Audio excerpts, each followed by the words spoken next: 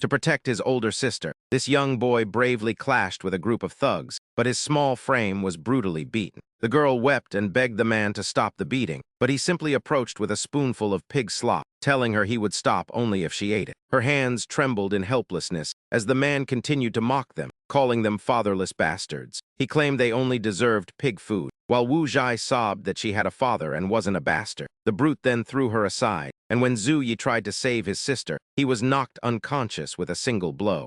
Senior brother Wang ordered them to be disposed of since the bastards were useless. And as Wu Zhai lay dying in the pouring rain calling for her father, Li Tianyuan, the lord of Tianli Hall, was attempting to break through to the immortal realm. Powerful celestial phenomena swirled around him, filling the members of Tianli Hall with joy as they believed their leader was about to succeed. They anticipated Tianli Hall would soon dominate the world, but Sui Feng suddenly realized something was interfering with the Hall Master's progress. Following a world-shaking boom, Li Tianyuan failed his breakthrough and clutched his chest from the backlash, gasping that his child was calling out to him. Ignoring his injuries, he immediately teleported away to the shock of his subordinates, while the thugs carried the two children toward a canyon. They intended to throw the children off the cliff for profit, but a sudden command to stop froze them where they stood, unable to move. Li Tianyuan appeared with a terrifying aura that horrified everyone, and after he instantly slaughtered the thugs, he gently gathered the children into his arms as Wu Zhai weakly asked if he was her father before losing consciousness. Consumed by extreme rage, the green spiritual light surrounding Li Tianyuan thickened and erupted, spreading across the entire cliffside. Despite his severely damaged meridians, he forced himself to use Phantom Shift to teleport, which only served to worsen his internal injuries. He coughed up fresh blood as his face turned deathly pale and cold sweat poured off him. Just as his subordinates finally arrived on the scene, they rushed to his side and took the children from him. As Qing Feng wondered in shock if these were the young master and young lady, Li Tianyuan gave a slight nod of confirmation. But as Qing Feng held the boy, he noticed something was wrong and reported that the young master's condition seemed unusual. Li Tianyuan simply called out Li Qing's name, who immediately understood and placed a hand over his right eye as a brilliant golden light erupted. He chanted an incantation for the vast void golden pupils to inspect Zhu Yi, then reported to the hall master that, while the young master's talent was extraordinary, his foundation had been severely damaged. It appeared someone had forcibly stolen his heavenly meridian soul bone, a revelation that fueled Li Tianyuan's fury as he darkly ordered an immediate and thorough investigation. He demanded to know who dared to harm his child, and as Li Qing bowed in obedience, Qing Feng looked at the two children and reflected. This was the first time he had seen the young master this enraged. By the next morning in a grand pavilion, Qing Feng reported that the children were stable and only needed rest, despite the young master's missing soul bone. Li Tianyuan silently watched his two children sleeping before sitting on the edge of the bed, just as Li Qing arrived to provide the details of his investigation. The hall master was informed that the children were named Wu Zhai and Zhu Yi, and that the mastermind behind the plot was Zhang Rui, the fourth young master of Qingyun Mountain. He had used the children as hostages to force their mother, Shi Yanhan, the former saintess of the Xinmu sect, to become his concubine, a name that brought back memories of a beautiful green-haired woman. Interrupting Li Tianyuan's thoughts, Li Qing added that today was the very day Zhang Rui was forcing Shi Yanhan into marriage, and the wedding procession had already departed. Unable to restrain himself any longer, Li Tianyuan stood up and ordered Qing Feng to stay and care for the children while he went alone, despite Qing Feng's worried protests. Dismissing their concerns, he declared he would handle the matter personally and told them to prepare for the next phase of the plan when suddenly something happened. A small hand grabbed his robe as Wu Zhai opened her eyes and pleaded with him to save her mother, saying she didn't want to marry that evil man.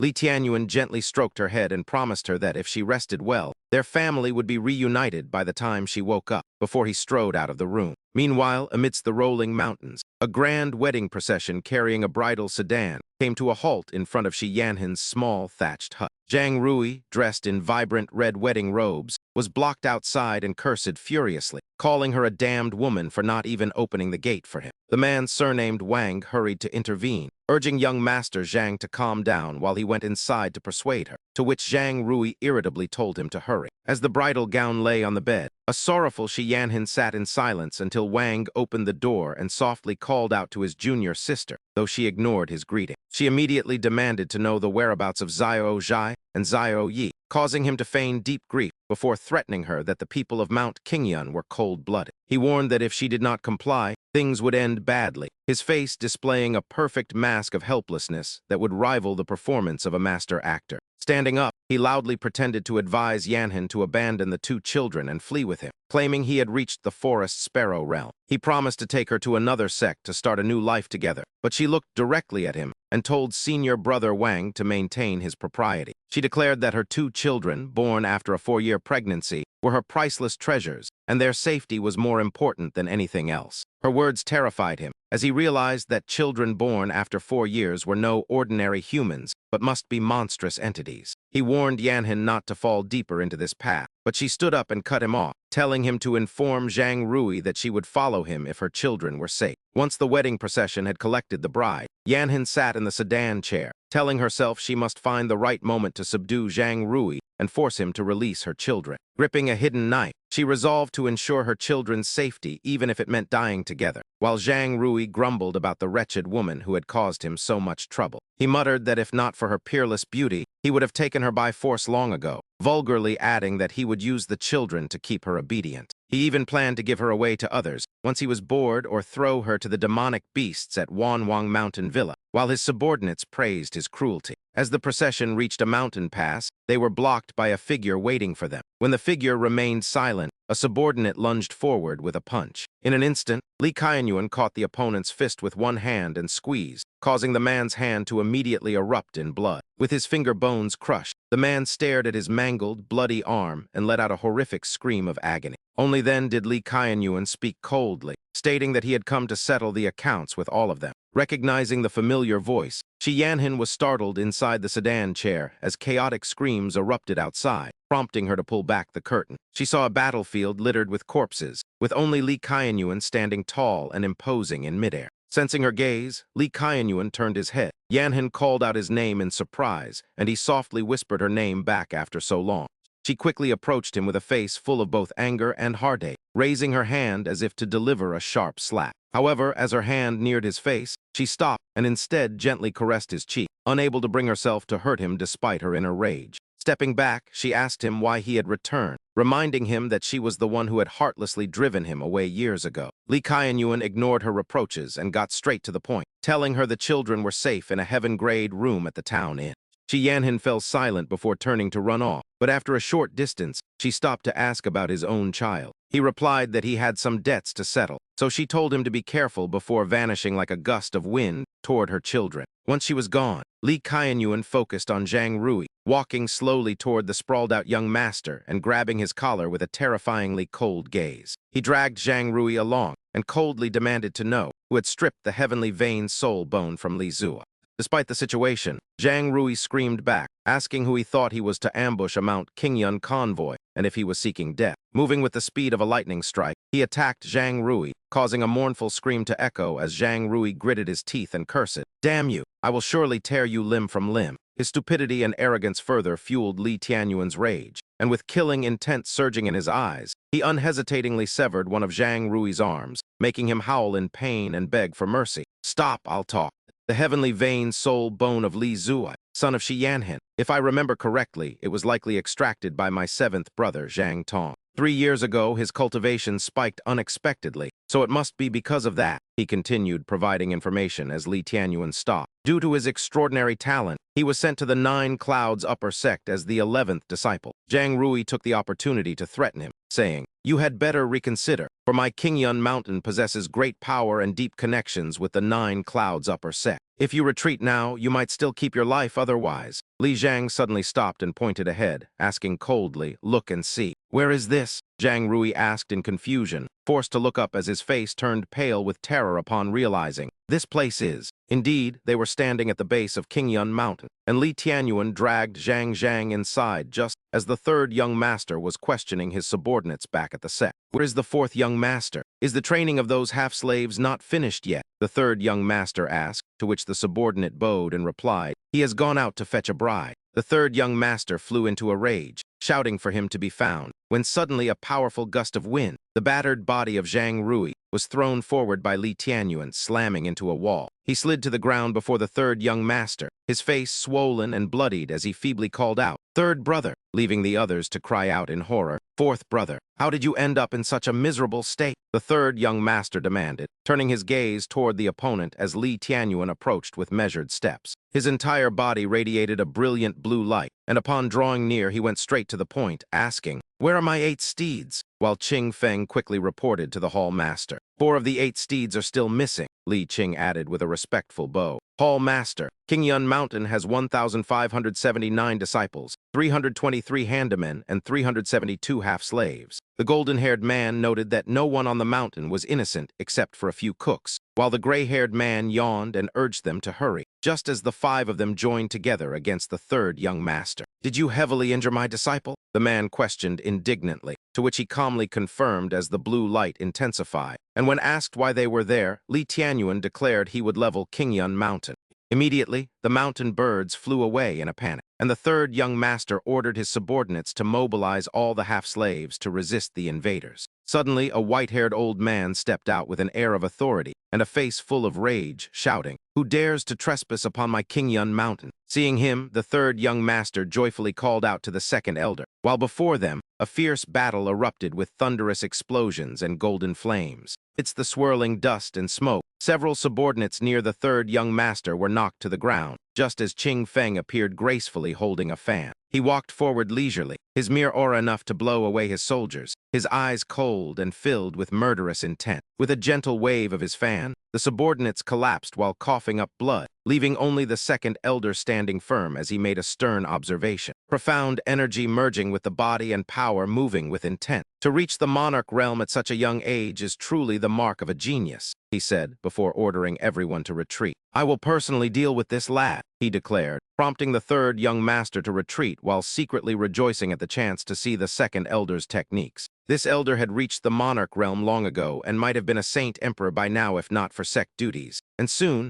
a golden light enveloped him. He reached out a hand in an attempt to recruit him, saying, "Young man, join my Qingyun Mountain. You have only just entered the monarch realm and the path of cultivation is arduous. If you fight against my near-saint emperor strength, you will surely lose your life here." But to this arrogant boast, Qing Feng simply replied that he was mistaken. The second elder frowned and questioned him, but Qing Feng did not answer, instead concentrating his power until his entire body radiated an emerald profound light. "That is the great emperor profound light," the second elder cried out in terror. "I never expected you to be a great emperor." The others stood stunned with their mouths agape, and the second elder quickly shouted for everyone to run before fleeing himself, though escape would not be so simple.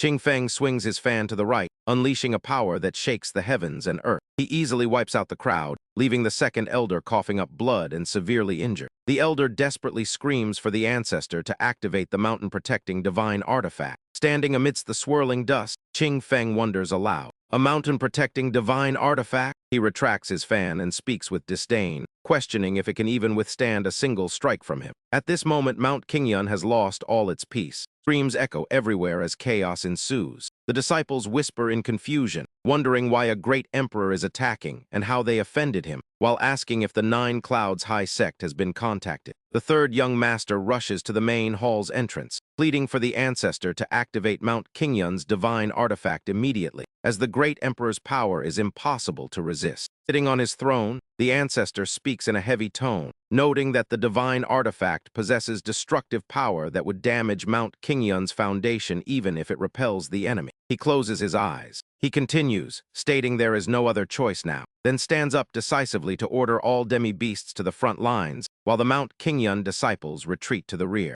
They must avoid being injured by the divine artifact's aftershocks. He then raises his hand to summon the weapon as his subordinates bow and obey his command. Simultaneously, a crowd is being herded down the stairs, including a blond boy with a mud-stained, miserable face. A brutal soldier kicks the boy hard, making him cry out in pain, and barks at him to move faster and stop loitering. A couple rushes to support the boy, calling out to him anxiously, "Zio-Kyu!" Suddenly, a figure appears as a streak of green light flashes toward the crowd, causing them to recoil in terror. A man holding a sword shouts for them not to retreat. "Charge!" he commands. Just then, another person approaches, his entire body radiating white light. The soldier in green screams that he will kill anyone who dares to step back. Zio-Kyu looks up at him with eyes full of extreme terror. The man slashes several times, spraying blood everywhere, and the couple collapses, passing away forever. Io-Q screams for his father and mother. Exploiting his authority, the man raises his blade and threatens to cut down anyone who retreats. At that exact moment, a footstep approaches. An explosion of blended green and white power blasts the crowd away. They are sent flying into the distance, with blood spraying from their noses and mouths. Li Tianyuan approaches, his body emitting a terrifying aura. The crowd is suppressed by this power and forced to move aside, not daring to face him directly. Knowing they are innocent, Li Tianyuan opens an escape path for them to head down the mountain.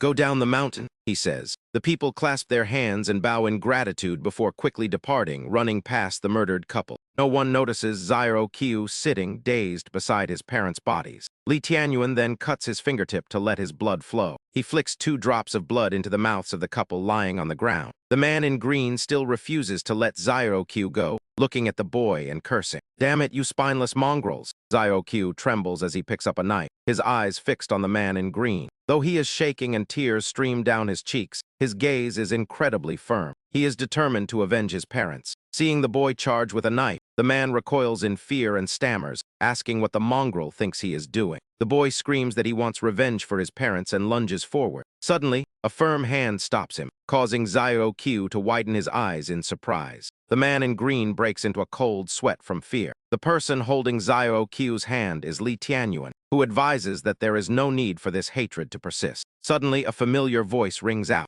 Xiao-Qiu is stunned, thinking he misheard as he wonders how it could be his parents' voices, yet a glimmer of hope arises. He turns around to see his parents have returned to life and are sitting up. Overjoyed, he calls out to them and rushes to embrace them tightly, fearing they might vanish. Xiao-Qiu happily says it is wonderful that they are all right. On the other side, Li Tianyuan walks step by step toward the man in green. The man retreats in terror, stammering to ask what he intends to do. Before he can finish, Li Tianyuan plunges a blade into his abdomen. Under the man's shocked gaze, he meets his end. Li Tianyuan remarks that it is enough for him alone to bear all the grudges and hatred. Xiao-Qiu watches him in astonishment, forgetting to cry. Li Tianyuan stands beside the bloody corpse. After a moment, he instructs Xiao-Qiu's family to head down the mountain quickly, warning that staying too long will cost them their lives. The 3 of them bow respectfully in gratitude. The couple then leads Xiao-Qiu down the mountain, and even from a distance, the boy looks back at the man's silhouette. Li Tianyuan stands tall and alone on the mountain. A loud noise erupts from the peak, and the mountain's shape begins to shift. It appears as though something is consuming it. The ancestor of Mount Qingyun stands on the roof of a building with a grim expression, his gaze fixed downward as if staring directly at his enemy. The old man clasped his hands and gathered his full strength, a golden radiance quickly spreading across his body, as he declared that Qingyun Mountain was facing its destruction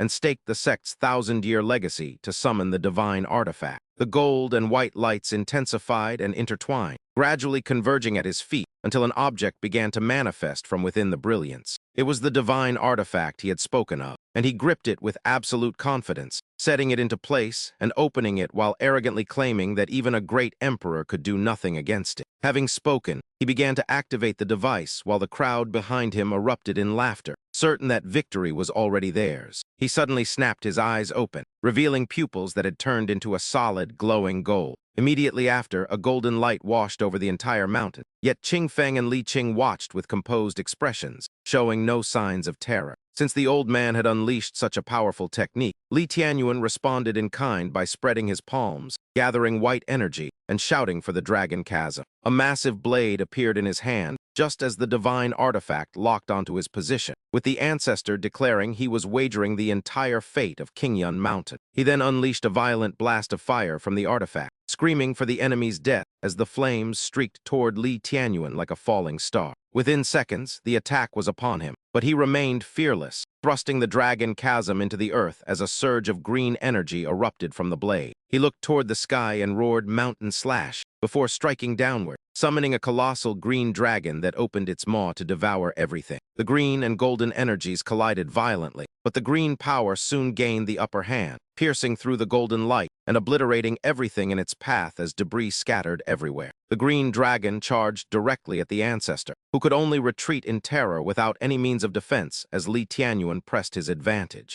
He delivered a powerful downward strike that created a vertical beam of green light, which gradually shattered the divine artifact. The divine artifact soon shattered into countless fragments, leaving the ancestor in total terror as he wondered if this was the power of a great emperor before a blade slashed his face and blood sprayed everywhere. Realizing his death and the sect's fall were inevitable, he cried out in grief for his Qingyun mountain just before a massive explosion shrouded the peak in deep gold and thick dust. Qingfeng watched and remarked casually that the man couldn't even withstand a single blow. The next morning, the scene shifted to a grand city within the Dong Sui kingdom. At the military bureau, a frantic voice called out to the general as a man in gray knelt to report that Qingyun Mountain had been conquered, causing the general to bolt upright in shock. Unable to believe his ears, he demanded to know who would dare attack Qingyun Mountain within the Dong Sui kingdom and ordered the immediate preparation of the transpositional shadow teleportation spell. Standing tall in the room, the general covered his mouth and began to laugh with a calculating air, his chuckles growing louder until they were completely uncontrollable. He laughed heartily with one hand on his hip and the other on his head, exclaiming that this was perfect since he had been at his wit's end regarding Qingyun Mountain.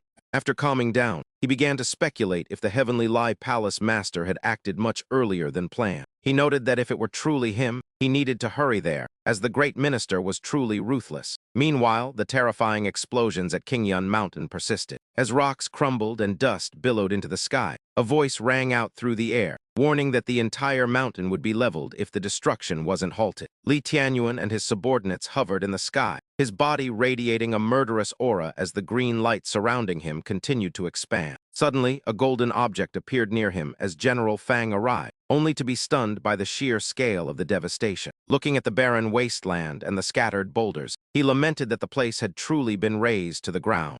Suddenly, 3 red streaks of light circled in the air, prompting Li Tianyuan to remark that they had finally arrived. Those were 3 men dressed in red from the 9 Clouds High sect, and the youngest among them, Zhang Tong, demanded to know who had destroyed his Qingyun mountain. The most composed of the group was a middle-aged man with white hair named Shang Yangxing. Stroking his beard, he advised his disciple, "Tonger, stay calm and do not let your heart be troubled." Meanwhile, the other middle-aged man, General Fang, was stunned to see Li Tianyuan's group and immediately bowed with clasped hands. Li Tianyuan then asked the youngest man, "Are you Zhang Tong?" To which Zhang Tong irritably replied without hesitation, "So what? Are you the one who destroyed Qingyun Mountain?" Suddenly, a powerful force pulled him in, leaving him agape and unable to escape despite his struggles.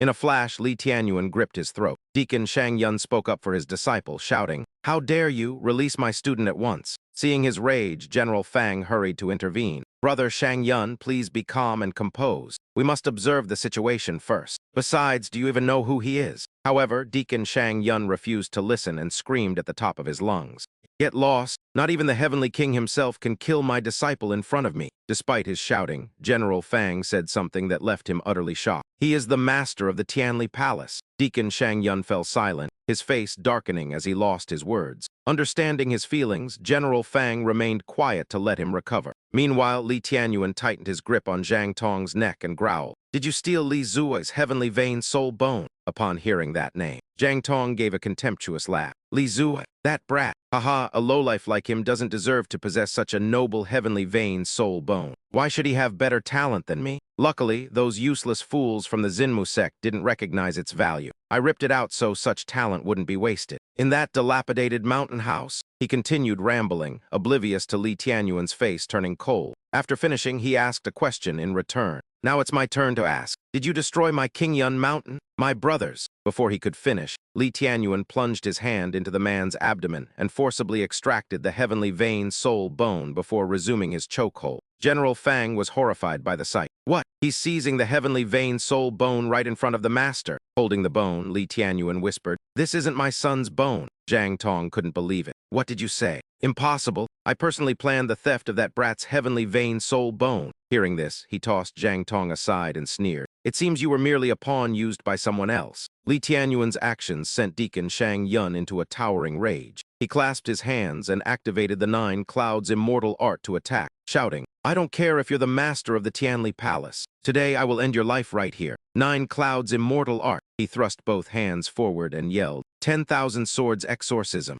A golden surge of power shot toward Li Tianyuan. This sword strike amazed General Fang, who surmised it had likely surpassed the monarch realm. Despite its power, Li Tianyuan neutralized it with just one hand. The blue and golden energies clashed head-on, but the blue power quickly overwhelmed the other. Deacon Shang Yun was sent flying into the distance. The other man rushed to support his senior brother, calling out anxiously, "Senior brother." Once he regained his footing, he made a solemn admission. As expected of the master of the Tianli Palace, my skills are indeed inferior. However, I will remember this grudge for harming my disciple, and the entire Nine Clouds High Sect will remember it too. Glaring at Li Tianyuan, he issued a warning. Tianli Palace, you had better prepare for the wrath of the Nine Clouds High Sect. Just as the two brothers were about to leave, a voice called out, "Wait!" It was General Fang, who smiled conciliatorily and said, "It is better to resolve an enmity than to sustain it. We are all citizens of the divine land. With internal chaos and external threats, we should quickly clear up this misunderstanding." Hearing this, Deacon Shang Yun's junior brother retorted, "What misunderstanding? Do you think the Nine Clouds High Sect is afraid of the Tianli Palace?" General Fang, harboring unknown intentions, lowered his voice humbly and replied,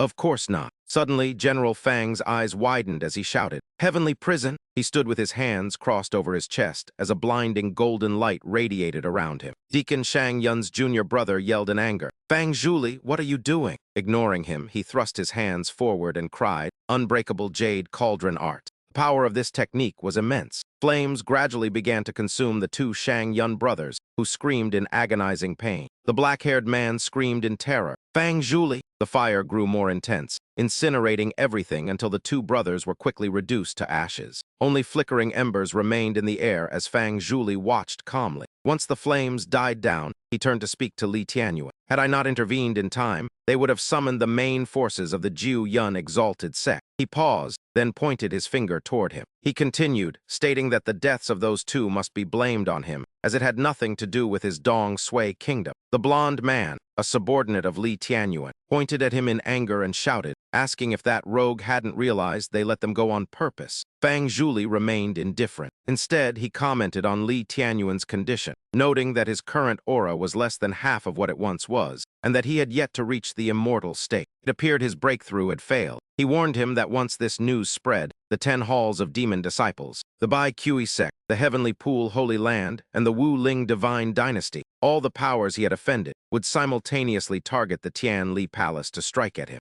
Did he still have the strength to deal with them? Then, lecturing like a mentor, he told him to be prepared, promising to lend a hand by delaying the spread of the news. "Remember, you owe me a great favor." Those words were hard to stomach. The blond man's rage flared up as he shouted loudly that he had been sick of him for a long time. He even dared to threaten the palace master. With that, he prepared to charge at Fang Zhuli, but Li Tianyuan raised a hand to stop him and spoke with full confidence. "My Tianli Palace fears no power. Whether we exist or continue to stand firm is merely a matter of time." Hearing this, Fang Zhuli gave a thumbs up in admiration, calling him arrogant and worthy of his reputation. Then he turned his gaze toward the blond man. He called out to the young man, surprising him. It seemed like something important, but it was just a reminder to watch his tone when speaking to him. Naturally, those words only infuriated him further. He snorted coldly and shouted for the old man to be careful, or his son might be born without an anus. Before he could finish, Qing Feng covered his mouth with a fan. With a helpless expression, Qing Feng advised him not to be so vulgar. Fang Zhuli had already vanished silently. Then Sui Feng turned and respectfully asked his master, "Palace master, what is your next plan?" Night had fully descended, and the full moon cast a silvery glow over the mountain ridges. Shi Yanhan and her two children were walking hand in hand along a trail. Suddenly, one of the children spoke up, saying they thought they saw their father. Shi Yanhan's face darkened as she denied it, telling them they were mistaken. Xiao Zhai pointed ahead and asked curiously, "But mother, isn't father standing right there?" Indeed, in front of their simple thatched cottage. Li Tianyuan had appeared and was already waiting. Shi Yanhan narrowed her eyes at him, her displeasure evident. She firmly replied to Xiao Zhai, stating that he was not their father. Xiao Zhai's eyes widened as she stammered, "But mother," Shi Yanhan gently but resolutely told them to go inside, and the two children obeyed. Only Li Tianyuan and Shi Yanhan remained in the yard. Upon reaching the doorway, Xiao Zhai felt uneasy and looked back with a worried and confused expression. Once the children were out of sight, Shi Yanhan slowly approached Li Tianyuan. Passing him, she coldly declared that Xiao Zhai and Xiao Yi were not of his bloodline. She paused briefly, adding that they were only 5 years old. Since they had been apart for a decade, she pointed out that they could not possibly be his children. Her words did not change his expression at all. Seeing his silence, she continued, thanking him for saving the children but asking him not to waste his precious time on them anymore. He had many important matters to attend to. She emphasized once more that he owed her nothing. After she had taken a few steps away, Li Tianyuan finally spoke in a heavy tone, saying this was very important to him. She remained silent and walked inside. She placed her hand on the door and slammed it shut. Leaning against it, she closed her eyes and stood there for a long time until the children's voices startled her. The two children looked up at her with concern. She knelt down, hugged them tightly, and sobbed, apologizing for the hardships they had endured since birth because of her. Regarding the danger they faced this time, Xiao Zhai still felt uneasy even inside. She asked her mother if that man really wasn't their father. Meanwhile, Xiao Yi looked at his mother with determination, declaring that he would work hard to become stronger so he could protect both her and his older sister. Shi Yanhan looked at her beloved children with emotion. Xiao Yi continued firmly, stating that no villain would be allowed to bully them. Then he clenched his fist and spoke with great seriousness. "Mother, I want to join the Xinmu sect's disciple selection this year," Li Qianyuan said while standing quietly in the courtyard, gazing at the warm light emanating from the window, when Sui Feng suddenly appeared to report to the hall master. Most of the 372 enslaved half-demons have agreed to join the Qianli Palace. The soul search is complete, and no anomalies were found. He replied coldly, "Good." Noticing his master's lingering attachment to Xiyan and her children, Han Sui Feng softly advised that, as the lady said, the two children are only 5 years old. He paused before continuing that they truly cannot, but Sui Feng was cut off before he could finish. Li Tianyuan interrupted him, stating that although he failed to break through his realm, during that moment of unity between heaven and man, he felt clearly that they were his own flesh and blood. Just then, Li Qing approached to report that they had just received news. 2 members of the 100 Ghosts Association have arrived in this region, while other factions have yet to make any significant moves regarding the flying swords of Kangrong City. Li Tianyuan abruptly signaled for him to stop, declaring that the matters of Kangrong City should be left to Wu Shen. Hearing his name, Wu Shen, the gray-haired man lounging on a tree branch, let out a long yawn, rubbed his eyes, and replied that he understood and would leave immediately. He vanished instantly like a shadow, leaving only the blonde-haired man still squatting on the branch, who loudly voiced his irritation. That Wu Shen, ever since he began practicing the Palace Master's 8 Sufferings divine art, his temperament has completely changed, losing all sense of hierarchy and even speaking to you in such a tone. Sui Feng sighed and interjected, noting that life consists of 8 sufferings, the bitterness of which is hard for others to grasp, and that the Palace Master does not dwell on such trifles. Ignoring the bickering of his 3 subordinates, Li Tianyuan turned to give instructions to Li Qing. "Li Qing, the whereabouts of Zhu Yi's heavenly vein soul bone remain unclear. You must continue to follow the trail starting from the Jiu Yun Supreme Sect." He remarked that he feared this matter would draw in even more factions, potentially even the old masters who have lived in seclusion for many years. "We must proceed with extreme caution," he added, to which Li Qing solemnly obeyed.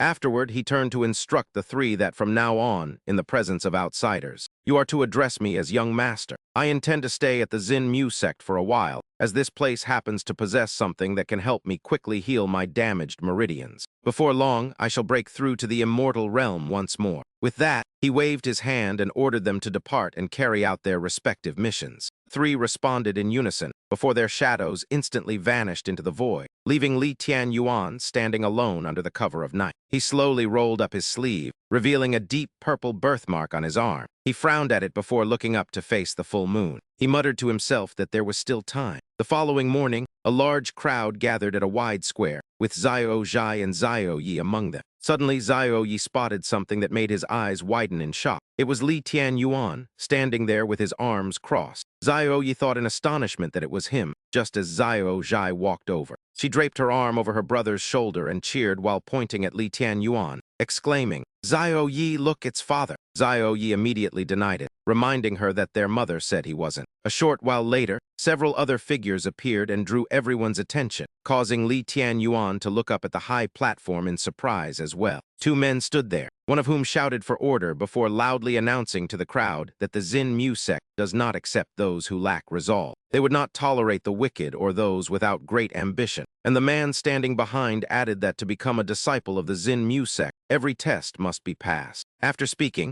he used magic to conjure baskets filled with stones and announced the rule. They had to reach the martial arts arena on the mountainside before the 3rd mark of the hour of the horse, or they would be disqualified. Following a clear command, the crowd quickly dispersed, each person hoisting a basket of stones onto their back to begin the climb. Xiao Zhai pushed herself to the limit, her face flushing red and her body trembling from the exertion. Moments later, she fell backward under the weight of the heavy basket. She called out, Zio Yi, it's too heavy. I don't think I can finish this trial with you. Zio Yi gritted his teeth and persevered, telling his sister to go home and that once he was accepted into the Zen Mu sect, he would return for her and their mother. Watching her brother's small but resilient figure, Zio Zhai called out his name in sorrow. Meanwhile, on the mountain peak, a disciple raised a hand to his forehead and spoke with boredom, remarking that those below were nothing but a crowd of mediocre fools. He added that among those taking part in this trial, there were even children. Suddenly, another voice spoke up in astonishment, calling out to senior brother Ma Yuan while pointing toward Li Tian Yuan and asking, "Doesn't that man look familiar?" Following the gesture, Ma Yuan narrowed his eyes to observe closely, and after a long moment he finally recognized the individual. "Isn't that the stable boy from 10 years ago?" Ma Yuan looked at Li Tian Yuan, who stood with his arms crossed, with an expression of utter disdain and shock.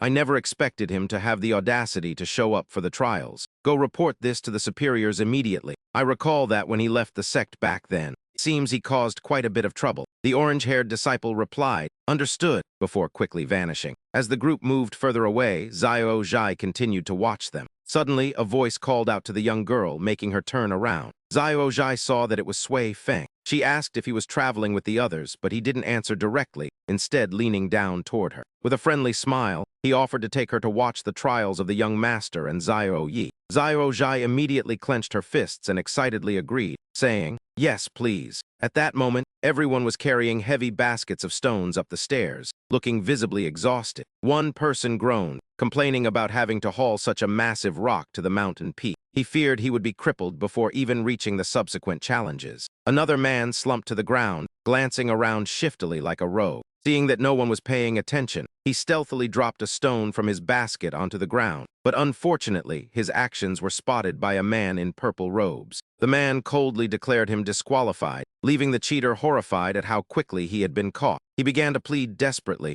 begging for another chance. He swore he wouldn't cheat again and promised to work hard. But no matter how much he begged, the purple-robed man remained unmoved and simply flicked his wrist. This sent the man and his basket of stones tumbling head over heels down the slope. When Zio Yi looked up, the man had already rolled down near his position. The purple-robed man shouted a warning that trickery was strictly forbidden in the Zen Mu sect trials, as everything had to come from a place of sincerity. Anyone who violated the rules would be cast off the mountain. Zio Yi's face was flushed from the exertion and soaked in sweat as he stared ahead, gritting his teeth and taking heavy steps. A long line of candidates stretched up the mountain, with Zio Yi trailing far behind since a 5-year-old's stamina couldn't match an adult's. His legs began to tremble, causing him to miss a step and slip. Fortunately, he managed to grab the step above him to avoid a nasty fall. Zio Yi lay there panting heavily on the stairs, his sweat pouring down like rain. The boy looked as though he couldn't hold on much longer. Just as it seemed he might give up, Zio Yi took a deep breath and forced himself to stand. He used every ounce of strength, his face crimson and his body shaking piteously.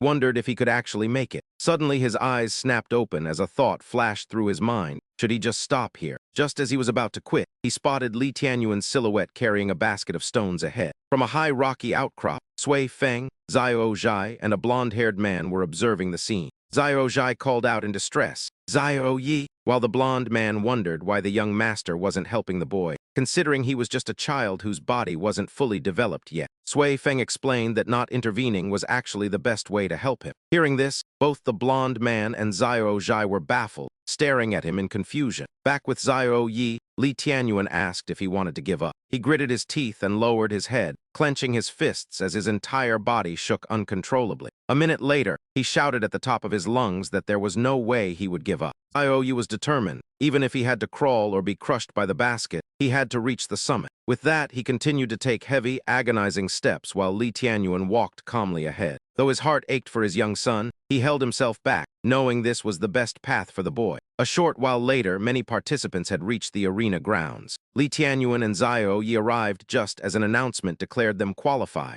Zio Yi was panting heavily, clearly pushed to the brink of exhaustion. Upon reaching the final step, his legs buckled and his vision blurred as he began to tilt over. Seeing that he could barely stand, Li Tianyuan stepped forward to support him. He leaned against the man and closed his eyes. The two judges from the Zen Mu sect looked at Zio Yi and whispered among themselves, wondering why such a young child was allowed to participate. They were certain he would fail, doubting he could pass the next round in his condition. But Li Tianyuan spoke up to counter them, insisting the boy would succeed. Angered by his interference, one of them stepped forward and pointed a finger at his face, shouting, "Who do you think you are? You're nothing but a—" Those words pushed Li Tianyuan to his limit. His expression darkened and his eyes flashed with killing intent. The sheer pressure radiating from him turned the man pale with fear, clutching his chest as cold sweat poured down. He was terrified, unable to comprehend how a mere glance could make his heart feel like it was about to burst. A moment later, Zhao Yi regained some strength, stood tall, and declared that he was fine and ready for the next round.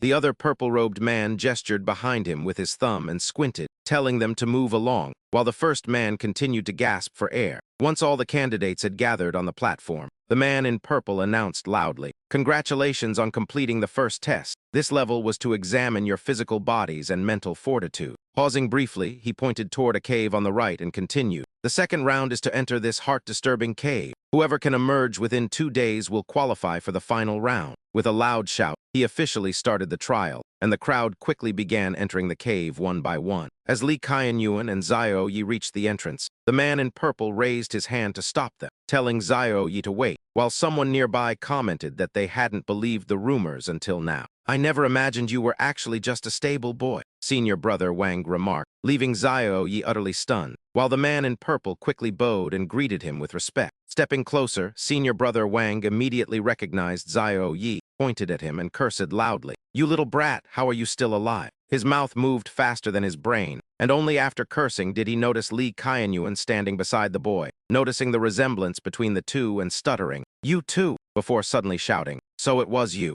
No wonder Yanhan became pregnant after you left. You shameless savage, how dare you seduce the saintess?" On the cliffside, Zhao Zhai anxiously asked Sui Feng if Zhao Yi and her father were in danger. "He's the one who locked me and Zhao Yi in the pigsty and drove mother away, so he will definitely make things difficult for Zhao Yi," she worried, while Li Qianyuan's expression remained cold and stoic. A moment later, he told Zhao Yi to go ahead with the exam while he handled things there, and the boy, who was glaring at senior brother Wang with resentment, looked up at him with wide eyes after hearing his words. Zhao Yi placed his full trust in Li Qianyuan and quickly ran into the competition area, while Li Qianyuan watched his figure until he disappeared from sight. He then turned to Sui Feng and the blonde man, and Sui Feng, understanding his intent, quickly distracted Zhao Zhai by pointing out a flying chicken, successfully drawing her attention away. As the little girl looked curiously in that direction, the man in yellow quickly flew down while Zhao Yi continued running toward the testing area. The blonde man utilized the one-leaf divine art, his silhouette gliding as fast as lightning to catch up with Zhao Yi, running closely behind him. Suddenly, Zhao Yi turned his head, but strangely, no one was there despite his clear sensation that someone was following him, leaving him staring in confusion for a moment. Seeing no movement, he continued rushing toward the cave, while at the same time the arrogant senior brother Wang spoke up. "Fine, let that little bastard take the test. Even if he joins the Xinmu sect, he will be just like you were back then, nothing more than a lowly, pathetic servant forever." He then approached Li Qianyuan and patted his own chest mockingly, warning that he would take very good care of the boy in the future to ensure he inherited his father's legacy. "He'll continue to serve the sect like a beast of burden," he said with a triumphant laugh. But Li Qianyuan ignored the insults and focused only on the core issue. "Confirm it once more. You were the one who captured my daughter and son, correct?" Li Qianyuan asked, and the man threw his head back with a long laugh, admitting, "Of course it was me. Who told those two brats to be so annoying and such an eyesore? I didn't just catch them. I specifically put them in a pigsty and fed them hog slop so they could experience life as true animals." Before he could finish, Li Qianyuan lost his restraint and delivered a thunderous slap to his face, the force of which caused the man's cheek to swell instantly. With his eyes squeezed shut and blood spraying into the air, the bald man witnessing this was terrified and fell to the ground, stuttering out a name. Wang, senior brother Wang," he stammered like a child learning to speak, finally managing to get the words out after a long pause. "Senior brother Wang, your face is swollen like a pig's head," he cried, while Li Qianyuan's rage remained unquenched, his eyes bloodshot as he prepared to strike again. Blood splattered across the ground as Li Qianyuan, his face filled with murderous intent, growled, "You want to die?" The next morning, at the main hall of the Xinmu sect leader Zhou Tianxi paced near his throne, noting that the deadline for the competition between the Xunian sect and the Xinmu sect was fast approaching. "If we lose, we'll have to surrender nearly half of our sect's resources this year," he lamented, just as reports of monster activity within their territory reached him. He slammed his hand onto the armrest and sighed, noting that the Xinmu sect had long been weakened and was now facing chaos both internally and externally. Zhou Tianxi frowned with deep concern and muttered, If the sect's protective treasure, the heart-burning manual, hadn't been lost 10 years ago, I would have completed my cultivation by now. It hasn't come to that yet, Xinmu sect elder Zia Junyi spoke up, noting that while this competition was forced, at least only the youth could participate. Ma Chengyan suggested seeking help from Qingyun Mountain to suppress the Xuanian sect, as it might at least prevent their elders from intervening. Yi Ying glanced at him silently, but Zia Junyi countered, asking if the Qingyun sect wasn't just as much of a wolf as the Xuanian sect was a tiger. Ma Chengyan immediately challenged her, asking which of their younger generation was capable of fighting, leaving the room in a heavy silence. After a long pause, Zia Junyi mentioned that the newly appointed saintess hadn't finished her baptism, and even if forced out of seclusion, her link realm strength might not suffice. Before she could finish, Yi Ying snorted, blaming the situation on her daughter, Shi Yanhen, whose scandalous actions led to her being stripped of her saintess title. He argued they wouldn't be starting over if not for her, calling her the greatest sinner, which provoked Zia Junyi to defend her daughter from such harsh words. Zia Junyi retorted angrily that her daughter's cultivation had been stripped, and she was living in isolation on Yunqi Peak, questioning why he still brought her up. Seeing the argument escalate, Zhou Tianxi shifted the focus back to the urgent matter of how to deal with the Xuanian sect. Yi Ying stood up and proposed that since their top disciple Wang Heng was about to break through to the Link realm, they should give him all their resources to defeat the Xuanian sect. Zhou Tianxi pondered this while stroking his beard before deciding to invest heavily in the saintess and Wang Heng, while also contacting Qingyun Mountain. As the three agreed, a disciple rushed in to report a crisis at the trial grounds, shouting that Xinmu Fan had been killed, which infuriated Yi Ying. Yi Ying roared, demanding to know who dared to act so boldly within the Xinmu sect, while Ma Yingyan noted that Wang Fan, Wang Heng's brother, was also in the Link realm. He reasoned that anyone capable of killing him within the sect must possess significant power, just as the reporting disciple spoke up again. The disciple reported that according to the brothers, the killer seemed to be a stable boy who had fled the sect 10 years ago. As Yi Ying raged, Zhou Tianxi stopped him and decided they should investigate personally, much to the surprise of the others who wondered why the sect leader would intervene. He ordered the disciple to lead the way, and they all headed toward the trial area where the situation remained tense. Li Qianyuan and another disciple stood over a pool of blood as the disciple screamed, asking if he knew Wang Fan was the top disciple Wang Heng's brother. "Who dares kill my brother?" Wang Heng's voice boomed as he arrived with several aggressive disciples, demanding to know if Li Qianyuan was the culprit. Li Qianyuan gave him a cold, indifferent glance before Wang Heng suddenly lunged at him, surrounded by his fellow disciples. Wang Heng shouted that he would make him pay with his life as he charged forward. He threw a punch enveloped in a purple glow toward Li Qianyuan's face, but Li Qianyuan remained motionless, emitting a blue light. It acted as an invisible shield that Wang Heng couldn't penetrate, no matter how hard he tried, until a loud voice commanded them to stop. Zhou Tianxi arrived with the elders, and the disciples bowed in greeting while Li Qianyuan stood his ground. Zhou Tianxi approached him, realizing with a frown that this was the same young man who had once debated the Tao with the Supreme Elder years ago. Wang Heng immediately pointed at Li Qianyuan, accusing him of the murder, but Zhou Tianxi silenced him with a wave of his hand. He observed Li Qianyuan, noting that Wang Fan was strong, yet he had been turned to ash in a single blow, suggesting the killer was at least in the Link realm. Seeing the man's confidence, he suspected he might even be in the Dinghu realm, amazed that a former stable boy could advance so quickly in 10 years. He surmised that the man must have taken the Taijia heart-burning art, but wondered why he would return now. Could he be returning the Taijia heart-burning art voluntarily? He wondered, just as another disciple rushed forward, stammering out a report. "Sect leader, this is the man who took senior brother Wang Fan's life. Furthermore, before he died, senior brother Wang revealed that the former saintess had been secretly trysting with him." Upon hearing the shocking news, Zia Junyi gritted her teeth, her entire body trembling with uncontrollable fury. She unsheathed her sword, her eyes flashing with fire as she roared, "It was you! You are the one who destroyed Yan Han's future!" With those words, she lunged forward, thrusting her blade directly at the young man. The blade was only inches from Li Tianyuan's face when a majestic voice rang out, "Junior sister, stay your hand." The one who intervened was Zhou Tianxi. As the sect leader of the Heartwood sect, his face still bore traces of lingering terror. Meanwhile, Li Tianyuan nonchalantly caught Zia Junyi's blade between two fingers.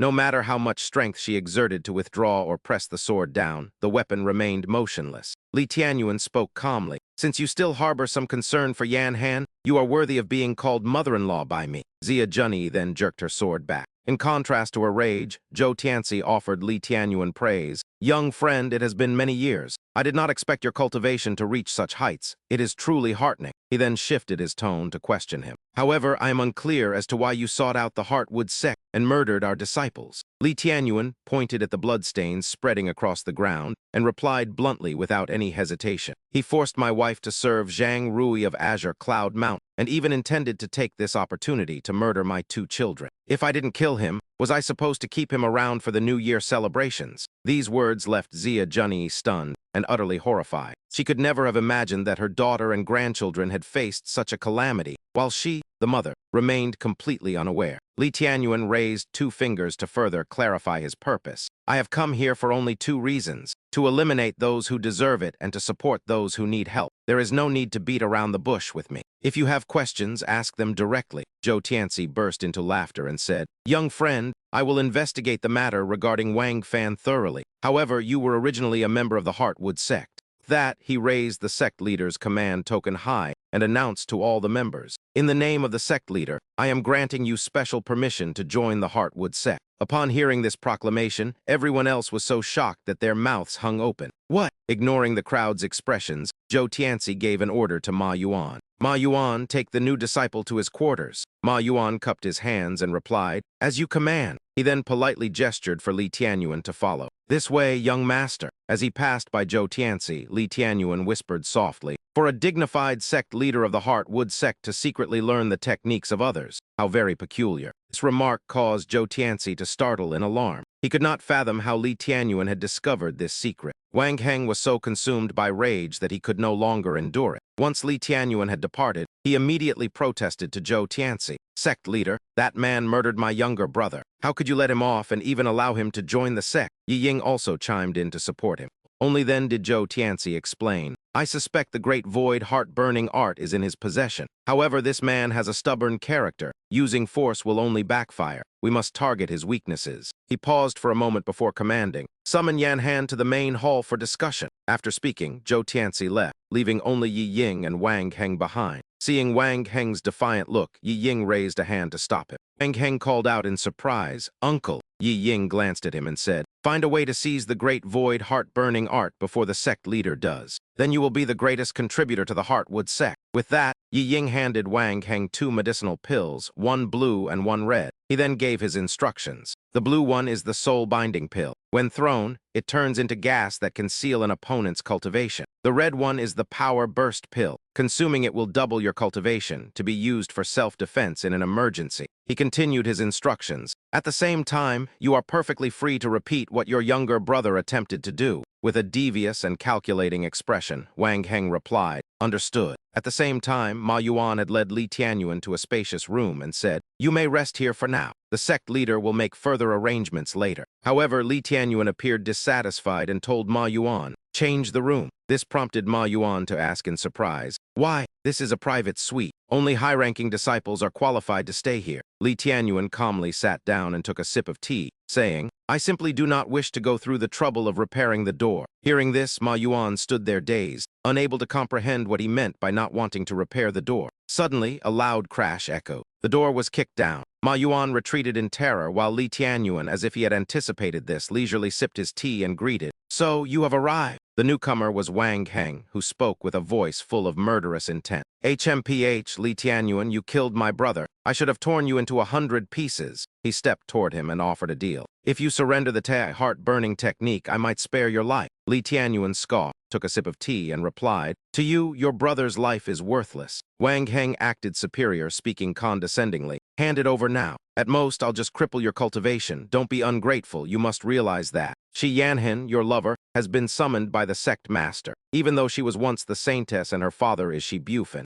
and her mother is an elder, the sect only kept her under house arrest on Yunki Peak. Holding a green pill, he continued to threaten him. But now that she's involved with the sect's secret arts, the torture methods we've never used before might be employed now. If you cooperate, I can intervene with the sect so she doesn't suffer. Otherwise, she will endure the pain of 10,000 swords piercing her heart. Li Tianyuan listened to his nonsense patiently. Then, Wang Heng shifted to threatening his children. I recall you two have kids. I'm afraid those brats will also. Even after hearing this, Li Tianyuan remained unresponsive. Wang Heng lost all patience, thinking, is he really unmoved? Is he forcing me to use violence? With that thought, he charged at Li Tianyuan with the green pill in hand. Like a flash of lightning, Li Tianyuan appeared and seized Wang Heng's arm. Instead of throwing the pill back, he forced Wang Heng's hand to put it into his own mouth. To ensure he swallowed, he gripped his face tightly. Ma Yuan. Having witnessed the entire event from beginning to end, Ma Yuan was terrified and broke into a sweat. He gritted his teeth and asked, what? Li Tianyuan still held Wang Heng's face. He explained that this forbidden pill turns into gas to seal cultivation when thrown, but if swallowed, it seals it permanently until death. After speaking, he shoved Wang Heng away and dragged him toward the door, telling Ma Yuan, let's see what they plan to do. Wang Heng was in a state of panic. Unable to move or speak, Wang Heng was dragged across the courtyard by Li Tianyuan, who then looked toward a distant mountain. He muttered, I intended to settle the score after he finished his seclusion. He stopped, closed his eyes, and sighed. I didn't expect his talent to be so poor that he still hasn't broken through. Forget it, I won't wait, he told himself. It seems I'll have to keep using force to resolve things at the Xinmu sect. The next morning in the Xinmu sect's discussion hall, Shi Yanhan knelt before Zhou Tianci and greeted him. Shi Yanhan pays respects to the sect master. She then turned to greet the elders. When she knelt before her mother, Zia Junyi, she remained silent, not knowing what to say. Ma Chengyan spoke up, questioning her. Shi Yanhan, years ago you stole the sect's high-grade pills and became pregnant in secret. Damaging a saintess's reputation is a disgrace to our Xinmu sect. After a long interrogation, he asked, do you admit to all these crimes? Shi Yanhan answered honestly, I admit my guilt. At this point, Zhou Tianci spoke in a softer tone. Yanhan, for 10 years you lived on Yunqi Peak. Raising a child alone, I know you've endured much hardship. She replied sadly, I know I am guilty. This punishment is something I must bear. Zia Junyi's heart ached as she watched her daughter kneel. After a long silence, Zhou Tianci continued, during the years of your house arrest, the young master of the Kaianyuan sect in Wanjian Kingdom and the Sword Saint's son from Kangrong City have sent many letters, pleading for you. He threw a thick stack of letters to her. She took them gently, but didn't bother to open a single one, decisively setting them on the ground. Zhou Tianci then moved to the main purpose of the meeting. You now have a chance to redeem yourself. Shi Yanhan remained silent as Zhou Tianci continued his persuasion. I assume you know Li Tianyuan has returned. You just need to convince him to return the item he took from the Xinmu sect. Seeing her lack of reaction, he tried to sway her with benefits. I can allow you to return to the sect and even find a way to restore your cultivation. At this moment, Yi Ying chimed in, looking at Shi Yanhan with advice. Shi Yanhan, as you can see, many talented young men admire you. Why not take this chance to get the Ying heart-burning technique from Li Tianyuan? We will arrange a new marriage for you that will not only provide a comfortable life, but also secure resources for the sect to atone for your sins. At this point, your only remaining value is to serve the sect. Zia Junyi could no longer tolerate such insulting and shameless remarks. She retorted indignantly, Elder Yi, watch your tongue and do not tarnish the dignity of the Xinmu sect. Yi Ying turned and provoked her. HMPH, why put on an act? You went easy on him the moment he called you mother-in-law. Zia Junyi shouted in fury, you are an elder, yet you still bicker like this. Zhou Tianci immediately intervened with a stern voice. That is enough. He then turned to Yanhan and said, Yanhan, if the heart-burning art is returned, Li Tianyuan might still be allowed to remain in the Xinmu sect. After making the promise, he immediately shifted to threats. Otherwise, we will be forced to take drastic measures. The crime of defiling the saintess alone warrants him being flayed alive 10 times, while you will face the punishment of 10,000 arrows through the heart. However, Shi Yanhan did not fall for his trap. She clasped her hands and said, Sect leader Li Tianyuan and I no longer have any connection. My past mistakes were made of my own free will and have nothing to do with him. She stated her firm decision. I know I am no longer fit to be the saintess. It is already a blessing that the sect leader allows me to live out my days on Yunqi Peak. As for the punishment of 10,000 arrows, I will accept it there myself. Her words caused Zhou Tianci's expression to darken, and a heavy silence filled the room. Then, Shi Yanhan stood up to take her leave. Yi Ying stood up quickly and asked, Are you truly willing to throw away your entire future for a nobody? Zia Junyi also spoke up in a worried attempt to persuade her. Yanhan, do not throw away this chance. Shi Yanhan remained silent with her head bowed. After a moment, she whispered, Mother, and knelt before her. Please forgive your unfilial daughter. On the roof, Sui Feng and Zhao Zhai watched the scene unfold. The little girl asked curiously, Uncle Sui Feng, why are they being so mean to my mother? She looked up with a determined gaze. Uncle Sui Feng, I want to be by my mother's side. Sui Feng nodded and said, Very well, I will take you down. Shi Yanhin stood up, bowed to the assembly, and turned to walk away. Watching her depart, Zhou Tianci muttered coldly, "How stubborn and headstrong." He then roared for her to be seized. Suddenly, a violent force shattered the door, and a figure came hurtling into the room.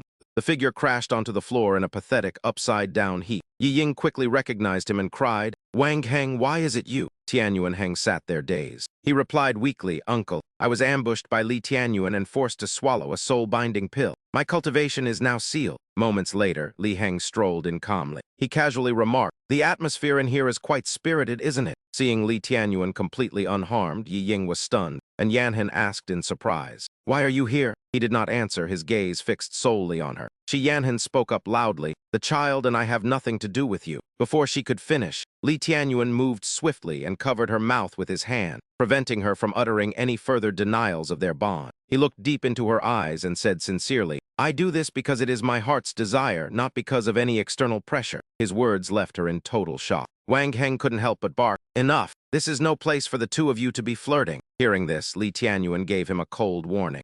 "Is this a place for you to speak?" With a casual flick of his wrist, he sent Wang Heng tumbling painfully across the floor again right in front of Zhou Tianci. Li Tianyuan acted without the slightest hesitation, leaving Wang Heng face down on the ground. Watching this, Zhou Tianci thought to himself, "Only I know the truth. To prevent internal strife, the Xinmu sect's Great Hall is protected by invisible restrictions." Yet he blew away the top disciple with a mere wave of his hand. He turned to look at Li Tianyuan. He continued to speculate. Furthermore, he hasn't even exerted himself, using less than 30% of his power. Recalling how easily Wang Heng was defeated, he was terrified. Could I have been wrong? Has he already broken through to a higher realm? With those thoughts, he addressed Li Tianyuan. "Li Tianyuan, as a disciple of the Xinmu sect, how dare you barge into the council hall without permission? We are merely conducting a standard inquiry of Shi Yanhin and have offered her a chance to atone for her crimes." He snorted coldly and asked, "Is coercion considered standard now?" Zhou Tianci was struck with sudden dread. What? Could he have been eavesdropping this entire time? It should be impossible for someone to listen in without me noticing. Yi Ying pointed his finger directly at Li Tianyuan and complained, "Sect Master, there is no need to be so courteous with this boy. Just bind him. I refuse to believe his bones are more resilient than the torment of 10,000 arrows piercing the heart. You are more of a liability than an asset. If it were that simple, he would not have summoned Shi Yanhin to use as a threat." Zhou Tianci was incensed. "Yi Ying, shut your mouth. Stop creating more trouble for me." Reprimanded by the sect leader, Yi Ying dared not cause more trouble and could only glare at Li Qianyuan with resentment until she suddenly spoke up. "I indeed consumed the pill that Shi Ying took back then," he said, opening his eyes before continuing. "Now I shall return one to you all." Yi Qianyuan replied rudely, "Return it." What bold words! That pill was our Xinmu sect's top-grade 100 refined pill. Recalling the arduous refining process, Yi Ying said disdainfully, "It requires thousands of spiritual herbs and 100 refinements to complete. One might not even obtain a single pill in decades, so can you afford to pay it back?" he asked, gathering spiritual energy as purple light radiated from his body. He then said to Zhou Tianci, "Sect leader, I can no longer endure this, and I will seize this man now to demand justice for the Xinmu sect." Li Qianyuan closed his eyes, completely ignoring him as he slowly reached into his robe and pulled out a pill before everyone's astonished gazes. Ma Chengyan wondered if the color and concentration of immortal qi meant it was a second revolution immortal pill, to which Li Qianyuan immediately confirmed it was. Shi Yanhin was equally surprised by his words, but she ignored him to sit across from her daughter and ask Xia Aji why she was there. The little girl smiled and replied that Uncle Sui Feng had brought her, while Ma Chengyan loudly explained that refining a pill 100 times was already extremely difficult. He noted that a single mistake in combining spiritual herbs ruins everything, and repeating this process thousands of times yields a first revolution immortal pill that allows a cultivator to break through a major realm. He pushed Yi Ying aside and rushed to Li Qianyuan, exclaiming that this second revolution immortal pill was 100 times more precious and the first he had ever seen. When asked how he obtained it, Li Qianyuan nonchalantly claimed he refined it himself, causing Ma Chengyan to wave his hand and shout that it was absolutely impossible. He argued that even the peerless genius Elder Dan only successfully refined his first second revolution golden pill at the age of 70. Li Qianyuan tossed the pill to him and calmly told him to believe it or not, prompting Ma Chengyan to hurriedly bow and catch the pill in his hand. He laughed joyfully at the authentic divine charm and immortal chi of the second revolution immortal pill, while Lee Kaianyuan stated it was repayment to the Zinmu sect. He then took an exquisite jade box from his pocket and opened it to reveal a dazzling light, declaring to Zia Junyi that he offered it as a betrothal gift. Next, Lee Kaianyuan shocked everyone in the room by announcing his intention to formally marry Shi Yanhe. Ma Chengyan stammered in disbelief at the fifth revolution immortal pill, screaming about its potent fragrance, purple mist, and 5 distinct pill veins. Ma Chengyan stated with absolute certainty that this was the legendary pill from ancient texts, while Zia Junyi looked at it with hesitation. Suddenly, Ma Chengyan's roar startled her, as he urged her to agree immediately because of the power of the fifth revolution immortal pill. He suggested it might cure Shi Bufan, a revelation that shocked her into reaching out to accept the box. Yi Ying quickly intervened, calling it nonsense and yelling at Ma Chengyan, asking if he had become a fool from refining pills. He accused him of talking nonsense since he had never seen a real fifth revolution immortal pill, to which Ma Chengyan admitted he had only seen them in books. Yi Ying pointed at Lee Kaianyuan and slandered him, claiming he was surely using some kind of illusion. He continued his attack, questioning how a former stable boy could possess such a rare and precious immortal pill. He claimed the other pill was likely stolen or obtained through underhanded means, then asked Zhou Tianci why he continued to tolerate the boy and risk his dignity. As Zhou Tianci began to respond to Elder Yi, Lee Kaianyuan impatiently interrupted and asked what they were all babbling about. He slammed the box shut and handed it to Zia Junyi, stating frankly that he had never owed the Zinmu sect anything. He claimed the Zinmu sect actually owed him a great debt, prompting a confused Zhou Tianci to question him, while an enraged Yi Ying called him an arrogant stable boy. Even if you've refined a few immortal transformation pills, does the Zinmu sect really owe a debt of gratitude to someone like you? Now I'm going to seize you. With those words, he flew straight toward Li Tianyuan, who remained standing arrogantly in place. Suddenly, a blinding golden power erupted from behind him, blasting both Zhou Tianci and Yi Ying away. Suddenly, a voice echoed throughout the sect, commanding all members of the Zinmu sect to come out and receive them. Startled, Yi Tianyuan shouted at the top of his lungs, "Who goes there?" At that moment, a massive sword plunged into the ground near the mountain at the Zinmu sect square. Curious disciples rushed over to investigate, whispering among themselves as one asked, "What's happening?" Another replied, "I just saw this iron sword suddenly fall from the sky." A loud laugh rang out from behind the mountain, and a moment later, a foot stepped onto the sword's hilt. It was a green-haired man accompanied by 2 servants. Seeing his arrogance, a disciple called out, "Who are you? Get down here this instant. The Zinmu sect is no place for your insolence." The green-haired man, Yin Sha, closed his eyes and barked, "Impudent." He signaled his subordinates, and in a flash, a servant slapped the disciple across the face, making him spit blood. From his high vantage point, Yin Sha issued an order to his men, "Drag him over here." As the servant moved to seize the disciple, a voice rang out, making him turn in surprise. "Stop!" It was Zhou Tianci who had spoken.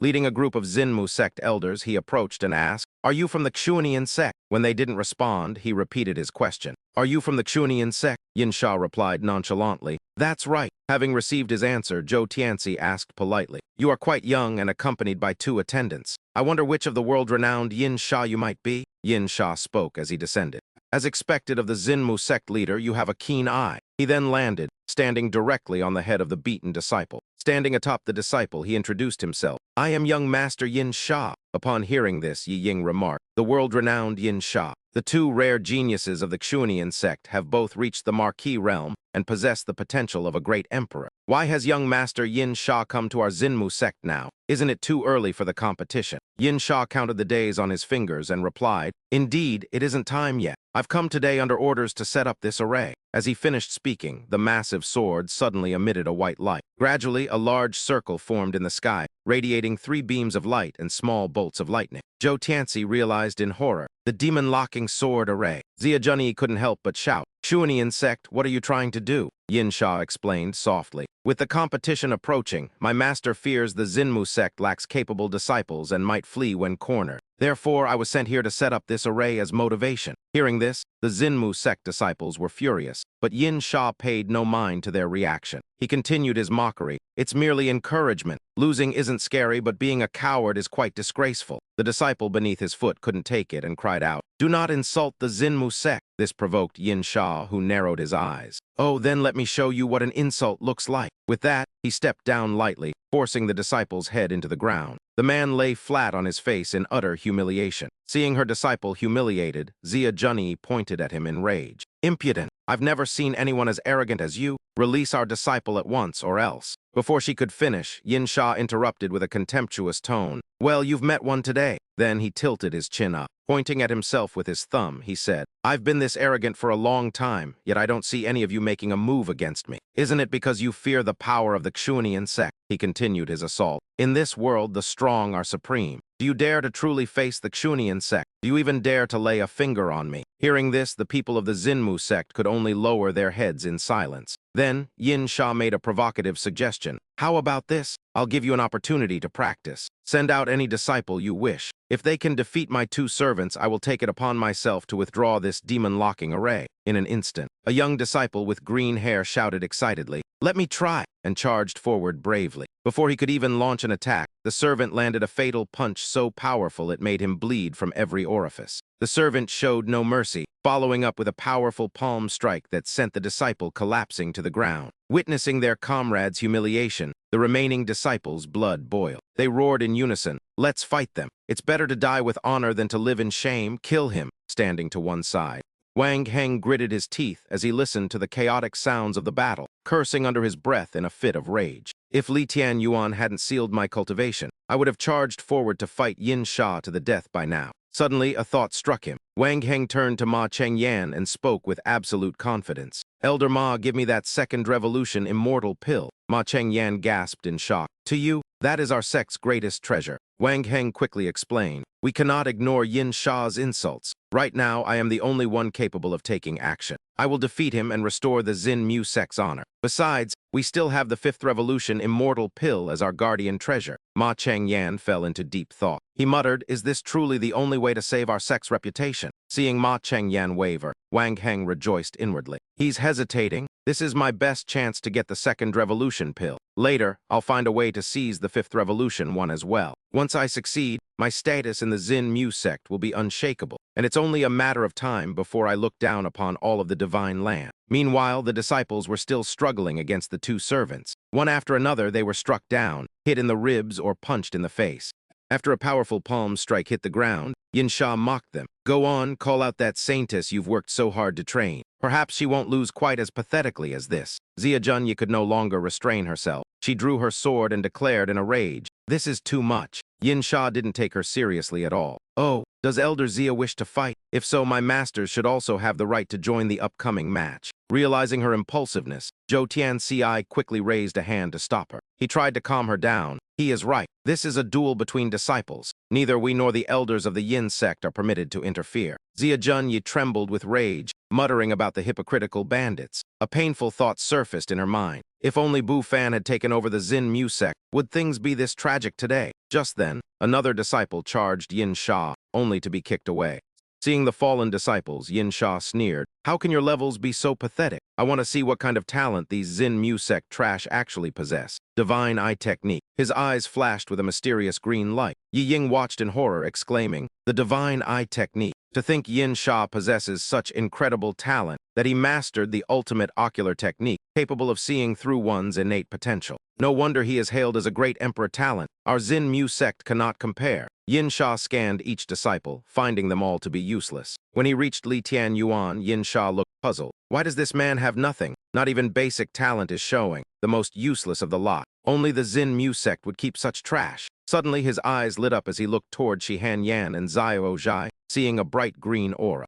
He whispered, This is, then shouted in shock, Could this be the legendary celestial spirit body? The elders were all stunned. They cried out in unison, The celestial spirit body. Immediately, Yin Sha began to scheme, a bright smile crossing his face. Wonderful, with this child as a cultivation vessel. Our Yin sect will surely produce a great emperor. Seeing Yin Sha's greedy gaze, Xiao Zhai hid behind her mother in fear, crying out, Mother. Yin Sha turned to Shi Hanyan and asked, Your cultivation is sealed. Are you the former saintess of the Xinmu sect? When she remained silent, he continued, Truly remarkable talent. I'll take both of you back. From now on, you will live at the Yin sect and satisfy the needs of my fellow disciples. At that moment, Yin Sha's eyes flared as he sensed a powerful surge of killing intent. He thought to himself, This intense aura. It couldn't possibly come from these Xinmu sect losers. Who is it? Meanwhile, Ma Chengyan handed the 2nd revolution pill to Wang Heng, catching Yin Sha's attention. What pill is that? Holding the pill in his hand, Wang Heng could not suppress his arrogance as he muttered that once he swallowed this second revolution immortal pill, that Xuan Yin sect brat would pay. I will show you the power of the Xin Mu sect's top disciple, he thought, just as Yin Sha roared for his men to seize it while a purple mist filled with energy shards shot toward Wang Heng.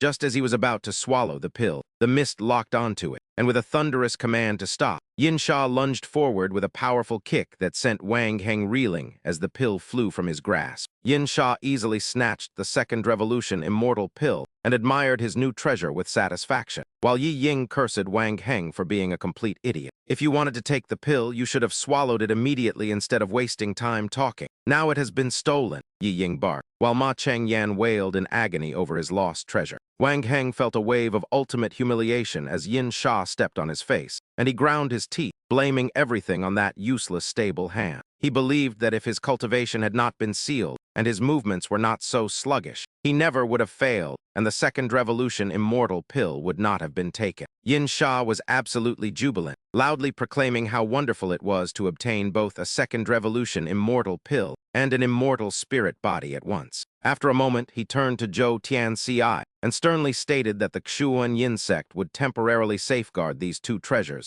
until the competition concluded. We will decide the next course of action then, he said, but looking at Wang Heng, Yin Sha wondered if he had misjudged the source of that earlier killing intent. Dismissing his doubts by assuming the Xin Mu sect had no real masters, he ordered his servants to take the immortal spirit body and the former saintess, prompting Zia Junyi to roar in fury. "How dare you?" she screamed. And in that instant, Yin Sha felt that terrifying killing intent again as emerald light began to spread toward him like flowing silk ribbons. Li Tian Yuan was now consumed by a cold rage, his expression darkening as a servant armed with a signature solid bronze mace approached. As the servant moved toward Shihan Yan and her daughter, he suddenly let out a muffled grunt and collapsed to his knees, unable to move despite his best efforts, confirming to Yin Sha that the killing intent originated from this spot. He ordered his remaining bronze mace servant to charge, and the man immediately lunged straight toward Shihan Yan.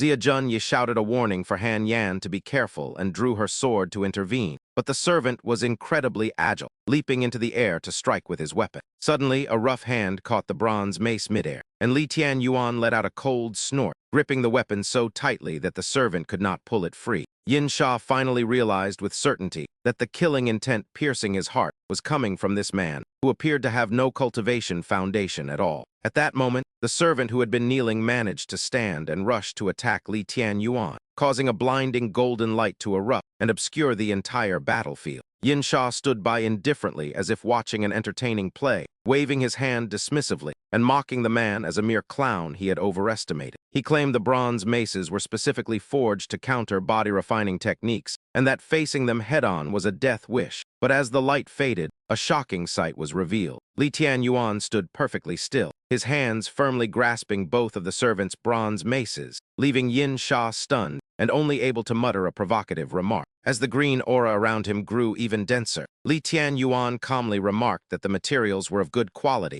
and that he would be taking them. With those words, he confiscated the two weapons and threw the two subordinates aside, prompting a startled Yin Sha to command them to execute the blasting kill array. The two servants quickly moved into position, radiating purple energy and mysterious ancient characters from their bodies. The eerie purple energy gradually enveloped Li Tian Yuan, and within moments, a brilliant light flared up and covered the entire area. Zhou Tianci recognized the technique with horror as the concentric curse, while a curious Ma Cheng-yan asked the sect leader what kind of trickery this was. Admitting he had never seen it before, the sect leader explained it was a special forbidden curse of the Xuan Yin sect that stripped the victim of their 5 senses and split their soul. He noted that only an empty shell would remain, and that the curse required 10 bronze mace servants refined through secret methods to be used, as the chant alone could drive a normal person insane. Seeing him surrounded like that, Shihan Yan grew restless with worry, while a terrified Xiao Zhai asked if her father would be all right. Without waiting for her response, Li Qianyuan turned to reassure his daughter that he was all right. Seeing him still able to speak, Yin Sha was utterly stunned. He cried out, "Impossible! You were clearly struck by the concentric heart curse. Even a great emperor shouldn't be completely unaffected." Li Qianyuan looked at him calmly and replied, "This level is not even a 10,000th of what I have endured," leaving Yin Sha to wonder if a more powerful curse already existed within him. He did not answer but looked at the two bronze maces in his hands, remarking that while the material was good, the structure was far too flimsy. With that, he tightened his grip, and Yin Sha watched in horror as Li Qianyuan easily crushed the two weapons, his eyes nearly bulging out of his head. At that moment, purple energy continued to pour from the maces until suddenly, the two subordinates spat out blood and were hurled into the distance. Seeing his bronze maces destroyed, Yin Sha clutched his head and screamed, "My maces! These were gifts from my master, representing my very status and rank." Zhou Tianzai watched Li Qianyuan as sweat poured down his face, wondering how he had neutralized the backlash from the soul-bound weapons curse. It was unbelievable that he could ignore the concentric heart curse and crush maces specially forged by the Xuan Yin sect with his bare hands. If Li Qianyuan hadn't reached the sovereign realm, he must have mastered a unique body-refining technique. Realizing this, he was struck with terror at how many times he had underestimated the man. For reaching such a level of cultivation within 10 years was truly remarkable. He was an absolute prodigy, a rare genius, while Yin Sha had yet to regain his composure as he stared at the remains of his two subordinates. He then pointed at Li Qianyuan and roared, "I want you dead. I will leave nothing left of your corpse." Yet regardless of his fury, Li Qianyuan remained unbothered. He looked at his fist and casually remarked that it was sufficient, while a boiling Yin Sha gathered green energy and laughed. "You have truly provoked me now." With those words, he shouted, "Demon-locking sword array," and immediately deployed a formation where countless transparent blades emerged from a massive sword. He pointed at him and ordered the array to annihilate the enemy. But as thousands of swords lunged toward him, Li Qianyuan stood motionless without any reaction. Zia Junyi cried out in alarm that the demon-locking sword array had locked onto Li Qianyuan, while Yin Sha sneered that it would attack relentlessly until the target vanished unless the formation was destroyed. "You think you're so capable? Let's see how you withstand this next strike." Standing in the center of the formation, Li Qianyuan dismissed it as a mere petty trick. He then tossed the fragments of the bronze maces to Sui Feng, instructing him to use them for crafting weapons, to which Sui Feng complied. Zhou Tianzai began to doubt reality, wondering if something had just flashed past as he looked around, questioning if a hidden master from the Xuan Yin sect was present. "Impossible!" Yin Sha continued to scream for the sword array to kill, but Li Qianyuan no longer had the patience to play along with him. He stated that breaking this formation was incredibly simple, and with a slight wave of his hand, he leisurely walked toward the giant sword. Looking up at it, he remarked that the array would naturally collapse once there were no more swords left within it, causing Yin Sha to laugh mockingly. "You can't be joking about wanting to destroy the primary sword of the array, can you?" He paused for a moment, looking at him with utter disdain. He continued in a contemptuous tone, "I admit you have some skill, but this sword is the core of the formation. There are limits to such jokes." Before he could finish, Li Qianyuan gently touched the giant sword and shattered it, leaving Yin Sha to stare in shock as the massive blade broke into pieces. "What?" Once the primary sword crumbled, the thousands of blades vanished as if they never existed. Zia Junyi was stunned while Xiao Zhai jumped for joy. "Father is so extraordinary." Suddenly, Yin Sha burst into laughter like a madman, clutching a talisman in his hand as he spoke maliciously. "I didn't expect you all to be so eager for death," he declared. "You have forced me to play my true trump card, the Bila beast. Even I cannot fully control this creature, and if it goes into a frenzy, it will surely cause a bloody massacre. Today, I alone shall annihilate the entire Xin Mu sect." Zhou Tianzai was paralyzed with fear, cold sweat breaking out as he stammered the beast's name. Recalling the image of the beast, Yi Ying spoke fearfully. "The Pai Luo beast can identify all things in existence, but it is incredibly ferocious. It possesses the power of the Saint Emperor realm and can even rival a great emperor. It's over. Everything is ruined. I never expected the Xunian sect to control such a beast. We absolutely cannot allow him to summon the Pai Luo beast." Zhou Tianzai hurriedly tried to intervene. "Young Master Yin Sha, please show mercy. I am now willing to surrender half of the sect's resources. I hope you can quell your anger." Consumed by rage, Yin Sha glanced at him and laughed. "It's too late to beg. The men of the Xinmu sect shall be slaves and the women shall be harlots. You have no right to plead with me. All of you go to hell." Yi Ying cursed at him in anger. How arrogant. He then turned to the disciples. "Quickly, while the demon-locking sword array is shattered, lead the disciples to escape at once." Like a madman, Yin Sha raised his hands and laughed. "Feel the pain. Regret this. No one can protect you now. The entire Xinmu sect will be buried with you." As he finished, a brilliant golden light filled the air, emitting a soft meowing sound. A clawed paw emerged from the ground right before Li Tianyuan. Someone shrieked in terror. Soon, the Pai Luo beast appeared, its eyes flashing orange as it roared. Yi Ying lamented in despair. It's truly over. The Xinmu sect is finished. If it weren't for Li Tianyuan, how could we have met such a disaster? Zia Junyi remained composed and told him, "Stop lamenting and lead the disciples away. Save as many as possible." Yin Sha continued to laugh and commanded the beast, "Meow, meow, slaughter them all for me."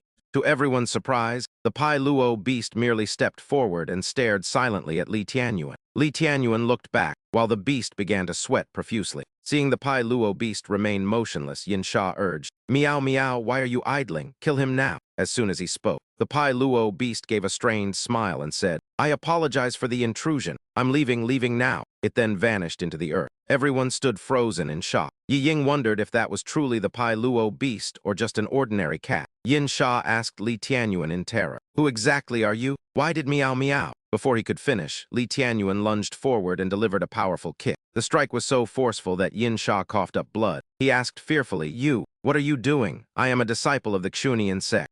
If you dare kill me, the Xunian sect will never forgive you or the Xinmu sect." Li Tianyuan's expression darkened as he replied, "Rest assured I won't kill you yet." He kicked him away and added, "Go and bring everyone from the Xunian sect here. It's best if you mobilize the entire sect." Yin Sha was sent flying dozens of meters. He gnashed his teeth, thinking, "Fine, I won't let this go. I will ensure the Xinmu sect is destroyed." Li Tianyuan warned him again, "Don't misunderstand. I'm sparing you specifically so you can return with more people." He paused, then added, "Stop wasting breath and get lost." He then flicked a pebble into Yin Sha's face, making him spit blood again. As Yin Sha retreated in disgrace, Zhou Tianxi calmed down, and Ma Chengyan immediately questioned Li Tianyuan. "Hey, Li Tianyuan, that second revolution immortal pill is still with him. Why didn't you take it back?" Wang Heng added greedily.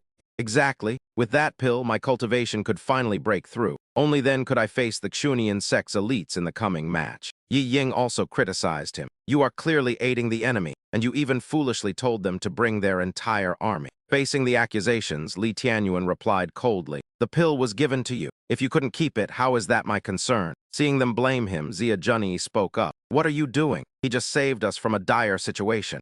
Suddenly, Zhou Tianxi praised him. "Li Tianyuan, you did well to repel Yin Sha. From today, I appoint you as the head disciple." Wang Heng protested, "Sect master, that position should be mine." Zhou Tianxi ignored him and said to Li Tianyuan, "You've seen how much of a threat the Xunian sect poses to us. Yin Sha alone could dominate our sect." His voice then turned cold. "Therefore, I expect you to hand over the Tai heart-burning technique.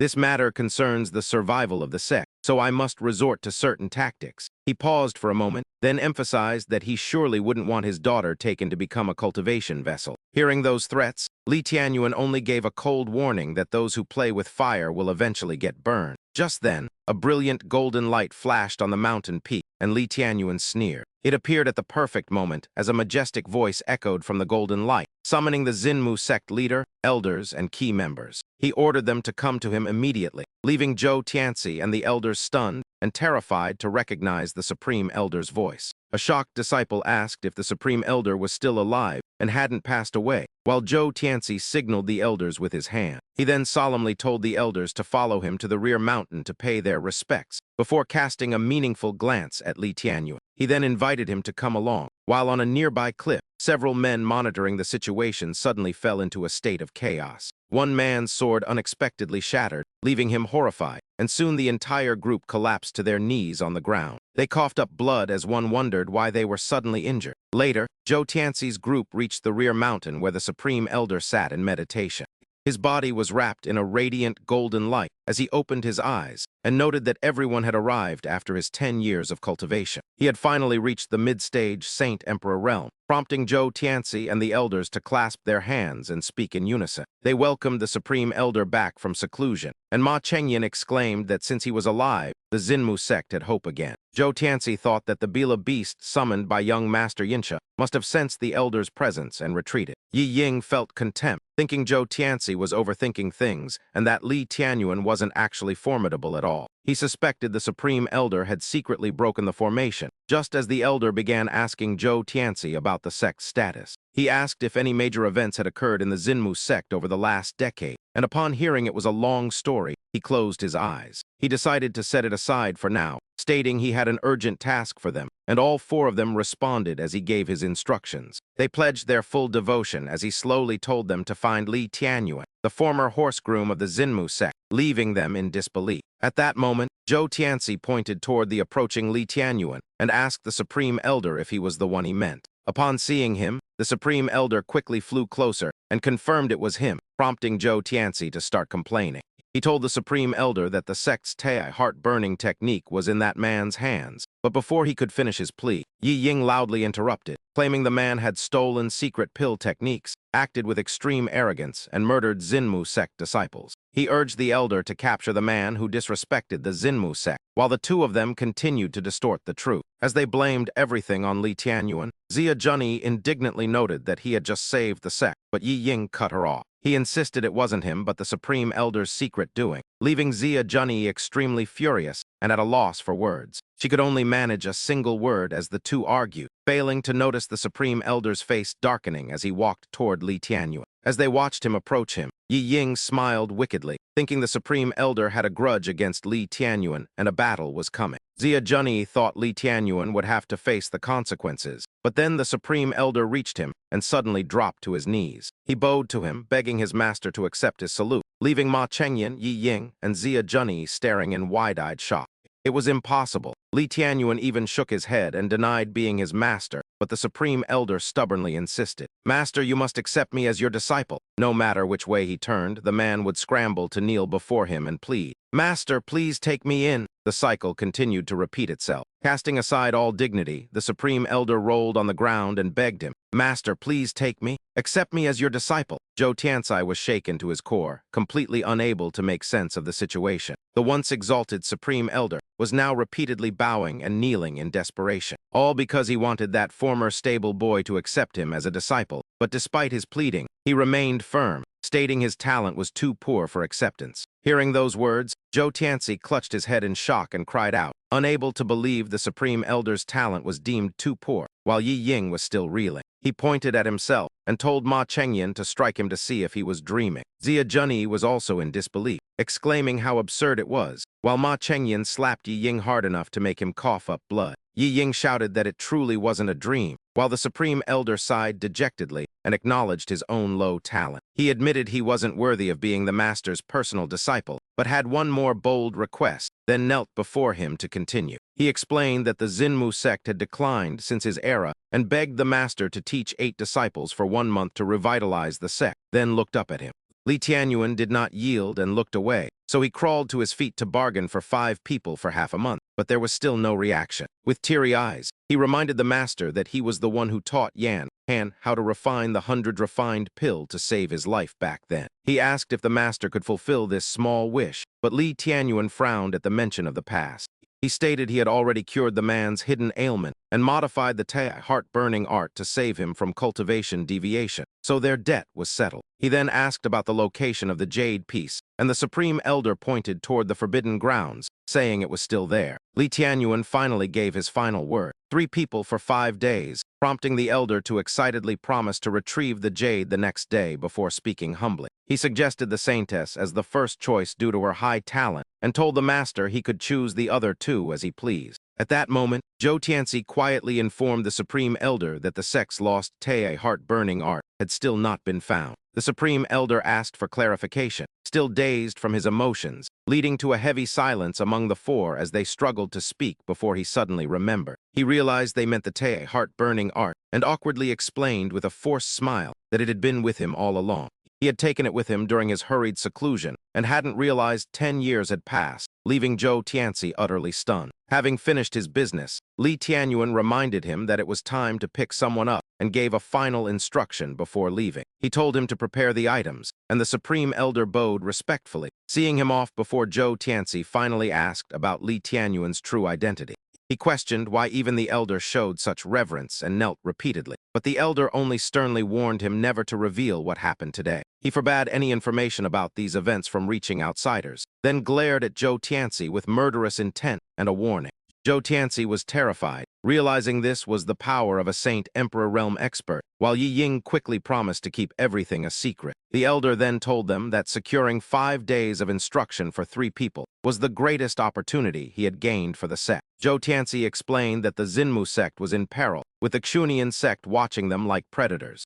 He added that demonic creatures were rampant in the Donghuang forest, and the elder had reached the middle stage of the Saint Emperor realm. He begged the elder to take control of the sect and restore the disciples' faith, but the elder only closed his eyes wearily and gave an order. He told them to seize this golden opportunity and fulfill any request the master might have, to which they all agreed. He then asked if they knew that the heart-burning art passed down through generations was actually an incomplete manual, shocking Zhou Tianxi. The Supreme Elder explained that, while every sect master and elder had studied the flawed version and added their own insights, none had ever achieved perfection.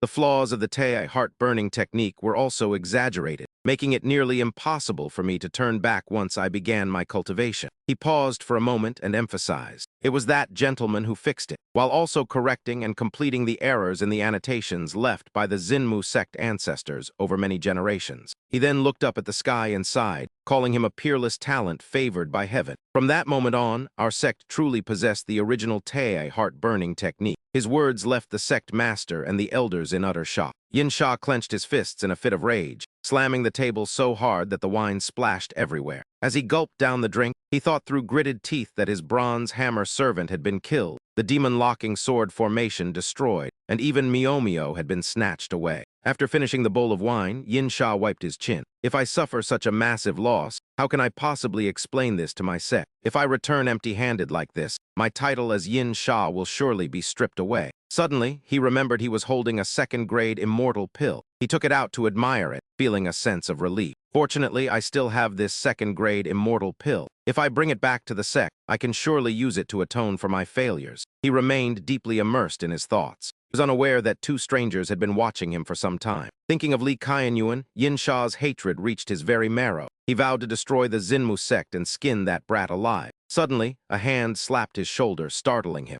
The man spoke, "Little brother, that treasure in your hand is quite exquisite." Yin Sha looked up blankly. The man repeated, "Little brother, that treasure in your hand is very valuable." It was then that he realized he had been paralyzed and could not move. The man uttered a single word, "Fragrant." The fat man standing beside him also approached with a wide, squinty-eyed grin. Yin Sha shouted, asking who they were and what they wanted. The man with his hand on Yin Sha's shoulder identified himself as a member of the 100 Ghosts, known as the Gluttonous Ghost. The fat man beside him also introduced himself as a member of the 100 Ghosts, the Starving Ghost. Hearing their names, Yin Sha was terrified. He thought tremblingly, the 100 Ghosts? How could he possibly run into them here? They were a group of monsters, half human and half beast, with unfathomable cultivation levels, particularly the evil spirits and vengeful ghosts among their ranks. They were likely peerless masters of the great Emperor realm, not to mention the legendary Ghost King guarding them from behind. Thinking this, Yin Sha forced a flattering smile and asked what the 2 ghost brothers wanted. The gluttonous ghost pointed a thumb at himself and said they were there to help him fulfill his wish.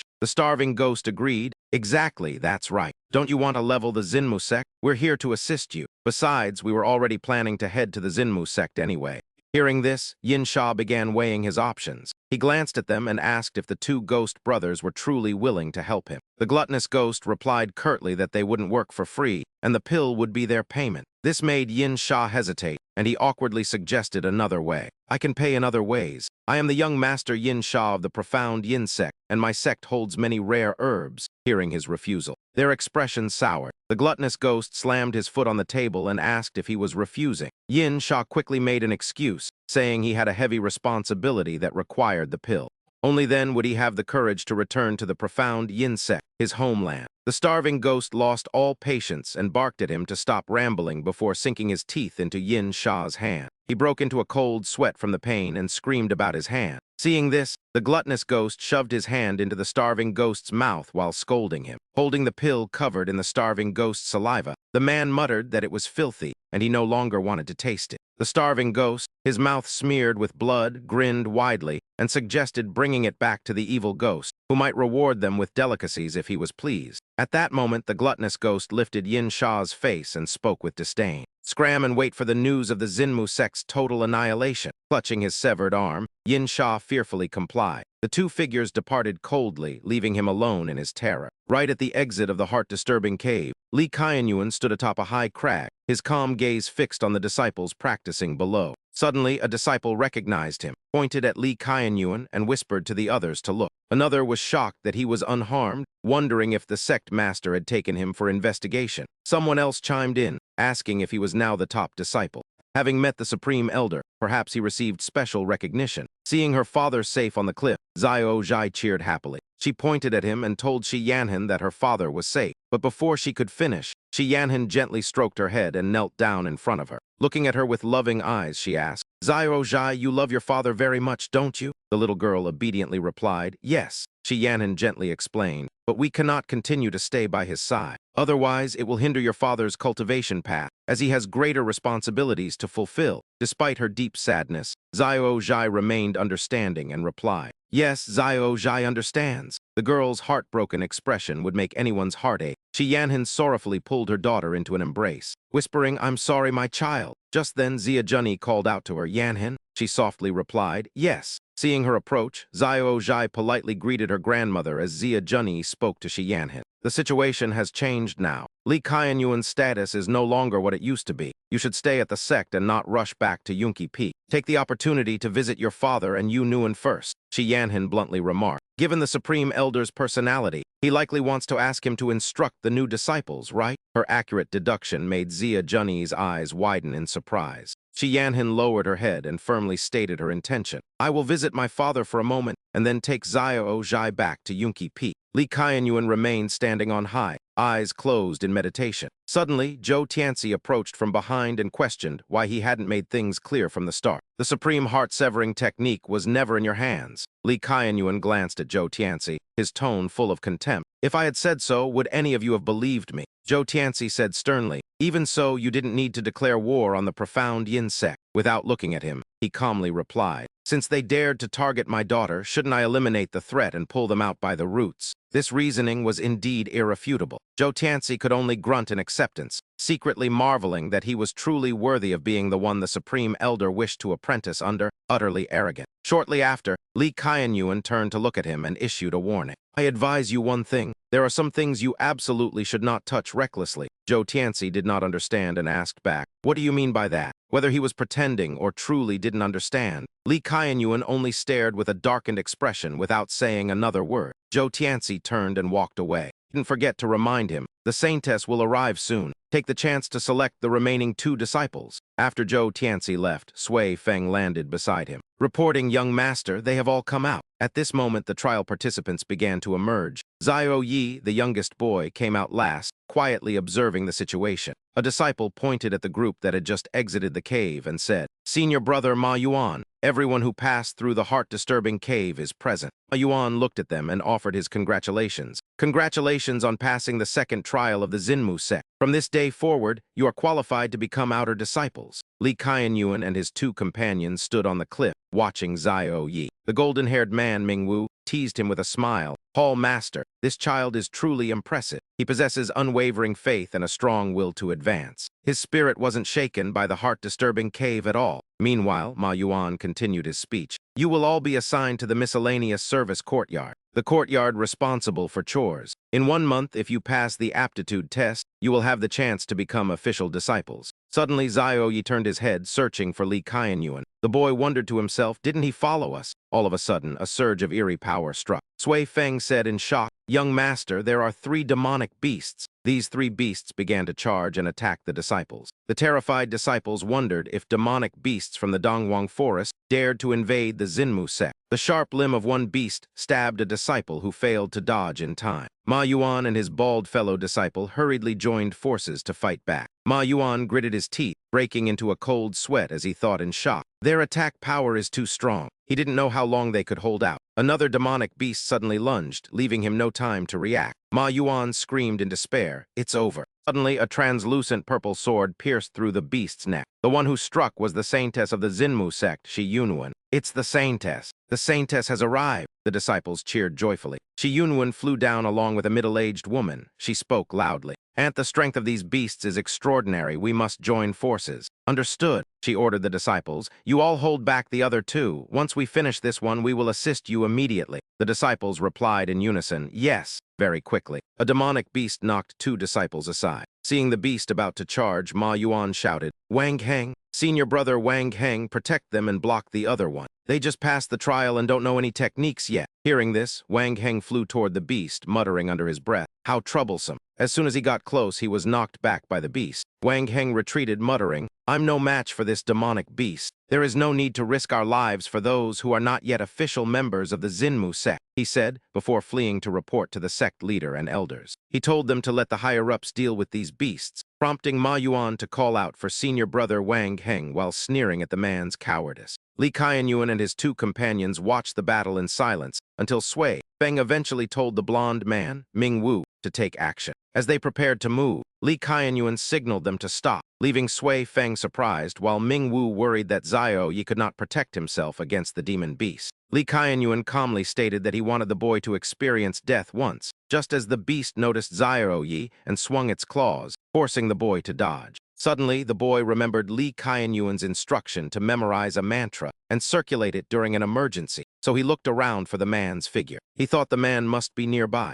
While on the cliff, Sui Feng began to ask if the young master intended to do something before being cut off. "Prepare to use empathic resonance to link me with Xiao Yi," Li Qianyuan ordered, prompting Sui Feng to quickly volunteer to perform the technique himself. Li Qianyuan stopped him, saying he would do it personally, so Sui Feng and Ming Wu took their positions as protectors to begin the process. As they prepared for him to use empathic resonance, Xiao Yi was struggling with all his might to withstand the demon beast's violent attacks. Being so young and without deep cultivation, there was no way he could face a monster that even Wang Heng was unable to handle. He was soon struck and sent flying, causing the saintess and the other disciples to cry out in horror that the situation was dire. Now that the beast's claws were only inches away, the boy was filled with absolute terror as he saw the cold glint of the sharp talons. A moment later, the claw pierced Xiao Yi's chest, causing his pupils to contract in disbelief as he wondered if his life was ending there. As he slowly closed his eyes, he wondered if this was the sensation of death while remembering how his peers had isolated and bullied him for lacking a father. They had pelted him with stones and shouted insults, telling others not to play with the fatherless brat and even threatening to beat him to death. His life had been filled with such hardship and humiliation that Xiao Zhai eventually couldn't stop herself from jumping in to fight back against the bullies. She spoke up to protect him, but the other children only became more aggressive, shouting to handle both of them for hitting their leader. The group continued to attack the siblings with stones, forcing Xiao Zhai to shield Xiao Yi in her arms before grabbing his hand to flee, while the children shouted threats. They threatened to bring their father to kill the siblings the next day. While over at Yunqi Peak, the scenery remained peaceful and lush with greenery. Inside the quiet house, Shi Yanran prepared a meal, but when Xiao Zhai asked why she wasn't eating, her growling stomach betrayed her lie about having already eaten.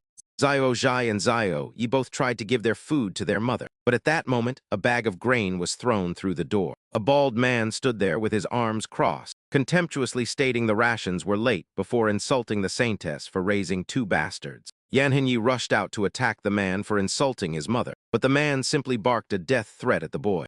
He kicked the boy away, and then lunged forward to deliver another blow, even after Xiao Yi had fallen to the ground. Shi Yanran quickly shielded her son and took the full force of the attack, while the man growled a warning for them to behave. He threatened to withhold even that small amount of food before leaving, prompting Xiao Zhai to rush over and check on her injured mother.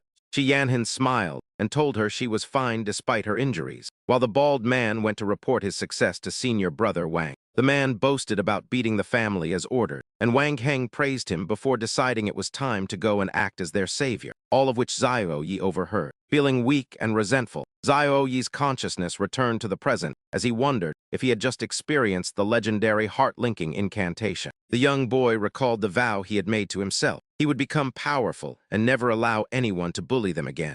He promised to protect his mother and sister in his father's stead. But now, a searing pain surged through his body as he wondered if he was truly about to die. Having failed to grow strong enough to protect his mother and sister, Xiao Yi cried out in desperation, begging for his mother and sister to save him. As his second plea for help left his lips, Li Qianyuan suddenly appeared beside Shi Yanran and Xiao Zhai, causing the boy's eyes to light up. The boy watched as Lee Kaianyuan approached him, enveloped in a radiant blue glow, before his own eyes slowly drifted shut. Wishing he had summoned the courage to acknowledge his father that day, he unconsciously called out to him before collapsing unconscious in front of everyone. The disciples watched in shock as Lee Kaianyuan suddenly appeared, shielding Xiao Yi with his own body from the beast's lethal strike, while gently infusing the boy with his chi. He crushed the beast's claw and hurled it back with a cold gaze before his blue chi obliterated the creature, until it vanished without a trace. The disciples marveled at his incredible strength and how he remained unharmed after taking the hit for the child, all while being observed through a scrying artifact. Mingwu watched Lee Kaianyuan and Xiao Yi with excitement, praising the boy for surviving a brush with death that most ordinary people would never experience. He noted that if the boy's heavenly vein soul bone were intact, his future would be limitless, just as Sui Feng reminded him that the Hall Master had ordered them to create an illusion. They were to make Xiao Yi believe he was gravely injured by using a resonance technique to transfer the sensation of death onto him. He continued after a brief pause. However, it was actually the Hall Master who had experienced death, and seeing Sui Feng's panic, Mingwu optimistically told him there was no need to fear their immortal leader. With peerless power and a reputation for keeping his word, Mingwu passionately declared his resolve to continue following the Hall Master. He questioned why anyone would fear failure when they were personally trained by the Hall Master to complete the great mission of the Tianli Hall. Amused by his grand speech, Sui Feng mocked him, remarking that he never expected to be lectured by the weakest member of the 8 steeds. Infuriated, Mingwu roared at him to never call him that again, vowing that he would one day surpass all 7 of them. The beast roared and lunged at the Xinmu sect disciples, but a sword suddenly pierced through its back, sending the creature crashing to the ground. Xia Junyi soared from behind the mountain and chanted an incantation for the shattering cold moon, unleashing purple chi that ground the beast into dust. Xia Junyi recalled her sword with a flick of her wrist as Shi Yanhin and Xiao Zhai rushed over, wondering what had just transpired. She wondered if a fierce beast from the Dongwang forest had reached the Xinmu sect, but her eyes brightened when she saw Lee Kaianyuan approaching with Xiao Yi in his arms. He handed Xiao Yi to Shi Yanhin and assured her the boy was safe, but her heart grew heavy seeing him clutch his chest and bleed from his mouth. As she took Xiao Yi into her arms, the boy's hand remained tightly clenched around Lee Kaianyuan's robe, while Xia Junyi urgently called for the child to be treated. Meanwhile, the current saintess and a middle-aged woman were locked in a fierce battle against the remaining beast, their cultivation energy exploding with power. They soon defeated the beast, after which the saintess turned her gaze toward Shi Yanhin and Lee Kaianyuan's group. She rushed over and called out to her mother and sister, asking Shi Yanhin if she had finally returned to Yunqi Peak. Asking if the 2 children were Xiao Zhai and Xiao Yi, Shi Yanhin introduced Shi Yunwen to Xiao Zhai as her biological aunt.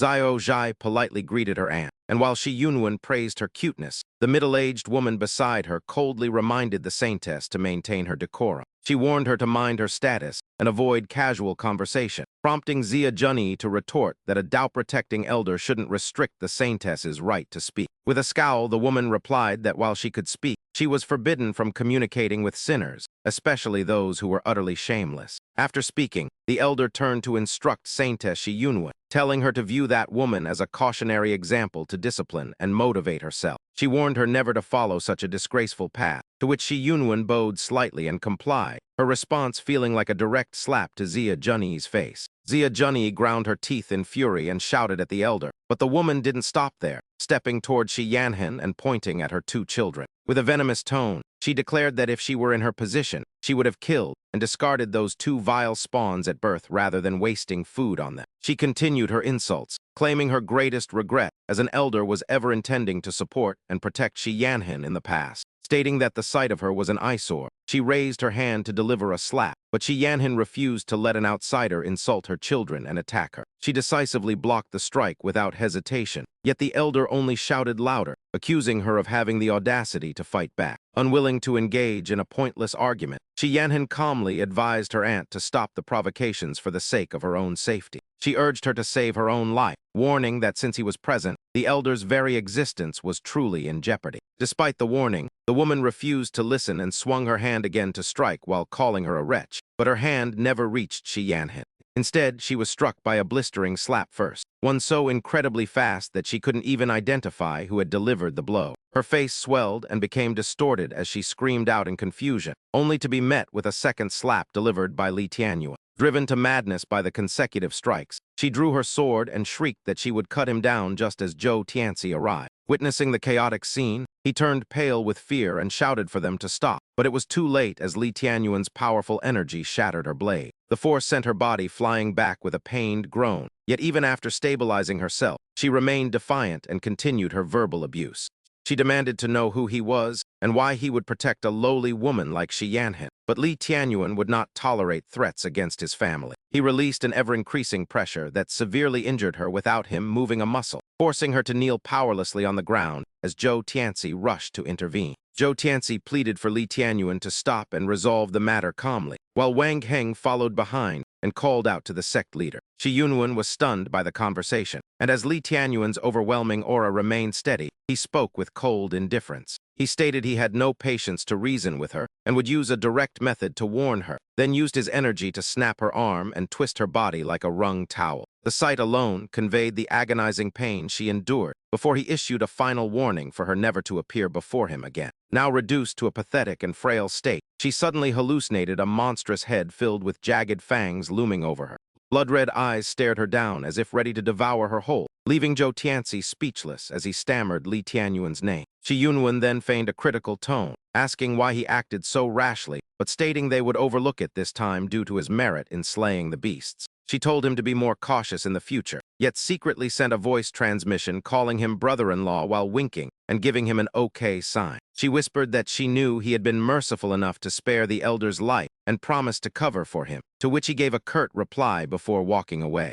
Ignoring her words, he stepped forward and arrogantly patted her shoulder, declaring that the Xinmu sect could do nothing to him before turning to Zhou Tianci. He asked if the other chosen disciples had been finalized besides Shi Yunwen, then pointed toward Ma Yuan, who was standing next to Wang Heng. Mistakenly believing he was the one being chosen, Wang Heng loudly protested, questioning who he thought he was to have the authority to teach him. A nearby disciple whispered to the delusional Wang Heng, explaining that he was mistaken and that the man was likely referring to Ma Yuan instead. Ma Yuan was utterly stunned, pointing at himself in disbelief, while Wang Heng was equally shocked, pointing back at him. He then shouted in a rage, demanding to know if he was considered inferior to Ma Yuan, to which the man simply nodded and confirmed it. Wang Heng was making a complete fool of himself, and a nearby disciple, failing to read the room, even whispered that he looked like a clown.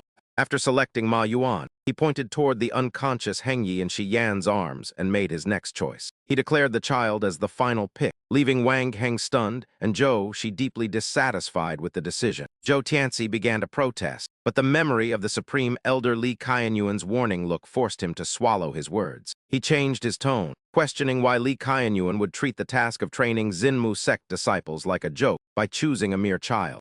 The man coldly countered by asking if the boy, having passed the sect's entrance exam, was not considered a legitimate disciple. Zhou Tianci was forced to concede, as another disciple gathered the courage to confirm the boy had indeed passed 2 rounds of testing. Li Qianyuan, tired of the pointless chatter, turned away and told them to stop wasting time and meet at the designated spot tomorrow. He ordered them to leave immediately, and though Yi Ying wanted to retaliate, Zhou Tianci held him back and signaled for them to go. Yi Ying loudly questioned how the sect leader could endure such blatant humiliation without offering any sort of reaction. Ignoring him, Zhou Tianci simply stated they would wait for the results, while Li Qianyuan moved to inspect the fallen magical beast. Sui Feng noted that the high-level beast felt strange, suggesting it wasn't just powerful, but appeared to have undergone a mutation. Shortly after, Li Qianyuan looked toward the Dongwang forest and ordered a scout, sensing they might encounter an old acquaintance. Within the Dongwang forest, a surge of spiritual energy erupted as the gluttonous and starving ghosts watched a stampede of beasts. The rhythmic music played by the gluttonous ghost drove the beasts into a frenzy before the starving ghost devoured one whole. Li Qianyuan's group arrived unnoticed, watching from the canopy as Sui Feng identified the presence of the 100 Ghost Legion. Ming Wu expressed surprise at their speed, noting that Li Qing had only just reported 2 newcomers arriving in the area. He speculated that the beasts attacking the Xinmu sect were linked to them, prompting Sui Feng to ask if they should strike now. He signaled for them to wait, wanting to confront them personally, while the gluttonous ghost looked at his companion with suspicion. He asked the starving ghost if he ever worried about his health given his gluttony, but the latter responded with a smug, carefree smile. The starving ghost claimed he could digest anything and mocked the gluttonous ghost for being far too selective with his meals. He pointed out how thin his companion had become, but the gluttonous ghost replied that he only consumed what was truly exquisite. He insisted that only the finest delicacies were worth his time, as eating anything less would be entirely meaningless.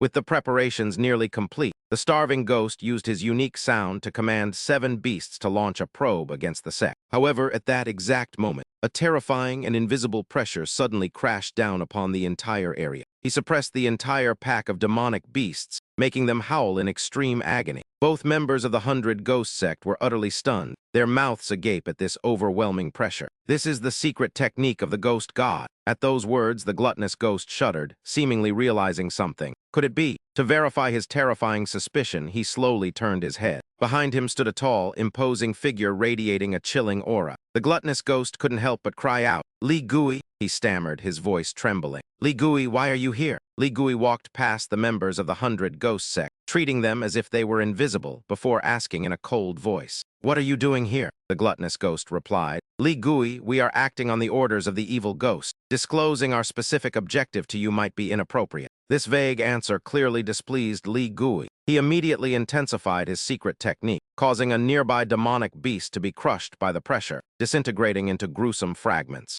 Terrified, the gluttonous ghost had no choice but to confess the truth. "The evil ghost sent us to the Zinmu sect to seize an item, a precious jade pendant." The starving ghost quickly chimed in to confirm. "That's right. He also told us to find a mole hidden within the Zinmu sect to assist us." The starving ghost was truly muddled and foolish. He failed to notice the gluttonous ghost's urgent signals and proceeded to recklessly reveal top-secret information to Li Gui. Wanting the full story, he grabbed another demonic beast and mercilessly crushed it in his palm. The gluttonous ghost protested in fear. "Li Gui, you cannot use such methods to threaten us." As soon as he finished speaking, another demonic beast was brutally killed, making his eyes widen in shock. "You can't be serious. Are you going to kill a beast every time I say something you don't like?" At this point, the starving ghost was forced to honestly reveal everything. "On our way here, we encountered a very kind young man. He gave us an arm and a second revolution immortal elixir." He paused for a moment, then pointed at the gluttonous ghost and continued. "The gluttonous ghost intends to annihilate the entire Zinmu sect once we obtain the item the evil ghost requires. That earlier attack was just an initial probe." Hearing this, the gluttonous ghost felt utterly distraught and could only cover his face with his hands. It was true. One shouldn't fear a strong enemy, but rather a foolish ally. He was speechless. Suddenly, a translucent green phantom hand reached out and plucked the second revolution immortal elixir from his clothes, leaving the gluttonous ghost completely stunned. Just like that, he watched as the precious elixir he had worked so hard to obtain fell into Li Gui's hands.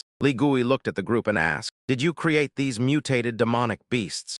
The gluttonous ghost replied, "No, we are merely controlling them. We don't know why all the high-level demonic beasts in this area suddenly mutated and lost their intelligence." After a moment of reflection, Li Gui ordered them, "Tomorrow night, after you have contacted the mole, return immediately." "How can that be?" The gluttonous ghost asked loudly. "Return empty-handed. How will we explain the missing item to the evil ghost?" Before he could finish, Li Gui picked up a stone from the roadside, handed it to him, and said, "Take this to hand over."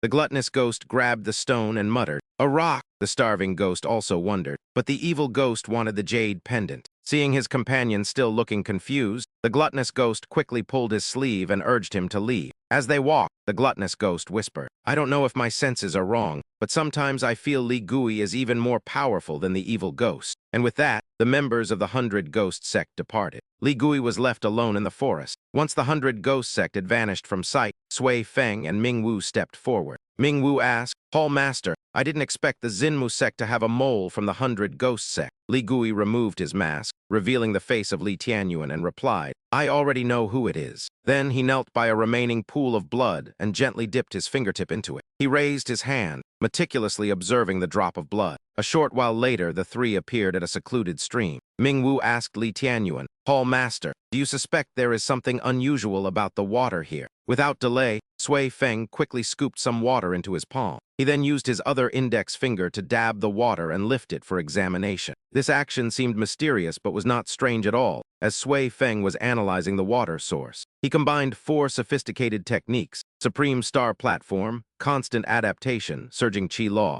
and Exercising Qi Control. After a brief moment of concentration, he reported the results to Li Tianyuan. Young master, this is indeed the source of the demonic beast's mutation. The water contains a trace of the wasteland's aura and weakened medicinal properties, leading him to conclude that these demonic beasts will certainly mutate if they drink it long-term. Upon hearing this, Li Qianyuan summoned Li Qing, who appeared promptly to report that the investigation into the young master's heavenly vein soul bone was still underway. Li Qianyuan acknowledged the report before pointing toward the stream and asking about the origin of the spring flowing through the Dongwang forest. Li Qing explained that it originated from the Risheng kingdom, a neighbor of the Dong Sui kingdom, prompting Li Qianyuan to repeat the name with a cold, sharp gaze. Li Qing then shared gathered intelligence, stating they had received secret reports that the Risheng kingdom intended to refine a heaven-severing divine medicine to explore the wasteland. However, their refinement process failed when the cauldron exploded, causing wasteland matter, essentially living hazardous material, to leak out. Li Qianyuan quickly identified a flaw, noting that thoroughly cleaning up pollution from wasteland matter would require a massive amount of rare treasures. Yet the Risheng kingdom showed no signs of mobilizing resources on such a scale,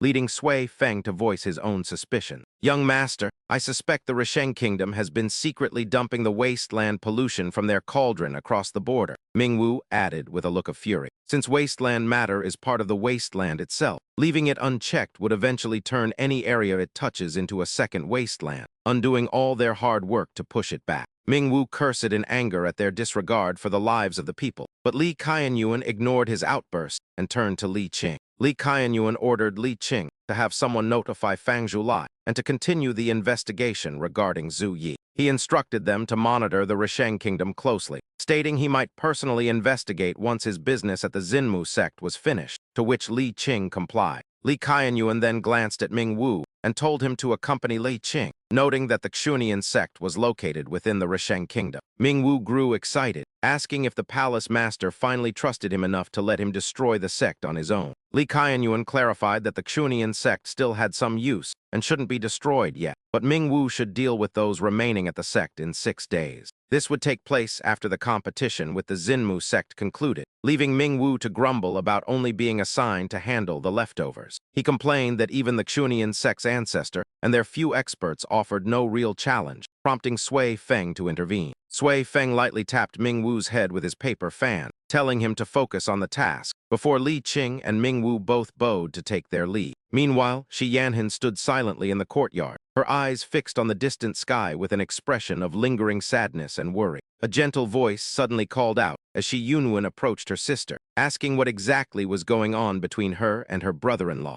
She noted how awkward they were acting, which surprised Shi Yanhan, who sadly confirmed that he was indeed her brother-in-law as Shi Yunwen teased her. Don't try to hide it from me, sister. Do you think I don't understand your heart? She joked, though the thought of Li Qianyuan brought Shi Yanhan no joy. With a somber face, she explained that she had originally planned to take Xiao Zhai and Xiao Yi away from the Xinmu sect in a year to live in seclusion. She lamented that fate seemed to have other plans since he had finally appeared, before looking up at the sky once more. Her voice was filled with bitterness as she spoke of the world-shaking path he walked for the sake of all living beings. She realized that even the 5 arrogant immortals in the heavens might be his enemies, and she clenched her hands as she spoke through her tears. Her presence and that of their children would only become a fatal weakness for him, adding more burdens and fears to his mission.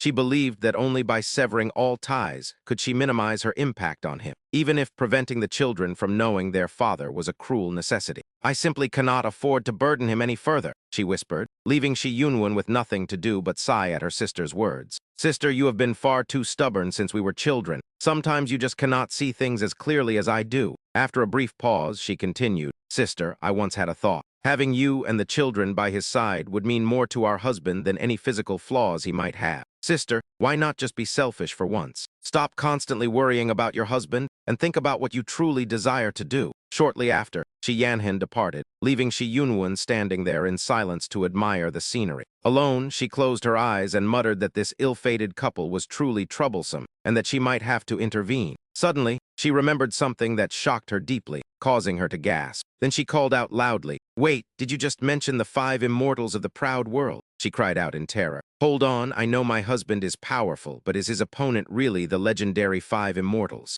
This revelation left her mouth agape in shock as Shi Yunwen scratched her head, wondering if he was truly that formidable, while Shi Yanhan hurried away as if flying down the road. She reminisced about the first time she met Li Qianyuan when he was severely injured and leaning against a tree. She had approached him to ask if he was all right. Li Qianyuan replied that he was fine and asked for her name, to which Shi Yanhan looked at the sky and shyly answered that her name was Shu Zhai. When she asked for his name as a light drizzle began to fall, Li Qianyuan introduced himself as Yi Pian, and before long, the weather grew increasingly cold. Snowflakes began to fall silently and grew thicker by the moment. She told him it was snowing, then tightly grasped his hand to lead him along. Soon, Shi Yanhan arrived at the Heart Disturbance Cave, where Li Qianyuan was conversing with Sui Feng. Seeing her arrive, he turned around in surprise. He walked toward her, and she lifted his sleeve to inspect the mark on his arm as it began to emit a thick, darkening black mist. She solemnly asked how much time he had left, and he gently replied 1 or 2 years, perhaps 3 if he tried harder. Hearing this, she embraced him and apologized. I am sorry. Please forgive my selfishness for dragging you into this trouble. Li Qianyuan held her tightly in the embrace he had long yearned for and spoke.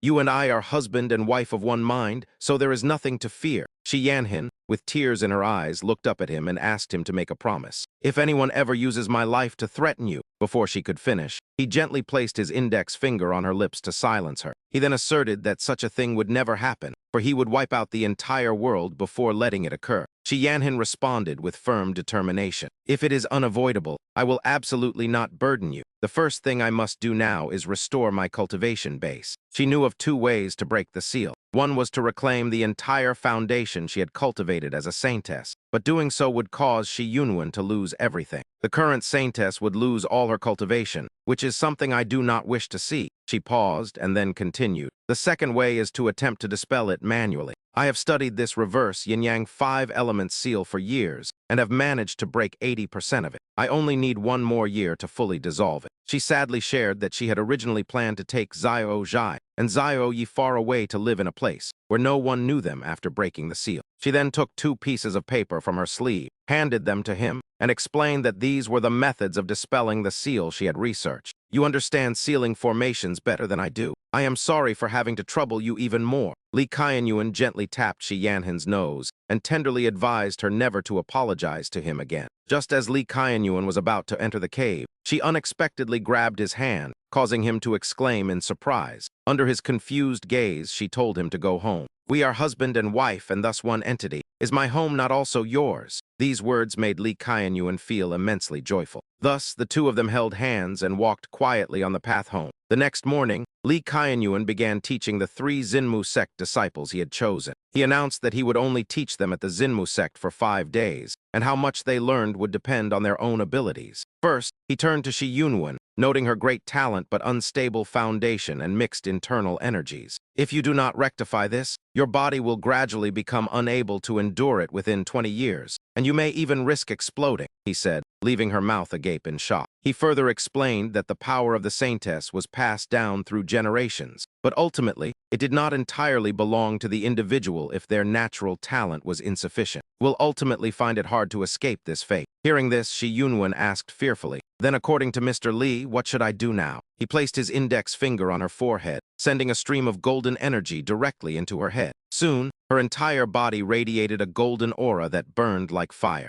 He instructed her to remember this energy, continue circulating it, and slowly gather the chaotic energies within her body. As Shi Yunwen began her cultivation, he turned to guide Ma Yuan. Looking him straight in the eye, he said, your foundation is solid, but your cultivation is chaotic. Was the technique you are practicing taught by that Ma Chengyan? He replied that it was indeed taught by his master. Immediately after, Li Tianyuan handed Ma Yuan a piece of paper and instructed him to practice the technique written on it. While he studied it, he reminded him not to rush into breaking through realms, noting that maintaining control at the true person realm was sufficient. At this point, he turned to ask the question that still puzzled him. Why choose me? Clearly, my fellow disciples have much better talent than I do. Li Tianyuan recalled the image of him fighting with all his might against the yin spirits and demonic beasts, which had left an impression. Thus, he told him bluntly, at least when facing the attacks of the yin spirits and demonic beasts, you did not retreat. Finally, Li Tianyuan stepped in front of his son, Xiao Yi. His gaze toward the boy was so stern that it made him tense up. Zhao Yi frowned and looked at him with wide eyes. After a long silence, Li Tianyuan spoke. Before officially starting your cultivation, you should learn about the common realm divisions of today. Mortal shedding, true person, spirit sparrow, marquis, king, saint emperor, and great emperor. Each realm is divided into early, middle, high, and peak stages. The great emperor realm is unique, divided into 3 levels: mystic light, myriad phenomena, and starry river. Zhao Yi asked him, "So what are the characteristics of each realm?" He replied, "For now, you only need to understand this. I will explain the rest in detail once you enter the mortal shedding realm." Li Tianyuan picked up a stone and spoke. "Today, you only need to do one thing." He threw the stone far away and told Zhao Yi, "Go retrieve this stone for me." Hearing this, Zhao Yi was extremely surprised. Pick up a stone. The boy didn't understand. He thought this wouldn't be difficult at all, so he quickly walked toward where the stone had been thrown. Surprisingly, as he drew closer, he discovered that a vast amount of sword chi had formed a protective barrier, preventing him from passing. Suddenly, 2 swords lunged straight at Zhao Yi. Startled, the boy hurriedly dodged. Li Tianyuan warned, "If you don't want to die, keep moving forward. Do not stop until you have retrieved that stone. The attacks will not cease." Hearing this, the boy gritted his teeth and endured, trying to dodge every sword. Just then, a blade grazed his cheek. As he was wounded and bleeding, Ma Yuan witnessed Zhao Yi struggling within the sword formation. He cried out in horror, "Is this the demon-locking sword formation? How do you know this formation so well?" He replied nonchalantly, "It's just a sword formation from the same origin. What is there to be surprised about?" Ma Yuan questioned him loudly. "No, putting a child into this formation is no different from wanting to kill him faster than finishing him off directly with a sword." Li Tianyuan didn't even turn his head, raising his hand to strike a warning blow. "Don't let your mind wander. Focus on your cultivation." The blow struck Ma Yuan's head hard, leaving his forehead red and smoking. He then spoke sternly toward Zhao Yi. "Don't rely on luck. This formation is already beyond my control. The attacks will only stop once you retrieve that stone." At that moment, Zhao Yi was struck in the arm by a sword. The boy screamed in pain, gasping as he clutched his wound as he looked toward Li Tianyuan for help. He turned his face away and coldly declared, "At this moment, your life or death no longer concerns me." Caught off guard, Zhao Yi was struck by another sword. The boy cried out in pain, gritting his teeth as he looked up. He reassured himself, "No, the sword formation is getting denser." Then he remembered something important: that stone. "That's right, the formation will only stop if I grab it." Facing the crisscrossing sword paths, the boy calculated that the swords were getting faster. He had to run as quickly as possible, or his life would be forfeit. Just as the boy dashed forward, another sword strike descended, and Zhao Yi was surrounded by a vortex of sword chi. He completely lost his sense of direction. Li Tianyuan and Sui Feng watched from above. Sui Feng asked anxiously, "My lord, the technique you passed to Zhao Yi last time was the 2 verses of life and death from the 8 sufferings divine art, wasn't it?" He confirmed it. "Correct," Li Tianyuan further explained. "Let him experience the feeling of being near death to awaken his will to survive and transcend the 2 extremes of life and death. Then use the heart-burning technique to support him. Only then can a solid foundation be built for him." Before his eyes, Zhao Yi was struggling against the demon-locking sword formation. Now the boy saw the stone. It was only a short distance away. He encouraged himself, "Almost there," and let out a loud shout. He told himself that he absolutely could not fall before becoming strong enough, so he mustered all his strength to lunge toward the gem. In the next moment, his hand touched the stone. Zhao Yi propped himself up on the rocky edge, hunching over and panting heavily before suddenly collapsing face first onto the ground. Seeing that Zhao Yi had completed the challenge, Sui Feng exclaimed that the desire for survival had pushed the boy's senses to their absolute limit. Zhao Yi had successfully passed through this gate of death as Li Tianyuan quickly descended, not forgetting to instruct Sui Feng. "Sui Feng, return to Tianli Palace and bring that item here immediately," he ordered, and Sui Feng replied that he would go at once. Not long after, he reached Zhao Yi's side, used a knife to cut his fingertip, and dripped a drop of blood into the boy's mouth. After swallowing the blood, Zhao Yi gradually opened his eyes, which suddenly widened as he bolted up and stammered, asking if he was dead, to which Li Tianyuan stepped forward and replied that he was still alive. Li Tianyuan snapped his fingers to signal the 3 of them to stop, announcing that they would end there for the day, which led Ma Yuan to ask in surprise if it was really over just like that. Wasn't this supposed to be relentless training? Ma Yuan wondered, but Li Tianyuan turned to leave, stating it was unnecessary and that today's lesson was sufficient. At the same time, in the main hall of the Xinmu sect, a disciple rushed in to report to the sect leader, and while he was still catching his breath, Yi Ying impatiently asked if he had finally returned. What was King Yun Mountain's reaction? Are they sending reinforcements? What about the other conditions? There are only a few days left until the competition with the Xuanian sect. The sweat-drenched disciple replied that Qingyun Mountain had been. He hesitated for a moment before regaining his composure and continuing his report. The entire Qingyun Mountain had been leveled, and recalling the vast, flat expanse of land as if the mountain had never existed, the disciple remained terrified. At that moment, he had thought he was in the wrong place, and Yi Ying, unable to believe what he was hearing, pressed him again, asking if Qingyun Mountain had truly been flattened. What kind of joke is this? That is Qingyun Mountain, not just a few small mounds of dirt, Yi Ying barked. But despite the old man's disbelief, the disciple immediately countered that he was telling the truth. This disciple is not telling a single lie. The entire Qingyun Mountain is gone, with nothing left behind as if it had never existed at all. On the other side, Zhou Tianxi calmly remarked that it was fortunate many supreme elders had ended their seclusion, giving them the ability to deal with the Xuanian sect. Yi Ying looked doubtful, noting that the elder had entered the forbidden area long ago and had yet to return, before turning to ask if only the disciples personally taught by Li Tianyuan were the sole hope for the Xinmu sect. Hearing this, Zhou Tianxi sternly ordered Elder Xia to hand over the 5-revolution immortal pill. Meanwhile, in a small room behind the mountain, 6 people were gathered for a meal, and as Shi Yunwen and Xiao Zhai gestured to describe their training movements, Shi Yunwen cheerfully asked, "Xiao Yi, how was your martial arts training with your father today? Did you have to run back and forth until you were out of breath?" she asked, watching the 2 grandchildren play so happily. Xia Junyi couldn't help but laugh. While at the table, Xiao Yi ate while silently observing Li Tianyuan, who dined leisurely with an elegant demeanor until a hand gently tugged at his sleeve. Shi Yanhan spoke up to remind him, "Look, Yi Qi's inner turmoil is the most important thing. Please give the boy a little more time."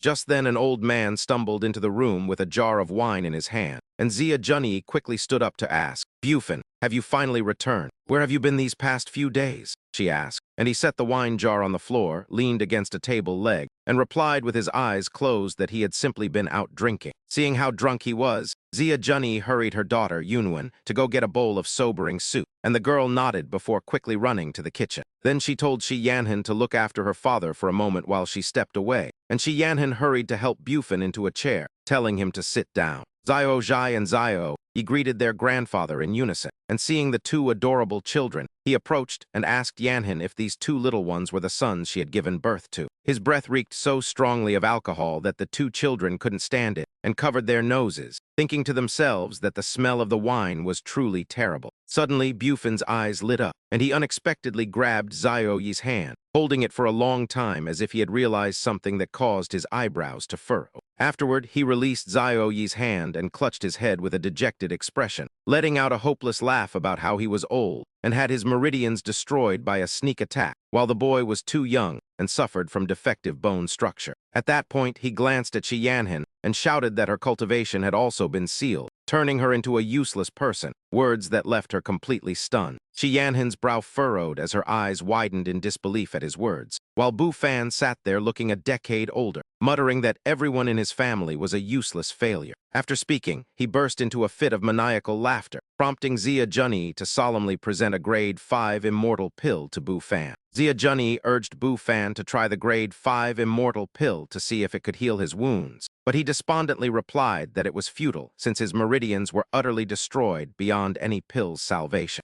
Meanwhile, once the medicine was ready, Shi Yunwen brought the bowl of sobering soup to her father and asked him to drink it. He furiously knocked the bowl away and shouted that he was perfectly sober, a sudden outburst that left Shi Yunwen completely stunned. She was shocked by her father's drastic change as Bu Fan leaned against the table and mentioned the upcoming Profound Yin sect competition. He suggested they should simply surrender and join the Profound Yin sect, claiming the Heartwood sect stood no chance against such an opponent. Xia Junyi asked Li Tianyuan if there was truly no hope left, to which he looked ahead and firmly stated that it was useless. He remarked that a man who had lost his will could not be saved, causing Bu Fan to laugh loudly as if he had finally found someone who understood him. Bu Fan claimed that his death would be a blessing for his family, but Li Tianyuan looked at him with pure disdain and said his current state was indeed worse than death. He mocked Bu Fan for being unable to walk or cook for himself, while only knowing how to complain, even though the person who ruined his meridians remained at large. He questioned if Bu Fan's mind had been damaged as well, but the man didn't respond and instead took a long swig from his wine bottle. After smashing the bottle on the ground,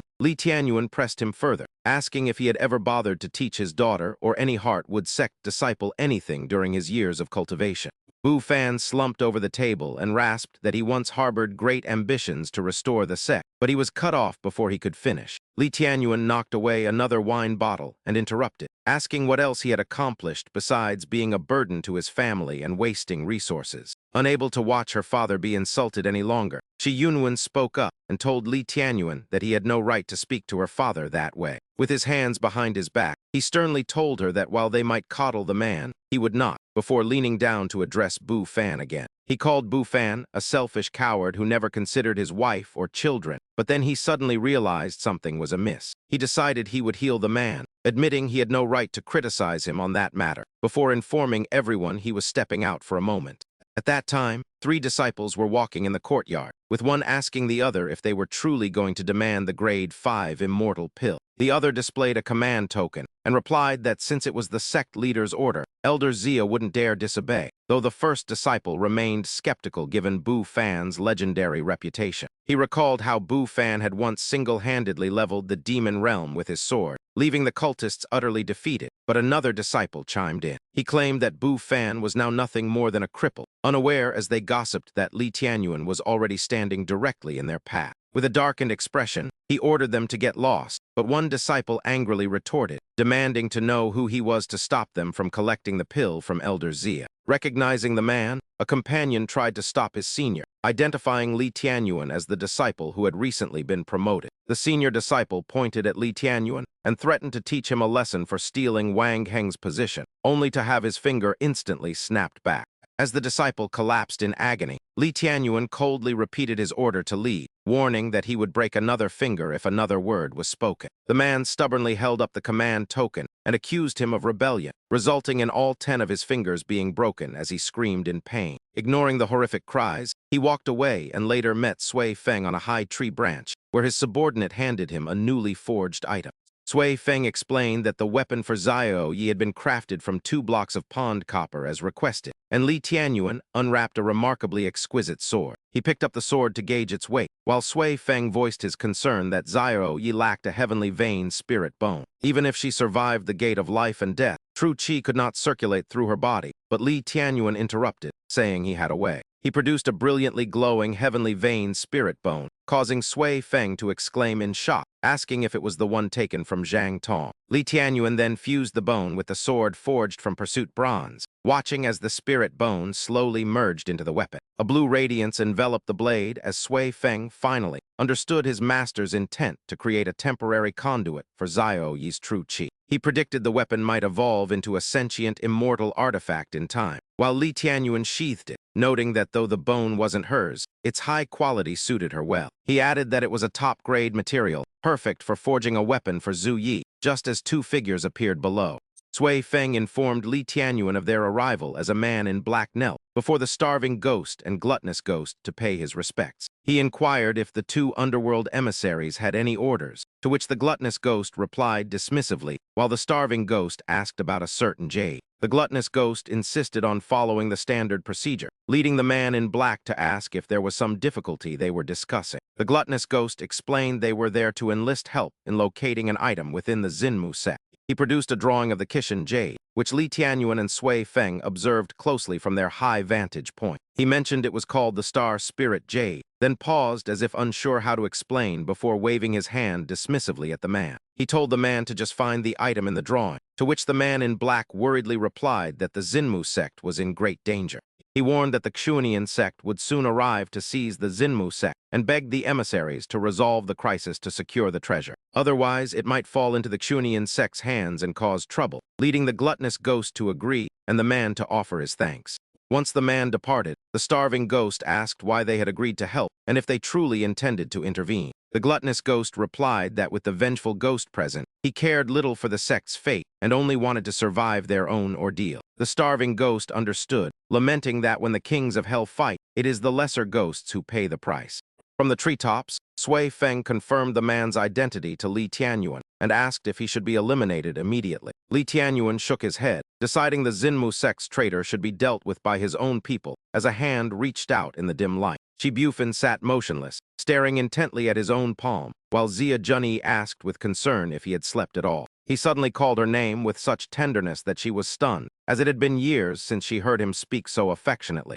A wave of nostalgia and surprise washed over her as he sighed deeply, admitting he had grown addicted to praise and could not endure the pity and contempt that replaced it. He confessed that only wine helped him forget his agony, then muttered with a self-deprecating tone that the boy was right. He realized that as long as he still breathed and his mind functioned, he had to continue, leaving Xia Junyi speechless as he looked at her sincerely. He apologized to Xia Junyi, admitting he had failed his responsibilities and left every family burden on her shoulders for all these years. Xia Junyi was deeply moved by the return of the man she once knew and embraced him, whispering that she had waited a long time for this moment. The next morning, Shi Bufin sat upright and sober, leaving Shi Yanhen and Shi Yunwen to stare at each other in disbelief until Shi Yunwen asked what was happening. He sternly replied that it was time to pull himself together and quit drinking, then spoke as he noticed Li Tianyuan in the courtyard. It was thanks to that boy that I regained my clarity. The two daughters watched their brother-in-law enter the courtyard with surprised looks as Shi Bufin produced 2 books.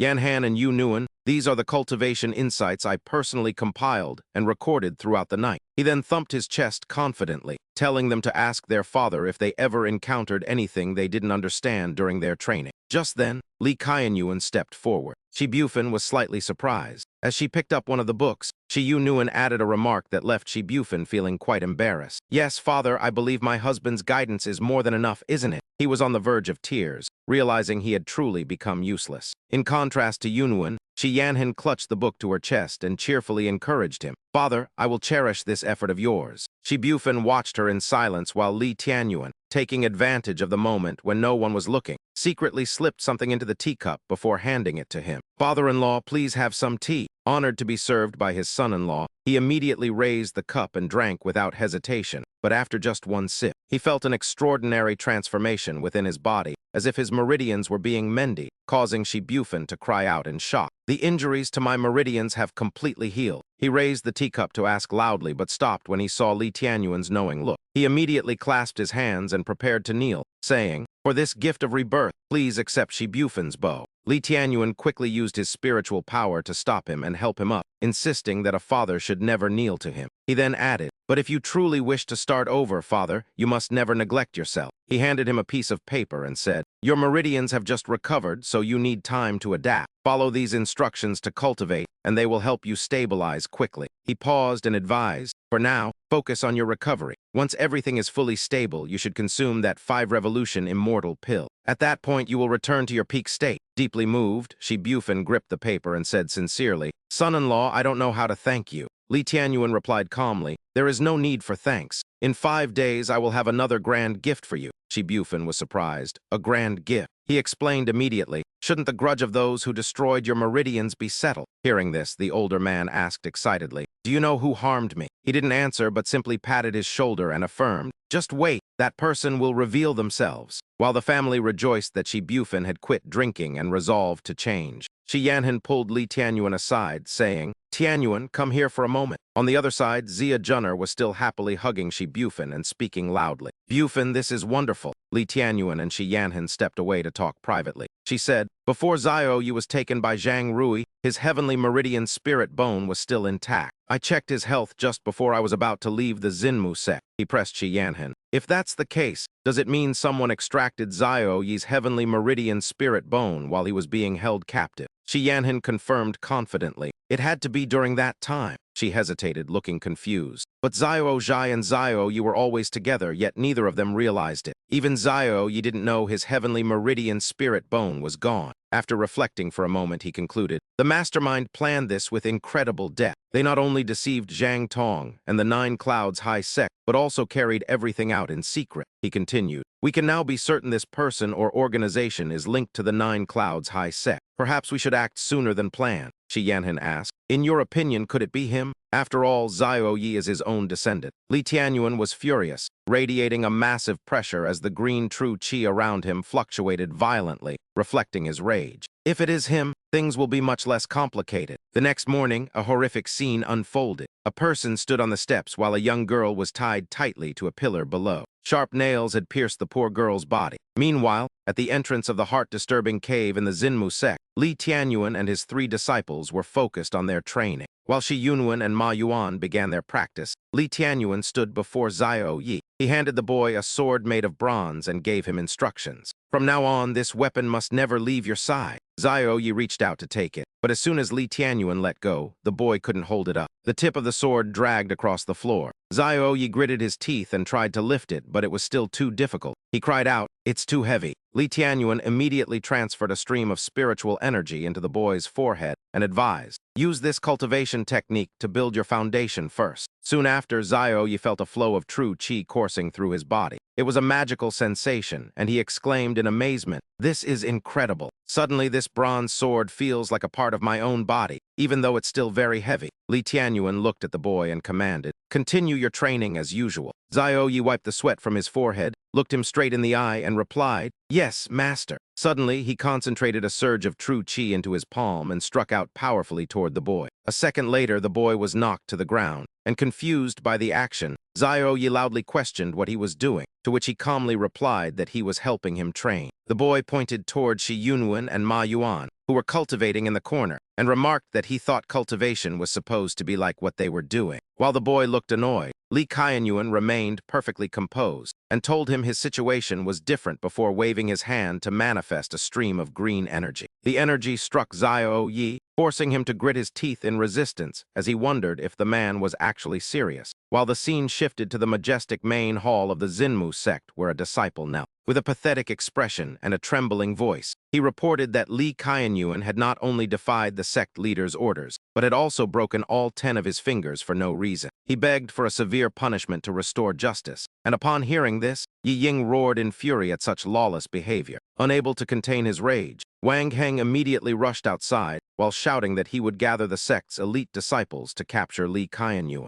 Just as he was about to cross the threshold, Zhou Tianxi calmly called out for him to wait and then walked forward with composure. He ordered everyone to follow him, and as Yi Ying watched Zhou Tianxi's back, he thought that with the sect in chaos, the sect leader's position wouldn't last long and soon no one would respect his commands.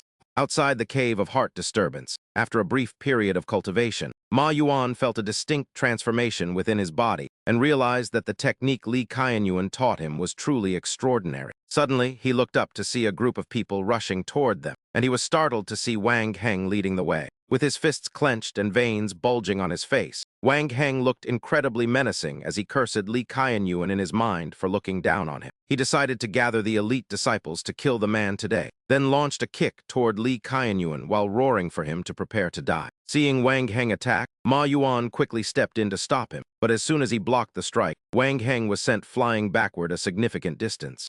The disciples behind them stared in shock, their faces turning pale with cold sweat, as they couldn't believe Ma Yuan had repelled Wang Heng despite being an entire realm lower. Feeling humiliated, Wang Heng tried to excuse it as a lapse in concentration before charging back into the fight against Ma Yuan. With a single gentle palm strike, Ma Yuan knocked Wang Heng back for a second time, leaving Ma Yuan himself in utter disbelief at his own power. He realized that although his cultivation realm had not increased, he was much stronger, and he immediately understood the cause. Attributing his success to Li Qianyuan's guidance, he clasped his hands and knelt down respectfully to thank his benefactor for the teaching. The other disciples were profoundly shocked that just 2 days of instruction could transform Ma Yuan so completely, calling it a miracle. With his back turned to Ma Yuan, Li Qianyuan casually remarked that while a realm is a measure of power, it is not an absolute standard. He glanced at Ma Yuan and clarified that he had only agreed to teach them for 5 days as part of an exchange, so no formal master-disciple relationship existed between them. Zhou Tianxi approached, and sensing that Ma Yuan's aura was similar to the famous Great Supreme Heart-Burning technique, he directly asked Li Qianyuan if he had passed it on. His words shocked Ma Yuan and the surrounding disciples, but Li Qianyuan simply closed his eyes and arrogantly stated that he had modified the technique specifically for him. Yi Ying loudly questioned how he dared to leak the sect's secret arts, but he coldly replied that since Ma Yuan was a member of the Xinmu sect, there was no reason he shouldn't learn it. He added that it was their habit of hoarding secrets and failing to teach fully that caused each new generation to be weaker than the last. Ma Yuan was stunned by these words as the man looked at Zhou Tianxi and Yi Ying with a meaningful gaze, asserting that a technique's strength depends entirely on the individual. Wang Heng could no longer restrain himself and began hurling insults, accusing Li Qianyuan of stealing his position as top disciple and shaming him by teaching Ma Yuan.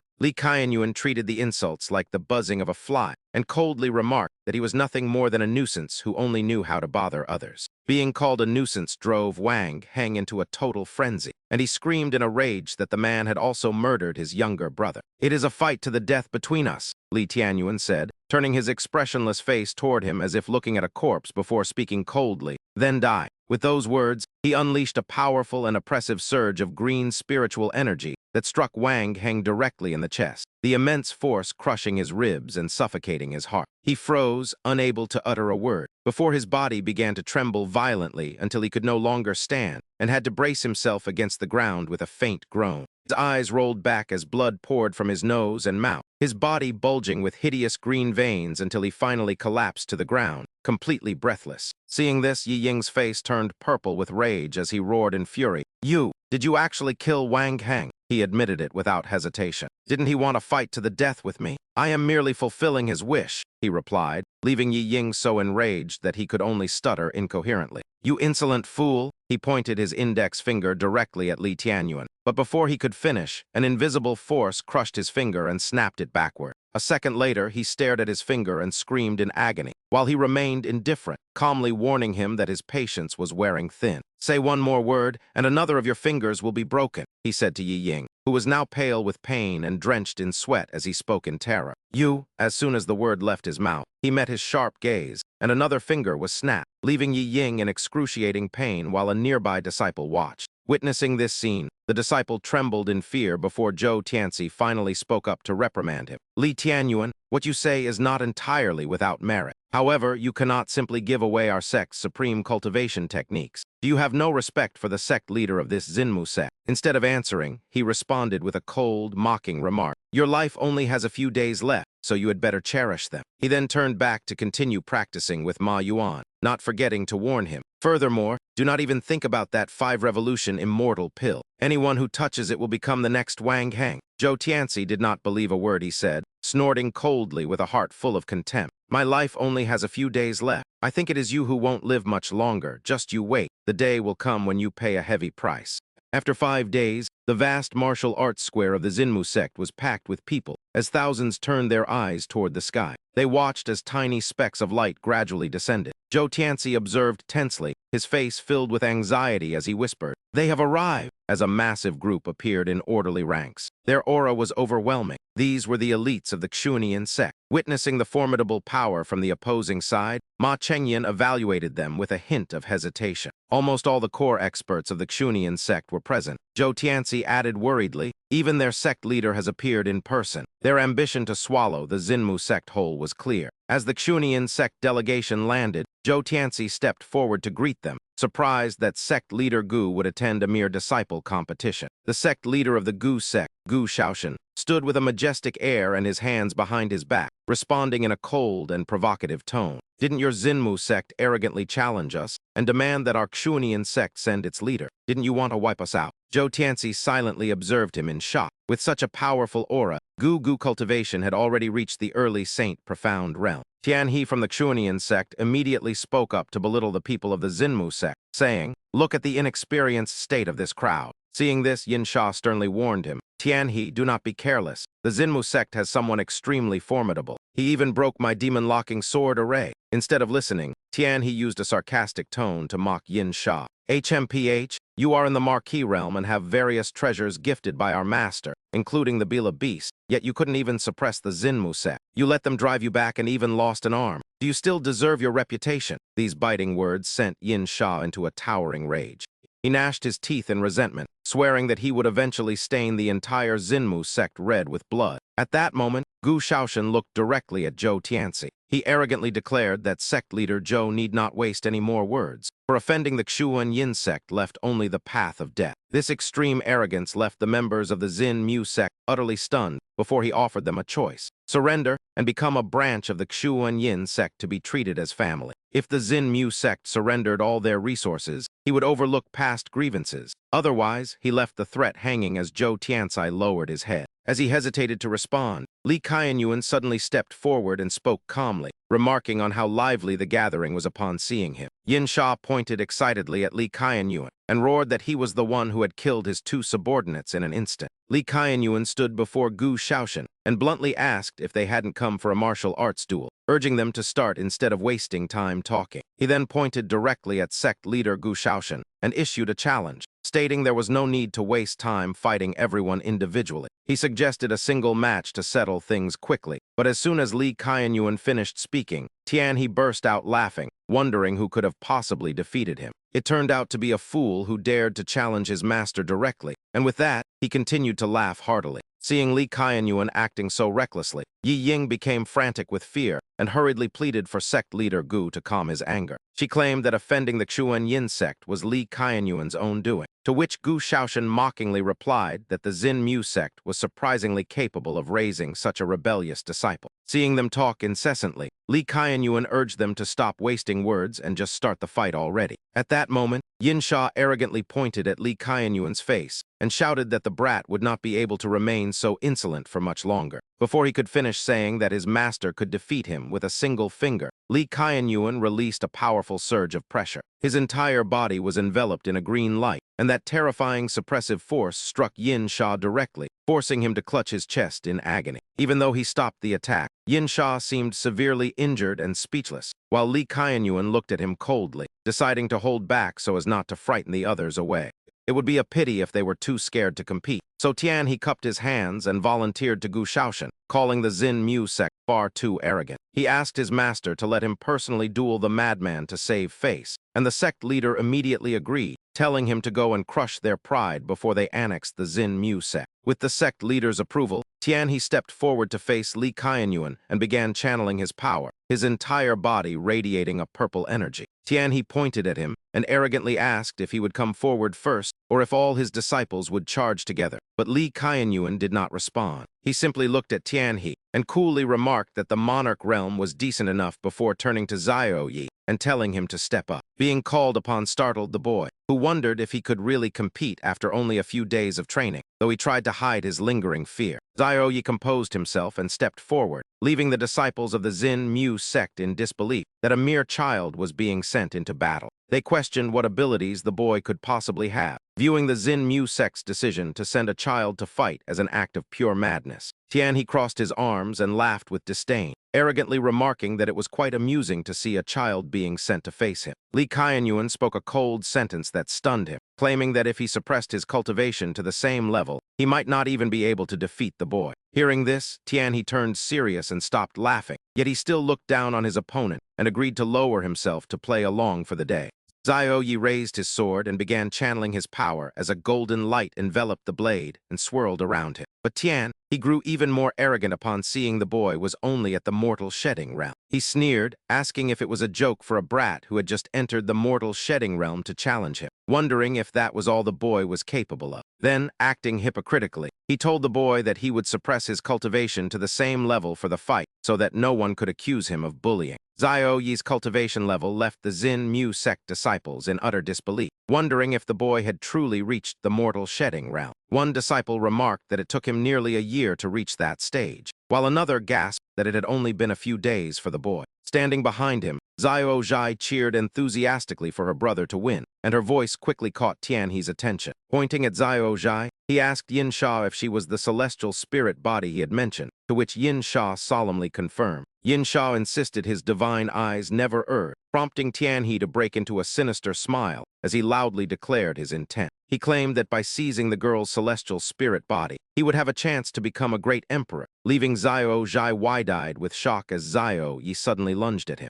Though Tianhe had been focused on the sister, he easily parried the strike and shoved Xiao Yi back, shouting out in a fit of rage, He cursed the brat for the sneak attack, but Xiao Yi remembered Li Tianyuan's advice to strike first and use full power during any opening, so he attacked again without hesitation. The sudden blow caused such agonizing pain that he wondered what kind of formidable origin that bronze mace in the boy's hand truly had. While his opponent was still dazed, Xiao Yi pressed his advantage with a flurry of strikes, forcing Tianhe to finally snap out of it and circulate his power to resist. Watching from the roof, Sui Feng mused that Xiao Yi's senses had become far sharper than average due to his daily training and the life-death secret of the 8-bitter god technique. He noted that since Tianhe was suppressing his cultivation, he would never be able to land a hit on Xiao Yi, who remained completely untouched. Consumed by frustration, Tianhe roared at the boy, demanding to know why he kept targeting his right arm as the bronze mace swung toward it once more. Xiao Yi recalled Li Tianyuan's instruction to always strike at an existing wound for maximum impact, remembering how he had once asked what to do if there were no injuries. His mentor had calmly told him to create one, a lesson Xiao Yi now fully grasped as he relentlessly hammered at Tianhe's right arm.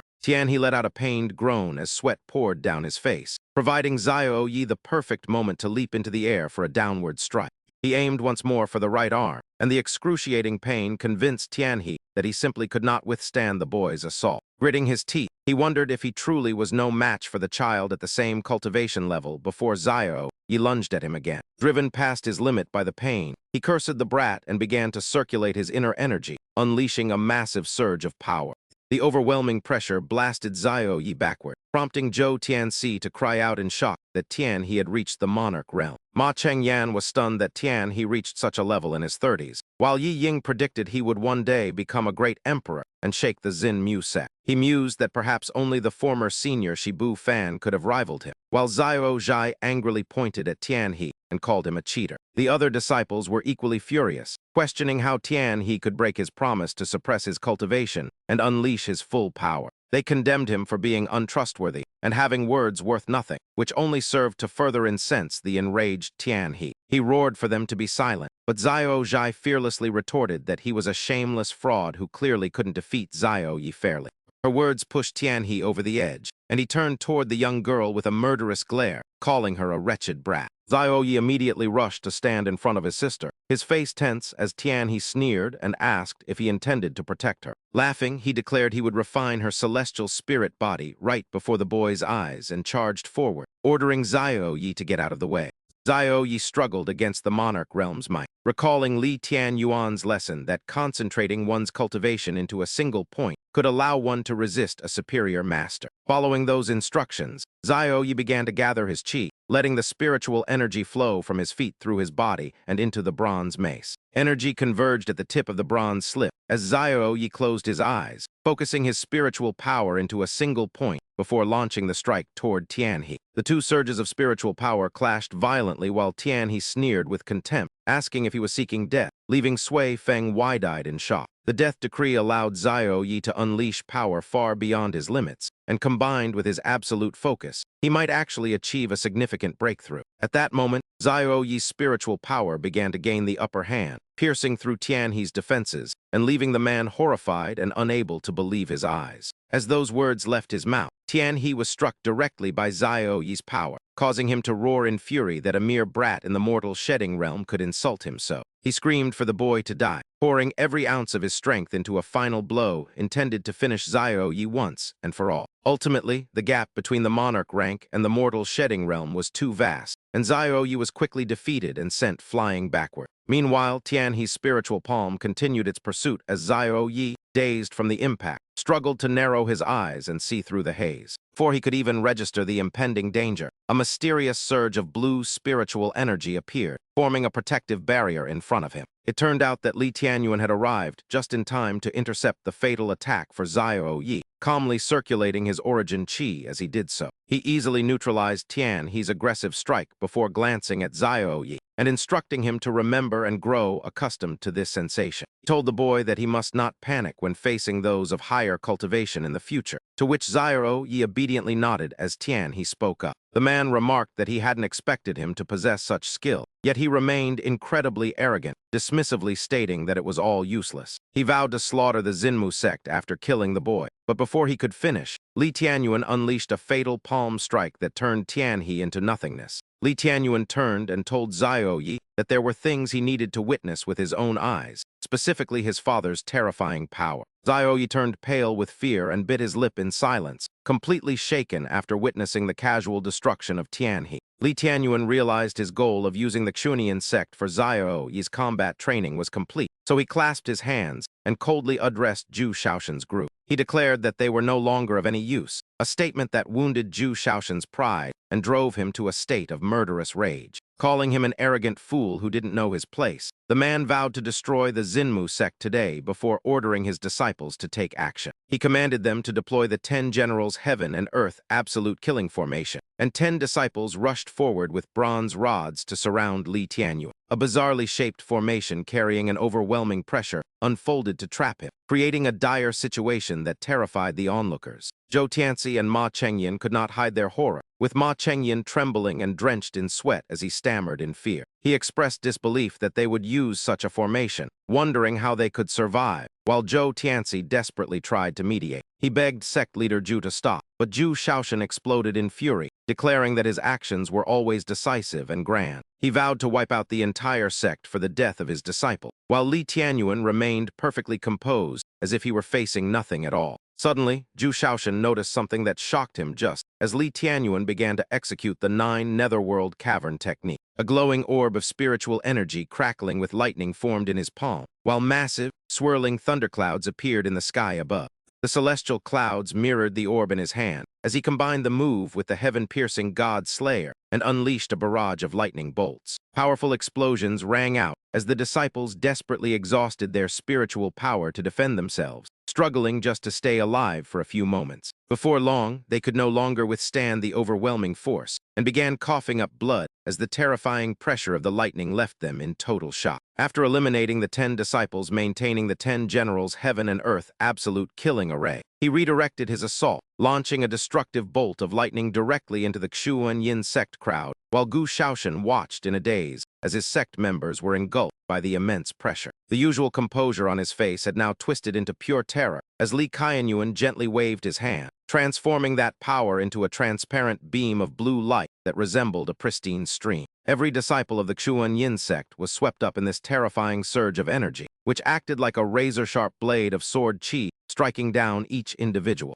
Li Qianyuan watched impassively as the blue energy intensified, consuming those unable to defend themselves, while the Xinmu sect disciples witnessed the scene in utter shock, their mouths agape and voices failing them in disbelief. Had the Xuanyin sect truly been annihilated? Beyond just the disciples, Ma Chengyan was also profoundly stunned, his entire body trembling at the horrific sight. He couldn't help but exclaim, wondering if Li Qianyuan was responsible for all of this, while Yi Ying gazed at Li Qianyuan's back and had to admit that the great threat from the Xuanyin sect might finally be resolved. The entire disciple force of the Xuanyin sect had perished, leaving only Gu Shaoshan alive due to his high cultivation, though he remained severely wounded. Gu Shaoshan propped himself up, coughed violently, and spat out a large amount of blood before struggling to his feet and loudly cursing him as a scoundrel. He merely narrowed his eyes and calmly remarked that it was impressive he still had the strength to resist, while Gu Shaoshan, his face covered in blood, looked as ferocious as a demon, growled that he would never forgive the destruction of the Xuanyin sect, and immediately shouted a plea for the 56th sect leader to summon the Xuanyin ancestor to destroy the culprit, while holding a yellow talisman between his fingers. Indeed, as soon as he finished speaking, the talisman in his hand dissolved into a golden whirlwind before him, revealing the faint silhouette of a man as Gu Shaoshan excitedly announced his arrival. He claimed that the one rapidly approaching was the most powerful ancestor of the Xuanyin sect and burst into laughter, declaring that everyone would die now that his ancestor had arrived. He vowed to make them all be buried with him, causing the Xinmu sect disciples to fall into a state of panic and fear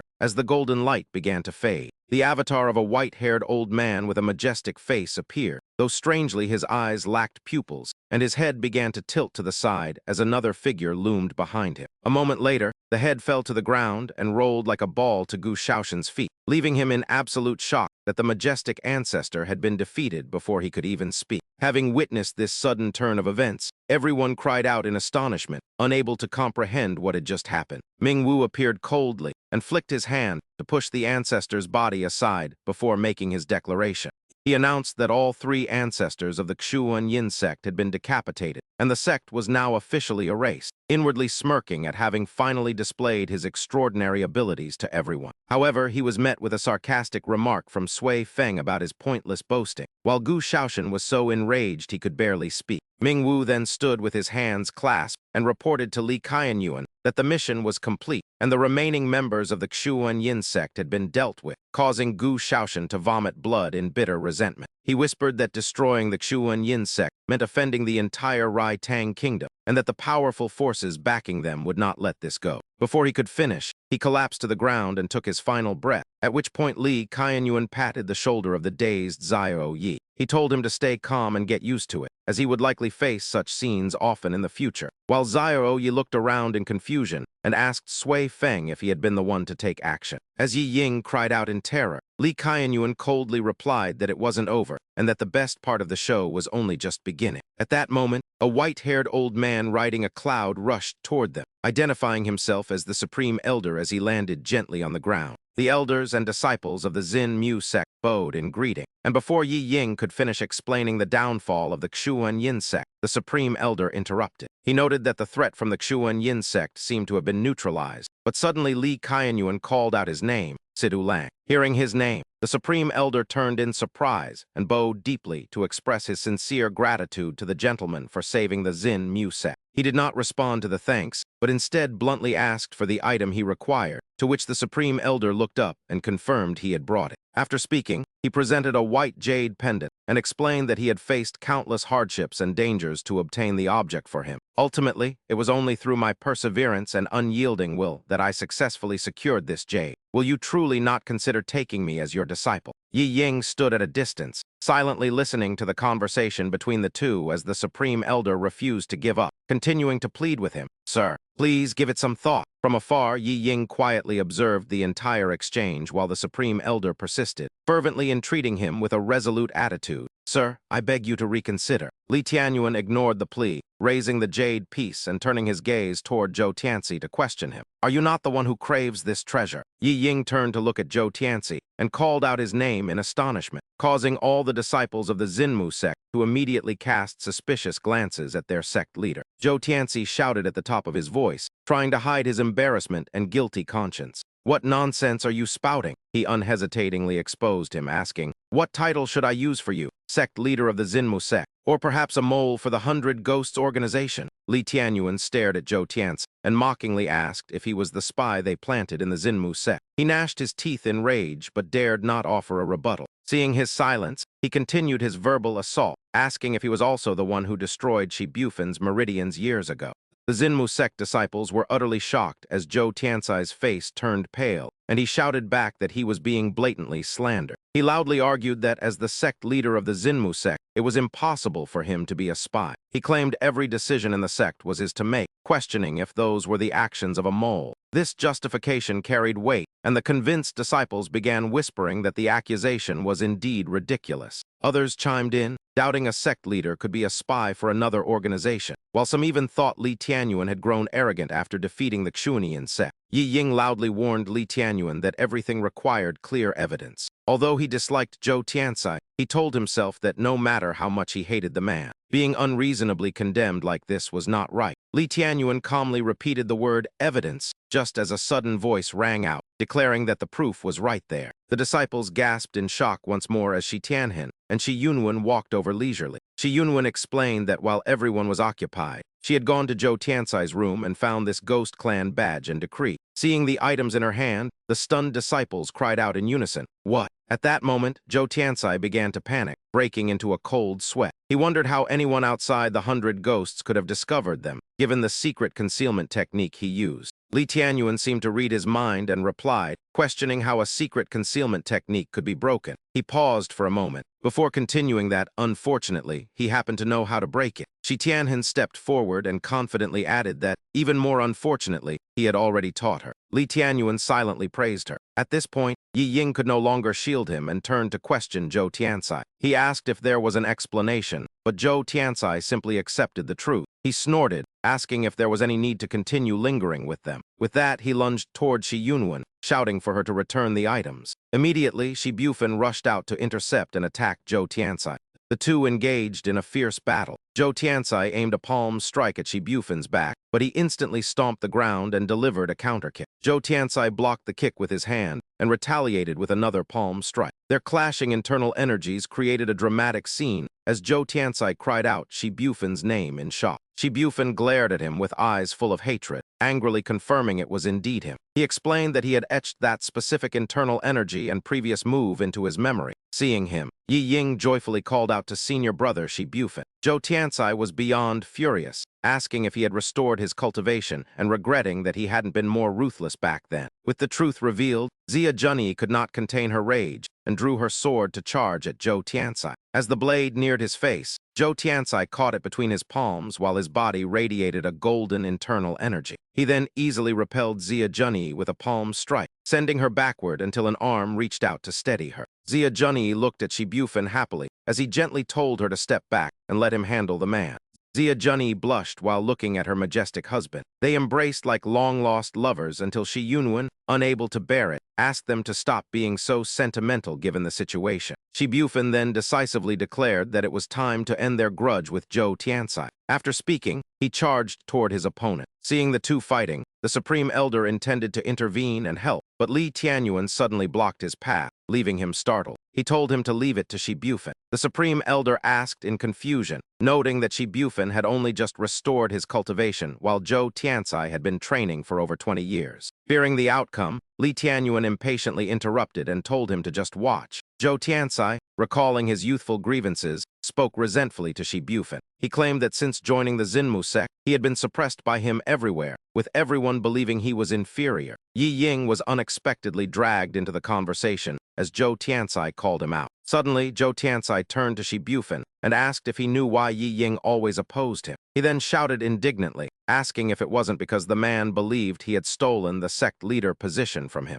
Zhou Tianxai roared as he fought, venting his frustrations, but Shi Bufin countered that he had always been hiding his true strength and was far superior. Shi Bufin coldly remarked that destroying Zhou's meridians years ago was proof of his dominance, while Zhou dismissed it as a cowardly ambush before unleashing a powerful palm strike. With a grunt, Shi Bufin soared into the air and raised his hands toward the sky, shouting that Zhou's inner demons had become far too heavy. Declaring that Zhou deserved to be taught a lesson by his son-in-law, Shi Bufin struck downward, sending a surging wave of internal energy crashing toward him. Shi Bufin's golden energy completely overwhelmed Zhou Tianxi's weak purple aura, followed by a massive explosion and the myriad rain cleansing technique that left Zhou coughing up blood.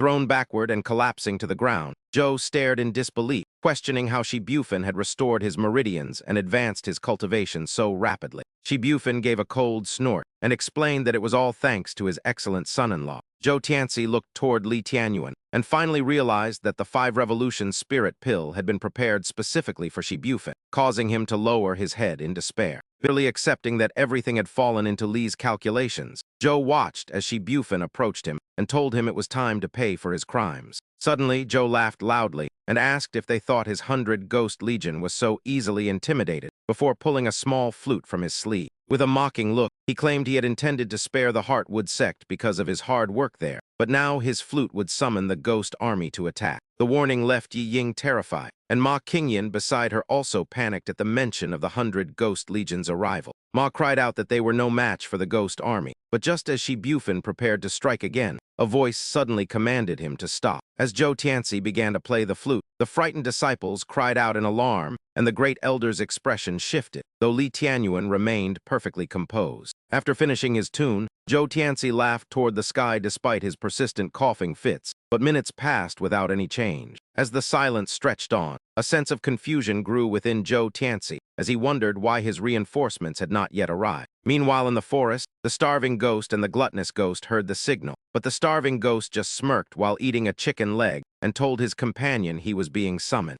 The gluttonous ghost indifferently replied that he was busy and wouldn't interfere, leaving Shi Bufin to eventually question Zhou Tianxi about the missing army. Shi Bufin asked where the ghost army he had boasted about was, but Zhou himself had no answer and remained in a bewildered silence. Realizing the situation, Shi Bufin mocked him by saying that even the 100 Ghost Legion didn't care about him. prompting Joe to lower his head and snort. Joe then remarked that being the sect leader granted access to many secrets, such as the ability to activate the Heartwood sect's divine artifact, piquing Shibufin's curiosity. Joe Tianci struggled to stand up and added that only the sect leader possessed the power to wield this specific artifact. He immediately began chanting an incantation, causing a purple aura to envelop him as a formidable firearm manifested in his hands. Joe Tianci gripped the weapon and aimed it directly at Shibufin, while the Great Elder confirmed that it was indeed the sect's legendary divine artifact. Holding the dual firearms with immense confidence, Joe Tianci mocked the crowd, asking if they thought his years as sect leader were for nothing and claiming he was certain of victory. He stated he would never place all his hopes on the missing ghost army before pulling the trigger, releasing a world-shaking force toward Shibufin.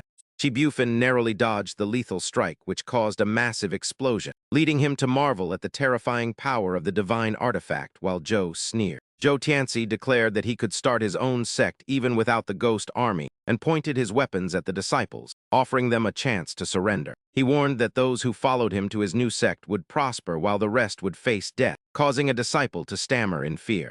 Ma Qingyan noted that the artifact's power was too great for them to resist, and Joe Tianci watched the silent, intimidated crowd with a disdainful smirk. Since no one is responding, I'll make an example of someone so you can witness the power of this divine artifact. Zhu Tianci then pointed his gun at Li Tianyuan and shouted, "Li Tianyuan, everything that happened today is your fault. The Xinmu sect was supposed to surrender its resources while I remained sect leader to suppress its growth and fulfill the mission for the Bagui assembly." Yi Ying cursed in rage. "Damn it! So that's why the sect has been declining all these years. It was indeed this man who caused the Xinmu sect's downfall." Zhu Tianci confidently declared, "Li Tianyuan, today I will show you exactly what level my true cultivation has reached. Even if you destroyed the Xunian sect with a single strike, I am not afraid of you." Li Tianyuan responded with a faint, disdainful smile. At that moment, Shibufin jumped out to shield him, advising, "Son-in-law, it's too dangerous. You should step back for now. Facing a divine artifact is no joke," Shibufin asserted. "Even a great emperor might not be able to withstand its power." Mingwu cracked his knuckles and shouted, "Damn it, let me handle this for the palace master." Suddenly, Li Tianyuan stepped forward and patted Shibufin on the shoulder. He then stood before Zhu Tianci with a slight smile. "Since he called me out by name, I'll take action." Seeing his chance to show off vanish, Mingwu sighed. He thought to himself, "It looks like the palace master is going to do it personally. I've missed another chance to show off." The Supreme Elder also tried to stop him. "No matter how much of a genius you are, I fear you cannot prevail against a divine artifact." The old man was so furious that the veins on his forehead bulged. Glancing at Zhu Tianci, he spoke softly to Li Tianyuan. "You have saved the Xinmu sect many times. This traitor should be handled by the Supreme Elder. Even if I must risk my life, I will protect the sect's integrity." As the old man prepared to move, Mingwu gripped his shoulder tightly and advised loudly, "Old man, don't interfere with my master. It's just a divine artifact. It's not like we haven't seen one before." The Supreme Elder turned to look at Mingwu with a confused expression. He began to speak, "Young man, you," but suddenly felt a change in his body. He was unable to move, completely paralyzed. He looked at Mingwu thinking, "Could this young man's cultivation be higher than mine?" Quickly, Li Tianyuan approached Zhu Tianci. Pointing the gun at him, the man said, "Your courage in facing a divine artifact is commendable, but before you die, I have one question. When did you discover my identity?" This question had been burning in his mind since Li Tianyuan exposed him. He answered bluntly, "From the first time you moved to stop Xia Junyi." He recalled that back then, he had detected a faint trace of ghost power hidden within Zhu Tianci's techniques. Zhu Tianci couldn't believe it and shouted, "How did you notice?" Gritting his teeth, he added, "A normal person could never have detected that trace of ghost power. Furthermore, you shouldn't have been able to break the seal I placed." As if remembering something, his eyes flashed. Zhu Tianci pointed at him and stammered, "Could it be that you are also?" Li Tianyuan leaped into the air and challenged him, "Why don't you take a guess?" Then he sent Zhu Tianci flying with a light palm strike. Zhu Tianci cursed, "Damn it." He aimed both guns at him and screamed, "Li Tianyuan, today I will use the power of these weapons to destroy you." As the gun fired, he nimbly dodged the shot. An earth-shattering explosion erupted where the bullet struck, and Shibufin pressed his hand to his forehead in worry. Gritting his teeth, he muttered, "It's over." Seeing the area where Li Tianyuan stood covered in white smoke, Zioyi cried out in fear, "Mother, father." Although Shi Dianhan was worried, he tried to reassure the boy, "Don't worry." Zhu Tianci laughed loudly, letting out a cold, disdainful snort. "It doesn't matter who you are. Everyone becomes a ghost before my divine artifact. Contrary to his expectations, the dust slowly began to settle. Li Tianyuan remained standing there, completely unharmed. He drew a sword and stood tall, looking coldly at Zhu Tianzi as if he were already a dead man. Shi Bufan stared at the weapon in Li Tianyuan's hand and exclaimed in shock, "Could that be an immortal artifact?" Zia Junyi and Yi Ying both stared at each other in disbelief, and they both cried out in shock. "An immortal artifact," Shi Bufan explained solemnly. "This is the only thing that can rival a divine artifact. As I understand it, divine artifacts are bestowed by heaven, while immortal artifacts are forged by man. Unlike divine artifacts, immortal artifacts are tempered by the blood of masters and the essence of the world. Their origin might have been something quite ordinary." The Supreme Elder explained that an immortal weapon only evolves through the blood of masters. Like pills ranked from 1st to 9th revolution, these weapons are graded from 1st to 9th rank. I cannot discern the rank of your weapon, but it must have slain over 10,000 experts to possess such overwhelming power, he thought, noticing Ming Wu's hand still on his shoulder. With no sign of him letting go, the elder cursed inwardly, wondering how much longer he'd be held. Meanwhile, Shi Yunwen cheered excitedly. "There is hope for us yet," she cried. Shi Bufan wondered about his son-in-law's true identity, having healed his meridians so easily while wielding such a divine weapon. His cultivation level was unfathomable. A man like this could not be a nobody, and was surely a powerful overlord from some distant region. Meanwhile, Li Tianyuan and Zhu Tianzi fought relentlessly. Li Tianyuan swung his immortal weapon in a horizontal slash, unleashing a massive wave of energy. He then leaped toward Zhu Tianzi and delivered a heavy downward strike. Struggling to defend himself, Zhu Tianzi cried out in shock at the sight of the immortal weapon. "I didn't expect you to have so many tricks up your sleeve," he gasped. Suddenly, a realization struck him, and he asked if Li Tianyuan was the one who leveled Mount Qingyun. Li Tianyuan merely smirked. Terrified, Zhu Tianzi demanded to know his true identity, but Li Tianyuan responded with a powerful kick. "Why should I tell you?" he retorted. He then unleashed a flurry of strikes, his weapon appearing to triple in number and dazzling everyone with its speed. Li Tianyuan launched a decisive palm strike at Zhu Tianzi. The man tried to muster all his internal energy to block it, but his efforts seemed pitifully weak. A massive explosion sent Zhu Tianzi flying. Li Tianyuan seized the opening and swung his blade toward the man's head, ready to deliver the final blow. The Supreme Elder shouted for him to stop, warning that destroying the divine artifacts would lead to the Heartwood sect's destruction. Hearing this, Li Tianyuan immediately shifted his approach. He channeled his energy into the immortal weapon, creating a violent vortex. With a flick of his wrist, the two artifacts in Zhu Tianzi's hands were swept up and left spinning in the air. Having lost control of his weapons, Zhu Tianzi stumbled and collapsed, coughing up a large amount of blood. Defeated, he hung his head in shame. Accepting the harsh reality, he muttered in a somber voice that fate had seemingly chosen to side with his opponent. "I am merely a clone of the hidden ghost. From the moment I was planted in the Heartwood sect, I was a disposable pawn," he lamented. Li Tianyuan interrupted him with a cold, mocking tone. "Spare me your pointless whining. I don't have time for your reminiscence. In this world, everyone has a different origin," he said. "But in the end, only one rule matters. The winner takes all, and the loser is the villain." He then turned to Shi Bufan and told him to handle the rest. Still unwilling to accept defeat, Zhu Tianzi vented his resentment, shouting that he had worked too hard for too long to lose like this. "Everything I achieved through bitter cultivation has been destroyed by you. I refuse to remain a pawn for others forever. I will seize my own destiny," he roared toward the sky, as a violent surge of spiritual energy suddenly erupted from his body. Zia Junyi gasped in horror at his hidden potential. While everyone else panicked, Li Tianyuan remained calm as Zhu Tianzi desperately channeled his power, screaming that no one could kill him.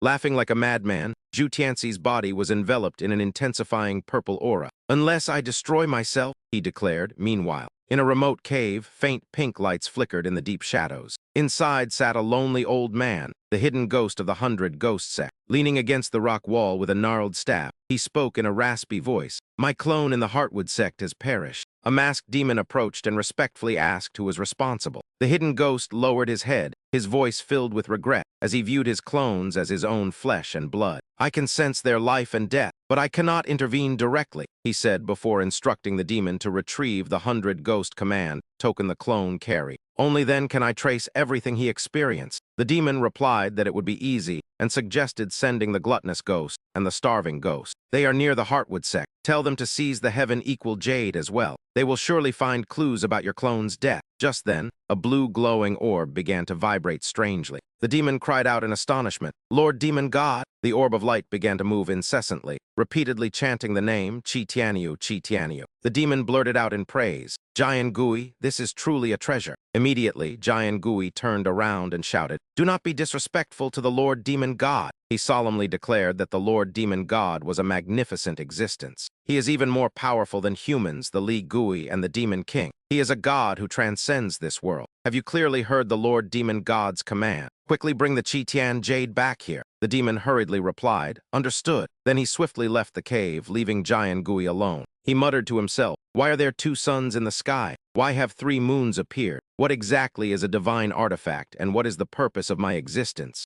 Only the Lord Demon God can provide me with all those answers." He secretly made a firm resolution. "I will definitely help you find the Chi-Tian jade." At that moment, Li Qianyuan was clutching the Chi-Tian jade in his palm. Sui Feng looked at him curiously and asked, "Young master, is this the item you said could help you recover?" Li Qianyuan looked down at the jade and gave a soft hum of confirmation. Immediately after, he crushed the jade piece. Sui Feng was stunned and asked in shock, "Young master, what are you doing?" Li Qianyuan did not answer, focusing instead on absorbing the energy from the item. Sui Feng muttered to himself, wondering, "Is this how the Chi-Tian jade is used?" Li Qianyuan explained, "There isn't just one piece of this jade. Previously, my meridians were severely damaged, and it was thanks to this that I recovered. Perhaps there is a special connection between it and me." He recalled his mother's advice from childhood, "Xiao Tian, I hope this jade can keep you safe." Sui Feng looked worried. "Then, young master, has your injury completely healed? I feel your aura is still a bit chaotic." Li Qianyuan looked at his palm and replied honestly,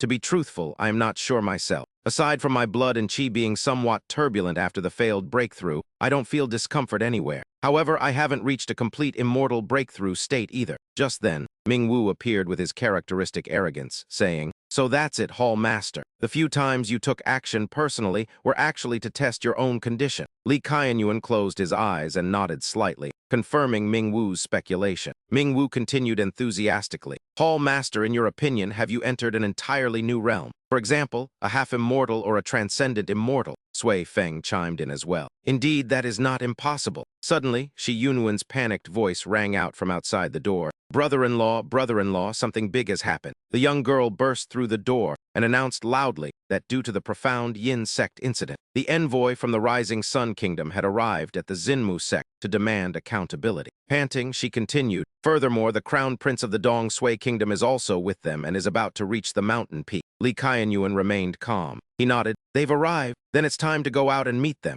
Seeing his nonchalance, Shi Yunwen held her head and cried out in despair, "What do we do? What do we do? I'm worried to death." Shi Yanhan softly advised her husband, "Qianyuan, this matter was caused by the Xinmu sect, so..." Before his wife could finish, he stood up and decisively interrupted, "Just let me handle it." Afterward, Li Qianyuan led the group away. Shi Yunwen turned back, her heart full of doubt, and ran to the door to check if anyone had just been there. Seeing no one, she hurriedly turned back to follow the others, completely unaware that Sui Feng was hiding on the ceiling. Outside the main gate of the Xinmu sect, a large crowd had gathered, and Shi Bufan led the elders out to welcome the crown prince. Suddenly, the envoy from the Rising Sun Kingdom aggressively stepped forward, pointing directly at Shi Bufan and questioning loudly, "What have you done to the profound Yin sect?" He shouted in a bitter tone, "They came to the Xinmu sect to participate in the competition. Why have they vanished without a trace? Furthermore, the entire profound Yin sect is now in total chaos, with not a single survivor." At this moment, the envoy roared in anger, "Answer me immediately. What did you do to the profound Yin sect?" From behind, Li Qianyuan walked up leisurely and replied softly, "It's just as you said. Not a single person survived." The envoy frowned at him and barked, "Who the hell are you to dare interrupt?"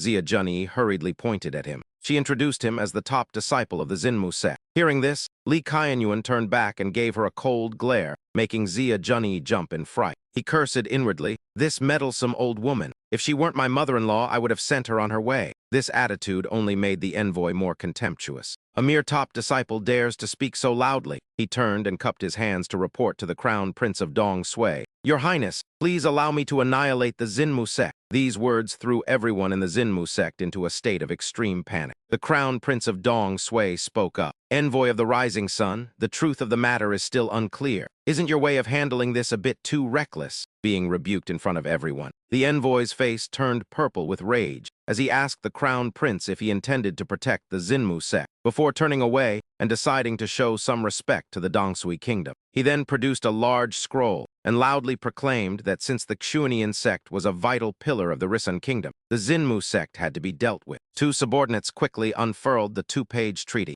as the envoy began reading every word clearly. The Xinmu sect was to be held responsible for all the annual resources the Xuanian sect used to provide. Yi Ying stared at the document in shock, realizing their entire sect's assets wouldn't suffice. The Risun envoy knelt and clasped his hands toward the Crown Prince's sedan, stating that His Highness surely wouldn't want any friction between their two nations, since their kingdom's Xuanian sect was destroyed on Dongsui territory. He shamelessly suggested that the Dongsui kingdom could sign on behalf of the Xinmu sect instead.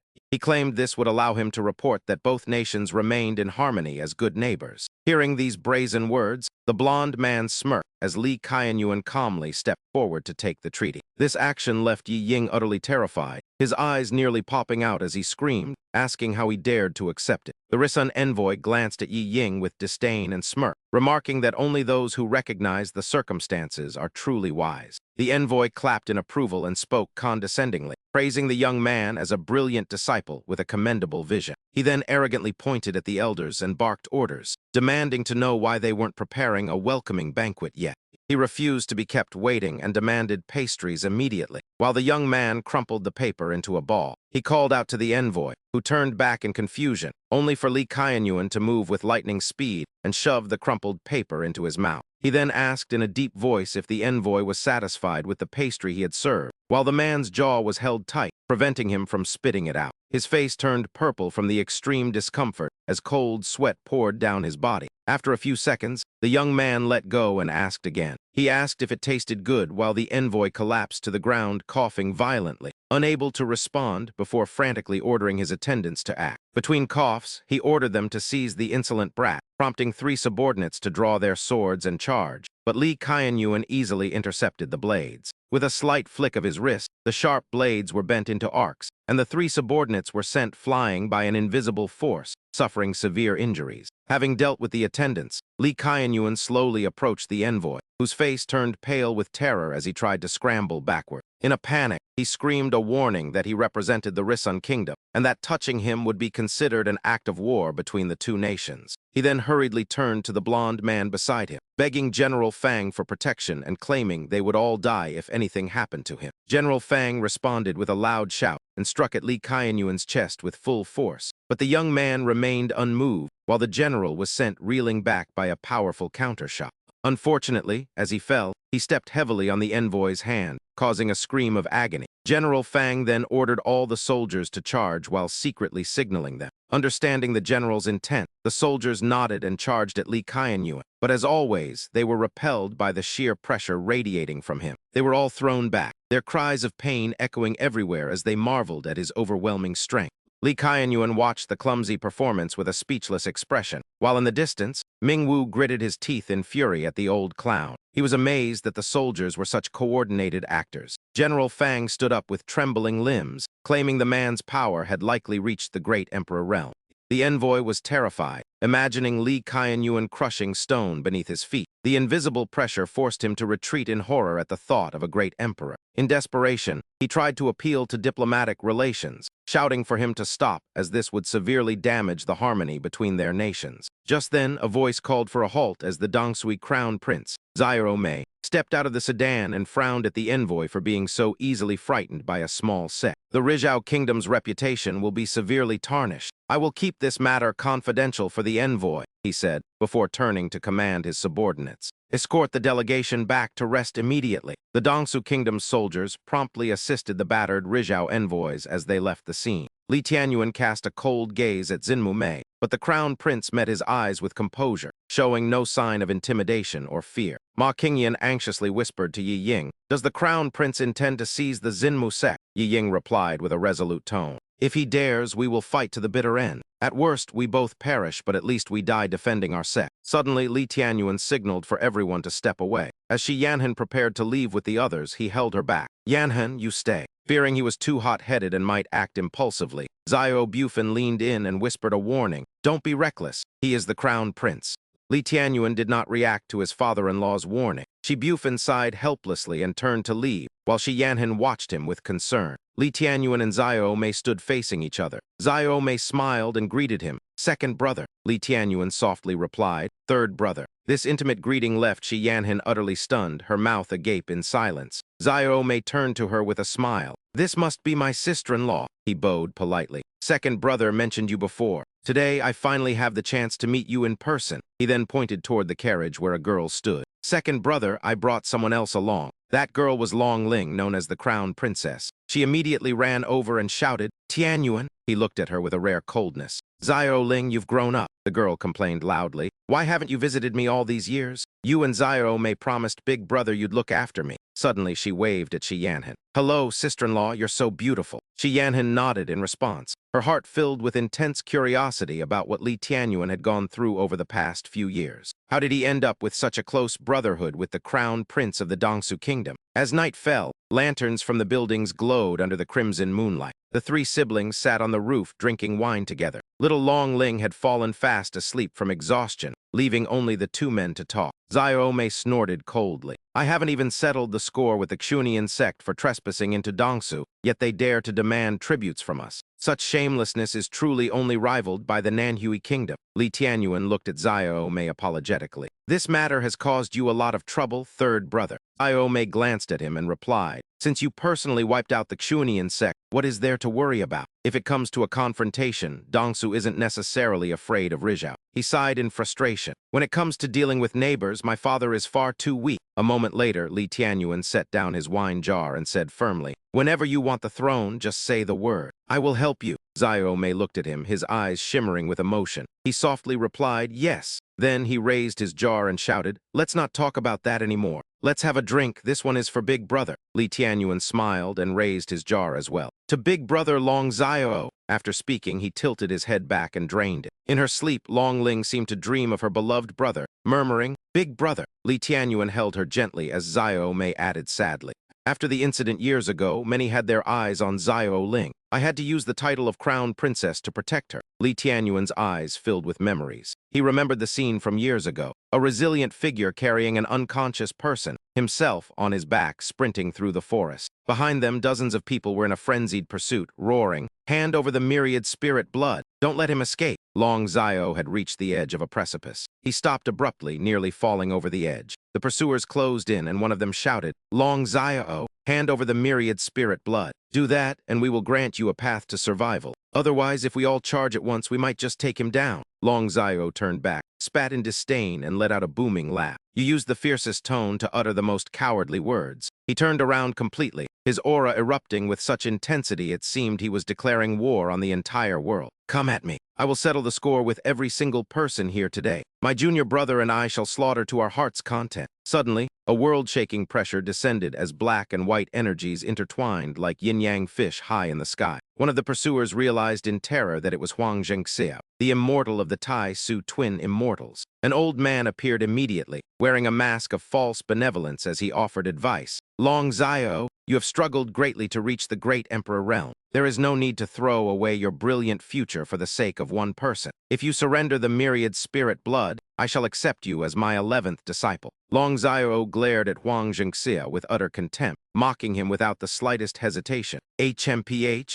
I never imagined a so-called immortal would amount to nothing more than this. You are all just a pack of greedy, self-interested hypocrites acting dignified while being nothing but filth. These words instantly enraged Huang Zhengxiao, who roared, You arrogant fool! Today, this immortal shall sever your limbs, gouge out your eyes, and cut out your tongue, refining you into a living corpse so you may endure eternal agony for all lifetimes. Resting on Long Xiao's back, Li Tianyuan weakly tried to persuade him. Big brother, let me go. You would fare much better alone than carrying two people. Long Xiao remained resolute and unyielding. Second brother, I am the eldest. It is my duty to protect my younger brothers. If I cannot even shield my own kin, how could I ever face you as your elder brother again? At that moment, Long Xiao produced an immortal pill and gave Li Tianyuan a playful smile. Second brother, I never expected the immortal pill you gave me would actually come in handy today. Today, let your elder brother carve out a path to survival from this hopeless situation. Upon seeing the pill, the man cried out in shock. The 6th Revolution immortal pill. He seemed unable to believe his own eyes as Long Xiao immediately swallowed the immortal pill, and before long, a massive, overwhelming pressure began to radiate from his body.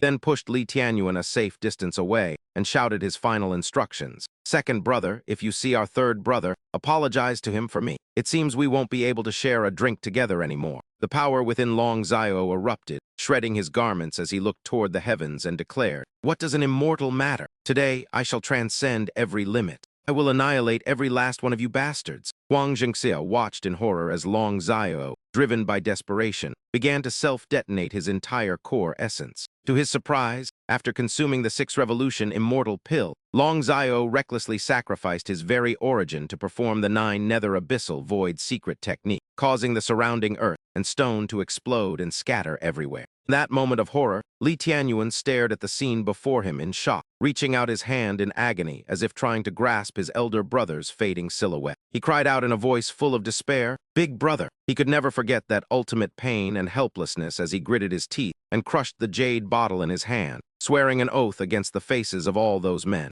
"We have etched every single one of them into our memory, not leaving out a soul." Xiao Mei looked up at the moon and said pensively, "Beyond our elder brother's revenge, there are also your own grievances, those of thousands upon thousands of living beings." He looked at Li Tianyuan and sighed, "The vengeance you seek to claim is truly far too immense." Li Tianyuan then raised his wrist. A dark red aura, resembling a curse, began to spread as he mocked himself. "Perhaps it is because there are simply too many people I wish to kill, that I only have a mere 2 years left to live." Xiao Mei lowered his head in sorrow, unsure of how to comfort him, before changing the subject a moment later. "By the way, second brother, I heard from Fang Zhuli that your attempt to break through to the next realm ended in failure." Li Tianyuan nodded silently in confirmation. Xiao Mei continued, "Second brother, I have just learned a secret. Someone from the Changyuan sect has recently ascended to immortality." He frowned and warned him, "The timing of his ascension coincides perfectly with yours. I fear he planned this carefully. He likely stole your providence to weaken his own lightning tribulation." Upon hearing this, Li Tianyuan let out a cold, angry snort. "Stealing my providence? HMPH, let us see if he is truly capable of taking it." At that moment, one of his subordinates appeared and reported urgently,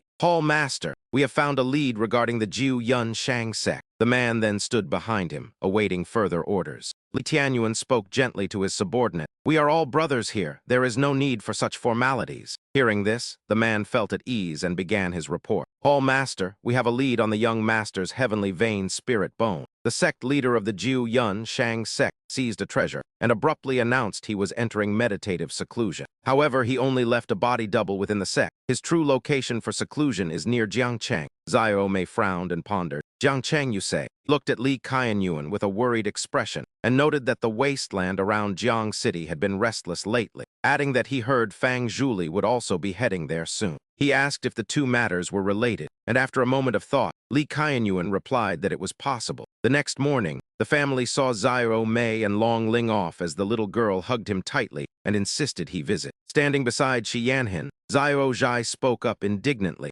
telling the girl to stop hugging her father because her mother was about to get jealous, prompting Long Ling to pinch her cheek. She teased the girl for being so naughty and told her to call her little aunt, then asked Shi Yanhan a question that caught her off guard and forced her to wave her hands in a hurried explanation. Denying it repeatedly, Li Qianyuan patted his brother's shoulder and reminded him that Xiao Ling was their only sister and must be well protected, to which the man gave a reassuring pat in return. He told Li Qianyuan to take care of himself as well, believing the wasteland could never truly restrain him, while Li Qianyuan watched their carriage depart until it finally vanished from sight. Turning to Shi Yanhan, he said it was time for them to head to Jiang City and suggested she go inform her parents of their departure. The following morning, under a clear sky with scattered white clouds, Li Qianyuan and his wife returned to the guest room after seeing off Xiao Mei and Long Ling. At that moment, Zia Junyi was speaking with Zia Yun, who insisted she attend as a representative of the Xinmu sect, but he froze in surprise when he saw Li Qianyuan enter and quickly approached them. He greeted them enthusiastically, calling Li Qianyuan his cousin-in-law, while Li Qianyuan closed his eyes to rest, and Shi Yanhan looked at her cousin with confusion. Zia Yun suddenly patted Li Qianyuan's arm and remarked with a smile that his cousin-in-law was quite handsome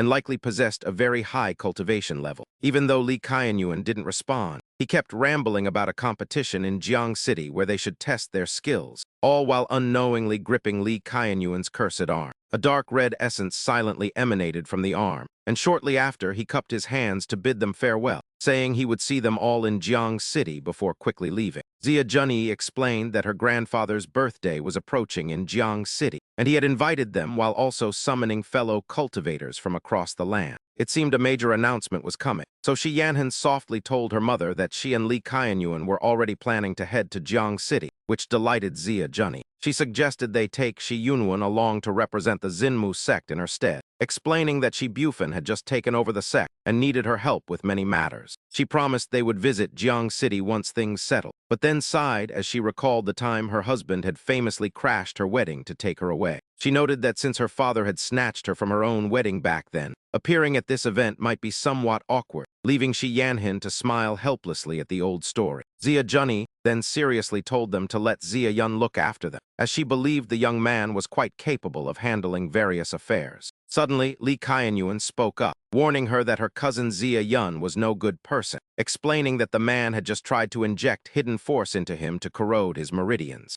Shi Yanhan was furious at such despicable behavior and asked if he was all right, to which he replied he had already reflected the hidden force back at the man. Looking toward the door, Lee Kaianyuan remarked that the man would soon reap what he sowed, just as Zia Yun departed on his flying sword while Sui Feng and Ming Wu watched from below. Ming Wu cursed angrily and wanted to deal with him, but Sui Feng shook his head and advised against wasting energy on such a person. Ming Wu countered that it would make him happy and asked if he would help, but Sui Feng just sighed and waved him off, letting him do as he pleased. Ming Wu then unleashed his spiritual power toward Zia Yun, and a second later, the energy struck the flying sword while Zia Yun was busy grumbling about Shi Yanhan's choice in men. He muttered that once they reached the Zia family in Jiang City, he would humiliate Lee Kaianyuan so Shi Yanhan could see his true colors, noting that many famous figures would be there. He planned to use Lee Kaianyuan as a stepping stone to impress those high-ranking individuals, too preoccupied with his schemes to notice his sword beginning to crack. The sword soon disintegrated entirely, leaving him without support as he fell through the air screaming for his mother. And shortly after, the time came for the sisters to leave. As Shi Yanhan prepared to leave the Xinmu sect for Jiang City, Shi Bufan and Zia Junyi saw them off, while Shi Yunwen curiously asked if Xiao Zhai and Xiao Yi were coming too. Xiao Yi confirmed they were, leading Shi Yanhan to ask her sister how she, as the saintess, could so easily travel along with them, to which Shi Yunwen replied nonchalantly, "Stop it. Now whenever Aunt sees my brother-in-law, she just turns and runs away. She won't bother with me anymore," she said, laughing loudly. Shi Bufan entrusted him, saying, "Son-in-law, I must trouble you to go on behalf of the Heartwood sect." He then whispered to Lee Kaianyuan, "I truly dare not face that old woman from the Zia family." Zia Junyi also asked, "How do you plan to get there? Do you need me to arrange a boat?" Regardless of anything else, the Heartwood sect's vessels are famous for their top-tier quality. Lee Kaianyuan smiled and declined her kindness, saying, "There is no need." He then flicked his fingers, and Ming Wu drove a carriage toward them. The vehicle stopped in front of Shi Bufan, who stared at the carriage before him in astonishment. Stuttering, he said, "I thought I heard a faint dragon's roar just now. Could this be the dragon carriage?" The great elder excitedly pointed at Ming Wu and shouted, "It's that young man." Ming Wu waved and greeted, "Yo, old man." Shi Bufan touched the wheels and exclaimed in shock, "This entire carriage seems to be cast from platinum. If I hadn't seen platinum in my youth, an ordinary person wouldn't recognize it." Zia Junyi suddenly realized, no wonder he didn't choose a Heartwood sect boat. Ming Wu proudly introduced, "This dragon carriage can travel 10,000 miles, and its interior is arranged with extremely luxurious space. How can your ordinary boats possibly compare?"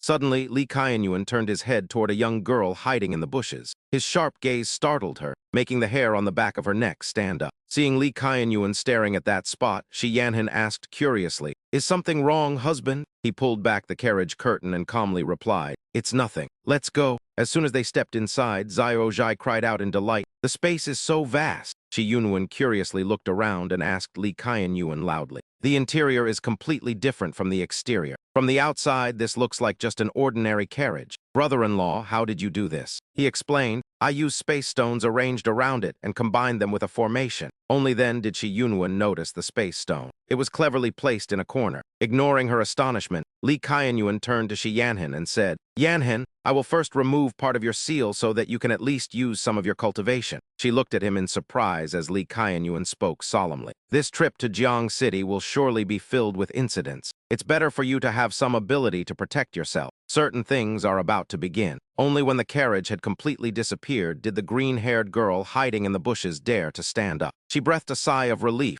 having nearly been discovered. Afterward, she returned to her place and casually opened and closed the door. Turning around, her heart nearly skipped a beat as a man knelt before her, respectfully calling out, Miss. The girl patted her chest to calm her nerves and asked, Is that you, Uncle Tian? Don't appear so suddenly next time. You scared me to death. He bowed and reported, Miss, you have been traveling at the Heartwood sect for too long. The master and your elder brother are very worried about you. The girl stroked a lock of her green hair and signaled her understanding.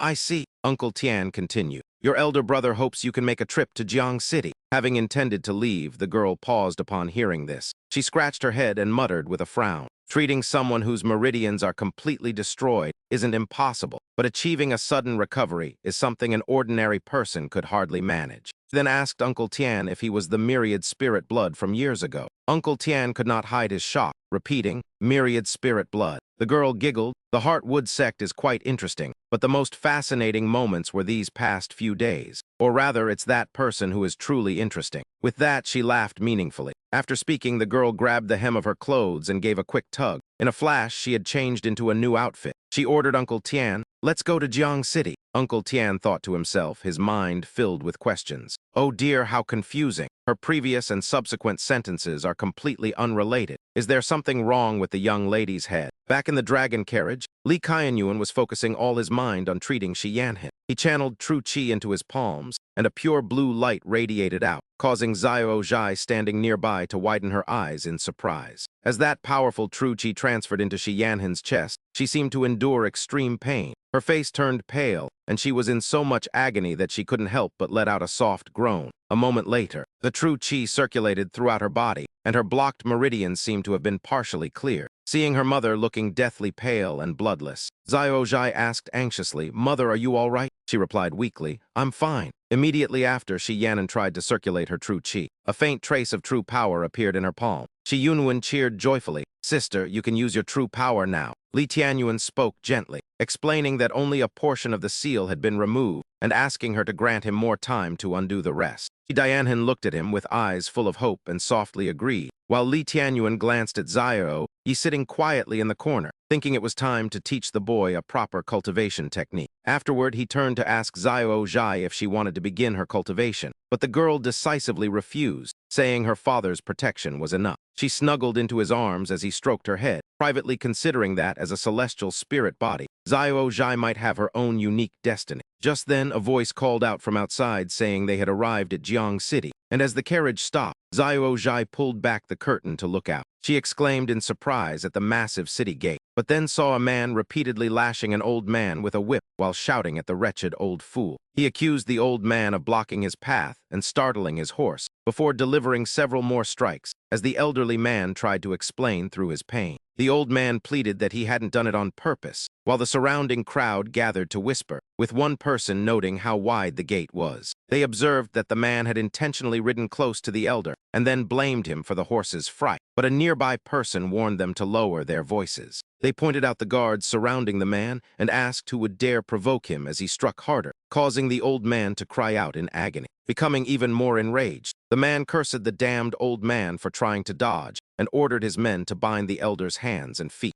This young master intended to beat him to death and even pull out his heel tendons to ensure he never blocked the way again. As two guards slowly approached the old man until a young voice rang out. The voice told them not to bully the elderly, causing the man to turn in surprise only to see a little girl, which filled the surrounding crowd with even more dread. Someone urgently told her to leave before things got serious, but the man simply frowned at Xiao Zhai. He then tossed a bag of money in front of her and arrogantly declared that he needed a maid, so this would serve as her purchase price. Hearing this, Xiao Zhai turned red with anger and pointed directly at him, shouting that she had no desire to be his servant. He immediately ordered his subordinates to seize her, stating she had no choice and that a maid wasn't allowed to talk back, before telling them to tie her up with the old man. With a face darkened by rage, he questioned if he was still Gu Mang if he didn't deliver 20 lashes to teach her some discipline, then swung his whip hard at her. Strangely, the whip missed the girl and struck his own men instead, leaving Gu Mang stunned until he noticed Ming Wu sitting nonchalantly on the carriage with a whip in hand. Seeing the whip, Gu Mang identified the culprit and stomped forward, yelling at him for daring to strike his people. He told Ming Wu he must be tired of living, but as he approached the dragon stallion, he couldn't help but praise the fine horse. Pointing at the tall steed, he demanded it be given to him, promising to spare Ming Wu's life if he simply cut off 2 of his own fingers. Ming Wu snorted in disdain, calling the boy wicked for demanding both the horse and his fingers, which only further infuriated Gu Mang. He pointed at Ming Wu and ordered his subordinates to break the man's limbs, and they immediately charged forward. However, they were all sent flying in an instant, while Xiao Zhai helped the old man up and asked if he was all right, to which he thanked her despite his bruises.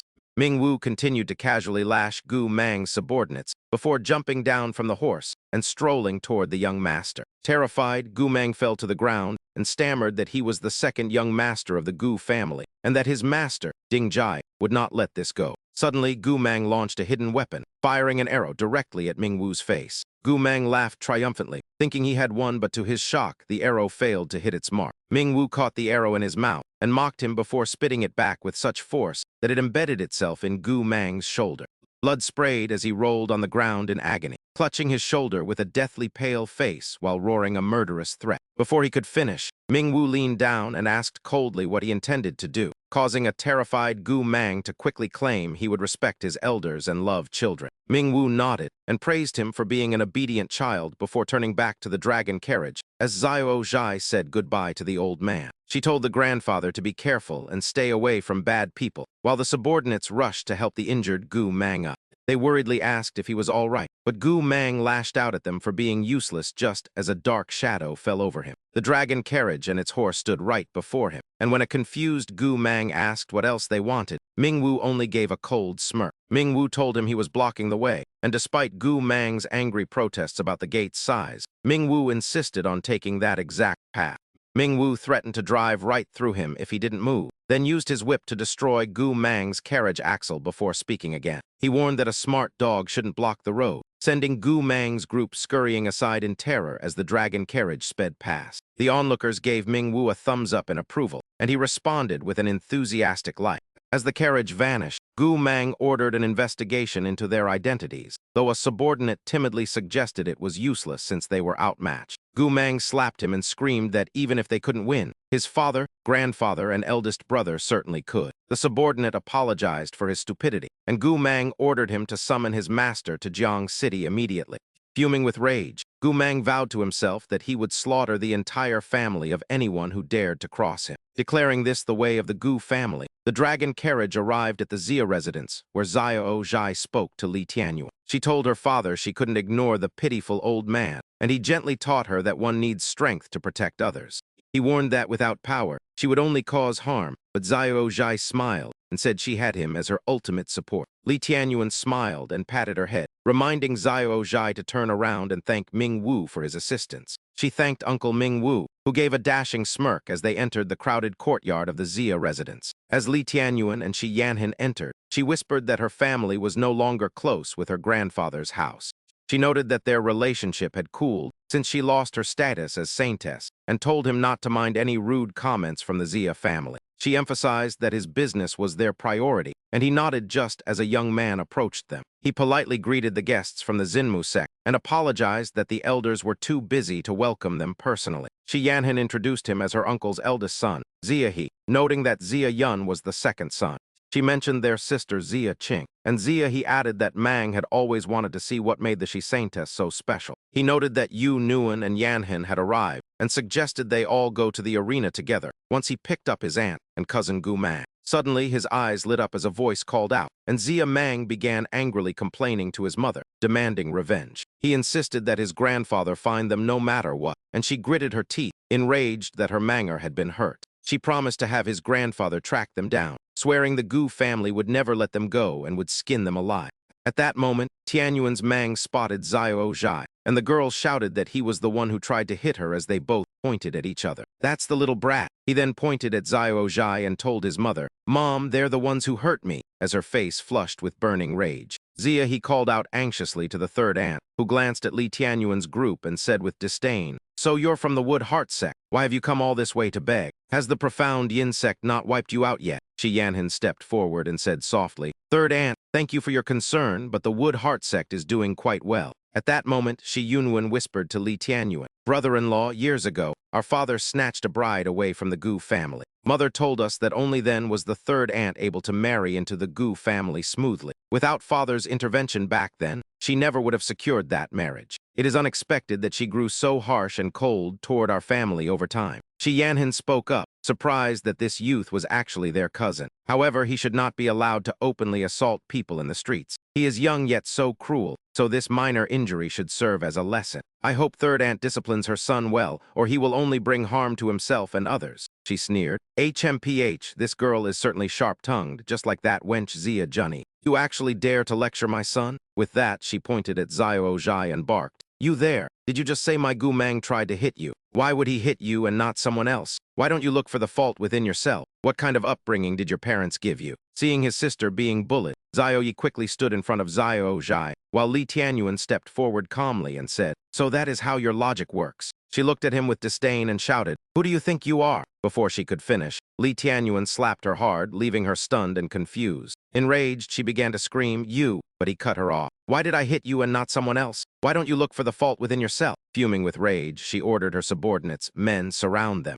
Just then Mingwu arrived from outside and reported, "Young master, I have finished parking the carriage. Since these people are inexperienced, I found a particularly secluded spot." Upon seeing Mingwu, Gu Mang felt a flicker of fear and hurriedly told his mother, "Mom, let's put this aside for now and wait until father arrives." She looked at Gu Mang with suspicion, wondering why he was suddenly acting so sensible, as it was unlike her son, but he pulled her away regardless. He told his mother they should leave first, leaving Mingwu to watch them go in confusion, wondering what had happened. As they departed, Shi Yanhan spoke up, "The Gu family will certainly come looking for trouble this time." Li Tianyuan looked at her and teased with a smile that she was just as stubborn as they were. "Weren't your words just now also looking for trouble?" Shi Yanhan replied calmly. "I only spoke the truth. If Gu Mang continues his antics, he will meet a bad end." Shi Yunwen broke into a sweat and exclaimed, "You two really don't care about anyone else." Zia, he told everyone, "The third aunt has left. Please follow me to pay your respects to grandfather. We can stop by the arena on our way. My younger sister Zia Qing wishes to meet you both," he said politely with cupped hands. "Please do not refuse." Seeing Li Tianyuan's family follow along,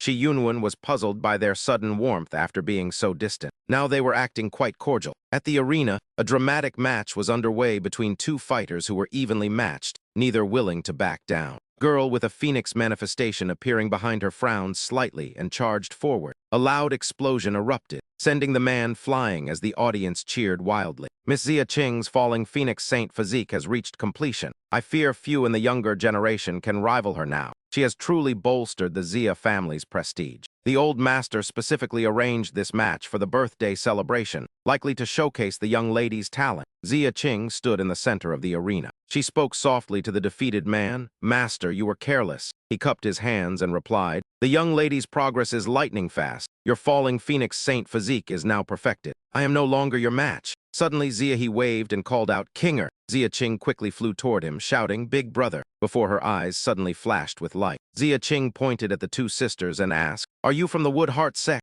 Zia he replied, "Kinger, you haven't met them before, have you? They are your cousins, Yanhen and Yunwen." Hearing this, the surrounding disciples were thrilled, amazed to see the former saintess of the Wood Heart sect, Shi Yanhen, who was so beautiful. "I heard she stopped appearing after that incident. I never expected to see her in my lifetime. I'm so lucky." At that moment, Zia he finally turned his attention toward Li Tianyuan. Shi Yanhan smiled and introduced him as her husband, a revelation that struck the disciples like a thunderclap as they whispered about her losing her saintess position to her younger sister due to a supposed cultivation error. They mocked her for breaking her vows of chastity, claiming she was blind to choose such a man who wasn't even as handsome as they were. Zia Qing laughed until she cried, calling the former saintess a fool, while Shi Yunwen ground her teeth in rage. She screamed at Zia Qing and the disciples to shut up, but Zia Qing remained undaunted and loudly challenged Zia Yunwen. Zia Qing sneered at the perceived shame of her lies, and challenged her to a duel where the loser would have to bark like a dog 3 times. Shi Yunwen confidently accepted the challenge, and the two girls stood ready to face off. Shi Yunwen pointed at Xia Qing and urged Li Tianyuan to step forward and show them his true strength.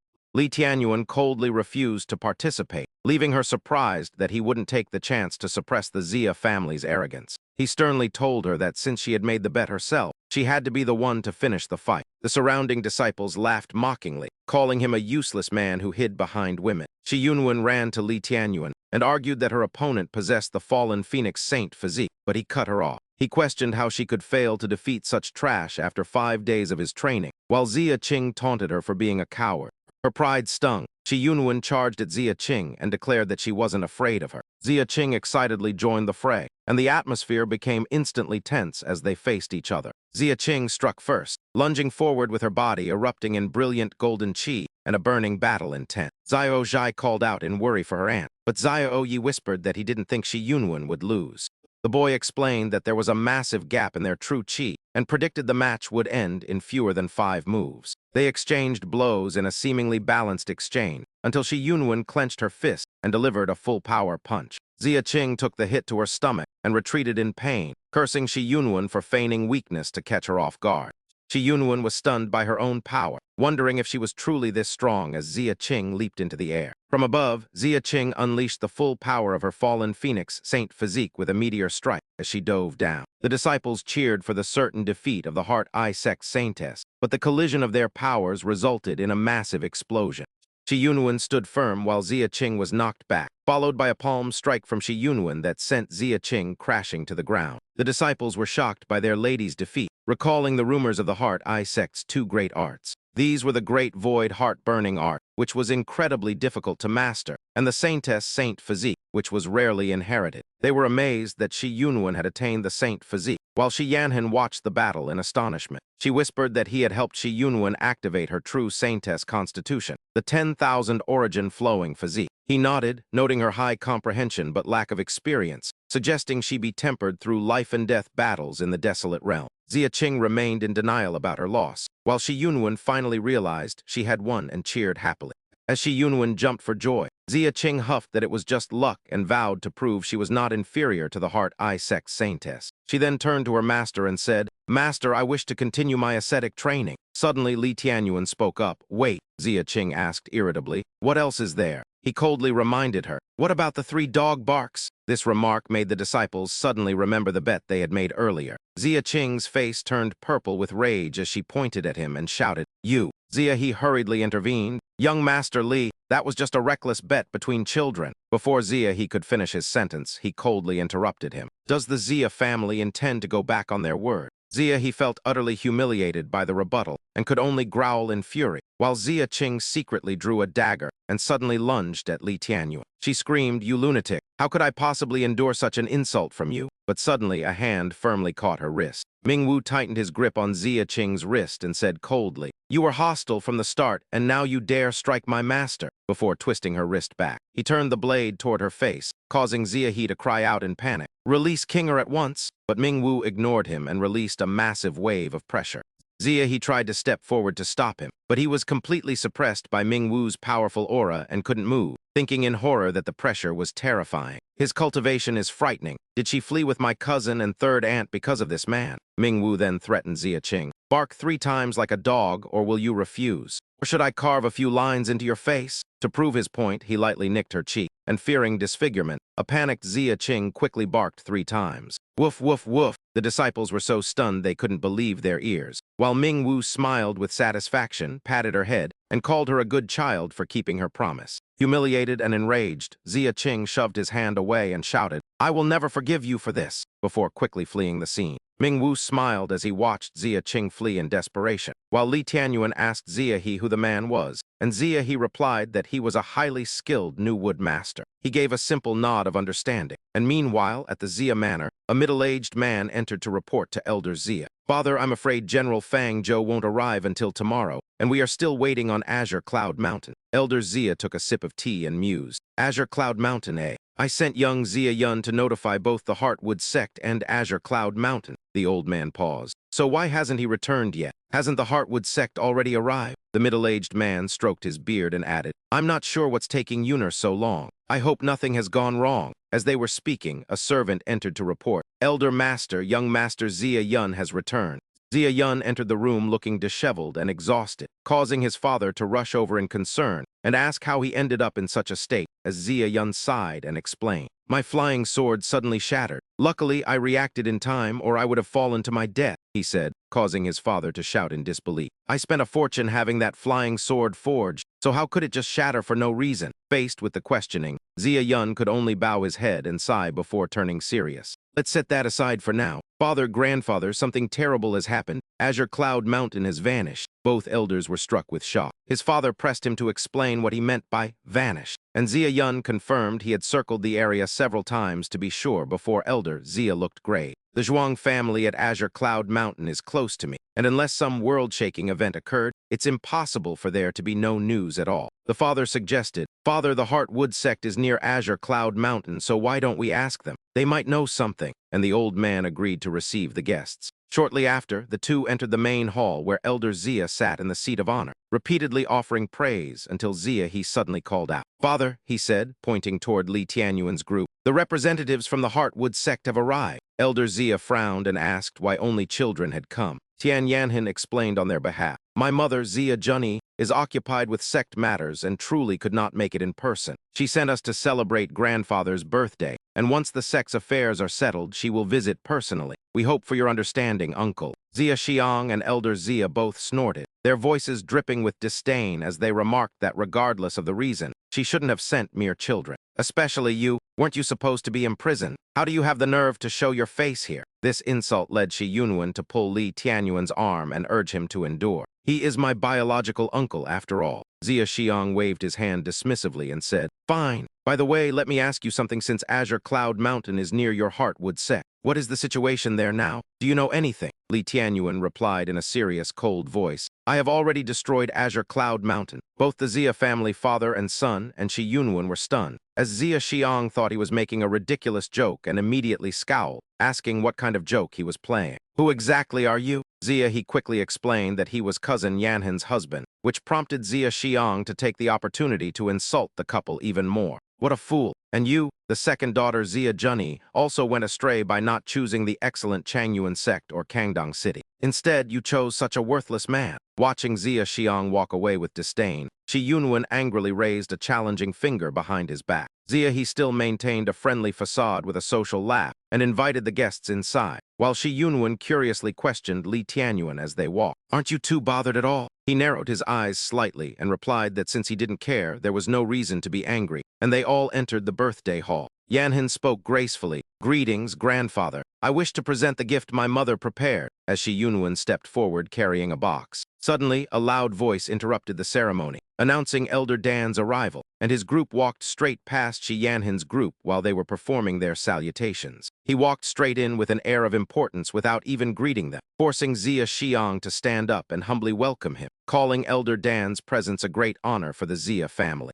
Elder Dan laughed heartily, saying Brother Zia was being too formal and the gift was trivial, before presenting the Jade Dragon White Lotus, which left the hall in awe. Elder Dan presented the Jade Dragon White Lotus to celebrate Old Master Zia's birthday, prompting someone to cry out in shock that it was indeed a Jade Dragon White Lotus. It is said this flower blooms only once every millennium and can consolidate a major realm, making it no less valuable than a First Revolution immortal pill, another guest remarked. A figure like Elder Dan gives immense face just by attending, even without a gift, and another person added that the Zia family has truly grown more powerful in recent years. Old Master Zia's eldest son, Zia Zongteng, is not only the head of the house but also a King Realm expert, and his 3 children are equally impressive. The eldest son Zia He is a rare high-level alchemist. The second child Zia Yun reached the Marquis Realm young, and the youngest daughter Zia Qing possesses the Green Phoenix spirit physique. Old Master Zia's third daughter Zia Beiai married into the Gu family, which boasts Gu Yuzhu and perhaps a hidden great emperor, but a youth then asked about the second daughter Zia Junyi. Regarding Zia Junni, who married Shi Bufan of the Zinmu sect, the older man shook his head with regret, recalling how brilliant Shi Bufan was 20 years ago before his sudden misfortune. Their daughter, Shi Yanhan, was once famous throughout the region with many geniuses vying for her, but he sighed that she lost her position as saintess due to some unknown mistake. The Zinmu sect has declined since then, and a moment later, Zia he cupped his hands to wish his grandfather longevity as vast as the sea and a joyful life. He presented 5 refinement spirit pills like the vein restoring pill, wind walking pill, and chi augmenting pill, then offered a 10 refinement pill he had recently succeeded in refining. He hoped his grandfather would accept it, and Zia Xiang took the medicine with high praise, while Elder Dan remarked on how impressive it was to refine such a pill at a young age. The crowd buzzed with the realization that the Zia family would surely produce a grand alchemist, especially since he had earned Elder Dan's recognition for his bright future. At that moment, Xiaozhai curiously asked Li Tianyuan if the things they were talking about were inferior to his own pills. He stroked her head and confirmed it with a nod, while Elder Dan glanced over at the father and daughter.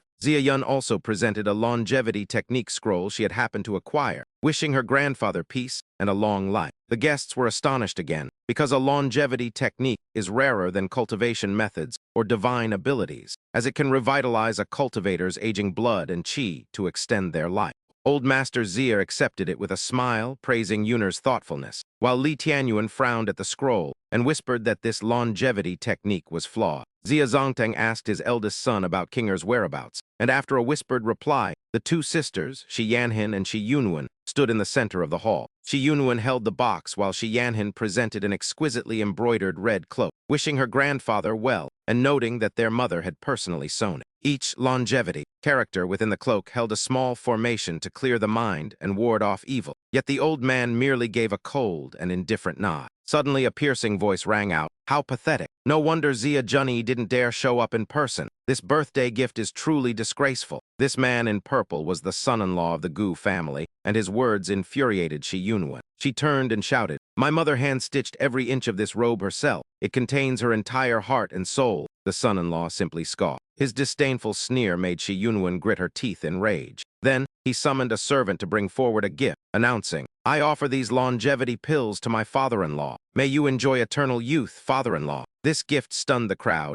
as these longevity pills were nearly on par with 100 refined pills. Given the sheer quantity, the Gu family was truly generous. The birthday celebrant, Zia Xiang, praised him. "Excellent. Since taking your last batch of longevity pills, I feel younger every day." Zia Bai touched the robe with one hand while covering a mocking smile with the other, saying, "Father, look at the gift your grandson-in-law brought. Then look at what someone else offered." She continued to ridicule the 2 sisters. "Listen, nieces, if the Zinmu sect lacks even this much capability, your mother could have told me. As her sister, I could have lent you some spirit stones or pills so you wouldn't have to present such a pathetic gift and become a laughingstock." With that, she suddenly slapped the robe out of Shi Yanhan's hands and barked, "Is this trash meant to insult my father?" The 2 sisters turned pale with rage as Shi Yunwen prepared to retort. Shi Yanhan stopped her and calmly explained, "A gift is about the sentiment. We have presented ours, but if it is unwelcome, we shall take our leave." Zia Xiang finally spoke up to mediate. "Enough, enough." However, he still pointed at Shi Yanhan and scolded her. "But you should see what your third aunt gifted compared to your own offering. Her temper is understandable given the circumstances." Suddenly, a cold voice cut through the noise. "If you want to die sooner, then by all means, keep eating those." The crowd spun around to stare at Li Qianyuan. He then asked Zia Xiang, "Does the back of your neck often feel itchy?" Zia Xiang reached back to touch his neck in surprise as Li Qianyuan explained, "That is where the toxic energy in your body is accumulating. Soon, it will invade your brain, turning you into a mere puppet." Hearing this, the son-in-law roared, "What nonsense! Get out of here." Li Qianyuan turned to him and said, "You are the same," leaving the Gu patriarch stunned. Li Qianyuan then picked up a longevity pill. "You've taken these before, haven't you?" He glanced at the Gu patriarch and Zia Xiang. "The itch is just one symptom. Recently, you felt your power surge. However, your Yaomen acupoint aches, and that dull pain has likely spread to your Lingsu acupoint." These words struck a chord with both men. Both were stunned, wondering how he knew. Yet the Gu patriarch stubbornly argued, "Toxic energy? This is clearly auspicious energy. How dare you claim my longevity pills are flawed? Since Elder Dan is here, let him inspect them." Elder Dan stepped forward and said gravely, "Then let me take a look." The Gu patriarch approached Li Qianyuan and declared coldly, "If Elder Dan confirms there is no issue, I will cut out your tongue. Lee Kaianyuan remained still and composed. Nearby, Elder Dan began his inspection. After a moment, he confirmed, "It is indeed as this young brother said." Everyone in the room turned pale with shock. "What?" Elder Dan continued. "However, the exact nature of this toxin and whether it is harmful requires further study." He held up a pill and asked the elder Zia, "May I borrow one for a more thorough investigation?" Zia Xiang calmly agreed, but the third aunt interjected in a panic. "Elder Dan, you must be careful. How could my nephew ever harm his own father and uncle?" Elder Dan explained his perspective. "All medicine contains some level of toxicity. If the effects are this potent, then minor toxins or side effects are to be expected." Lee Kaianyuan turned away and mocked him coldly. "You need to study such a mediocre thing? Your title as Elder Dan truly doesn't live up to your reputation." The crowd erupted in fury, condemning him. "How arrogant! You dare insult Elder Dan. Even if he forgives you, the great powers he has saved will never let you live." The grandson-in-law sneered contemptuously. "You piece of trash, even Elder Dan hasn't confirmed a problem. What right do you have to speak? Unless you can produce a better pill than mine." Unable to restrain herself, Shi Yunwen snapped back. "What is there to be proud of? We of the Xinmu sect have 100 refined pills that are in no way inferior to yours. Furthermore, my brother-in-law once successfully refined a 5th-grade immortal pill." Gu Xianzun clearly didn't believe her, crossing his arms and snorting with contempt. "HMPH, do you think mentioning the Xinmu sect can intimidate me? And a 5th-grade immortal pill at that?" His wife chimed in. "Are you trying to show off using the Xinmu sect?" In the eyes of the Gu family, the Xinmu sect is nothing. Perhaps only organizations of the scale of Tianli Palace are worthy of our attention. The guests at the banquet also began to comment, noting that this young girl was truly impulsive and spoke without thinking, as a 5th-grade immortal pill couldn't possibly exist. Forget a 1st-grade immortal pill, I haven't even seen a 100 refined pill before. Gu Xianzun continued to look down on him, calling him a mere brat. "You'd better actually have an immortal pill. Otherwise, for the crime of insulting Elder Dan, your death will be horrific." Lee Kaianyuan then asked him in return, "What if I can produce one?" Gu Xianzun was stunned, then stepped closer defiantly. "If you can, I'll endure 10 slaps from you in front of everyone." As soon as he finished, Lee Kaianyuan quickly swung his hand and landed a slap. This action shocked everyone to the core. What was he doing? Being hit unexpectedly made him lose all face, and he shouted angrily, "How dare you!" Lee Kaianyuan calmly finished the remaining 9 slaps while explaining that he was hitting him first to prevent him from going back on his word. After 10 consecutive slaps,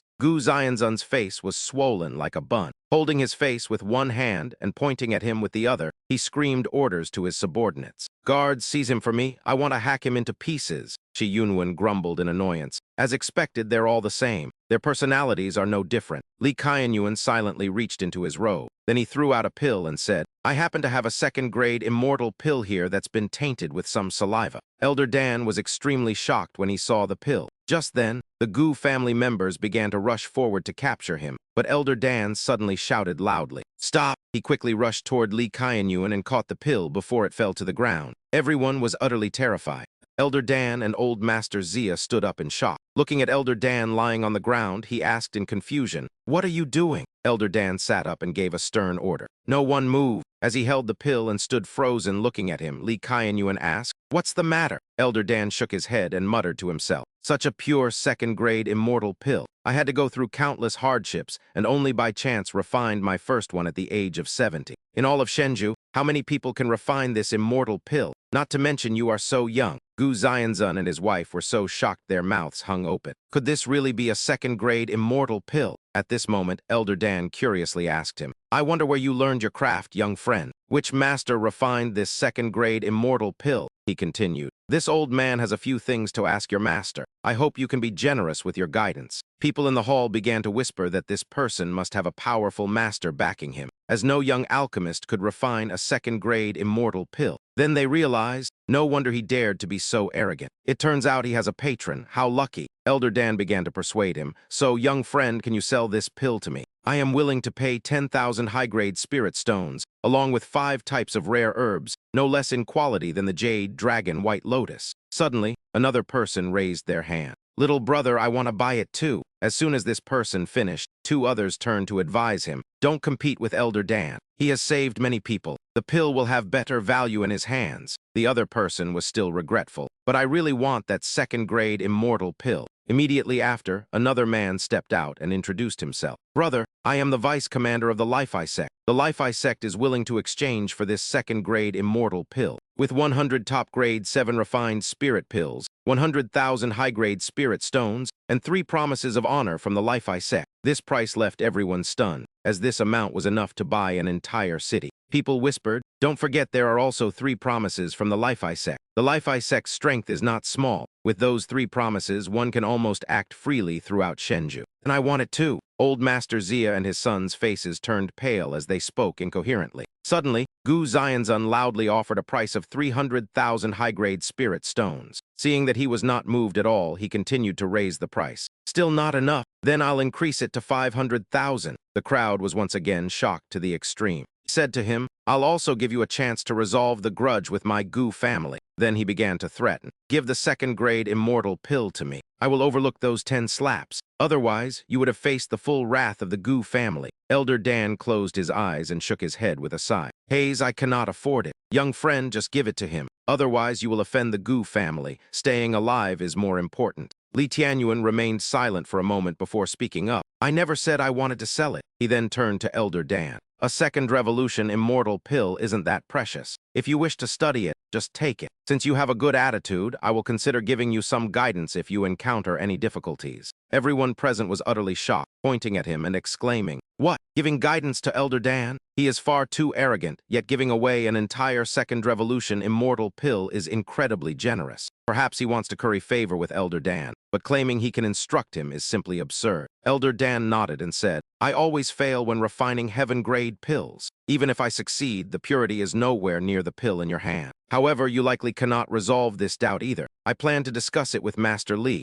Suddenly, he asked in return, Do you have any pills on you? Elder Dan was stunned for a moment before taking out some pills and handing them to him, replying, I do. Li Tianyuan poured the pills out to inspect them, then clenched them in his hand and began to circulate his magic power. Elder Dan's eyes widened in shock as he exclaimed, This universe in the palm technique can only be performed by an alchemy grandmaster. He thought to himself that without immense internal energy, reaching this level would be impossible. After a while, he opened his palm to reveal that the golden pill had turned red. Not only that, but patterns had appeared on it. Elder Dan couldn't believe his eyes. The grade had jumped several levels, nearly reaching a first revolution immortal pill. He questioned himself in confusion. This is impossible. How can pills merge and level up? He explained that once a pill is refined, its medicinal potency is fixed. Even merging 2 pills of the same type would disrupt the existing medicinal power, causing the quality to deteriorate. That is why immortal pills are so difficult to refine, yet you can merge and upgrade them. Li Tianyuan tossed the upgraded immortal pill to Elder Dan and said, Just because others cannot do it doesn't mean I can't. You all can only refine 1 pill at a time, whereas I can refine an entire batch simultaneously.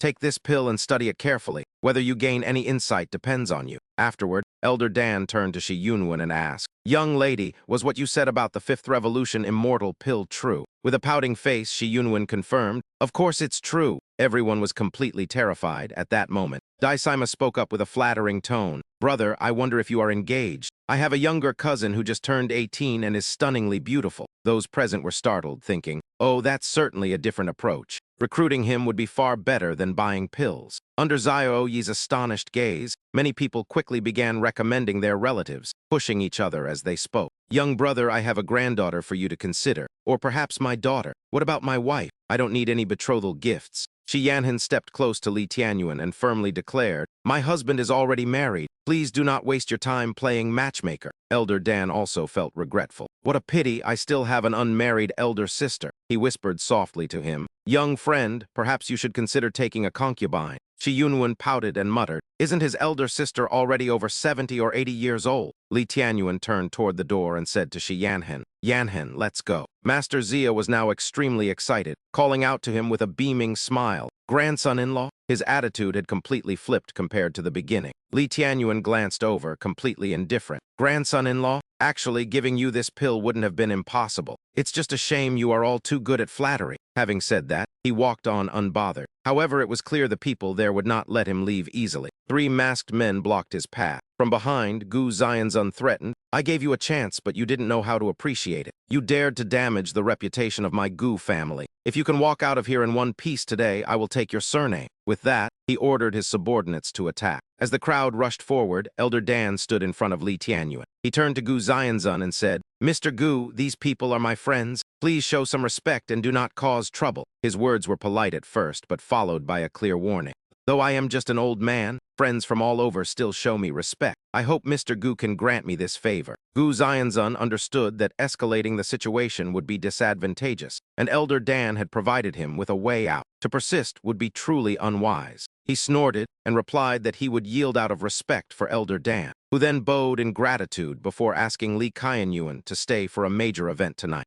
Since Elder Dan had requested it, he readily agreed, prompting the elder to gracefully ask Old Master Zia if his companions could stay to discuss important matters. Old Master Zia agreed immediately, while elsewhere, a fist struck a training dummy with a thunderous force accompanied by a furious roar. "How loathsome!" Zia Qing hissed through gritted teeth, wondering why she had failed to defeat the saintess of the Xinmu sect when Gu Mang suddenly appeared behind her. Standing with his hands on his hips, he claimed he had a way for her to vent her frustrations, which immediately piqued her interest. Zia Qing asked what his plan was, while Gu Mang's face darkened with a scowl of pure indignation. He declared that those people had been an eyesore since entering the city and needed to be taught a lesson, then asked Master Mu for his assistance. As they stepped outside, Shi Yunwen asked her brother-in-law why he had been so confrontational with the Zia family despite claiming he didn't want to get involved. Li Qianyuan paused for a moment before bluntly telling his sister-in-law that he despised the Zia family and intended to eradicate them in the future. Stunned by his directness, Shi Yunwen stood frozen until Shi Yanhan reminded Li Qianyuan of their promise to attend the banquet at Juxian Pavilion tonight. He nodded and told them to head there first while he handled some business, so the sisters and the 2 children departed ahead of him. Li Qianyuan stood alone watching them leave, until Li Qing appeared to deliver a report to the palace master. Li Qing explained that he had copied a portion of the longevity technique given to the Zia family for study, but he gasped in shock upon reading the contents. Before he could finish, Li Qianyuan correctly guessed that it was a modified version of a demon race cultivation technique. He handed Li Qing a longevity pill and ordered him to investigate which other factions possessed these specific techniques and pills. His expression grew grim as he explained that combining the two would gradually turn a practitioner into an unwitting puppet. It appeared a mastermind was plotting to control various small and medium-sized forces. While back with the sisters, Shi Yunwen let out a long yawn. Claiming she was exhausted, she decided to nap in her room and join them later, so Shi Yanhan nodded as her sister headed back.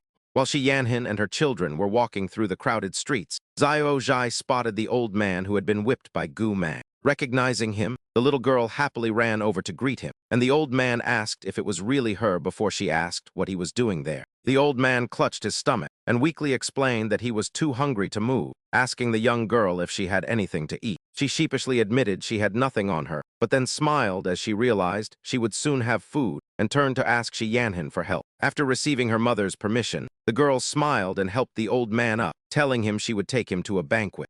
Meanwhile, as Shi Yunwen slept soundly, a mysterious fragrance drifted into her room and was inhaled by the slumbering girl. A man in black quietly opened the door, wrapped Shi Yunwen in a dark blanket, and carried her out of the room, slamming the door behind him. At Juxian Pavilion, the banquet was in full swing, though the Zia family head grumbled about why they had brought such a filthy old man along. He watched the 3 of them and the eating old man with disdain, while Elder Dan warmly invited Li Qianyuan to take his seat.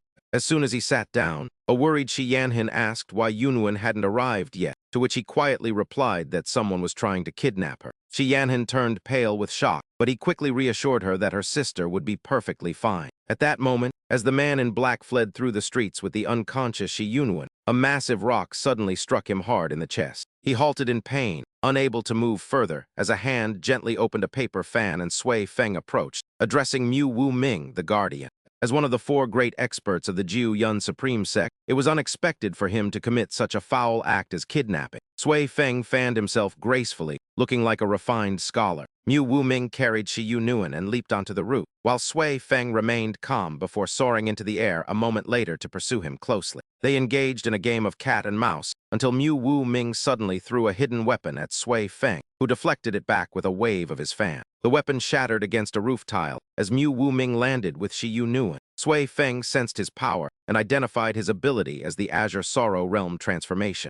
Sui Feng immediately cast a barrier to trap Mu Wuming, who struck an invisible wall upon taking a step and was forced to a sudden halt. He stood still and scanned his surroundings, shocked to be besieged, as not even a cat outside the barrier could perceive anything unusual. Facing Mu Wuming, Sui Feng revealed that the man had planned to steal the fallen Phoenix Saint physique, but changed his target to the Xin Mu sect Saintess's 10,000 origin transmission physique. He had used the requests of Xia Qing and Gu Mang to kidnap Shi Yunuan for the Jiu Yun Supreme Sect leader. Mu Wuming placed the girl on the roof and spoke. He claimed that since Sui Feng knew his identity, he must know his strength. Sui Feng replied that he was aware Mu Wuming had just reached the Great Emperor realm. Mu Wuming unmasked himself and asked for Sui Feng's name, who introduced himself as one of the 8 elites of Kaian Li Palace, a name Mu Wuming recognized. He questioned why they couldn't settle this peacefully, as the Jiu Yun Supreme Sect and Kaian Li Palace held no prior grudges. Sui Feng declined, stating his palace master had private matters with the sect leader, then opened his eyes with a stern expression.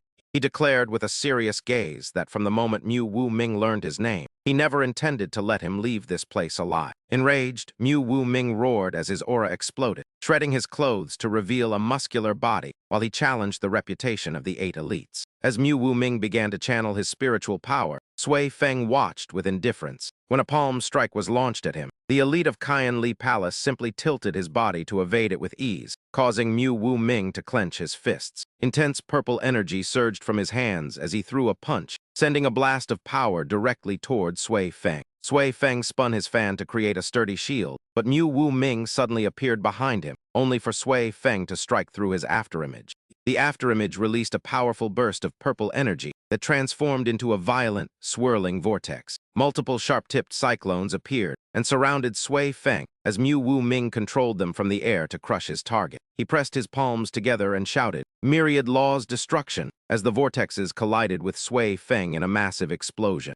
Debris and purple energy scattered, but Shi Yunuan remained safe under Sui Feng's green barrier until the dust cleared to reveal a large crater. With Sui Feng nowhere in sight, Mu Wuming landed on the ground, only to be startled when the fan came flying at him from behind. He had assumed Sui Feng perished in the explosion, but the fan merely circled back to its owner as Sui Feng stood tall and unfurled it. Looking elegant and composed, Sui Feng listened as Mu Wuming asked why the elusive members of Kaian Li Palace were finally showing their faces. Mu Wuming realized he was facing the leader of the 8 elites, the azure-clothed young master, which seemed to surprise Sui Feng slightly. Sui Feng acknowledged the title and admitted that Mu Wuming truly lived up to his reputation as one of the top 3 experts of the Jiu Yun Supreme Sect. He stated that he would now have to get serious. Retreat. Sui Multip spread his arms and unleashed his technique, the ethereal shadow absolute, as a massive green aura erupted from him and dozens of phantoms appeared. They withdrew to surround Mu Wuming, and as one phantom lunged to attack, he swung his fist only to find he couldn't strike them. His punch passed right through,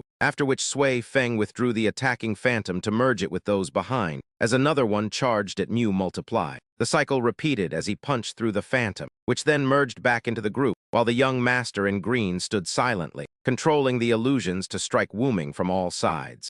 He seemed at a loss on how to deal with these phantoms since his strikes were useless, and as he grew exhausted, the illusions began landing consecutive blows on him. Mu Wuming gritted his teeth in endurance, gathering his remaining strength before looking up to the sky and letting out a desperate, piercing cry. This scream caused the phantoms around Sui Feng to vanish, leaving Wuming kneeling weakly on the ground as Sui Feng landed gracefully to hear his admission of defeat, proving the reputation of the 8 paragons of Tian Li Palace was well-deserved. "Dying by your hand is no injustice," he said, before delivering a final cold provocation. "However, you will never find the sect leader." Sui Feng closed his eyes and replied that it was none of his concern, then swung his fan to decapitate Mu Wuming just as Yu Nuan fell from the roof. Sui Feng quickly caught her in his arms, carrying her like a princess, when she suddenly opened her eyes and looked at the stranger with curiosity, asking who he was. Sui Feng channeled his power and whispered for her to sleep a bit longer, lulling her into a deep slumber as Mu Wuming's corpse was slowly consumed by red flames.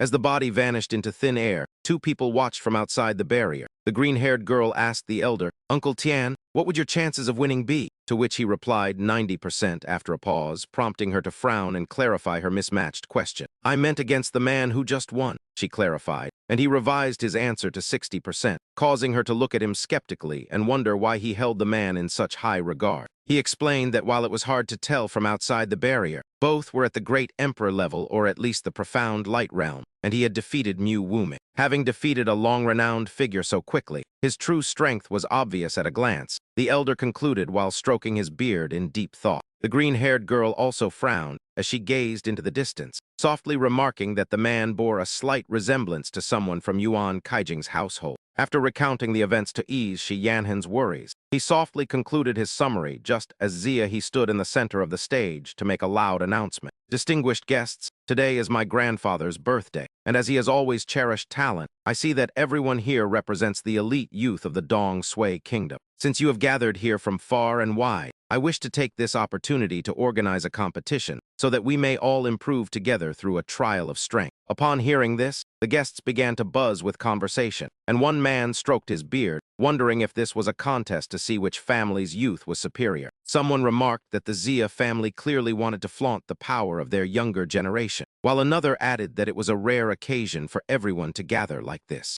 "A competition is a fine idea," someone at another table said, noting that when discussing outstanding youth, one must mention the 7 sons of Qingyun Mountain, especially the 7th son, Zhang Tong, who was even accepted as a disciple by the Cloud Ascent sect. Another person added, looking toward the door with regret. "But it is strange that Qingyun Mountain is absent this time," they noted. As he continued his announcement, stating that the competition would naturally have winners and losers. He paused to let the crowd guess, before announcing that the top performer would receive a precious reward, the absolute heaven divine medicine. The hall erupted in a commotion at the mention of such a valuable prize, with everyone gaping in shock that the reward was indeed the absolute heaven divine medicine. "I heard that only by consuming it can one move freely in the desolate region, which is currently so volatile that even Saint Emperor Realm experts dare not enter," a man shouted. "However, you must realize the desolate region is a land of infinite potential and hidden treasures. Finding an ancient divine weapon, there would surely shock the entire divine continent." Suddenly, Xia Qing appeared and addressed Xia He as her elder brother, confidently suggesting that since the Xia family was hosting, she should be the first to step forward. With that, she stepped onto the stage,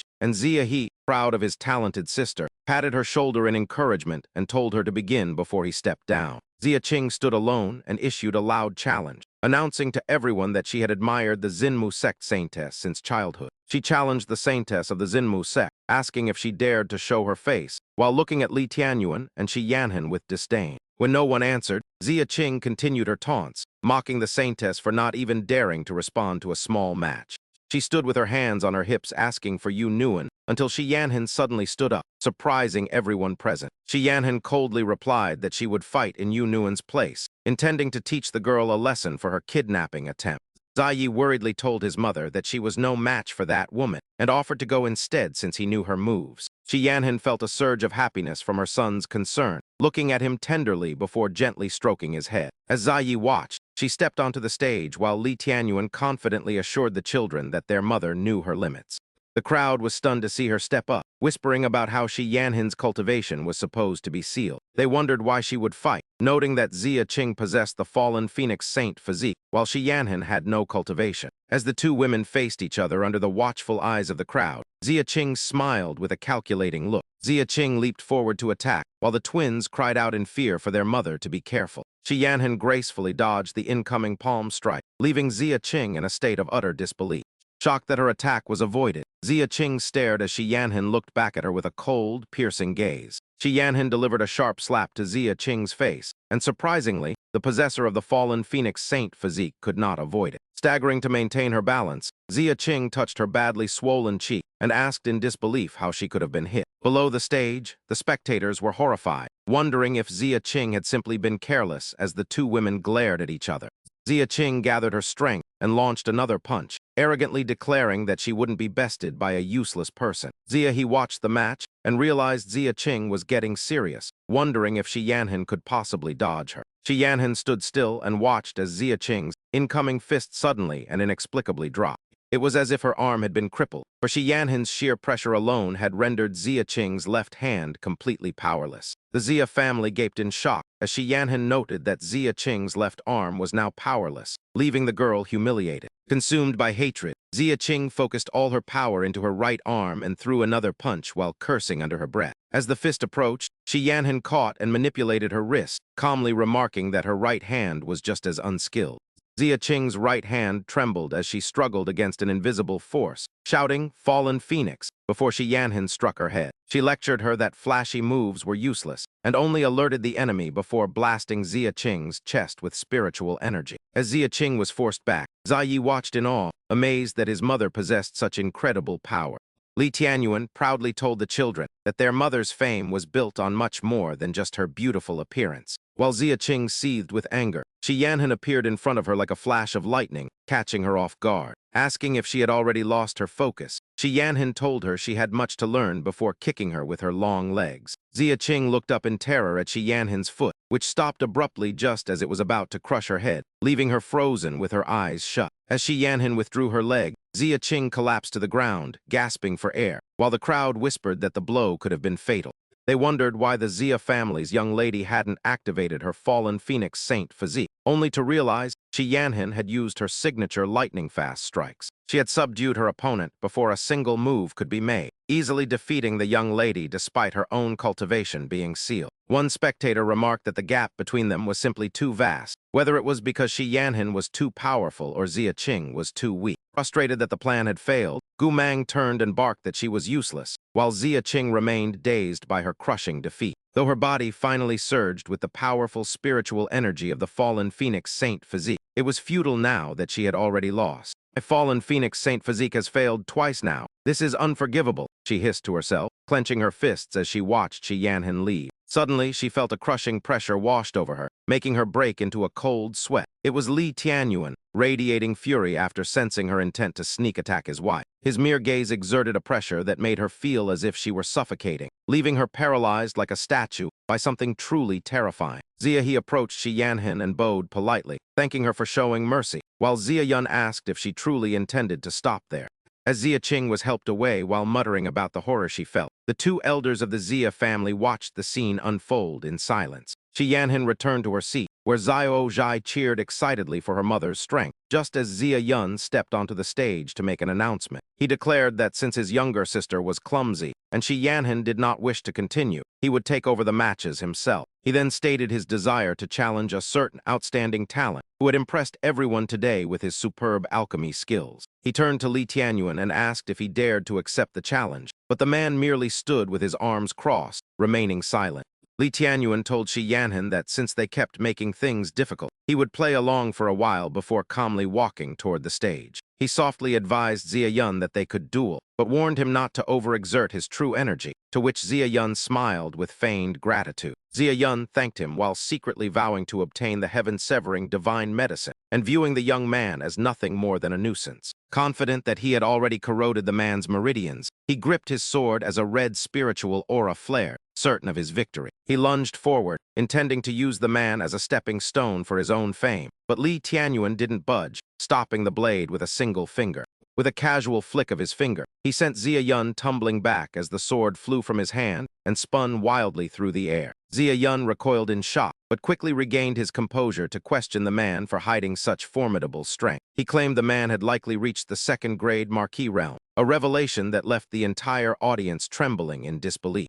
An older man lamented that he had only reached the Viscount realm at his age, while Xia Yun began to plot a more sinister scheme. He believed that defeating a stronger Li Tianyuan would only increase his own prestige, feeling smug about his earlier decision to plant true energy in the man's body. Vowing to be ruthless to avenge the Xia family's honor, he put on a kind facade and told Li Tianyuan to be careful.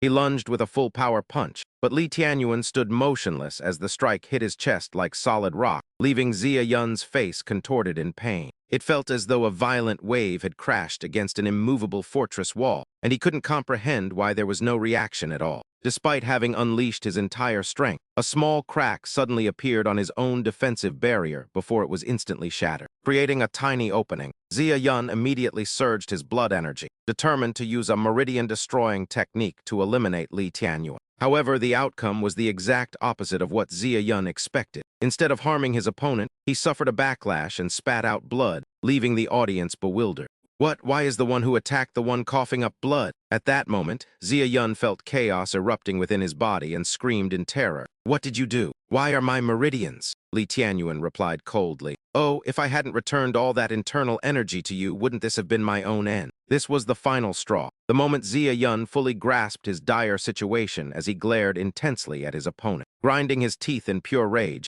he managed to force out a single word, "You," before an agonizing pain surged through him, causing him to clutch his chest. Unable to endure it, he grabbed his head with both hands and collapsed backward, rolling across the ground while screaming in agony. Good heavens, what is happening? The onlookers asked one another in shock, while Zia Yun's father rushed forward in a panic, calling out his son's name. Zia Yun was beyond hearing anything. He continued to clutch his head as blood poured from his mouth, prompting Master Zia to urgently call for Elder Dan's assistance. Elder Dan, please, for my sake, check on my grandson's condition. Out of respect for Master Zia, Elder Dan approached and placed his hand on Zia Yun's chest. A chaotic red energy rose and swirled around the boy's body in an unsettling display, causing Zia Yun's father to demand furiously, Li Tianyuan, what wicked trick did you use? Li Tianyuan replied indifferently, a wicked trick? Shouldn't you ask your son about that first? Enraged by the defiance, the man pointed at Li Tianyuan and roared, you dare talk back?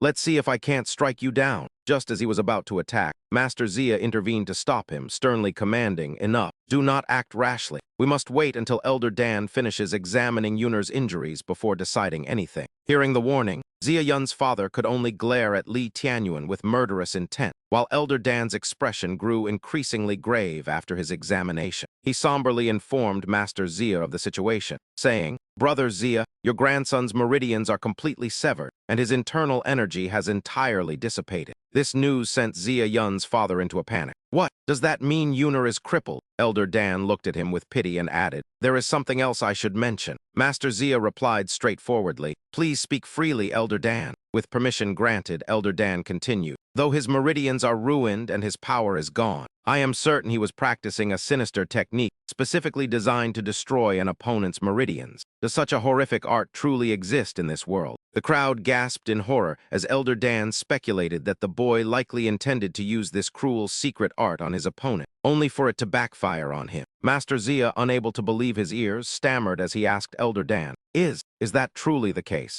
Elder Dan affirmed, I have never spoken a lie. Meanwhile, Zia Yun's father trembled with rage, pointing at Elder Dan and screaming, You're lying, you're clearly protecting Li Tianyuan to think the world respects you. Before he could finish, Master Zia delivered a stinging slap to his face and barked, Haven't you brought enough shame upon us?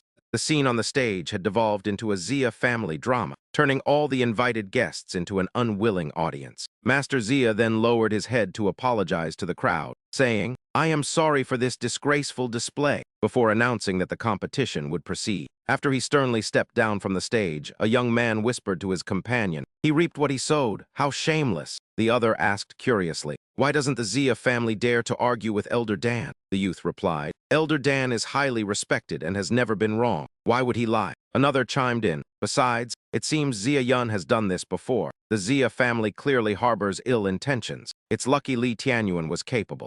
Anyone else would have certainly fallen victim to that move. These whispers reached the Zia family head's ears clearly, turning his face dark with rage, yet he dared not utter a word. Shortly after, the final match reached its conclusion, and the victor stood upon the stage, modestly clasping his hands and saying, Thank you for the match. He received his well-deserved prize, as a young man presented him with a small box, causing the audience to gasp in collective amazement. It was the peerless heavenly divine medicine, a single pill valued at thousands of spirit stones, securing first place for Dewey Seimer of the Life I Sect. Old Man Zia then spoke in a solemn, booming voice, addressing the young talents of the Dong Sui Kingdom about Jiang City, which bordered the perilous wilderness. Despite the many opportunities within the wilderness, it remained treacherous, covered in a thick fog that could kill or cause victims to sprout catfish-like whiskers from their faces. The section of the wilderness nearest to Jiang City saw its fog thin once a year, yet even with reduced visibility, the area remained unpredictably dangerous. This competition served to evaluate whether everyone possessed the strength to enter the wilderness, prompting Dewey Sima to ask with a smile,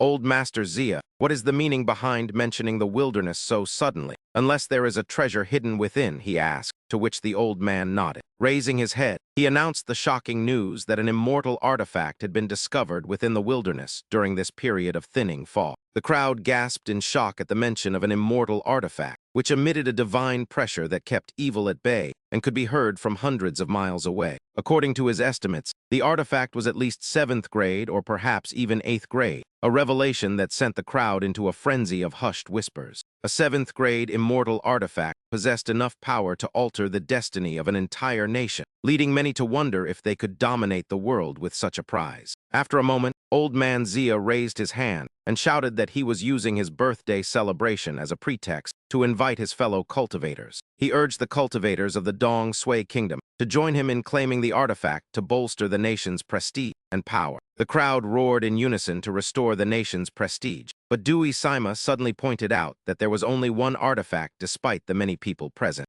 Pointing toward him, the old man agreed with sect leader Dewey, stating that since there was only one artifact, its ultimate owner would be determined by fate. He then informed the gathering that they would enter the wilderness together the following day, when the fog was at its thinnest to ensure better cooperation. After a brief pause, he added that he hoped whoever was fortunate enough to obtain the artifact would use it to serve the interests of the Dong Sui Kingdom. Old Man Dan led the crowd in a respectful salute, praising Old Master Zia's noble intentions to use the artifact to crush their enemies and revitalize the nation. Li Tianyuan suddenly asked if this was the significant matter he had mentioned, leaving Old Man Dan stunned, as he explained that an immortal artifact was indeed a major event. Inside a private room, the Gu family discussed the day's events, as the wife angrily asked Gu Xuanzun why he hadn't dealt with the boy despite Old Man Dan's presence. Gu Xuanzun replied coldly that while Old Man Dan was a factor, the boy himself was fearless and clearly possessed a powerful background. He noted that the boy's ability to perform bare-handed alchemy was something even Old Man Dan could not match, suggesting he was no ordinary individual. He sat down and questioned if someone with such talent could possibly have a common background,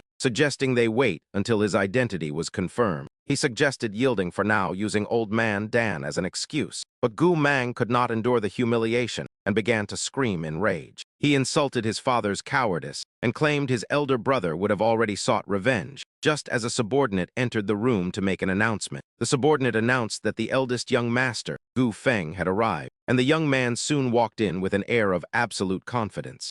Gu Feng mentioned he had just led the vanguard into Jiang City and planned to visit his grandfather, prompting Gu Mang to rush toward him with complaints. Crying out that he had been bullied, he pulled back his clothing to show his elder brother the carefully bandaged wound on his shoulder. Gu Mang tearfully explained how an arrogant man had stabbed him and slapped him 10 times during the birthday feast, causing Gu Feng's face to pale with fury. Gritting his teeth, he asked if this was truly what happened, as Gu Mang's hateful voice echoed through the night, claiming the Gu family had been utterly disrespected. Driven to a peak of fury by the mocking provocations, Gu Feng slammed his hand onto the table and roared that the situation was utterly absurd. Seeing his son's intense rage, Gu Xianzun shifted the conversation by congratulating him on his recent military promotion. He explained that under Gu Feng's leadership, the Gu family would surely thrive, though he cautioned that the enemy's true strength remained unknown. With the opponent's identity shrouded in mystery and their backing unclear, he urged his son not to let such trivial matters distract him from his new rank. Gu Feng firmly disagreed, stating that nothing mattered more than the family's honor, and boasted of his new role as a deputy general leading the vanguard under General Fang. He argued that with General Fang's support, no outside force could stand against them. Yet Gu Xianzun remained hesitant and deep in thought. As Gu Xianzun began to speak, Gu Feng cut him off to ask if he was now the one who decided the family's affairs. Gu Xianzun smiled brightly, his previous gloom vanishing as he confirmed that Gu Feng would take full control of the family after his military service. Seizing the moment, Gu Feng declared that he would handle all family matters from now on, his body trembling with suppressed anger as he stood tall. He shouted that he would not let the person who bullied their family and injured his brother turn them into a laughingstock without a permanent punishment. Vowing to settle the score personally the next day, he told everyone else to stay out of it while he sought vengeance for the entire household. Meanwhile, in a secluded room, Li Tianyuan entered as Sui Feng immediately stepped forward to greet him. Pointing to a severed head on the table, the man explained that he had preserved a sliver of its consciousness for soul searching. Li Tianyuan placed his hand on the head and channeled his power, surrounding it with a shroud of glowing green energy. The head let out a pained scream as its eyes rolled back, and after sensing the memories, Li Tianyuan flicked his wrist to send a streak of fire through the air. He realized the enemy was hiding within the desolate realm behind a hidden formation, and ordered Sui Feng to summon Luo Xian immediately. The next morning, Elder Dan met with Li Tianyuan and Shi Yanhan at a building to prepare for their departure to the desolate realm. When told that everyone had gathered for the exploration, he frowned and told the others to go ahead while he prepared a few more items. Soon, the group met in an open clearing where Shi Yunwen yawned and mentioned her feeling that many major events had occurred while she slept. Shi Yanhan nodded in agreement as Elder Zia informed the group that the century-old mist of the desolate realm would weaken in 30 minutes. He warned them that even though the mist was thinning, it remained perilous and required constant vigilance. Without the protection of divine medicine, they would need to shield their bodies with internal energy, yet the crowd remained determined to proceed. A young man shouted his resolve to become a legend, while others echoed that only the brave deserved such a grand opportunity for wealth and status. At that moment, the white-haired man exchanged a knowing look and a nod with the black-haired man. As the group began their trek into the desolate realm, Gu Feng suddenly appeared on horseback with his soldiers to block their path. Gu Feng bowed from his horse and greeted his grandfather, announcing that he was leading the vanguard to secure the area. The old man looked over the crowd and announced that General Fang Zhuli would arrive soon to ensure the immortal artifact did not fall into foreign hands. The crowd was thrilled to hear that one of the three great generals of Dong Sui was coming, though they feared their own chances of claiming the artifact were now slim. Elder Zia praised his grandson with pride, expressing his surprise that Gu Feng had already risen to command the vanguard. Gu Feng replied coldly that while the general would arrive later, he had personal business to settle first as he confronted Shi Yanhan about the insult to his family.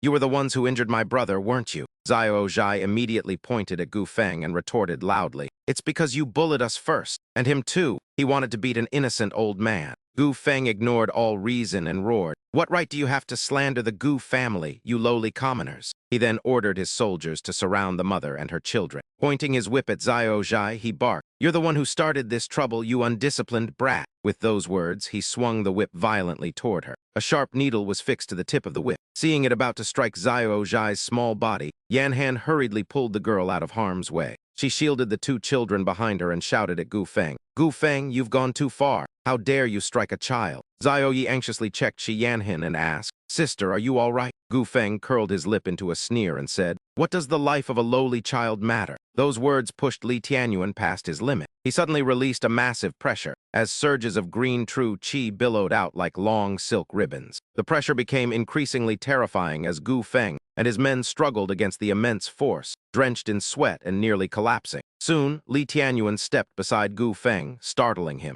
Gu Feng swung his whip at him and demanded loudly, "Who are you? Could you be the one who slapped my father 10 times yesterday?" Li Tianyuan firmly grabbed the whip and yanked it hard. Unwilling to let go, Gu Feng was dragged along by the force and sent flying. A second later, he slammed hard onto the ground. Gu Feng sat up, gnashing his teeth, but before he could stand, Li Tianyuan delivered a thunderous punch to his face. Fresh blood splattered from the impact of the punch. The sharp tip of the whip also sank deep into his cheek. Gu Feng screamed in agony while his subordinates watched in horror. Their mouths agape, they surrounded Li Tianyuan, pointing their spears at him and threatening, "Let go now or don't blame us for being merciless." As soon as they finished speaking, Li Tianyuan released an even stronger pressure. This was his answer. The soldiers were instantly blown away by the force. Unable to endure such humiliation, Gu Feng roared in fury and lunged at Li Tianyuan with his fist. "How dare you strike the commander of the vanguard guard?" Before he could land a blow, Li Tianyuan seized his wrist and twisted it behind his back. The sickening sound of bones snapping echoed through the air.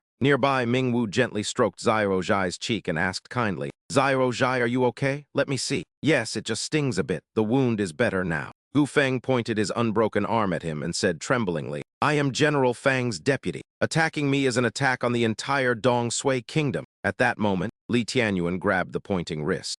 He snapped it backward, breaking the man's other arm. Gu Xianzun and his wife ran over in a panic, shouting at him, "Release our son." Suddenly, Li Tianyuan placed his hand on Gu Feng's head, terrifying him. He stammered, You can't kill me. I'm the commander of the vanguard guard, you can't kill me." Unwilling to listen to his nonsense, he kicked Gu Feng's leg hard, forcing him to his knees. The man pleaded abjectly, I'm sorry, I'm sorry. I shouldn't have hit anyone." Just then, Fang Zhuli arrived with his troops. Seeing the general, he laughed and spoke arrogantly to Li Tianyuan. "I take back what I just said." He then barked at him. "You dared to injure my face, and you dared to break my limbs. You're finished. You're dead. I will definitely kill you." After speaking, he screamed like a madman. Li Tianyuan released a pressure that froze him in place. Shortly after, he spat out a large mouthful of blood, which also began to leak from his ears. Gu Xianzun and his wife gasped in horror. Gu Xianzun turned pale and pointed a trembling finger at Li Tianyuan, shouting, "How dare you commit such violence in front of General Fang?" Li Tianyuan ignored him and tossed Gu Feng to the ground. The couple cradled Gu Feng in their arms, heartbroken. Gu Xianzun immediately turned to Fang Zhuli to complain. "General Fang, please seek justice for my son and punish this man severely." Fang Zhuli raised an eyebrow as his gaze swept over the group. With a blood-smeared face, Gu Feng emphasized, "He not only disregarded military discipline, but even dared to strike me right in front of you. This behavior is a clear insult to the dignity of the Dong Sui kingdom." In response, General Fang asked a biting, sarcastic question. "Do you represent the Dong Sui kingdom? You aren't qualified." To the utter shock of the Gu family, he let out a cold snort. His voice turned stern. "Did I grant you the position of Vanguard Commander just so you could be arrogant and tyrannical? I witnessed your entire performance just now." General Fang then declared decisively, "From now on, you are no longer part of the military." Gu Feng listened, as he was told to return, and obediently live his life as a content young master. He hurriedly knelt down and pleaded loudly with General Fang. "General Fang, what mistake did I actually commit?" Fang Gu explained coldly. "He only spared your Gu family out of respect for me. Why did you provoke him and strike his daughter? Isn't that just seeking your own death?" Then General Fang issued an order with a firm and irresistible tone. "Gu Feng has harmed 2 innocent children of the Dong Sui kingdom. He damaged the military's prestige and used his official position for personal vendettas. As of today, all his military ranks are revoked, and he is permanently banned from the army." Gu Feng looked at General Fang in despair, unable to believe the verdict he had just heard. Gu Xianzun was utterly shocked, wondering what was happening. Had Fenger been stripped of his rank? Fang Zhuli didn't even intend to punish Li Tianyuan at all. He silently wondered who Li Tianyuan really was. What was his background? Fang Zhuli looked at him and reflected that while he thought he found a weakness, it turned out to be an untouchable reverse scale. Li Tianyuan approached Shi Yunwen and Xiao Yi, tossed a bag to the boy, and instructed him that he and Yunwen would enter the desolate realm together later. Then he turned and called out to Shi Yanhin. She nodded slightly in response. At that moment, the purple mist began to thin and dissipate. Li Tianyuan's family and Shi Yunwen stood silently watching the scene unfold. Suddenly, Li Tianyuan calmly strode into the mist alone, leaving everyone present staring at his back in shock. They didn't expect him to venture into the mist alone. Xiao Zhai watched anxiously and whispered, "Father." A man then shouted out in surprise.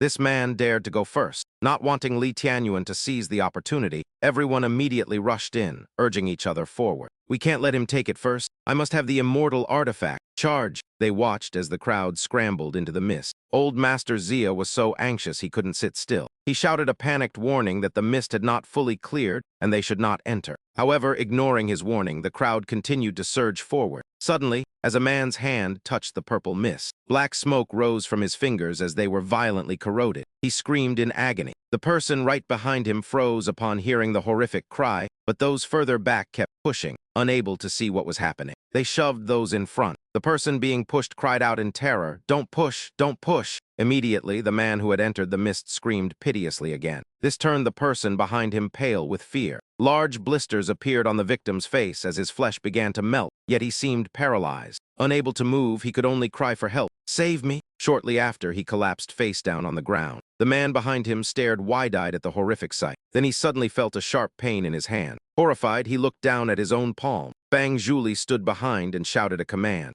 "Circulate your true essence to protect your body." These words snapped the panicked man back to his senses. He hurriedly activated his protective energy, but it wasn't strong enough. In an instant, his hand was almost entirely corroded. He screamed in terror, "No, please." Suddenly, a brilliant golden sword streaked toward them. Everyone behind saw the golden sword shining brightly amidst the purple mist. Fang Zhuli immediately ordered his soldiers, "Control the situation and treat the wounded." When he looked up, he saw a group of people flying on swords, dressed in golden robes. Their sword-riding posture was majestic. Fang Zhuli recognized the leader and cupped his hands, saying, "It is the son of the Kangdong City Sword Saint, young hero Li Chenqian." As he spoke, the group landed. Li Chenqian cupped his hands to show respect to Fang Zhuli, saying, "General Fang, it has been a long time. You are as majestic as ever." The bystanders were astonished that Kangdong City had sent representatives. Their city lord, the Sword Saint, was known as the top expert below the immortal level. Another person immediately disagreed. "I admit the Sword Saint is powerful, but calling him the best below the immortals is debatable." Another added, "Indeed, Prince Wuleng Shenqian has reached the Celestial Emperor realm and is only one step from immortality. There are also the elders of the Kainyuan sect with extraordinary power, the Holy Lord of the Heavenly Pond Holy Palace, and the sect master of the Nine Clouds High Sect. There are countless experts in the world who have never competed against each other. How can anyone casually conclude who is the strongest below the immortal level?" A young man with his arms crossed laughed arrogantly. "Ha ha, in my opinion, the world's #1 must be the palace master of Tianli Palace. In just a few short years, this person has built such a powerful force. Who knows if he is an old monster who has been in seclusion for countless years and just recently resurfaced? Furthermore, has anyone ever heard of him being defeated?" These words made the others reflect, and one person asked curiously, "Has the Holy Lord of Tianchai Holy Land ever been defeated?" Another replied, "They have never fought, so no one can say for sure who is truly #1. The others nodded in agreement. Suddenly, Li Chenqian clasped his hands behind his back. He strolled past the three men who were talking, catching their attention immediately. Their faces turned pale with fear. Could he have overheard everything they said? He walked up to Elder Lord Zia and respectfully clasped his hands. "Elder Lord Zia, I have taken the liberty of coming uninvited. I hope you can forgive me." The Elder Lord laughed heartily in response. "Haha, Kangdong City is also part of the Dongsui Kingdom. Having Kangdong's support for this event is a great honor. The Sword Saint's reputation is legendary. I feared my gifts for this trip wouldn't be worthy, so I didn't dare invite you." Li Chenqian waved his hand. He replied politely, "Elder Lord Zia, you are too modest. You are Yanhin's grandfather, so I consider you my own as well." With that, he opened an exquisite box containing a rare First Revolution immortal pill and said, "I heard it was your birthday celebration, so I came specifically to present this First Revolution immortal pill. May you live forever." Seeing the precious birthday gift, the Elder Lord smiled brightly and thanked him. "Such a generous gift. Thank you. I wonder if the Senior Sword Saint will be gracing us with his presence." Li Chenqian narrowed his eyes slightly and replied, "My father has been in seclusion recently. His whereabouts are uncertain, and even I do not know where he is." The crowd was stunned by the birthday gift, their mouths agape. As expected of Kangdong City, they are truly generous. "To give away a First Revolution immortal pill," one person remarked. "While it's good, it feels a bit dull," another chimed in. "Exactly, we saw a Second Revolution immortal pill yesterday. Having seen something better, this no longer interests us," another added, shaking his head. "Besides, it's not like it's for us anyway." Li Chenqian heard their chatter clearly. He turned his head and glared coldly at the group, silencing them instantly. Not daring to say another word, he suddenly spotted Shi Yanhin and rushed over joyfully, calling out, "Yanhin!" He reached out to take her hand and began to express his feelings. "I missed you so much." As he lifted the hand, he realized it was large and rough, leaving him utterly confused. Was this really a girl's hand?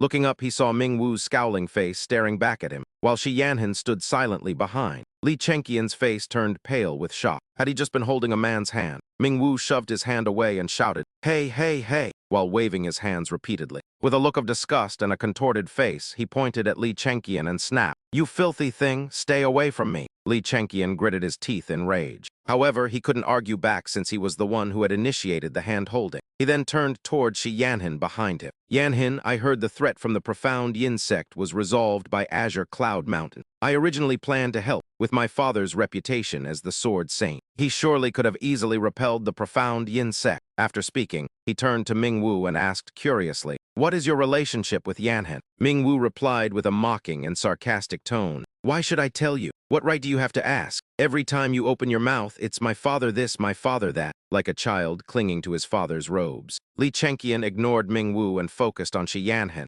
saying, "It's been a long time. You are as beautiful as ever, and my feelings for you remain as deep as they've always been." He beat his chest confidently and continued, "If you agree, I will immediately propose marriage. With my father's influence, no matter how the Heartwood sect tries to restrict you, they would have to respect Kangdong City and reconsider." Ming Wu chuckled softly, his voice full of provocation. "What are you trying to act so tough for? Without your father, you are nothing." Those words made Li Chenqian's face turn purple with rage as his body trembled and his fists clenched tightly. He struggled to maintain his composure and coldly asked for the stranger's identity. But Ming-Wu immediately snapped back that he was his father and grandfather. Li Chenqian's subordinates were furious and gripped their sword hilts, ready to draw them. Yet Ming-Wu remained defiant and continued to berate him. He told him to look in a mirror to see his true character. 1 part arrogance, 2 parts disdain, 3 parts vanity, and 4 parts conceit, always clinging to his father. He mocked him for never mentioning his grandfather, because he knew deep down that his own incompetence forced him to rely solely on his father's reputation.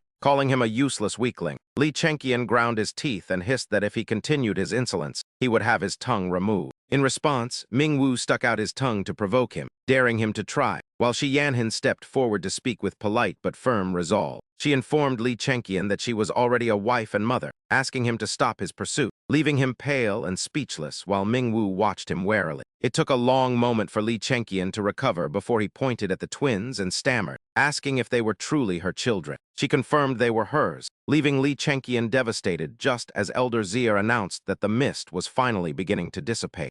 Refusing to give up, Li Chenqian beat his chest and vowed that even with children, it didn't matter, telling Yanhan to wait for his return from the desolate realm. As he marched into the desolate realm, Ming-Wu stood with hands on hips and shouted mockingly for the fool to hurry up and get lost. Ming-Wu's insults made Li Chenqian grit his teeth in fury, and though he shot back a piercing glare, Ming-Wu simply raised his middle finger in a challenge. He asked what he was staring at, and if he had never seen a handsome man before, as Li Chenqian had never suffered such humiliation in his life. Driven to a shaking rage by Ming-Wu's taunts, he gestured to 2 subordinates, Zai-san and Zio-san, ordering them to stay behind and protect Yanhan. He commanded Zai-Yi, Zai-Er, Zio-Yi, and Zio-Er to follow him into the desolate realm, and as they obeyed, Ming-Wu pointed at him in annoyance. He grumbled about not needing his protection, then noticed Sui Feng leaning against a tree, holding a fan across his chest like a refined scholar. Fang Zhuli rode his horse closer to Ming-Wu and curiously asked how he dared to be so brazenly provocative when his master and Sui Feng were absent. He turned his head to glare at the man,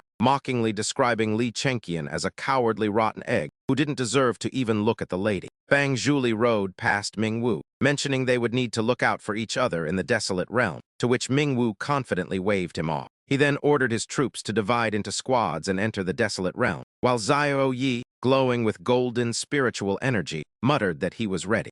Seeing her brother's determination, Zio-Zhai worriedly told Zio-Yi that she could not join him and urged everyone to be extremely careful. She promised that she and their mother would wait for their return, and the boy nodded, viewing this as a great training opportunity even without treasures. Ming-Wu suddenly slapped Zio-Yi on the shoulder, startling him, and praised his courage while Shi Mang waved goodbye to Shi Yanhan. She politely asked Ming-Wu to look after Zio-Yi and Yunwen, and he confidently beat his chest, assuring her that his strength was formidable. Gu Shi watched the others enter the desolate realm and, frowning with irritation, told his parents he wanted to go too, shocking the grieving couple.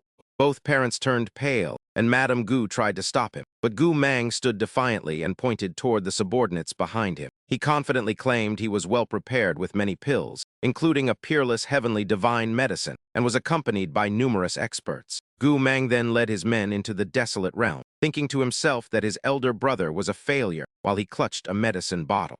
With a calculating look in his eyes, he felt certain that the chaos of so many people fighting for the immortal artifact would work in his favor. I will take advantage of the chaos and use the poison I stole from my master to slaughter them all. Perhaps the immortal artifact will then be mine. Lady Gu asked her husband, Xian Kun, should we go in as well? He looked at his wife and reassured her, don't worry too much. Your father and the others are there, they will look after Manger. Nothing will happen. Then he turned his gaze toward his eldest son lying on the stretcher. He spoke softly, take Fenger for treatment first. I must also report this to the clan. Settling both old and new scores at once, I will definitely annihilate the Xin Mu sect. Suddenly he spotted a flash of light in the sky. That streak of light landed right in front of him, its immense power sending rocks and dust flying everywhere. Ding Jai emerged from the haze and roared furiously, where is my disciple? Recognizing him, Gu Xiankun clasped his hands respectfully. So it is Senior Ding Jai. Immediately, Ding Jai grabbed Gu Feng's wrist and squeezed hard. The boy shrieked in agony, his face turning pale. He twisted Gu Feng's broken arm backward, causing the boy such intense pain that his eyes nearly bulged out. Ding Jai stared at him with suspicion, and after observing for a moment, he concluded, you are not my disciple. With that, he violently tossed the boy aside. Gu Xiankun watched his son being thrown like a ball, his eyes wide with shock. Lady Gu rushed over anxiously to help Gu Feng up. while Gu Xian-kun pointed toward the desolate region and said, "Mr. Ding, Manger has already entered the desolate region." Hearing this, the man shouted, "Disciple, I'm coming." Having said that, he dashed toward the desolate region at full speed. Once he had disappeared from sight, Lady Gu questioned her husband. "Xian-kun, what kind of master did you find for Manger? That man is completely insane. He just made Fenger's injuries even worse. Sooner or later, Manger will be ruined by his teachings." Hearing this, his face turned pale with anger. After a long silence, he turned to her and snapped, "What do you know? Ding Jai's ancestors once did a favor for the eternal immortal of Tianqi Mountain." That name left her utterly stunned. Wasn't the eternal immortal one of the 5 great immortals? He continued, "The eternal immortal promised the Ding family 3 wishes, and Ding Jai is currently their sole descendant. If Manger can become his successor, we will have a connection to the eternal immortal. In the future, even the main family will have to hold us in high regard." Inside a cave, a powerful surge of purple true qi radiated from the entrance, forming faint streaks of light like silken ribbons. Inside, a man sat cross-legged in cultivation. He was Si Kongshuan, the sect leader of the Jiu Yun Shang sect. Suddenly, his tightly shut eyes snapped open. He spoke to the figure appearing at the cave entrance. "You've arrived. Have reached the critical moment for a breakthrough." He asked Protector Mu, "Have you found the saintly physique I require?"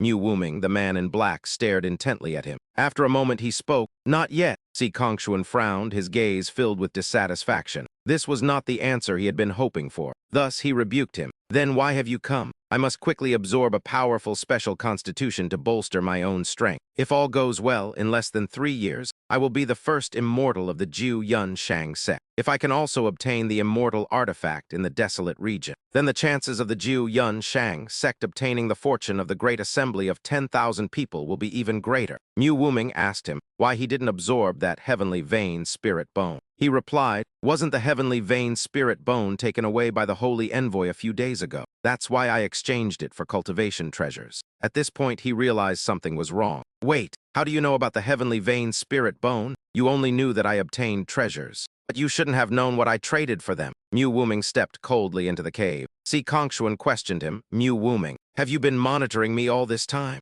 At that moment, Li Tianyuan tore off the Mu Wuming mask and said, "I'm not that bored." Seeing Li Tianyuan's true face, Si Kongshuan was utterly terrified. He exclaimed, "What? How could the killing array I set up fail to see through your disguise?" Li Tianyuan stood with his arms crossed, his gaze cold. He advised decisively, "Don't waste time being shocked. I only care about the heavenly vein spirit bone." As soon as he finished speaking, a giant, translucent purple hand, condensed from immortal clouds, suddenly appeared and slammed down toward Li Tianyuan's position. Si Kongshuan controlled that hand, smashing it violently into the ground. Surprisingly, this powerful palm strike quickly dissipated into dust, while Li Tianyuan remained standing in place, as steady as a rock and completely unmoved. Seeing his opponent unharmed, Si Kongshuan cried out in horror, "You took my immortal pattern palm head-on and remain unscathed." Li Tianyuan looked at him calmly and declared, "Fine then. Either way, once I perform a soul search on you, the result will be the same." With that, he suddenly struck, launching an attack that forced Si Kongshuan into a startled defense. The two clashed, trading blows in a display of seemingly equal strength as the battle grew increasingly intense. Powerful surges of qi and the overwhelming pressure of great emperors filled the air, and after a brief exchange, Si Kongshuan reached a conclusion. "As I suspected, you are indeed a great emperor. Had I known, I wouldn't have bothered testing you, as I put everything into that last move." Li Tianyuan coldly interrupted him, refusing to let him waste any more breath, stating he had no patience for such hollow words. With that, he delivered a powerful kick that sent Si Kongshuan flying backward, forcing the man to scramble to steady himself. A potent sphere of purple energy manifested between his palms as he roared, "Immeasurable true form," before launching a palm strike at his opponent. Li Tianyuan effortlessly blocked the strike with a single hand, while a massive, translucent purple entity wielding a sword appeared behind Si Kongshuan. Si Kongshuan's face darkened and his brows furrowed as he growled coldly, "State your name. This is your final opportunity." Li Tianyuan merely stared at him with a look of utter disdain, refusing to utter a single word, which only served to further infuriate Si Kongshuan. He immediately channeled his magic, causing the giant purple entity behind him to point its sword toward the sky and send streaks of light into the dark void above. Si Kongshuan raised his fly whisk, sending its fibers toward Li Tianyuan to ensnare him, while the sword-wielding entity prepared to strike.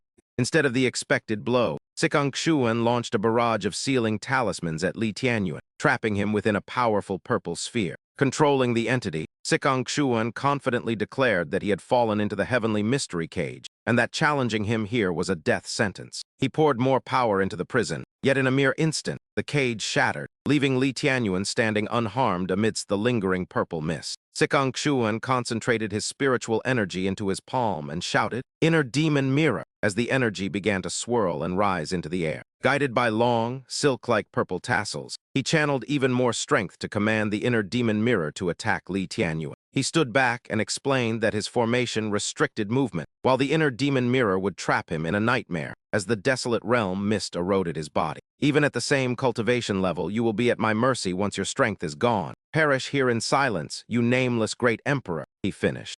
He surged his spiritual energy to manipulate the inner demon mirror and seize Li Tianyuan's mind, while the latter stood motionless within the potent purple formation. Suddenly, he opened his eyes to the sound of someone calling, "Zyro Tian," finding himself as a young boy standing in the middle of a vast field. His mother waved and smiled, holding up a pinwheel to coax him. "Zyro Tian, come here quickly," to which Li Tianyuan wide-eyed replied, "Mother." Suddenly, a cold iron collar tightened around his neck, cutting off his breath and causing his face to turn a sickly shade of purple. Li Tianyuan gritted his teeth and tried to loosen the collar with his hands before snapping his eyes open to find himself tied tightly to a tree. When he looked to his right, his heart shattered at the sight of his mother tied to a tree, her entire body pierced by numerous small daggers. She was unconscious as a group of men in black approached, calling him a monster before launching a barrage of small flying daggers that he could only watch pierce his flesh.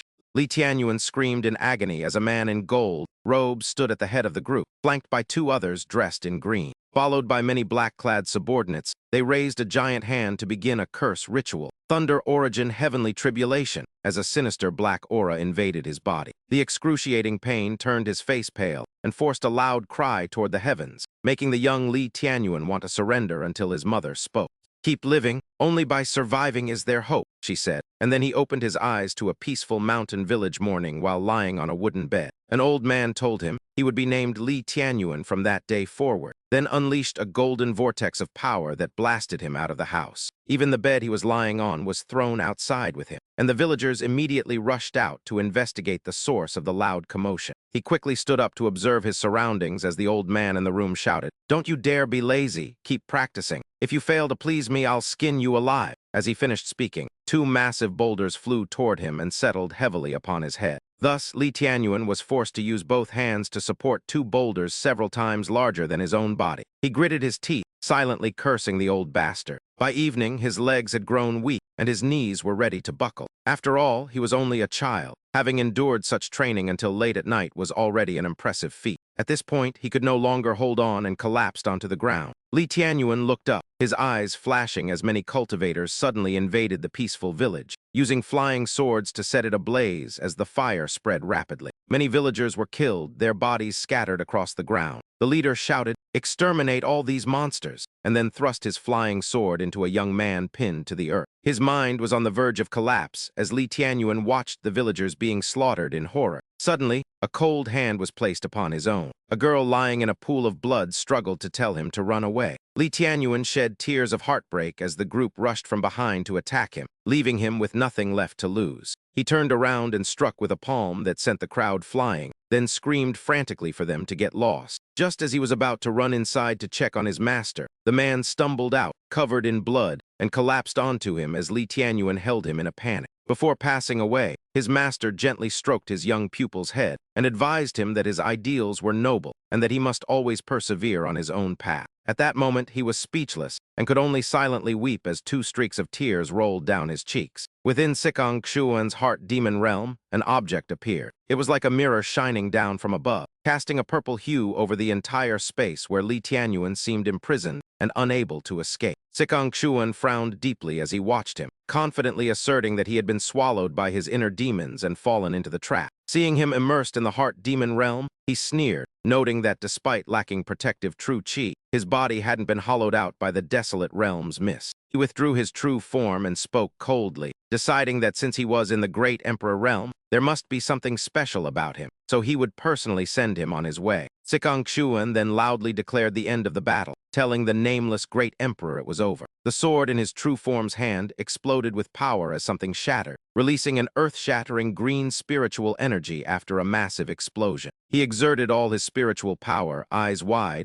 staring intently at Li Tianyuan. What on earth was this? Li Tianyuan still stood tall before him, completely intact and entirely unharmed. Sikong Xuan was so shocked he could hardly believe it, exclaiming in disbelief that he had escaped the control of the heart demon mirror and suppressed his inner demons. "What exactly are you?" he asked. Li Tianyuan's eyes turned a glowing red as he spoke coldly, remarking that the faith people placed in him was what the other man called a heart demon. At this moment, his eyes shimmered with nostalgia as he spoke sincerely, thanking him for the chance to see them again. Li Tianyuan then raised his hand, standing tall like a divine statue. His hand controlled the sword of the heart demon mirror's true form as he confidently introduced himself as Li Tianyuan of the Qianli Hall. Hearing this name, Sikong Xuan was extremely shocked and questioned him loudly, asking if he was truly a member of the Qianli Hall while frowning. He stared intently with wide eyes, standing still like a statue as if he hadn't yet recovered from the shock of the other's identity. And then, an earth-shattering explosion rang out, sending Sikong Xuan and the surrounding debris flying into the air as his true form shattered and gradually vanished. Li Tianyuan's green true qi chased after Sikong Xuan's purple energy.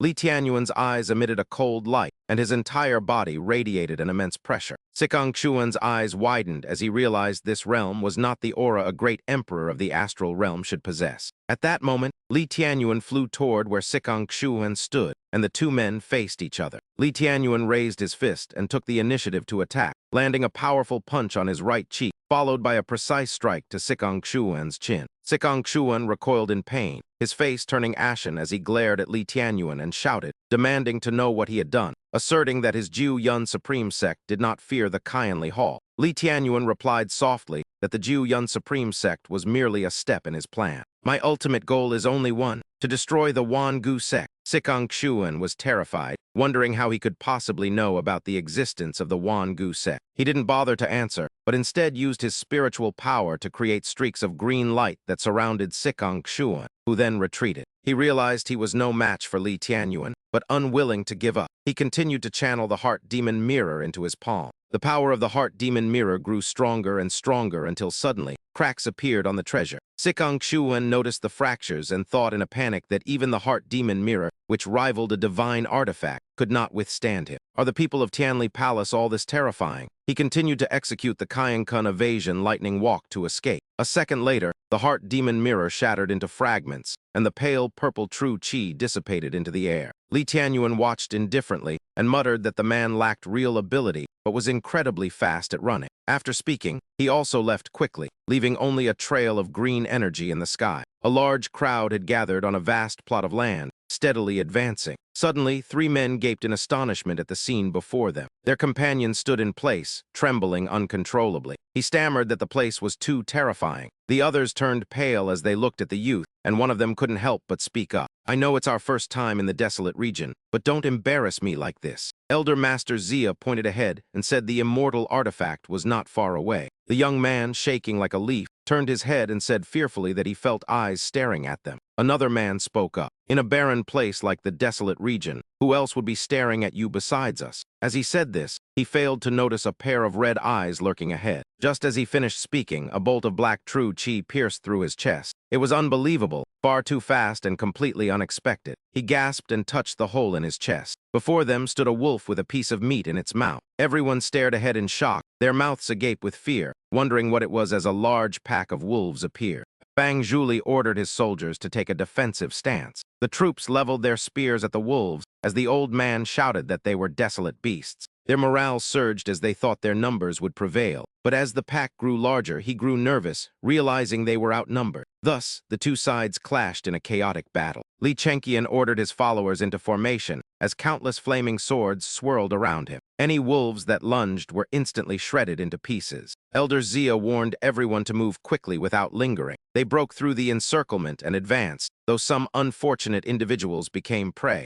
General Fang commanded them not to panic and to hold the line. Zhao Yi's group also moved forward, with his young aunt reminding him to be careful. A wild wolf tried to ambush the boy, but Mingwu dealt with it, causing its body to vanish as if it never existed. Elsewhere, others weren't as lucky. They were exhausted and became a feast for the beasts. It was truly unfortunate to come for the spectacle only to lose everything. Suddenly, someone noticed and shouted that the wolves seemed to have stopped. Elder Zia explained that the power of the immortal artifact kept them from attacking. A panicked man pointed and yelled, asking if that was the immortal artifact. In the distance, a black sword hovered above a mountain peak. Several people risked their lives to reach it first and claim the treasure. Mingwu watched, silently wondering if this place was. Xiaoyi asked if they were going over there, and Uncle Ming replied that they had nothing to fear. Meanwhile, the crowd ahead was desperately rushing toward the immortal artifact. They were suddenly attacked by two golden swords, which turned out to be young Master Li's doing. He arrogantly claimed that since the artifact was a sword, it was naturally suited for his father's sword city. He boldly declared that if they yielded it to him,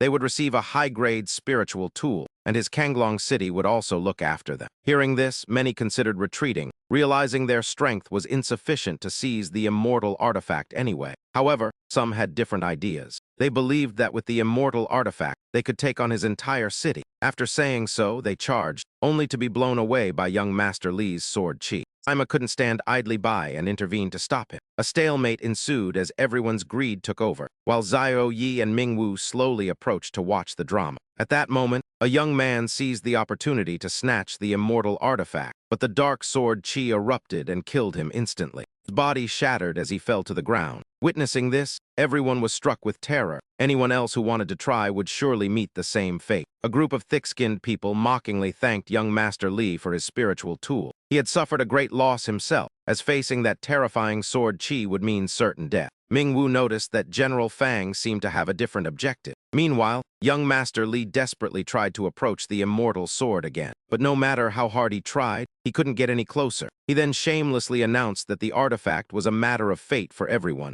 so they should let nature take its course and find the one destined for it. He thought gloomily to himself that even though his meridians were nearly ruptured, he still couldn't get close. Perhaps he truly wasn't destined for it. Mingwu then urged Xiao Yi to go forward, suggesting he might be the one to pull it out. His aunt was horrified, telling Mingwu that it was far too dangerous. However, he nonchalantly encouraged Xiao Yi to give it a try, claiming a fated connection existed. So despite his young aunt's protests, the boy finally resolved to attempt it. Several people were alarmed to see the boy stepping forward, wondering if he had a death wish. Li Chenqian was also stunned, realizing he was Yan Han's son. As Xiao Yi slowly approached, he was inwardly shocked, questioning if this was truly immortal energy. The sensation was even more agonizing than being near his father's blade. Suddenly, he seemed to perceive something, a familiar figure frantically slaughtering monsters in this place. He came to a realization that this was nothing compared to his father's training. He swung his blade, unleashing the 7 forms of the god Slayer, causing countless monster illusions to vanish. Xiao Yi successfully reached the immortal sword, leaving everyone speechless with shock. The cultivators stared at him in disbelief, while Li Chenqian stood there completely frozen. The crowd buzzed with chatter, noting how he had approached it step by step. Previously, even Li Chenqian had been unable to break through the protective aura surrounding the immortal artifact. Yet a mere child like him had managed to reach the immortal artifact. They wondered if he was destined to possess it, regardless of what they were saying. The boy stepped forward and gripped the sword's hilt as everyone held their breath, watching his every move. Li Chenqian sent a mental message to his 4 subordinates. He told them to prepare to seize the sword without killing the child, ordering the pairs on the left and right to block the others. Seeing the boy reach the sword, the others shared Li Chenqian's intent. They immediately plotted to steal the sword from him and began creeping toward Xiao Yi. Mingwu watched this with utter disgust, loathing their despicable and cowardly attempt to snatch the prize. These people would all launch a massive attack the moment Xiao Yi drew the sword, essentially rushing to their deaths. Gu Mang did not charge forward, instead clutching his bottle of poison. Standing quietly in the back and calculating his moves, he thought they could fight all they wanted. Once the chaos erupted, he would release his poison and emerge as the ultimate victor. Xiao Yi gripped the hilt with both hands, and as he moved, Li Chenqian directed his subordinates to get ready. 2 of his men were already prepared, their hands on the hilts of their swords. Surprisingly, despite Xiao Yi's best efforts to pull it, the sword didn't budge at all. The boy cried out that he couldn't draw it, and seeing his failure, the others realized there was nothing to steal. So they continued to wait as Xiao Yi strained until his face turned red and his body trembled. However, the sword remained completely motionless and could not be drawn. Xiao Yi returned dejectedly, prompting Sima to remark that the boy's destiny seemed limited. Meanwhile, Shi Yunwen breathed a sigh of relief, telling Xiao Yi that he had worried her immensely. Mingwu patted the boy's shoulder encouragingly, saying he had done well to at least learn something useful. Zhao Yu was surprised that he was being praised despite failing to draw the sword. Zhao Yu looked up in surprise and asked Uncle Ming Wu if he knew about the technique hidden within the sword intent. Ming Wu then glanced over at Li Chengqian. He spoke mockingly, saying the boy was much better than those who only relied on their fathers, noting that some people couldn't even touch the sword. This infuriated Li Chengqian. However, he could do nothing because Ming Wu was right, leaving him unable to argue. He walked away, giving Ming Wu a cold, furious glare while clenching his fists tightly. Unwilling to accept this, he wondered if he would return empty-handed or if he should try moving the entire mountain. Suddenly, everyone watched in shock as green and purple energies clashed in pursuit. Sikong Xuan fled rapidly, but Li Tianyuan was no slouch and pursued him closely. The two of them were engaged in a literal game of cat and mouse. Sikong Xuan was furious, wondering why this god of slaughter was pursuing him so relentlessly, even though he was using all his power to escape. He gritted his teeth in thought. He wondered if he would have to sacrifice his essence and lifespan to escape. Suddenly, he stopped, sensing an aura and wondering if the immortal artifact had finally appeared. He then burst into excited laughter, declaring that the heavens never truly block one's path. Sikong Xuan quickly changed direction and flew toward the sword. He then asked Li Tianyuan if he knew his other reason for cultivating in this place. The man responded by looking at Sikong Xuan with a cold gaze. He continued to ramble, explaining that he had sensed an immortal artifact in the wasteland and was waiting for the mist to dissipate so he could claim it. He admitted their strengths differed, but claimed that with the immortal artifact, he would naturally surpass him. Looking at the crowd below, he confidently declared his time for a comeback had arrived. Hearing his voice, everyone looked up at his hand simultaneously. Sikong Xuan's hand was extremely close to the sword, just moments away from touching it. A second later, he gripped the hilt and began to speak of his rise. But before he could finish, the sword's protective aura blasted him away, causing him to spit out blood. It was truly unbelievable, and the young cultivators stared with their eyes nearly popping out of their heads. Li Chengqian then recognized the man who had fallen before him. Recognizing the sect leader of the Nine Clouds High Sect, Sikong Xuan, he bowed politely and asked softly, "Senior Sikong, what brings you here?" Ignoring him, the man strained to pull the sword, his face turning purple with effort, yet the blade remained firmly lodged. As Sikong Xuan focused all his strength on the sword, Li Chengqian, thinking he hadn't been heard, hurriedly warned, "Senior Sikong, there's no time." Just as he looked up, a streak of blue light arrived. It was Li Tianyuan. Sikong Xuan frowned, assessed the situation, and seeing the enemy's power, he abandoned the sword and fled, leaving Li Chengqian stunned. Assuming Sikong Xuan had encountered a formidable foe, Li Chengqian declared confidently, "Don't worry, I am Li Chengqian, son of the Sword Saint of Kangdong City. I shall assist you." With those words, he commanded his followers, and 4 blades of sword chi manifested behind him as he soared toward Li Tianyuan. He announced his identity once more as the son of the Sword Saint of Kangdong City. But as he raised his hand to strike and began to speak, Li Tianyuan coldly barked, "Get lost," and sent him flying before approaching the sword and reaching out his hand. He lightly grasped the hilt and drew the blade effortlessly. With the immortal sword in hand, he resumed his pursuit of Sikong Xuan. Witnessing how easily the sword was claimed, Sikong Xuan's eyes widened in speechless shock as he screamed in resentment. "How could you obtain this immortal artifact so easily?" He explained calmly that the Zhenyu sword was originally his, leaving Sikong Xuan shaken as he stammered, "What? Could you be its original master? Were you the one who placed it there?" When Li Tianyuan nodded, a cold sweat broke out over Sikong Xuan as he muttered about the terrifying nature of such a being. Suddenly, he turned back and shouted, "Could it be that you are the Hall Master of Tianli Hall?" To which the man looked directly at him and replied, "You guessed correctly." Upon hearing that title, Sikong Xuan turned pale with fright and immediately ignited his essence blood, using a secret technique to flee at 10 times his normal speed. Refusing to let him go, Li Tianyuan remarked disdainfully, "Let's see how long you can last," while the cultivators below watched them in awe. As they streaked across the sky like falling stars, a subordinate rushed to support Li Chengqian, whose face was swollen and whose body trembled violently. "He defeated me with a single move. This man is too terrifying," he muttered in disbelief, while Yu Nuan watched the passing blue light, finding it strangely familiar. After racking her brain for a moment, she suddenly remembered and asked, "Uncle Ming Wu, was that man just now my brother-in-law? Was it him?" Ming Wu glanced at her with his hands on his hips, and though he wondered why she asked such a simple question, he answered plainly, "Yes, that was the young master." Li Chengqian's jaw dropped upon hearing that, realizing his rival was this powerful. His eyes bulged and veins popped on his face. He even suffered a nosebleed from the shock as he pieced the clues together,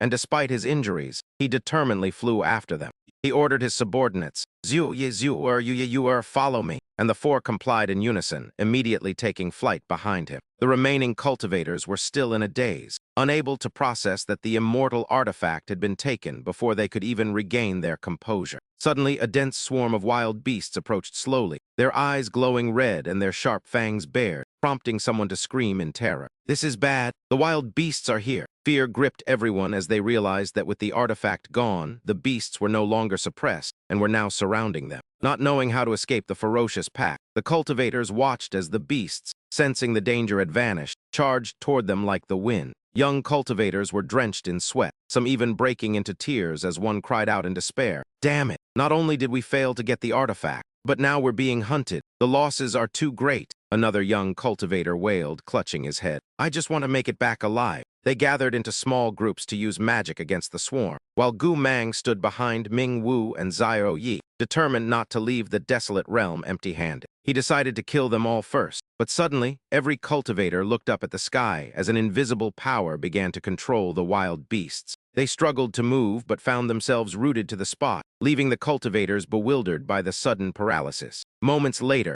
a colossal entity manifested in the sky, casting a shadow that blotted out the sun. As the crowd gazed upward in curiosity, a startled cry rang out, "Look, what is that?" High above, a massive creature resembling a dolphin glided through the heavens as if swimming through the air. A mysterious, ethereal blue mist drifted from the crown of its head. "What on earth is that?" A young cultivator stammered in fear. Old Master Zia watched intently and speculated. "Could it be a sun-devouring sovereign?" "A sun-devouring sovereign?" Xiao Yi repeated in wonder. Ming Wu fixed his gaze on the beast and explained that this rank surpassed the low, mid, high, saint, and even super grades. Understand that the saint grade equals the saint emperor realm, and the super grade matches the great emperor realm, he noted. But the rank beyond those is the sun-devouring sovereign. His expression grew incredibly tense as he spoke. After a brief, heavy pause, he uttered a revelation that left everyone breathless. "This beast possesses power rivaling that of an immortal." Upon hearing this, Xiao Yi's face drained of color, his lips trembling and eyes wide with terror. Unable to bear the tension, Shiyu Nuan spoke up with an urgent warning. "Brother Ming Wu, now isn't the time for a history lesson. What do we do?" Ming Wu stared at the monstrosity,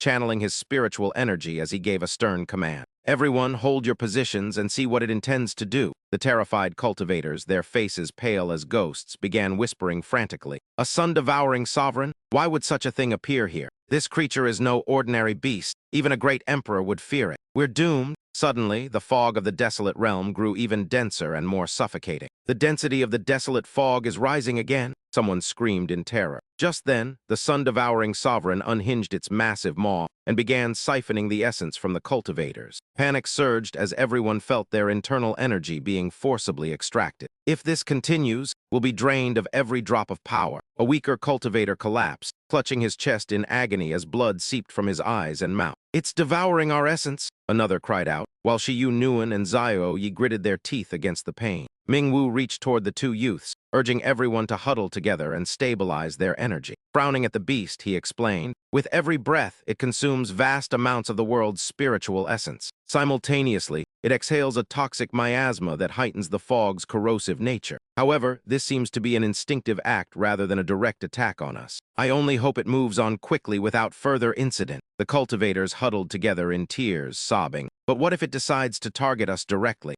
Ming Wu remained undaunted, replying firmly, "Then we prepare for battle." Yet the beast continued its feast, and its golden eyes began to glow with an ominous black aura. Ming Wu's heart sank as he realized, "This is bad. It really is coming for us." Having siphoned enough energy, the beast descended toward them, exerting an invisible force that began to wither their bodies. Agony radiated through them, leaving them powerless against the encroaching torment. Gritting his teeth, Ming Wu decided he could no longer afford to remain passive. He channeled his spiritual energy until his palms erupted in a brilliant golden glow, drawing a legendary sword from the void and leveling it at the beast. "Lion King's guardian roar," he bellowed. The surrounding cultivators watched with bated breath, their eyes fixed on the blade as an elder wondered if the weapon was an immortal artifact. Could that be an immortal tool? Ming Wu raised the divine blade, his other hand forming a seal as he chanted. Let 10,000 rays of golden light shield this body. Let the golden lion roar and stand guard before me." Following his command, the majestic silhouettes of colossal golden lions manifested behind him,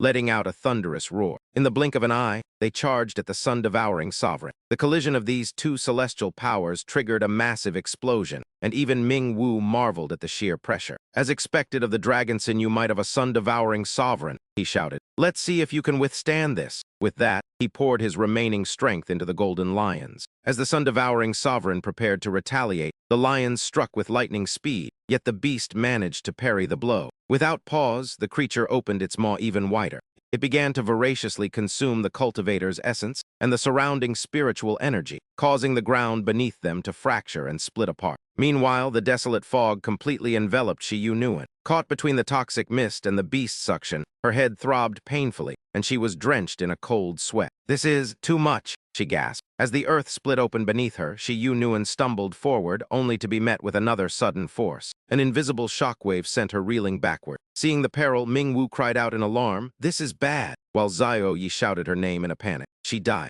Though utterly shocked, the boy could not move and could only call her name helplessly as the wilderness mist rapidly swallowed Shiyu Nuan's body. She closed her eyes and whispered in despair that it was over, her strength gone and unable to resist the mist, until a golden light pierced the fog and steady hands caught Shiyu Nuan.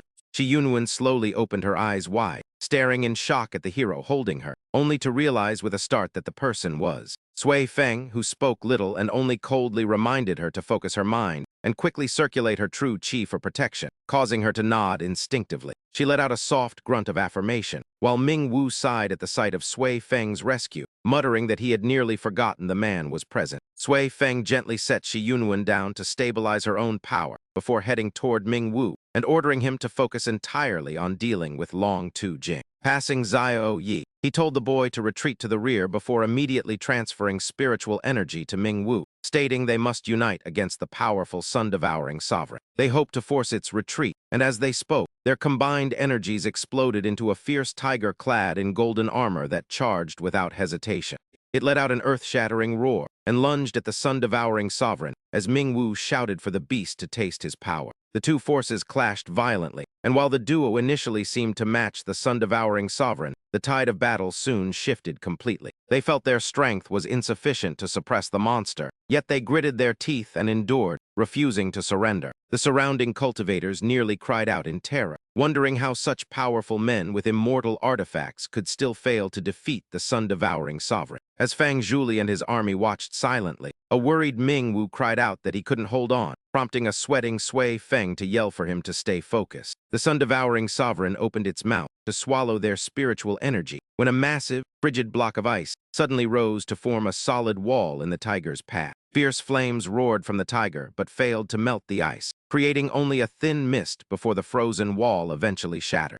The sun-devouring sovereign shot two tentacles from its mouth to tightly ensnare the tiger, just as Fang Zhuli suddenly shouted that the time had come. He and his soldiers immediately activated their battle formation, and as the array deployed, a colossal orange Dharma body emerged. It charged at the sun-devouring sovereign and struck the tentacles binding the tiger, forcing the beast to release its grip. The sun-devouring sovereign swung its tail at the Dharma body, but the tiger intercepted the blow, leading an angry Ming Wu to demand if they knew how to coordinate. Fang Zhuli frowned and retorted that he was being scolded despite saving them, while the cultivators regained their faith in his abilities. They cheered for General Fang's intervention, but another loud explosion occurred as a purple, spiked tail suddenly appeared. A purple monster covered in thorns emerged with glowing yellow eyes and a long tongue, leaving the cultivators in absolute terror of this new creature. They had escaped one sun-devouring sovereign only to face another unknown beast, while a nearly exhausted Ming Wu looked on. Pale and dripping with cold sweat, he stammered that this was a second sun-devouring sovereign, sending the cultivators into a state of total panic. They despaired at the sight of another beast, begging not to be given hope only to be cast into darkness, and could only pray for a miracle. They hoped the monsters would fight each other for a chance to survive, as the surrounding mist grew increasingly dense. Elder Zia observed the scene and loudly warned that the wilderness mist was thickening, urging everyone not to let their true chi waver. Ming Wu suddenly shouted, wondering why a second sun-devouring sovereign had appeared, and if it was linked to Long Tu Jing's arrival. He turned to Sui Feng, questioning why such a beast was under the land the palace master had once suppressed. Sui Feng stared at the new sun-devouring sovereign, speculating it caused the earlier beast riot, and recalling the mountain-suppressing sword the young master left to quell the resentment of slain creatures. Perhaps it had inadvertently suppressed this sun-devouring venerable, and now that the young master has drawn the Zhenjia sword, he has unintentionally set it free. However, Sui Feng told himself this was merely his own speculation. It was also possible that the dragon whisker scripture itself had awakened the monster. At this moment, two massive forces, one from the first sun-devouring venerable and the other from the alliance of Sui Feng and his comrades, clashed fiercely like two primordial powers. Meanwhile, the purple sun-devouring venerable suddenly lunged at the cultivators, and agonizing screams filled the air as they were tossed aside. Strangely, Zhao somehow found himself standing atop the monster's head. Having never faced such a situation, he cried out for Shiyu Nuan in terror. Shiyu Nuan's face turned pale with worry when she saw the boy in such danger, and as the monster suddenly reared its head, Zhao slid down its neck, desperately grabbing a sharp, protruding spike. While he struggled to hold on, Mingwu noticed the first sun-devouring venerable attempting to flee and roared, "Where do you think you're going?" as he channeled all his strength. His aura surged like a rising tide as he prepared a finishing blow. But unfortunately, no matter how much Mingwu struggled, he remained unable to move. He gritted his teeth and snarled, "Damn it, I'm pinned down by its power and can't move." While Sui Feng, also locked in place, spoke in a low voice. "Our only choice now is to focus everything on the dragon whisker scripture first. Once we're free, we'll chase after Zhao Yi," he said, as they both watched helplessly while the purple sun-devouring venerable carried the boy away. The boy gritted his teeth, realizing the mist of the desolate realm was thickening, and his internal energy was nearly exhausted. Suddenly, the sun-devouring venerable charged toward a mountain at a terrifying speed, showing no signs of slowing down as it drew near. Zhao Yi's eyes widened in sheer horror as they were about to crash. Sure enough, it slammed into the mountain, and the impact sent him flying until he struck a large rock. Zhao Yi lay sprawled on the cold ground, a violent cough racking his chest as the dense, suffocating mist of the desolate realm grew even thicker. With his vision obscured, he gritted his teeth and forced himself up, his mind racing with a single urgent question. Where on earth was he? He needed to find his way back to Uncle Mingwu and the others immediately. But through the heavy fog, a flickering shadow appeared, accompanied by a low grumbling. Zhao Yi strained his eyes to see the figure drifting in and out of view, until a suspicious voice suddenly asked, "Is that you? Who are you?" Zhao Yi asked with a frown, only to be met by 3 poisoned arrows whistling through the air, which he narrowly avoided by twisting his body.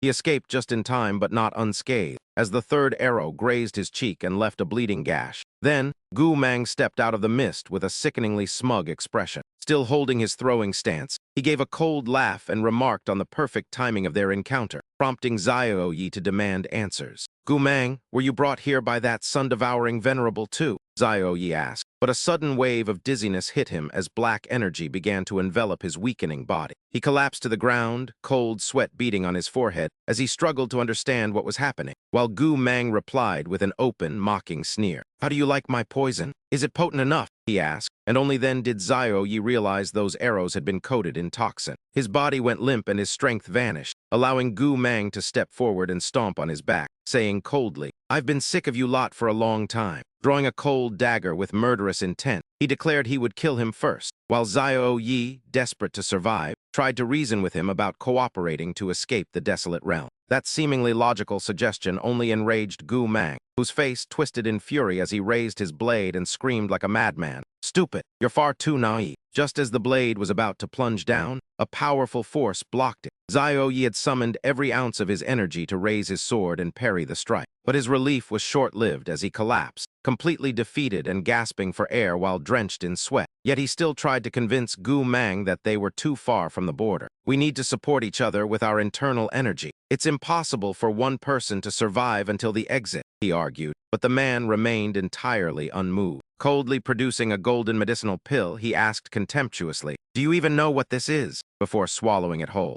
Instantly, his protective essence dissipated, replaced by an inexplicable look of confidence as Gu Mang spread his arms wide, looked up at the sky, and shouted that the heaven-severing divine medicine truly worked, as the desolate region's mist didn't affect him at all. Seeing him completely immune to the desolate region's corrosion, Zhao Yi's eyes widened in shock, wondering how he possessed such a potent pill. Then Gu Mang reached into his robe and pulled out a compass, saying with a laugh that his master had also arrived in the vicinity. He paused for a moment, his eyes filled with murderous intent, telling him not to worry because after killing him, he would kill every single one of the others. With those words, he charged straight at Zhao Yi with his sword. The young boy braced himself and gripped his blade, prepared to fight since there was no other choice. As the man attacked, the boy struggled to maintain his protective barrier while dodging the strikes. Due to overexertion, his footsteps became unsteady. Zhao Yi propped his sword against the ground, his entire body trembling as if he were about to collapse. Even Gu Mang was surprised by the boy's resilient will and spoke indifferently. He remarked that it must be incredibly difficult to maintain a protective barrier while afflicted by his poison. After finishing his sentence, he swung his blade to attack again. Zhao Yi managed to dodge, but his movements had slowed significantly. Gu Mang gritted his teeth in frustration. Unable to land a hit with his blade, he immediately launched 2 hidden weapons. Due to the toxin slowing his reactions, Zhao Yi couldn't dodge in time. 2 arrows sank deep into his abdomen, staining his clothes crimson with fresh blood. Zhao Yi gritted his teeth, trembling as he struggled not to fall. Seeing that he was still alive, Gu Mang pointed at him and shouted. He questioned how a mere brat could be so hard to kill. He immediately unleashed the Gale Hound continuous claws, striking repeatedly while Zhao Yi used every last bit of his strength to defend himself. Unlike the exhausted boy, Gu Mang was still full of vitality. He challenged him loudly, wanting to see how much longer he could hold out before roaring for him to die. Zhao Yi knew his strength had reached its limit and thought despairingly that he couldn't hold on much longer. Suddenly, a spark of surprised realization flashed in his eyes. He realized that the man's attack patterns were far too repetitive. Perhaps because he couldn't kill Zhao Yi after so long, Gu Mang's veins bulged with rage as he muttered that the boy was truly stubborn. Suddenly, Zhao Yi launched a counterattack. The boy had found an opening and decided to use the 7 styles of the God Slayer. Gu Mang was struck with extreme terror. He cried out in panic, asking what on earth was happening. Zhao Yi lunged forward like an arrow as a brilliant golden aura erupted from his sword. The light enveloped his entire body in a dazzling glow. Gu Mang's face turned pale with humiliation. He angrily pointed his blade at Zhao Yi and arrogantly declared that as the young master of the Gu family, he wouldn't be intimidated by a mere child. He told him to die and immediately lunged with a reckless attack. Zhao Yi simply tilted his body slightly, narrowly avoiding it, and swung his sword to counter. Now Gu Mang had fallen onto the ground, his face filled with visible dread. A single downward slash from Zhao Yi's sword would end his life. Seeing the boy about to strike, he shouted for him to wait, admitting he was wrong and agreeing to a truce. The sword stopped right in front of Gu Mang, only inches away. Gu Mang felt as if he had just brushed past the gates of death, his soul shaken. He then knelt and begged Zhao Yi, promising never to trouble them again, and suggesting they cooperate to escape the desolate region together. By this point, the boy was gasping for air, his face pale from the poison. Zhao Yi lost his patience and barked at him to provide the antidote. Gu Mang fearfully replied that he would give it to him immediately. Having said that, he reached into his robe, but instead of medicine, he threw a handful of white powder at him. He then said coldly that the boy was too naive to fight him and told him to go to his grave. After speaking, he charged forward with his blade to stab Zhao Yi. Zhao Yi frowned and, quick as a flash, executed the 7 styles of the God Slayer once more, ending it decisively with a single move. A powerful, brilliant, golden spiritual energy radiated outward. Zhao Yi's sword pierced through Gu Mang's abdomen. He coughed up blood, his eyes still filled with disbelief that he had been defeated by a child. He stammered, asking how it was possible as he stared at the sword embedded in his stomach. He questioned if he was truly dying at the boy's hands before taking his last breath and collapsing to his knees. Meanwhile, Zhao Yi could no longer hold himself up and collapsed to the ground. The boy tried to crawl toward the medicine bottle that had fallen from Gu Mang's body. Gritting his teeth, he crawled inch by inch, telling himself that his essence could no longer be gathered. The pills nearby seemed as if they were 10,000 miles away. Zhao Yi thought despairingly if he was about to die as well. He stared intently at the pills, suddenly recalling the words Li Qianyuan had said to Shi Yunwen during their cultivation. He realized that the item the man had given him was the heaven-severing divine medicine. He struggled to reach out for them. Meeting his own expectations, Zhao Yi managed to grab a pill and quickly swallowed it. The boy's body went limp and exhausted while the mist continued to surround him. Lying on the ground, he thought that while the desolate region's mist no longer corroded him, he would still die if he couldn't find a way to neutralize the poison in his system. Zhao Yi stared blankly at Gu Mang's corpse. He had killed him, but he also understood that if he hadn't, he would have been the one to die. He had to find out if the man had an antidote, so he struggled to crawl forward. Suddenly, a voice boomed like thunder. "Disciple, I have arrived." A terrifying palm strike shattered the hill ahead as Gu Mang's master glanced around, searching for his beloved pupil. Seeing Gu Mang's slumped and motionless figure, his jaw dropped in horror before he sprinted toward him. He desperately called out for his disciple and grabbed Gu Mang's shoulders, shaking him violently as if trying to wake the dead while wailing loudly. "My disciple, why did you die here? Your master arrived one step too late." Zhao turned pale with fear upon hearing those words, realizing this was indeed Gu Mang's master. This was truly the worst luck. The man then embraced Gu Mang's corpse and sobbed, "My disciple, how am I supposed to live? You were my only student. I still have so many secret techniques I haven't taught you." After he finished his mourning, he finally noticed Zhao presence. He immediately pointed at the boy and interrogated him harshly. "It was you. You murdered my disciple." Meanwhile, Zhao felt increasingly unwell. The toxin seemed to be tearing him apart from the inside as it grew more severe, and the man approached him with a frigid tone. "Did you kill my only pupil?" He then hoisted the limp Zhao off the ground by his collar and declared he would make him pay with his life, making the boy think he couldn't escape death. However, the man's next words stunned the boy. "From now on, you are my disciple." This turn of events was completely unimaginable. Zhao looked up with a pale face and gasped in shock as the man shouted, "Hurry and kowtow to your master," before violently throwing the boy to the ground. He landed in an awkward kneeling position, and the man grabbed his hair, lifted his head, and slammed it against the ground to force him to complete the ritual. Zhao forehead began to bleed, leaving a long red streak down his face. After finishing the ritual, the man grabbed the boy's shoulders and joyfully announced, "Ha, good disciple. From now on, you are the successor of the Wind Sphere Fist and my official student." Just like that, he dragged the boy into a frenzied dance like a madman, laughing and asking, "Hee, my good disciple, aren't you happy?" When he lifted Zhao arm and saw his head slump, he realized something was wrong and checked the boy's pulse, exclaiming in surprise, "Oh, so you're still poisoned," before tossing him aside like a useless object. He then shouted, "Don't be afraid, Master will cure you," and began transferring powerful internal energy into Zhao to force the toxin out. After a while, the venom was slowly neutralized. Zhao opened his eyes, surprised to find that the eccentric man was actually helping him. Seeing him sitting there silently, the man asked, "Disciple, why can't you circulate your true chi?" Though he knew he wouldn't get an answer. He began to examine the boy's entire body, and what he found left him utterly astonished as he stared intently at him. He asked coldly, "You have no heavenly veins or soul bone?" After a pause, he threw his head back and laughed maniacally. "Haha, you truly are a rare genius. I've never met anyone without heavenly veins or soul bone. Such a person must be an extraordinary talent. Now I shall pass our sect's Wind Sphere Fist Heart method to you." Without waiting for consent, he immediately began the transfer. As soon as the heart method entered his body, Zhao felt a bone-deep pain and screamed at the top of his lungs. "Ah, it hurts so much. My body feels like it's going to explode." After some time, the man realized gloomily, "HMPH, why is the true power still not circulating? I must not have transferred enough. Yes, that must be it." With that, he continued the transfer, and the red energy of the heart method surrounding the boy's body grew even stronger as he screamed in agony. At that moment, Sikong Xuan landed and looked back at his relentless pursuer, cursing angrily. "Damn it, he's so persistent. If this keeps up, I'll die from blood essence depletion before he even strikes." Upon arriving, Li Tianyuan was shocked to see a man transferring power into his son. He immediately landed and called out softly, "Zhao," before forcefully pulling the boy away. Seeing his disciple being snatched away, the man pointed at him and barked, "Give my student back," and the two then clashed in battle, neither willing to back down. The collision of their powers triggered a massive explosion that sent debris flying everywhere, and the man couldn't help but praise him. "Heh, you're quite formidable." Li Tianyuan glared at him with eyes full of killing intent before gathering his strength and sending the man flying with a single palm strike, leaving Ding Jai staring at his hands in a daze. Rubbing himself, he whimpered about the pain and the man's strength as Li Tianyuan began examining Zhao body. He felt a violent current of true energy within Zhao body, and while it wasn't fatal, he questioned why the boy was there. Had something happened on Ming Wu's end? Sikong Xuan watched the two men and was surprised to recognize the successor of the Wind God, the renowned Senior Wind Sphere Ding Jai. He immediately offered a greeting.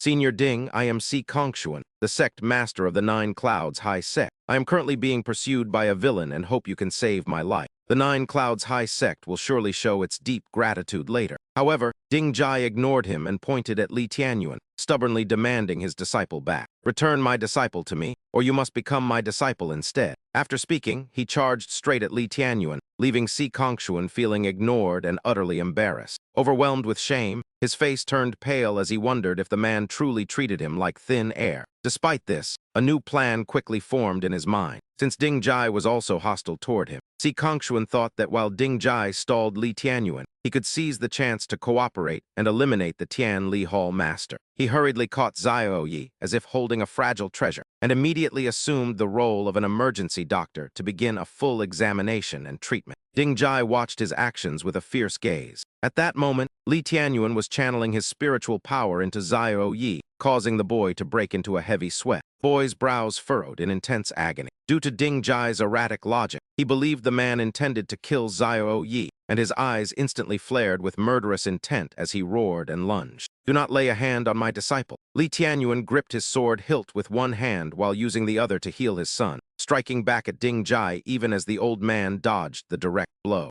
However, the residual force was enough to shatter a massive boulder as easily as slicing a watermelon. Undeterred, Ding Jai immediately unleashed his wind sphere chaotic claws to attack Li Tianyuan. The two continued their stalemate. Meanwhile, Li Tianyuan persisted in treating Xiao Yi before delivering another sword strike toward Ding Jai. The old man dodged with incredible speed but wasn't fast enough. As Li Tianyuan's blade grazed his neck and drew blood, Ding Jai froze, stopped his assault, and began muttering that he was wounded before licking the blood. A massive, transparent pink sword materialized and pointed directly at Li Tianyuan. He leaned aside to evade it, and then casually raised his own blade. He easily parried Ding Jai's technique as if he were merely playing with a child. He nearly mocked him, telling him to be careful not to chip the sword since no one would pay for the damage. Li Tianyuan's gaze locked onto Ding Jai, startling his opponent. He inwardly noted that Ding Jai possessed the strength of the Star River Great Emperor realm and possessed a very peculiar primordial essence. As for Ding Jai, he was still drenched in sweat and instinctively licked the wound on his wrist like a dog. Seeing that the bleeding wouldn't stop, he cried out in fear. Suddenly, he remembered a secret technique and quickly plucked several hairs from his head. He cheered excitedly,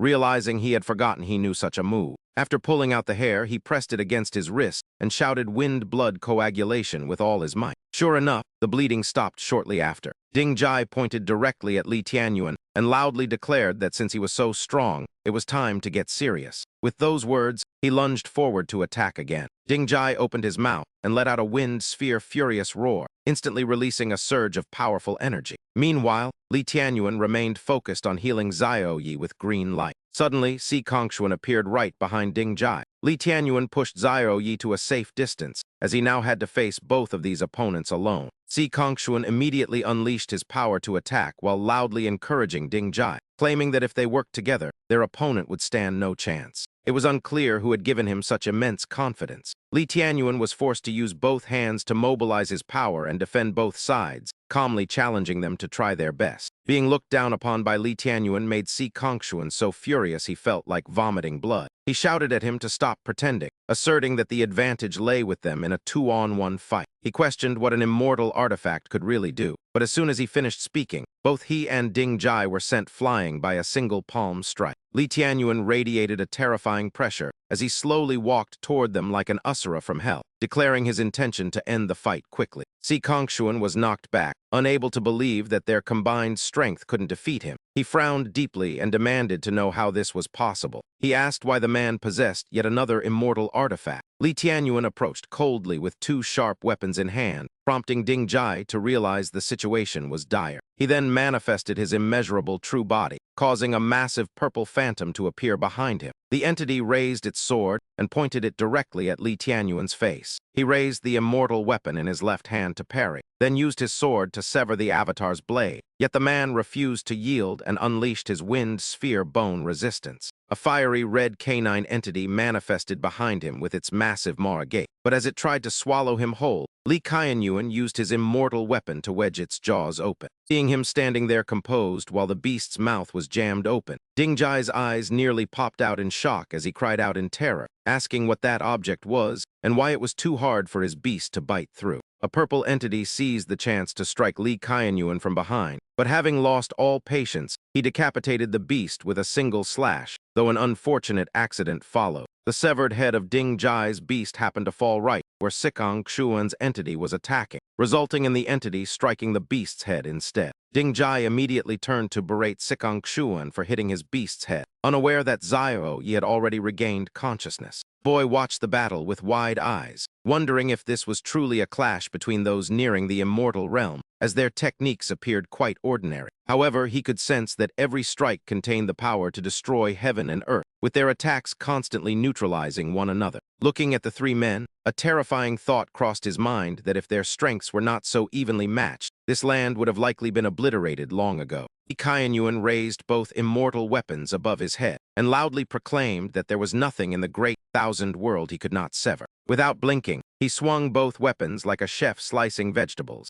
instantly splitting his opponents in two with a dual sword combined annihilation slash. A surging blue pressure erupted, leaving the avatar and the beast unable to resist, and in an instant the two were defeated, falling backward while screaming aloud. Xiao Yi stared in awe, thinking to himself that both opponents were incredibly powerful, likely the strongest individuals he had ever encountered. Indeed, aside from him, Li Qianyuan seemed to always be the strongest and appeared never to have tasted defeat, while Ding Jai and Sikong Xuan grew exhausted, with the latter sighing at the mad dog before him. Yet even now, he still contemplated fighting him, wondering if only an immortal could truly defeat the Lord of Tianli Hall and his two high-grade immortal weapons. Could it be that only a true immortal could take him down? Ding Jai wondered as he cursed in rage, lamenting that he had been far too disgraceful.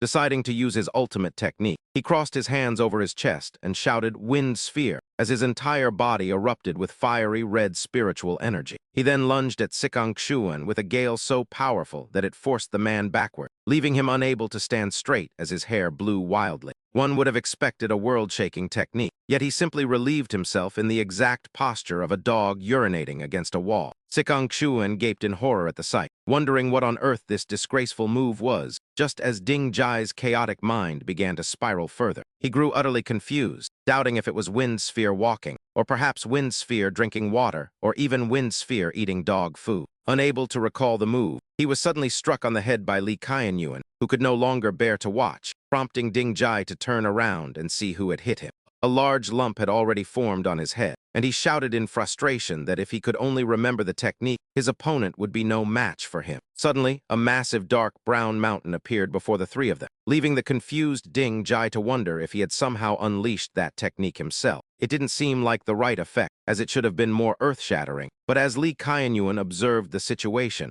a sun-devouring beast emerged. Sikong Xuan turned pale and exclaimed that it might be the sun-devouring beast, a world-ending calamity recorded in the ancient secret scriptures. Its appearance signaled a global crisis, and Xiao Yi naturally recognized it, for this very sun-devouring beast was the one that had brought him to this place. He stared in terror, wondering if the battle between the great emperors had attracted it, as the sun-devouring beast opened its massive maw before the three men. Li Qianyuan gripped his immortal weapon and raised it toward the sky, performing a technique as he shouted, "Dragon-swallowing stance." Ancient blue dragon immediately manifested to confront the sun-devouring beast, and sensing the azure dragon's aura, Sikong Xuan could hardly believe his eyes. This immortal artifact carries the aura of an azure dragon. Could it have been forged from the blood of a slain dragon? He knew that even the weakest azure dragon was a transcendent being. Just how many powerful creatures had this man slaughtered to refine these two immortal artifacts? The azure dragon opened its maw and lunged at the Sun Devourer before vanishing instantly without a trace. The Sun Devourer scanned its surroundings for the azure dragon, which suddenly reappeared and bit into its neck. Yet the beast only bled slightly when the dragon released its grip. Li Qianyuan was surprised that the Zhai Qi's hide was so incredibly tough, while Sikong Xuan stood agape, moving from one shock to another at the Sun Devourer's prowess. Earlier, Ding Jai and I struggled against Li Qianyuan,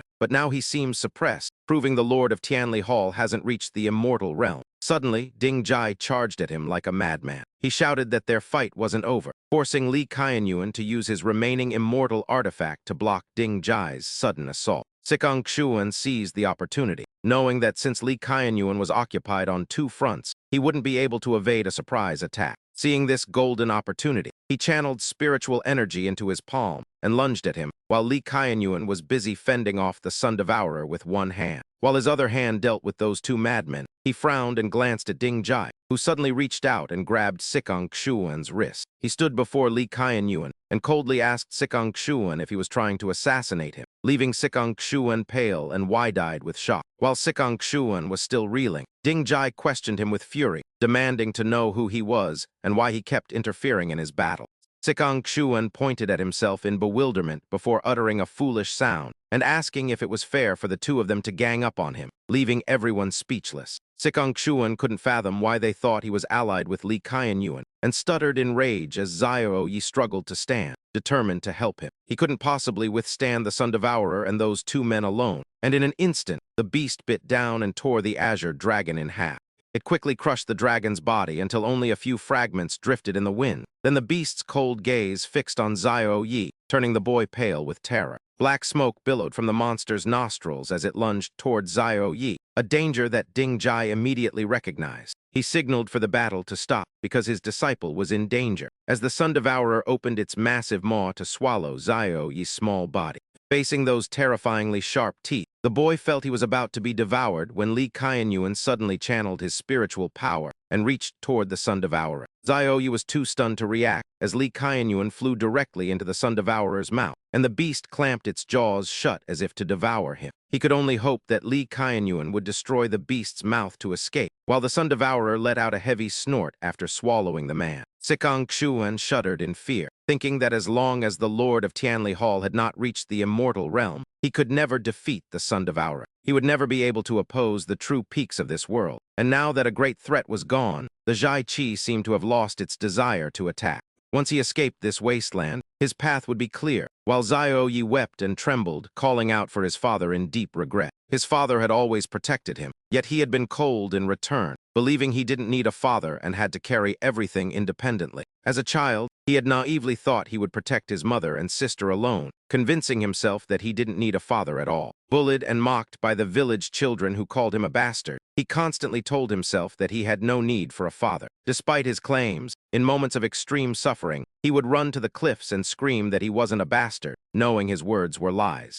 Deep down, he still yearned for a father, and as he sat hugging his knees, he looked at the sky with tearful eyes and asked where his father was. Looking as pitiful as an abandoned puppy, he couldn't deny that his heart had finally found peace since his father's sudden appearance. Yet he didn't dare face his father like his sister did, for the fear that he would be abandoned again had always haunted the boy's mind. The sun-devouring sovereign suddenly soared into the sky with a thunderous roar, while Xiao Yi trudged toward the corpse and pulled the sword from his chest. He thought to himself that his father didn't need to be a great hero or possess immense power as he gripped the hilt and slowly approached the sun-devouring sovereign, with only the wish for his father to stay with them forever in his heart. A massive surge of power suddenly erupted from Xiao Yi's body. His entire body was enveloped in a violent, blazing red light, and with tear-filled, bloodshot eyes, he screamed toward the heavens to give his father back. Raising his sword to the sky with vacant, manic eyes, the boy was shrouded in crimson flames as a savage killing intent and pressure shook the area, terrifying Ding Jai. He loudly warned his disciple to be cautious, but he was suddenly struck dumb as Xiao Yi gritted his teeth and endured the strain.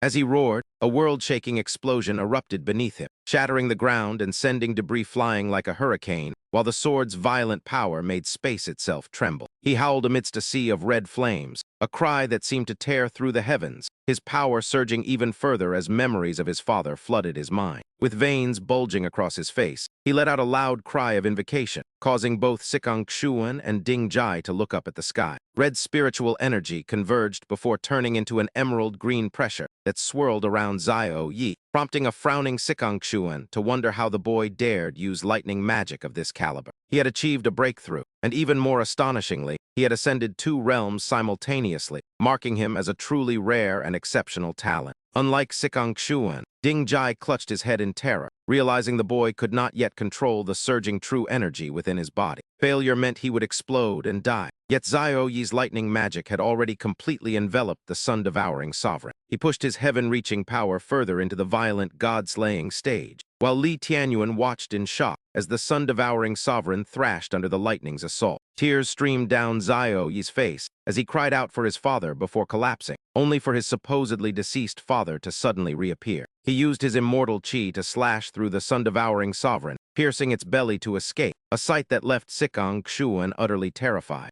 Has that man actually escaped? Sikong Xuan gasped, while Li Tianyuan caught the falling Xiao Yi, who weakly noted that his father was safe. the boy threw himself into Li Tianyuan's arms, weeping and calling for him, which reminded the man of what Shi Yanhan had once told him. She had said that although Xiao Yi acted tough, he wasn't as resilient as he seemed, and that he would eventually open his heart if given enough time. Gently stroking his son's head, he vowed never to leave them again, though he was stunned that the boy had forced himself to use the heaven-reaching, God-slaying technique. He recalled that the boy had likely only seen him perform it once, making such a heaven-defying talent for lightning magic truly unbelievable. The sun-devouring sovereign survived and roared in defiance, leading Li Tianyuan to marvel that even an internal attack hadn't dealt a fatal blow to such a beast. Suddenly, its abdomen swelled before it opened its maw to regurgitate a mysterious, spherical object. The monster hurled the object to the ground and fled, leaving Sikong Xuan to stare at the egg-like vessel in shock, realizing the creature had been driven away.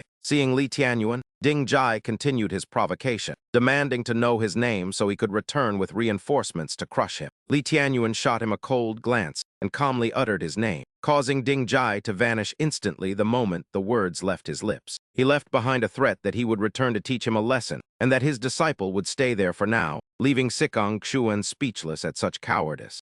Just as he looked up, Li Tianyuan appeared directly behind him, prompting him to frantically signal for a truce and warn that the council would intervene. Before he could finish, a single sword strike from Li Tianyuan claimed his life, instantly decapitating the man and ending the threat. As he withdrew his pressure and prepared to sheath his blade, the red egg suddenly cracked, emitting a strange aura that intensified as the shell began to split in two. He could see an object inside, which turned out to be a skull. This aura left Li Tianyuan utterly stunned, and he remained silent. He swung his blade decisively, shattering the egg into fragments, and as it broke, a surge of immense pressure and a terrifying whirlwind instantly exploded. The blast swept past, forcing Xiao Yi to struggle to resist. The boy covered his face and asked in shock why the egg's breaking released such horrific power. Next, a dense black mist appeared, swirling into a dark vortex around a set of white bones, as Li Tianyuan pondered if the eerie energy he felt in Zhai Qi came from this being. Moments later, the skeleton's feet touched the ground as it slowly stood upright, leaving Xiao Yi stunned by the extraordinary sight of a skeleton hatching from Zhai Qi's egg. A bold thought struck him. Could this be the rebirth of the master who was swallowed earlier? With purple pupils burning in its sockets, the skeleton lunged toward Li Tianyuan. He reacted swiftly, swinging the lonk to deliver a lethal strike, but the skeleton dodged, causing the sword energy to cleave a distant mountain in two. It leapt into the air, intending to strike down at his head, but Li Tianyuan managed to block the attack just in time with the blade of his lonk. He swung his blade at its arm again, but strangely, the sharp lonk could not cut through. Li Tianyuan frowned, thinking it was incredibly tough, and tried another strike. As the black mist began to spread violently, Li Tianyuan quickly pulled Xiao Yi into the sky while the skeleton stood still, emitting a dark energy with a corrosive power similar to the death mist of the desolate region. Xiao Yi silently thanked his father for pulling him away in time, wondering if that powerful corrosive ability would have dissolved him instantly had he been touched. The skeleton slowly stepped forward and noticed Sikong Xuan's headless corpse. It used the black mist to lift the body, and in an instant, Sikong Xuan's remains began to corrode. It used the black mist to strip away the flesh and skin, grafting them onto its legs, arms, face, and entire body. In other words, it had stolen Sikong Xuan's skin. However, it could not fully restore itself, as its upper torso remained skeletal, leading it to wonder if this was the extent of its recovery. Xiao Yi gasped in horror, exclaiming that it had turned into a human, as the skeleton picked up a piece of cloth and wrapped it around its waist for modesty. At that moment, a cold voice rang out, lamenting that Zhai Qi had pushed it out so prematurely before the time was right, while Li Tianyuan calmly asked who it was. "Who are you?" he asked, and the half-human, half-demon figure replied that he was the son of the desolate god, a name that Li Tianyuan immediately recognized. The son of the desolate god glanced at him with contempt, mocking the fact that a mere mortal dared to hear the name of the desolate god without showing any reverence. Li Tianyuan replied in a cold tone, questioning if simply having the word God in his name was enough to make him bow, before looking up at the sky. With a voice full of nostalgia, he remarked on how time had passed and how the name of the desolate god seemed to have faded, before noting the aura on Li Tianyuan. He mentioned that the aura felt familiar, as if it came from another deity, and as soon as he finished speaking, the son of the desolate god raised his hand, concentrating an immense pressure.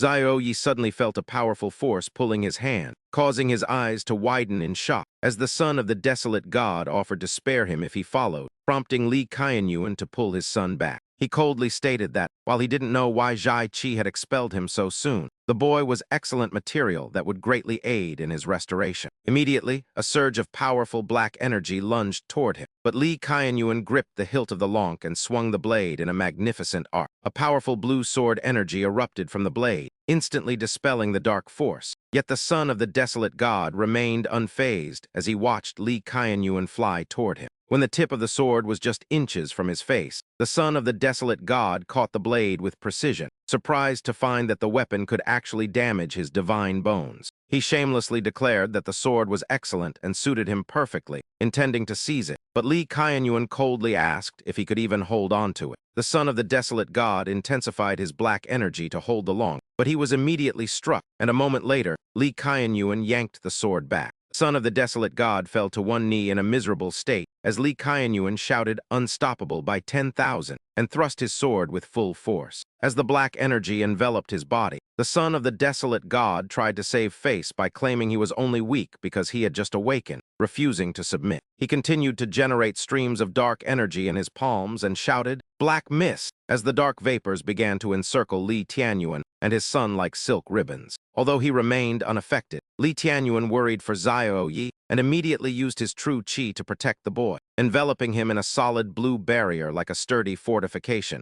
as a sword clattered to the ground before the child. The boy quickly ran closer while Li Tianyuan watched his son and shouted, "Defend," as a brilliant green flame erupted within his palm. As soon as he finished speaking, his true qi centered on the sword to form a massive sphere of light around Xiao Yi, while the dark energy outside continued to spread everywhere. Xiao Yi called out anxiously, "Father," and he glanced at his son, instructing him that he might not be able to look after him in the coming moments, so he must stay still as Zhen Yue would provide complete protection. As for the son of the desolate god, he continued to gather his true qi as the dark mist expanded further, and an object shaped like a firearm appeared in his hand. The son of the desolate god raised it triumphantly, causing Xiao Yi's face to turn pale as he had never seen such a weapon and wondered if it was a divine artifact. The son of the desolate god aimed the firearm at Li Tianyuan, who had also quickly concentrated his overwhelming pressure into his own weapon, ready for battle. One of his eyes emitted a purple light as the son of the desolate god spoke contemptuously, calling him a brat and claiming he wouldn't even have time to wail before pulling the trigger.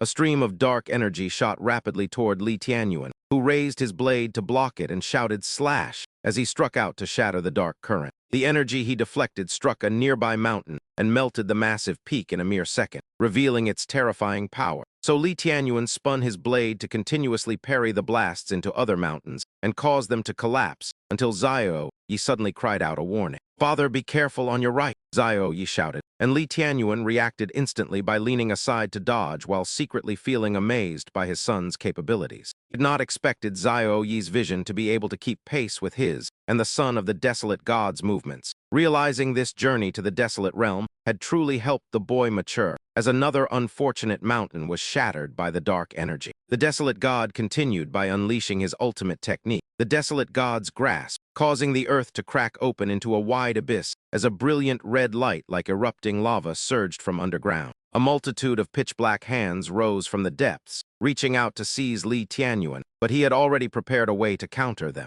Li Tianyuan concentrated all his pressure into the blade, causing a blue aura to envelop it, and once he felt his power reach its peak, he unleashed a powerful strike toward the rising hands while shouting loudly. Blue pressure immediately enveloped the desolate god's dark energy and surged toward his opponent, allowing Li Tianyuan to seize the opportunity and slip through the mist as fast as a lightning bolt. He suddenly appeared before the desolate god, striking him with absolute terror, and as Li Tianyuan swung his blade to strike, the desolate god hurriedly raised his skeletal arm to block the blow. His blade shifted fluidly and suddenly changed direction to stab directly at the creature's lower abdomen. But the desolate god reacted just in time to dodge to the left by a hair's breadth. Otherwise, a massive hole would have been torn through his body, and at such close range, he swung his weapon to counterattack. Yet Li Tianyuan was faster and used his blade to suppress him, preventing him from using his weapon. The creature said he admitted the man was immune to the divine artifact's intimidation. But for a mortal to dream of defeating one with divine blood like him was a delusion,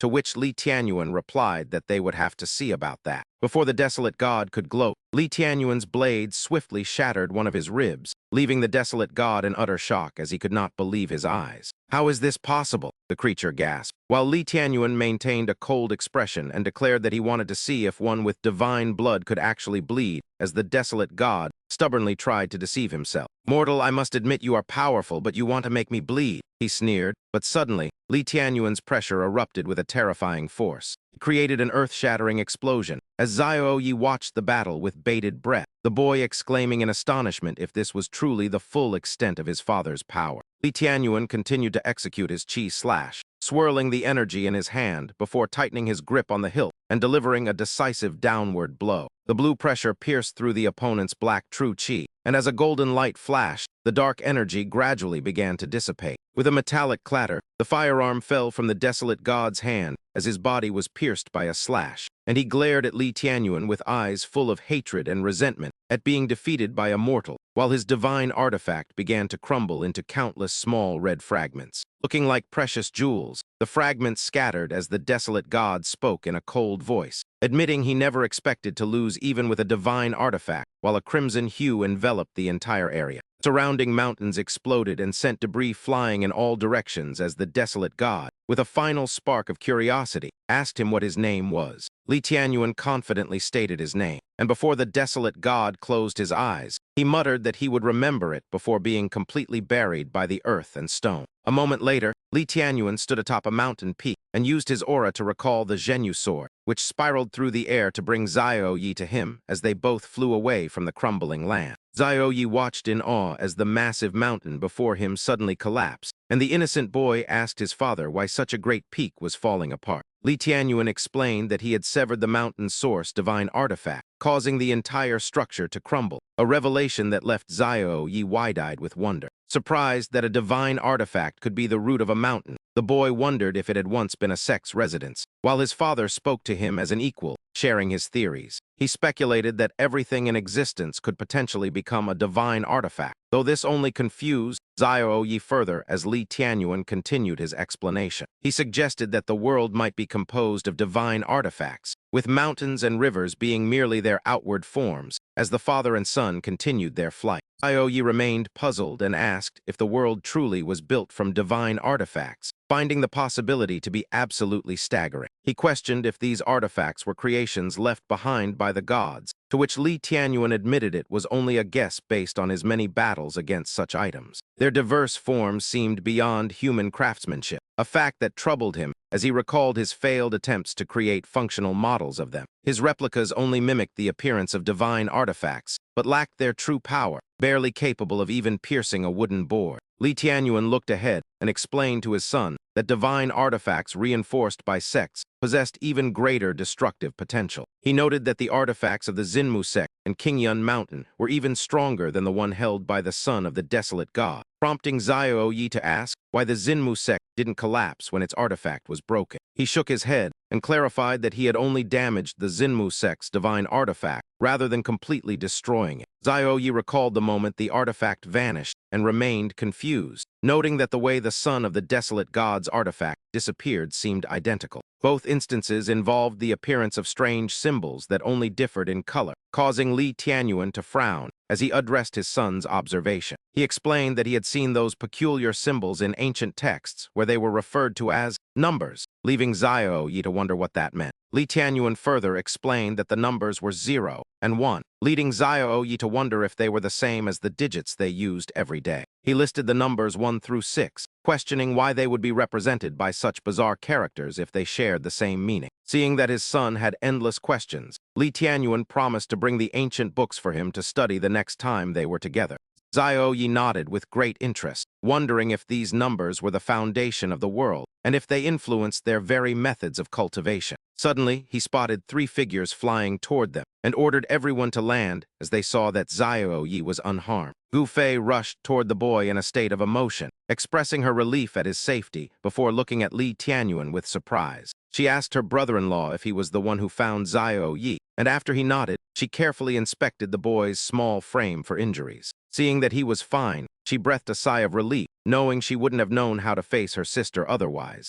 Once she was sure Xiao Yi was okay, she asked Li Tianyuan why he had entered the desolate realm in secret and what his purpose had been. He replied curtly that he had come to kill someone and handle a few matters before finding Xiao Yi, while Sui Feng stepped forward to report. Sui Feng explained that after Li Tianyuan left the Zhenyu land, Long Tujing arrived with an army, and another sun-devouring sovereign emerged to take Zio Yi away, likely being Zhai Qi. Li Qianyuan nodded in confirmation. Yes, I encountered Shi Qi. It has retreated deep into the wasteland, and its next move remains unknown for now. Suddenly a thought struck him, and his expression darkened as he asked, "What about the dragon whisker whale?" Shi Yunwen replied blankly, "Brother-in-law, that giant whale was far too ferocious. Sui Feng, Ming Wu, and General Fang's army had to join forces just to temporarily restrain it," she continued, while Sui Feng added, "Fortunately, the dragon whisker whale didn't target us. It left shortly after Zhai Qi flew away." At that moment, Shi Yunwen recalled a crucial detail. Furthermore, every time that dragon whisker whale took a breath, it drained our true power, nearly depleting it entirely. If Sui Feng hadn't given me a heaven-defying divine pill, I wouldn't have survived. Li Qianyuan looked up at the sky and muttered, "Dragon whisker whale, Fang Zhuli." He then immediately ordered everyone to evacuate the wasteland. Suddenly, Zio Yi felt a bone-deep pain and couldn't help, but let out a soft groan before his body stumbled as if he were about to collapse. Shi Yunwen rushed over in concern, asking what was wrong, while Sui Feng checked him and exclaimed in shock, "Has Zio Yi already reached the peak of the true person realm? Even stranger, what is this violent surge of true power inside him? This is definitely not the kind of power a true person should possess." Li Qianyuan explained that Zio Yi had been forced to absorb a massive amount of power earlier, causing a temporary breakthrough to the breath-resting realm, leaving the three of them horrified. Li Qianyuan ignored their astonishment and urged them to leave the wasteland first, noting that certain plans had to be set in motion earlier than expected. Meanwhile, in another part of the wasteland, the son of the desolate god was fleeing at high speed, only to be intercepted by Li Chenqian. The two glared at each other with hostility and caution as Li Chenqian unleashed his spiritual power to attack, shouting, "What manner of demon are you?" The palm strike caused a massive explosion, and simultaneously, Li Chenqian's form split into 5 illusions, each swirling like a whirlwind as he swung his hand. His spiritual power converged into a dazzling pillar of rotating light, aimed directly at the son of the desolate god as he roared with divine authority, "Get back here!" A cloud of black smoke shaped like countless skulls condensed into a figure, shocking Li Chenqian, who realized his power was neutralized by the son of the desolate god before it could even land. Terrified by the situation, Li Chenqian demanded to know, "Who exactly are you? No, what kind of creature are you?" The son of the desolate god spoke coldly, "You are far inferior to Li Qianyuan." Behind him, a subordinate grew furious at the insult to his respected young master. Unable to contain his rage, the man gripped his sword hilt and shouted, "How dare you be so insolent?" before launching a spiritual attack with his blade. Just as the blade was about to strike the son of the desolate god, it was suppressed by a dark aura. With a mere flick of his arm, the sword became twisted and mangled. Simultaneously, the swordsman's arm was contorted into a grotesque angle by the backlash, causing him such agony he nearly fainted before a streak of black gas severed the limb entirely. Realizing only a formation could handle this, Li Chenqian immediately ordered his 3 remaining subordinates to take their positions, and they obeyed instantly. They quickly deployed the array as numerous swords appeared behind Li Chenqian, who channeled the formation while spiritual runes glowed brightly in all directions. Sword intent surged from the center like a tide as a thunderous shout echoed, "Amber sword, slay the demons!" and countless sword shadows tore through the air. The blades transformed into a dragon,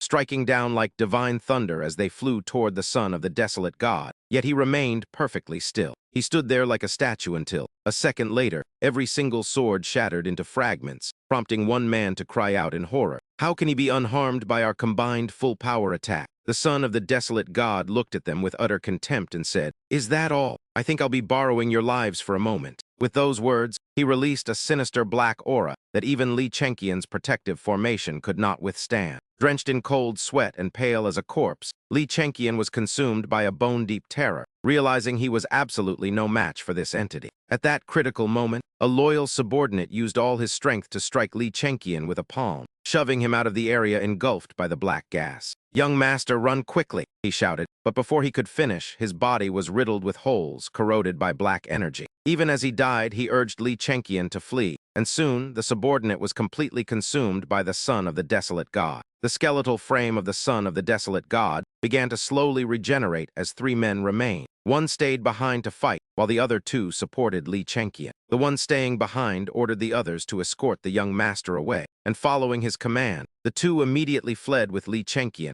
as the remaining guard launched an all-out attack. Li Chenqian turned back and cried out in worry, Zhu. But the man had already charged at his opponent, only for the son of the desolate god to seize his head in a crushing grip. Blood began to seep from his eyes, nose, and mouth, and a moment later, his skull was crushed. After absorbing another victim, the creature's body continued to heal. Realizing they couldn't all escape, another subordinate volunteered to face the son of the desolate god, shouting, the young master is in your hands. I will hold this monster back. He spat his essence blood onto his blade, vowing to protect the young master with his life's cultivation. And as this strike unleashed a massive sword of energy, Li Chenqian cried out in grief, Yu. As expected, the creature shattered the sword with a single wave of his hand, a strike that also sliced Yu in half before he flew toward the two remaining fugitives. The last subordinate chose to sacrifice himself for the young master, pushing Li Chenqian away and saying, Take care, young master, before lunging to grab the monster's legs and screaming, Monster, die with me. Waves of black energy surged like a rolling tide as Li Chenqian collapsed onto the cold ground, his eyes vacant as he slammed his fist down and screamed in frustration. It's all my fault. You all died for a useless person like me, he cried until a sudden voice startled him. You truly are useless, the son of the desolate god remarked, having already approached him without being noticed, causing Li Chenqian to turn pale and stammer. How could you? He started, but before he could finish, the withered hand of the son of the desolate god gripped his throat, making him cough up blood as the creature asked curiously, I wonder, what is so special about you that those people would die to protect you? After thinking for a moment and finding no merit, he shook his head and muttered, Mediocre, utterly meaningless. Veins bulged on Li Chenqian's neck as he struggled to speak. My father is the Sword Saint. He will surely avenge me. Although he didn't know who the Sword Saint was, the creature guessed the title belonged to a master, while Li Chenqian sneered, My father is the strongest man in the world. Hearing this, the son of the desolate god grew more curious and decided to spare his opponent, commanding, Take me to him. As Li Chenqian stood up slowly and asked, Are you afraid now? Why do you want to find my father? The son of the desolate god did not hide his intentions, stating, The 4 people I just consumed only partially healed my wounds. Only the flesh and blood of a true master can restore my body and return my true power. Li Chenqian was thunderstruck, sweating in fear as he stammered, You want to consume my father. In the quiet night, 2 orbs of light, one blood red and one poisonous purple, hovered near the bright moon, emitting a flickering spiritual glow. While Zhao was cultivating in his room, Li Qianyuan entered and stood before him, speaking calmly. You forced yourself to use the heaven-reaching God Slayer. That caused Ding Zai's true essence to move and accumulate within you, and now that energy has invaded and scattered throughout your internal organs. He continued, I intended to wait until your foundation was more stable before teaching you this, but the current situation leaves me no choice. Without delay, he used 2 fingers to channel his spiritual power directly into his son, as a green aura enveloped and permeated Zhao body. As the red essence inside him grew chaotic, Zhao closed his eyes to receive the power and listen to the instructions. The technique I am passing to you is the 9-9 primordial art, which is also my primary cultivation method. He taught him how to merge and fully absorb that chaotic energy as his own, while Zhao closed his eyes and looked inward at his sea of qi, feeling the red essence flare up even more intensely. A golden silhouette flashed in his mind as Li Qianyuan opened the acupoints on his son's chest and shouted, First transformation, lead the slaughter into the meridians. A fiery red spiritual energy erupted, winding through his meridians like a crimson serpent through his marrow and causing his body to tremble violently. Under the intense pressure of the heavenly spiritual object, Zhao coughed up blood, but his father continued the process, shouting, Second transformation, formless slaughter state. Father and son sat within a golden circle as Li Qianyuan's green essence flowed in, stabilizing the chaotic energy within his son. The boy's entire body seemed to be consumed by an invisible flame, so he placed his hand on Zhao head and activated a yin-yang formation. During the 3rd rotation, essence vibration, the chaotic true essence was siphoned out, drifting through the air like shimmering crimson silk. The boy's small frame lay centered within that powerful surge of energy, and a moment later, Zhao looked up at Li Qianyuan and joyfully said he felt much better. He nodded and told the boy to continue practicing this cultivation technique. The true essence of all things in the world can gradually be converted for your use, and with your current state, reaching the 10th level will allow you to master and utilize this power at will. Zhao curiously asked if the technique was called the 9-9 origin art, and if it had a total of 9,981 levels, to which he patiently explained that the number 99 signifies the infinite. Whether one can reach a certain level depends entirely on their own destiny and effort, which reminded him of Sui Feng. Just as Sui Feng had reached the 69th level, Xiaoyu was stunned by the news and asked about Uncle Ming-Wu. He shook his head, noting that the man lacked the fate for such cultivation, while the father and son spoke in the room, unaware that Ming-Wu was listening outside the door. Immediately, he went to find Sui Feng and asked, with a scrutinizing gaze, if he had truly reached the 69th level of the 9-9 origin arc. He then asked who was stronger between him and Wu Chen, to which Sui Feng modestly replied that he could never surpass the palace master. This answer made Ming-Wu's blood boil as he frowned at Sui Feng and muttered about why he was being so humble at a time like this. Ming-Wu then glanced at the father and son in the room and remarked that Xiaoyi's talent was extraordinary for reaching the 3rd level so quickly. Sui Feng added that teaching Xiaoyi was different because the boy had to cultivate while guarding against essence backlash. So the palace master had to transfer some of his own power to stabilize him. Fortunately, Xiaoyi has mastered the life and death dual arts and possesses stronger adaptability than most, but how far he goes depends on the will of heaven. Ming-Wu wondered what there was to fear with them protecting him, just as Shi Dianhen and Shi Yunwen rushed over to ask how things were going. The door opened as Li Qianyuan led Xiaoyi out and confirmed everything was fine, causing the boy's eyes to light up at the sight of his mother, Shi Dianhen, who anxiously asked if he was okay. The boy proudly shared that his father had taught him a new technique, and he was fine now, while she looked up at him as a romantic atmosphere filled the air. Shi Dianhen remarked that this experience wasn't necessarily bad, since finding life in death would lead to a new transformation. And then Li Qianyuan spoke to everyone.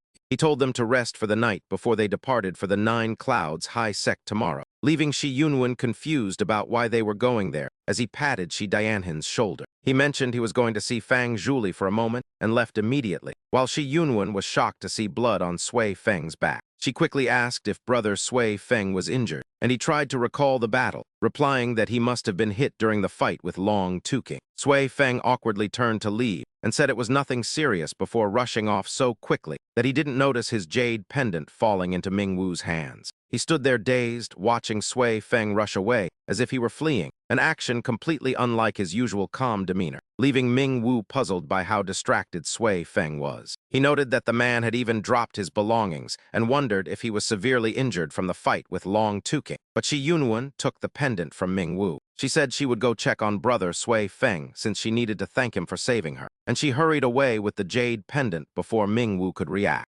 Ming-Wu grumbled in frustration that regardless of the circumstances, he was the one who saved her alongside Sui Feng, yet she didn't thank him at all, leaving him feeling deeply hurt. Sui Feng returned to his room and began to undress, revealing numerous wounds of all sizes across his body, just as Shi Yunwen pushed the door open and cheerfully called out that brother Sui Feng had dropped his pendant. Her sudden appearance startled him, leaving him standing as still as a statue while he stared at her, and Shi Yunwen's eyes widened as she gazed at Sui Feng's body. Her cheeks flushed red, and a second later, she immediately turned away and shyly apologized, insisting she didn't mean to intrude while Sui Feng elegantly redressed. He shook his head slightly and said it was fine before taking back the jade pendant and thanking her, while Shi Yunwen turned back with concern to ask about brother Sui Feng. She asked if his injuries were serious, but he lowered his head and replied indifferently that they were just unpleasant remnants of the past, which filled her heart with sorrow as she saw his grief. Shi Yunwen whispered, asking if brother Sui Feng was truly all right or if there was a burden he wished to share with her. She recalled brother Ming-Wu mentioning his distraction, to which Sui Feng sadly replied that his sister's death anniversary was approaching. Sensing his need for solitude, she stepped toward the door and offered gentle comfort before departing, wishing him strength in his grief. At the threshold, she suddenly inquired if it was he who had rescued her from being abducted during her hazy state the previous night. Sui Feng nodded slightly, confirming her suspicion that it wasn't a dream, explaining the young master had long ago assigned him to protect her. Upon hearing this, she nodded softly, her voice as gentle as a spring breeze as she thanked him beneath the silent night sky. Li Tianyuan met with Fang Zhuli and asked directly if his purpose for entering the desolate region was to find the dragon tendon whale. The man nodded in confirmation, then channeled his internal energy, causing a brilliant golden aura to ignite within his palm. Shining like a flame in the dark, Fang Zhuli explained that the dragon flame whiskers were essential for refining the elixir of immortality. Li Tianyuan asked about the elixir with curiosity, as the other man slowly lowered his hand and let the golden light fade. He spoke calmly, noting that it was natural for the aging emperor to desire eternal life, which led to their current meeting. Lin Xiang had proposed the refinement, prompting Li Tianyuan to smirk and remark on the sheer luck of finding the dragon tendon whale so easily. Fang Zhuli replied coldly that Lin Xiang was highly capable, having divined both the thinning of the fog and the creature's location. Li Tianyuan noted that Lin Xiang was known for opposing the third prince in favor of elevating the fourth prince to the position of crown prince. Fang Zhuli sighed at the sky, stating the crown prince wanted Li Lin to avoid politics. Then Li Tianyuan sat down as the conversation continued. He asked if Li Tianyuan knew why the crown prince allowed such an absurdity as the immortality quest, and even let him lead it. He explained the prince wanted to see if Lin Xiang could truly extend life, though Li Tianyuan argued that one's lifespan should not be forced. Fang Zhuli recalled offering similar advice, but the prince only laughed heartily without offering any further explanation or denial. He remarked that the prince valued people more than the throne, then suddenly clutched his chest and asked if Li Tianyuan truly felt no fear. He confessed a fortune teller predicted he wouldn't live past 60, leaving him in constant dread, while Li Tianyuan remained lost in thought. Looking at the sky, Li Tianyuan vowed to sacrifice his life's essence to change fate, noting that Sui Feng would succeed him at Qianli Hall. He declared that as long as his will endured, he did not fear death, especially now that his wife and child were by his side. He then asked if Fang Zhuli intended to reveal his relationship with Ming Wu, but the man closed his eyes and spoke softly. He accepted his potential early death, finding peace in knowing the boy was with Li Tianyuan, preferring the role of a complaining uncle over a father. The following morning on Tianqi Mountain, a thunderous voice echoed, pleading for Elder Bulao to grant him justice. It was Ding Zhai, who knelt before the gates of a grand structure and cried out for help in punishing a man named Li Tianyuan. He begged the elder to intervene, claiming he was unable to defeat the man who had stolen his disciple away from him. Wei Chuo stood at the gate with his fly whisk, silently observing as Ding Zhai reminded him of the elder's 3 promises to the Ding family. Wei Chuo replied with great difficulty, noting that the Ding family had not called upon those promises for hundreds or even thousands of years. He questioned why such a significant vow from Elder Bulao was being squandered now, just to teach a single individual a lesson. Ding Zhai replied with a beaming face, "Exactly, why wouldn't I use it?" Wei Chuo tried to persuade him with difficulty. "Does this matter not require more careful consideration?" Ding Zhai pointed at his own face in confusion. "What is there to consider? I am the only one left in the Ding family now. If I want to use this promise, I will." Wei Chuo sighed at his stubbornness and reported to Mr. Bulao before informing Ding Zhai. "Mr. Bulao is aware." Hearing this, Ding Zhai was visibly excited. He cried out, "Then he will teach that Li Qianyuan a lesson for me, right?" Wei Chuo nodded. In the quiet room, the prayer mat was empty and the candle flickered as the curtains swayed. In another silent room, old Master Zia sat dazed. Someone had entered unnoticed. The old man lowered his head sorrowfully. He let out a sigh. "I wonder if this mission is considered complete." At that moment, a dark, gloomy mist emanated from behind him. He muttered, "The Qizhai appeared smoothly, and there are no new orders, so it is likely finished." Looking up, he saw Zong Tang and asked in surprise, "Zong Tang, why are you here?" The sudden question caught Zong Tang off guard. He scratched his head awkwardly and whispered, "I don't know." Then he spoke up. "I remember we were reanalyzing this operation." Recalling Li Qianyuan, old Master Zia let out a heavy sigh. "What a pity. I intended to seize the immortal artifact during the chaos, but Li Qianyuan ruined it." Zong Tang asked, "Father, the immortal artifact is in his hands. What can we do?" The old man's eyes gleamed with cunning. "It is merely in his hands for now. Whether he can keep it remains to be seen." The next morning, Li Qianyuan's family prepared to depart. Just as he was about to board the carriage, old Master Zia led a group over and asked warmly, "Is my grandson-in-law preparing to leave?" The old man smiled. "Though Jiang City is small, it is still a 1,000-year-old ancient city. Why not stay another night so we can show our hospitality?" Ming Wu waited for an answer. Li Qianyuan refused flatly, "No need," before giving a contemptuous smirk. "How did I suddenly become a grandson-in-law? Your attitude was different the other day." Zong Tang approached him. "I heard that during this trip to the desolate realm. My grandson-in-law obtained an immortal artifact. Could we catch a glimpse of it? Every cultivator in the world yearns for such a thing." The people behind him looked on expectantly. They all looked toward him. Li Qianyuan understood their goal. Old Master Zia feigned benevolence. "Grandson-in-law, why not let the Zia family keep the artifact for now to avoid trouble? I will offer a fair trade."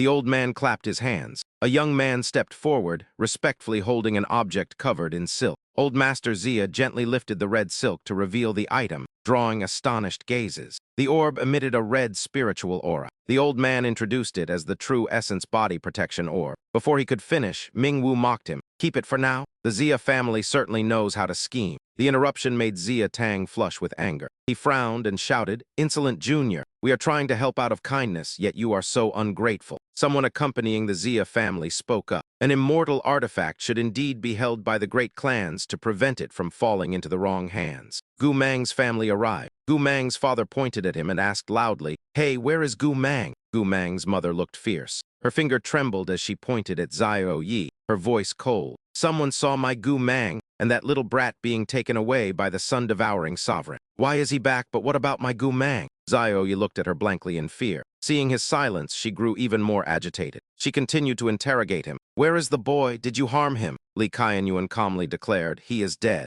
Gu Mang's parents were stunned as if struck by lightning, their faces turning deathly pale. Next, Li Chenqian's subordinate stepped forward. One man questioned him. "We heard our young master was also pursuing you in the desolate realm." The other added, "Our young master has not yet emerged or contacted us. Shouldn't you give a clear explanation to our Kanglan City forces?" The crowd surrounded him, accusing him as if he were a criminal.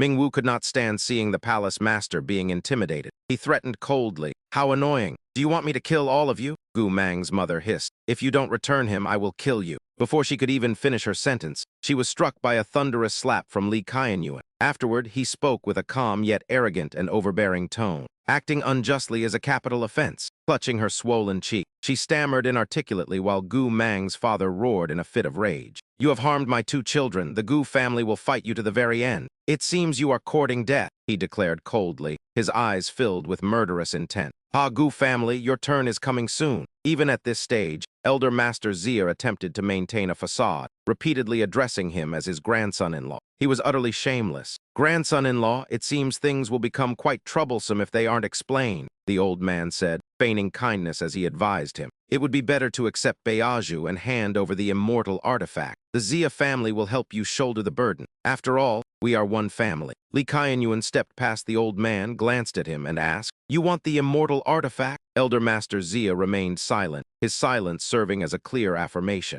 Li Qianyuan gently channeled his spiritual energy, causing an emerald green mist to spread like ethereal smoke through the air, as something began to manifest in his palm while everyone watched with bated breath. Their gazes were fixed on the immortal chi manifesting in Li Qianyuan's palm, as the emerald aura radiated an increasingly powerful pressure. The soul pressure surged like a rising tide, wave after wave crushing their consciousness, leaving those with low cultivation unable to resist as their bodies trembled uncontrollably. They collapsed to their knees one after another amidst the trembling of heaven and earth. Before long, even Elder Master Zia himself began to falter. Gritting his teeth, he circulated his energy as his spiritual power struggled against the pressure as heavy as Mount Tai. His entire body shook, and he was drenched in a cold sweat. Although Li Chenqian's 2 subordinates exerted all their strength to withstand the invisible force, their resistance quickly became futile as they neared the point of collapse. At that moment, Li Qianyuan asked indifferently, "Are you even worthy of making demands?" before abruptly intensifying the pressure. The entire ancestral hall was completely subdued. As they knelt on the ground, they admitted through gritted teeth that this power was indeed immortal chi, prompting Li Qianyuan to speak sarcastically. "You people overestimate yourselves. Clearly, you lack the qualifications." With those words, he withdrew his power and boarded the carriage with Shi Yanhen and her son.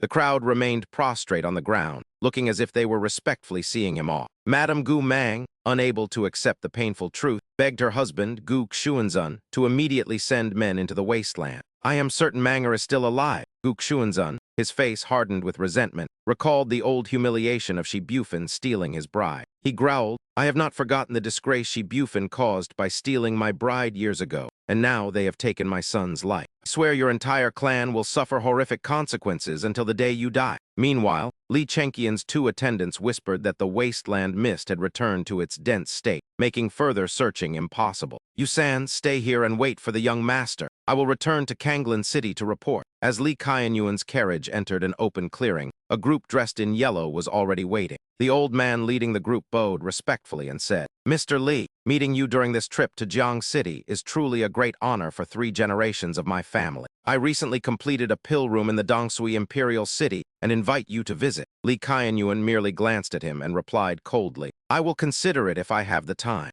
The old man frowned slightly, his gaze both curious and cautious as he asked, "Mr. Lee, I heard rumors that you obtained an immortal artifact from the wasteland. The soul pressure in the city earlier must have been emitted by it." He sighed. "Immortal artifacts are far too tempting. If you encounter any trouble, find me in the Dongsui Imperial City. By the way, I also have a favor to ask." After listening to the old man's explanation, Lee Kaianyuan frowned with a deep gaze. He said nothing more, simply waving his hand to urge the carriage forward. Once the carriage had traveled a considerable distance, his indifferent words echoed back through the wind. "Perhaps in 15 days, I will pay a visit to the Imperial City." Having received that promise, he felt somewhat relieved and bowed respectfully, saying, "I shall await your arrival, Mr. Lee. Please take care of yourself." As the carriage rolled steadily along, Lee Kaianyuan stepped inside to find Xiao Yi meditating. The boy opened his eyes and looked at his father with concern. "Father, by revealing the immortal artifact, I fear they will be even more unwilling to let matters rest."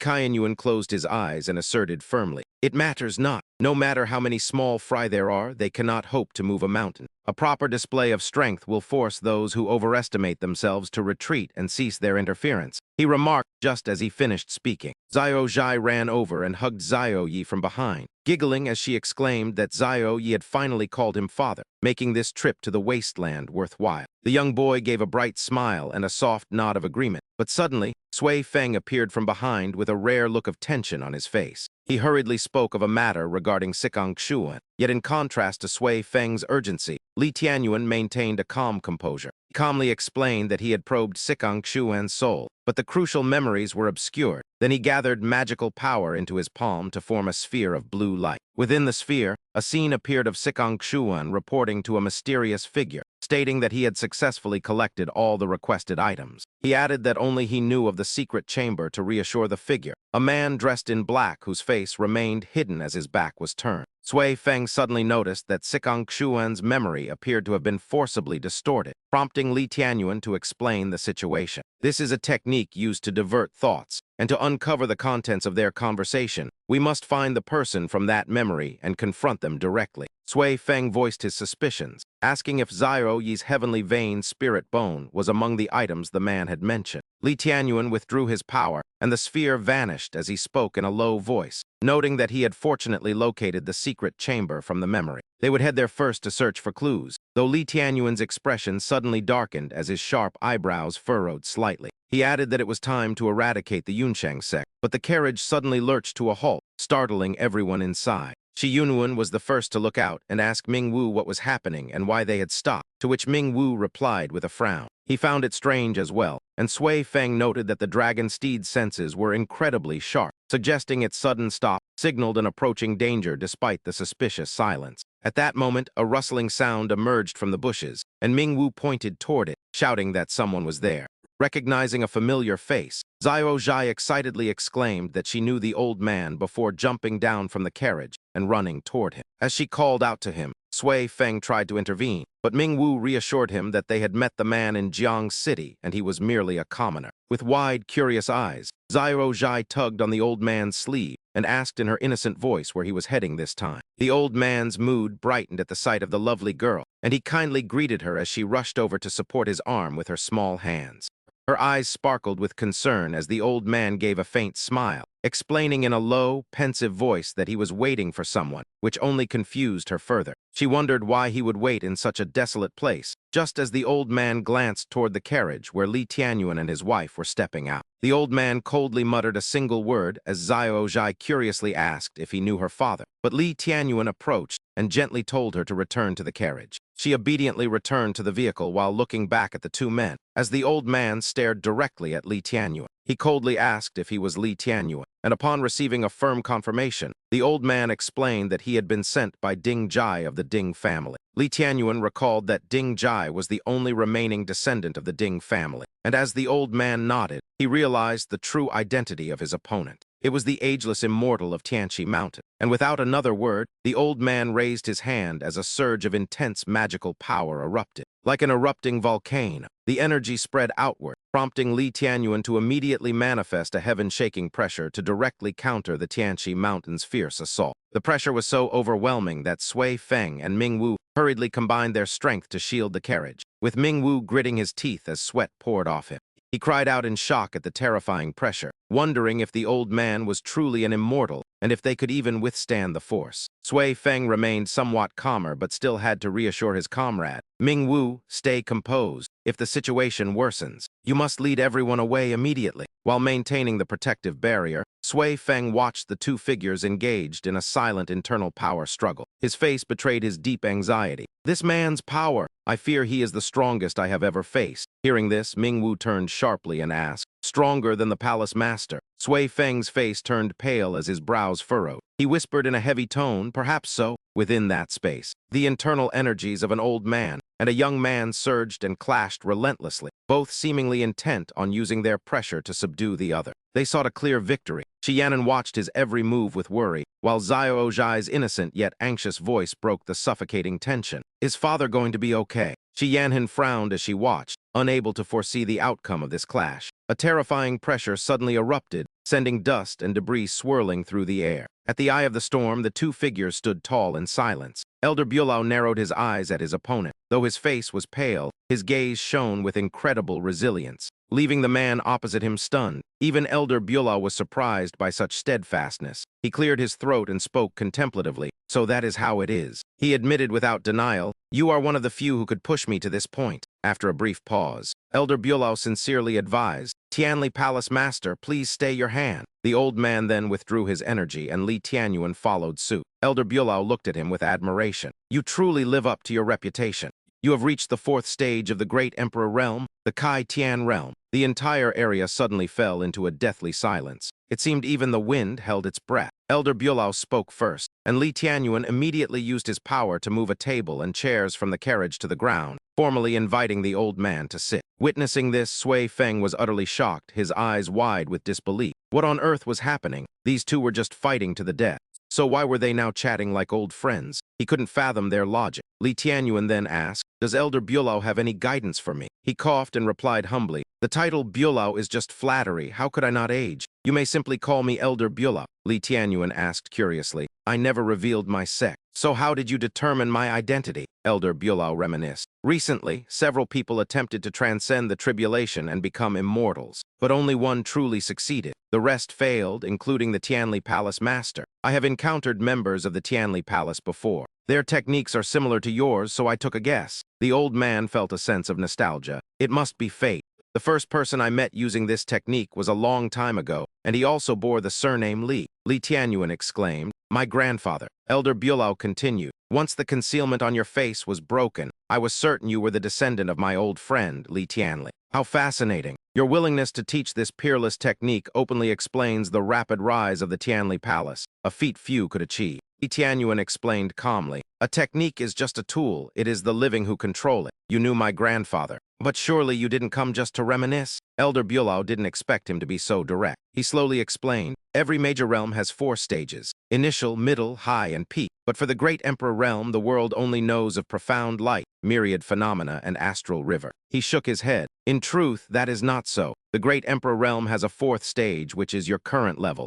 The Kai Tian Realm, the stage closest to immortality. Most break through from the astral river realm, so few know of this. Years ago, when I was about to become an immortal, I also sensed this realm. I am one of the few who achieved immortality by breaking through from the Kai Tian realm. This explanation cleared Li Tianyuan's long-standing doubts. The Kai Tian realm. No wonder I sensed Xiao Zhai's calling then. It was because I had reached this realm, he shared frankly. That explains why I felt no physical discomfort. Recently, I've even sensed vague whispers of fate. Elder Bulau nodded. Thus, you didn't fail your breakthrough. You succeeded far more exceptionally than ordinary immortals. He looked up at the blue butterfly fluttering in the air and spoke softly, telling him to experience this realm and wait until he had fully mastered it. It would not be too late to become an immortal then, though he feared the young man might surpass him by that time, as Li Tianyuan thanked him for the enlightenment. Immortal Bulau stroked his beard and smiled. saying there was no need for thanks, as becoming an immortal would only grow harder, and he was inadvertently slowing the man's progress. The old man suddenly asked if he had counted exactly how many lightning bolts struck during his tribulation, and he unhesitatingly replied that there were 28. Immortal Bulau spoke slowly, explaining that the very first people to become immortals never had to endure any heavenly lightning, leaving Li Tianyuan confused about its origin. He spoke in a deep voice, suggesting the man might have already guessed that after cultivators become immortals, they add their own power to the heavenly tribulation to hinder those who follow. 28 lightning bolts meant there had been at least 28 immortals in this world. So he asked the old immortal a question, and the man generously agreed to answer. He asked with some concern how his current strength would fare against the Taeksu twin immortals, prompting immortal Bulau to stroke his beard. He spoke calmly, explaining that the Taeksu twin immortals breaking through together was like cheating to share the lightning's pressure, making them strong together but weak apart. He noted that with his current power, he might actually be able to defeat one of them in a direct confrontation, to which he nodded and said he understood.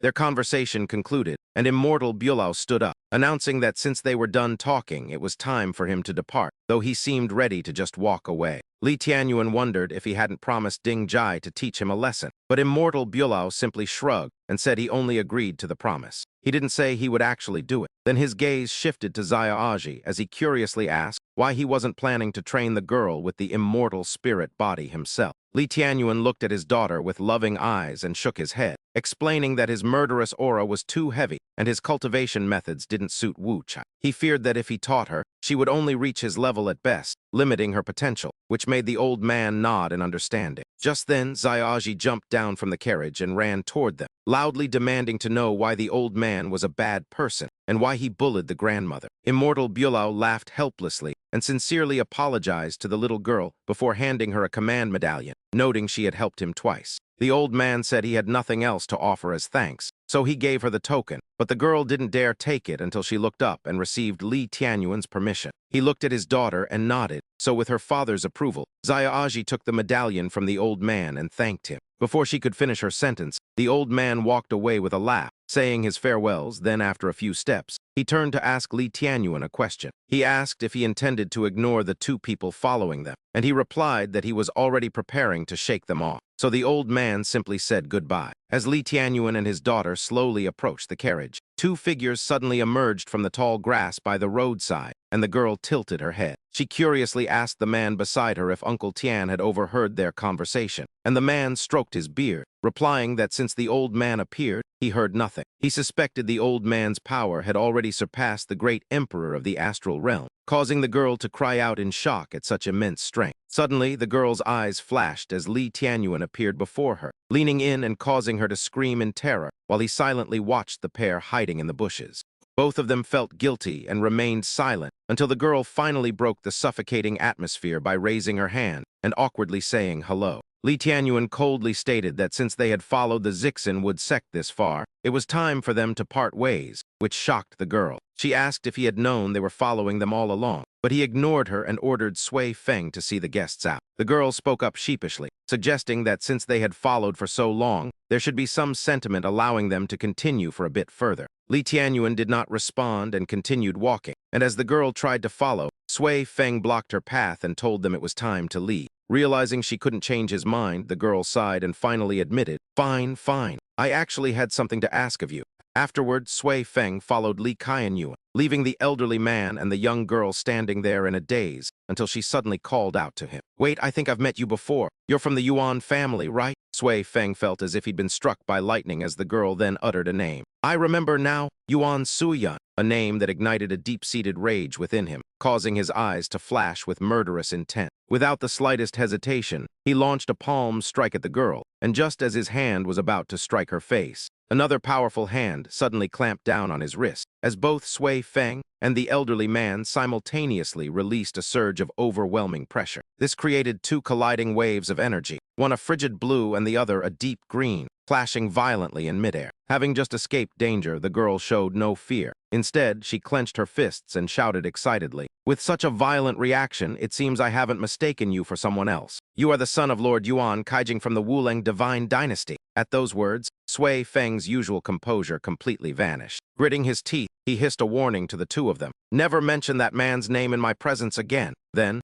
seizing the moment the elderly man's guard slipped. Sui Feng immediately delivered a powerful strike toward the talkative girl, sending her reeling with a significant injury as the old man cried out, "Young miss." As the confrontation reached its peak, Li Qianyuan suddenly commanded, "Let's go!" And taking advantage of the moment, Sui Feng was distracted by those words. The elderly man shoved his hand away and sped off while carrying the girl. Even in his arms, she remained fearless and shouted back at them, "Hey, next time I ask for your help, I'll treat you to a massive feast." Hearing this, the old man broke into a cold sweat and whispered, "Young miss, please be quiet for a moment." Once they were alone, Li Qianyuan turned to Sui Feng and instructed, "You don't need to accompany me on this trip to the Jiu Yun Supreme Sect." Stunned, he hurried forward to speak, "My lord," but Li Qianyuan cut him off, gently patting his shoulder before continuing. "Go ahead and handle your personal matters first." Having served Li Qianyuan for a long time, Sui Feng understood his master's decisive nature and that his word was final, so he simply accepted it. "Yes, sir," before they both returned to the carriage just before it set off. Sui Feng turned to Ming Wu and reminded him to take good care of their master, saying, "You must pay attention, don't." But before he could finish, Ming Wu lost his patience. He pointed directly at Sui Feng's face and protested sharply, "What? Do you think you're the only capable one? Do I really need that much reminding?" Sui Feng did not hold back. He struck Ming Wu's sore spot with a single remark, "Ha ha, the weakest of the 8 steeds," making Ming Wu so enraged he nearly exploded with a curse. Yet he couldn't argue because it was the truth. After his teasing was done, Sui Feng turned and walked away. As Li Qianyuan prepared to board the carriage, Ming Wu asked curiously, "By the way, my lord, who exactly was that elderly man earlier?" Shi Yunyuan also turned around and asked, "That's right, brother-in-law, who was he?" Li Qianyuan pulled back the carriage curtain and replied indifferently, "Someone from Tianqi Mountain." Ming Wu rubbed his chin and muttered, "Tianqi Mountain," as a terrifying name suddenly flashed through his mind. Could it be the ageless immortal? And just mentioning that name, his expression shifted instantly, unable to hide his fear, while Shi Yunyuan also cried out in shock, "Ah, the ageless immortal, one of the 5 world-defying immortals." At the foot of the Jiu Yun Supreme Sect lay a bustling settlement called Changyun Town. By this time, Li Qianyuan's carriage had entered the town with Ming Wu at the reins. He could clearly sense the incredibly somber atmosphere. The passers-by were all pale-faced, keeping their heads down and shuffling forward like soulless shadows. He reported, "Palace Master, we have arrived at Changyun Town." While inside the carriage, Zhao was focused on his cultivation as Li Qianyuan held Shi Yanhen's hand and spoke with a hint of regret. "Yanhen, Zhao needs to cultivate continuously. It must be hard on you to protect him." But she simply smiled and reassured him, "It's fine, but you must be careful as well." Feeling bored, Zhao poked her head out of the carriage window to look around and asked curiously, "Father, why does everyone here look so strange?" Yunwen shuddered as a cold chill ran down her spine, and she remarked gloomily, "It's true. This place feels heavy with the aura of death." Just then, a little girl clung tightly to a man's leg, weeping and pleading, "Father, please don't go. I don't want you to leave me." Despite his heavy heart, the man pushed his daughter away and coldly warned her not to follow, though his eyes were filled with a lingering reluctance as he told her to stay home and behave for her grandmother. With those words, he turned and walked away decisively, ignoring the girl's desperate cries for her father as Zhao suddenly jumped down from the carriage. Helping the little girl up, she gently asked if she was all right, to which the girl sobbed that she didn't want her father to leave because he would never come back. Shi Yunwen had already stepped out and knelt to wipe the girl's tears, softly asking her to explain what had been happening. And the girl tearfully revealed that immortals arrived every month. They would take townspeople up the mountain to work for the High Immortal, and because everyone here worshipped these beings, they knelt and obeyed every command. At first, everyone believed this was a great blessing and followed the immortals joyfully. But the terrifying reality was that more people left and none ever returned. Each time, the immortals only brought back nectar and immortal fruits as payment. But the girl cried that she didn't want the fruit. She only wanted her father to stay. Shi Yunwen comforted her and offered to lead her to find her father, making the girl cry out in hopeful gratitude before Zhao ran back. Grabbing Li Qianyuan's hand, she pointed ahead and excitedly suggested that they should go and see for themselves. In a crowded area, a woman's voice rang out in a desperate sob, pleading with an immortal that her husband was truly ill and asking for a postponement. As soon as she finished speaking, the self-proclaimed immortal slapped her hard and coldly warned that the list was set, and even if he were dying, he had to go. The woman refused to back down and knelt to beg the High Immortal for mercy, but he remained completely unmoved by her pleas. Instead, he drew his sword and slashed her arm, leaving her pale and screaming in agony as she clutched her bleeding limb. Looking down at the trembling woman, he contemptuously asked how a lowly creature like her dared to touch his immortal robes before barking orders to his subordinates. He told 2 men to drag the woman's husband over while the onlookers sighed in sorrow, knowing there was no way to escape or avoid this fate. Realizing that begging only resulted in more injuries, the immortal shouted for the next person to come forward and register. The little girl's father stepped forward, but as he prepared to sign, he heard his daughter's voice and turned in shock to see her being led by a beautiful woman, prompting the immortal to roar about the disruption of order. He ordered an immediate execution, causing the terrified father to kneel and beg for his life, while the surrounding villagers whispered that another person was about to die. Without hesitation, the man drew his sword and swung it at the little girl, but suddenly, an incredibly powerful pressure descended upon the area. The terrified immortal looked up in shock at the overwhelming power as Ming-Wu appeared, catching the blade with just 2 fingers and mocking the man's pathetic, weak strike. Stunned that his attack was stopped so easily, something even a peak Marquis realm expert couldn't do, the immortal demanded to know who Ming-Wu was to interfere with the 9 clouds high set. Ming-Wu simply smirked and delivered a powerful slap directly to the chest of the self-proclaimed immortal. The single blow sent the man crashing to the ground in agony, and Ming-Wu casually sat on his back, asking where all that previous arrogance had gone. He grabbed the man's hair and shook his head, mockingly asking if he could actually feel pain, while Li Qianyuan stepped forward and pricked his own finger. He dropped a bead of blood onto the injured woman's wound, and in an instant, it healed completely without leaving a single scar. The immortal drew his sword again, his eyes turning blood-red like a beast as he locked onto Ming-Wu with a face darkened by murderous intent. Roaring in fury, he activated the cloud-breaking sword, sending the blade into the sky where it radiated a powerful purple energy. A moment later, it split into countless streaks of sword chi, all aimed directly at the crowd of innocent civilians. As the sword chi descended, the panicked people fled and screamed for help, causing Ming-Wu to knit his brows in anger. His rage began to boil over, and without hesitation, Ming-Wu channeled his divine power into a brilliant, glowing golden sphere. He let out a loud roar. "Hey, are you attacking without any rules?" As soon as he finished speaking, Ming-Wu launched a golden sphere directly at the descending flying swords. His overwhelming power instantly suppressed the cloud-breaking sword technique completely, and while the enemy remained dazed with eyes shut tight, Ming-Wu calmly approached and grabbed the man by his hair. The man let out a miserable cry of pain as Ming-Wu forcefully slammed his head into the ground. Meanwhile, the blonde-haired youth hurriedly pulled out a jade talisman for help, tossing it into the air and shouting for reinforcements against an intruder. But the talisman exploded before the message could be sent.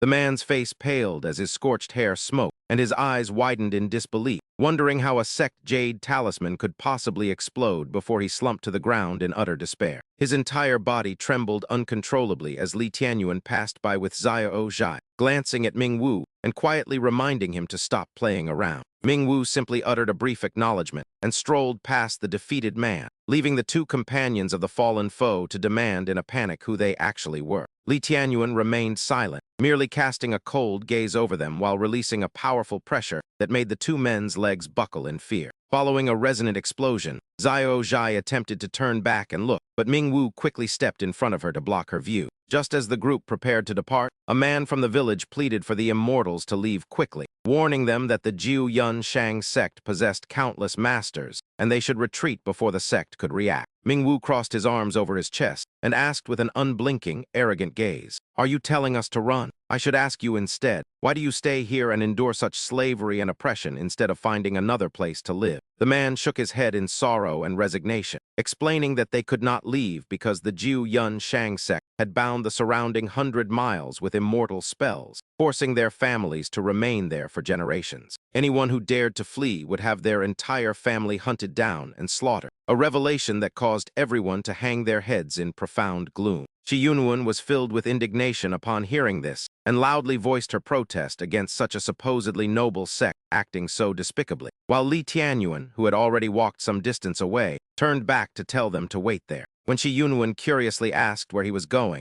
Ming-Wu, who was well acquainted with his actions, calmly reassured her. He told her to wait patiently as the dark clouds above them would soon vanish, and a moment later, Li Tianyuan walked alone up the long, winding stone steps. He called out for Li Qing, who immediately appeared behind him and bowed, reporting that all the half-demon slaves and innocent civilians within the Jiu Yun Shang sect's territory had been secured. to which he simply nodded in approval. Looking straight ahead with eyes full of killing intent, he coldly emphasized that men should be stationed at all key routes to ensure no one from the Jiu Yun Shang sect could escape. Li Qing quickly accepted the order, but asked for permission to accompany him, a request that Li Tianyuan denied. He only permitted Luo Xian to follow him, then stared intensely at the Jiu Yun Shang sect with unwavering determination. Declaring his intent to test his true strength this time, Li Tianyuan proceeded alone toward the Jiu Yun Shang sect. The sect was enveloped in a violent lightning formation, where deafening thunder roared and bolts of electricity streaked across the sky, as if tearing through space itself. Simultaneously, lightning struck continuously inside the Jiu Yun Shang sect, with brilliant white light illuminating the entire region amidst the thick, swirling mist. A gloomy miasma spread through the air as if countless ghostly shadows were flickering, making the entire atmosphere feel heavy and suffocating, as if it were about to explode. Suddenly, the two disciples guarding the gate stared in horror with racing hearts as they watched Li Tianyuan slowly walk through the entrance. The two immediately blocked his path and pointed at him, shouting to ask who dared to intrude upon the Jiu Yun Shang sect, but they could barely finish their words. His overwhelming pressure crushed their chests until they could hardly breathe, making them feel as though they were about to burst, while their vision blurred and an invisible force seized their minds.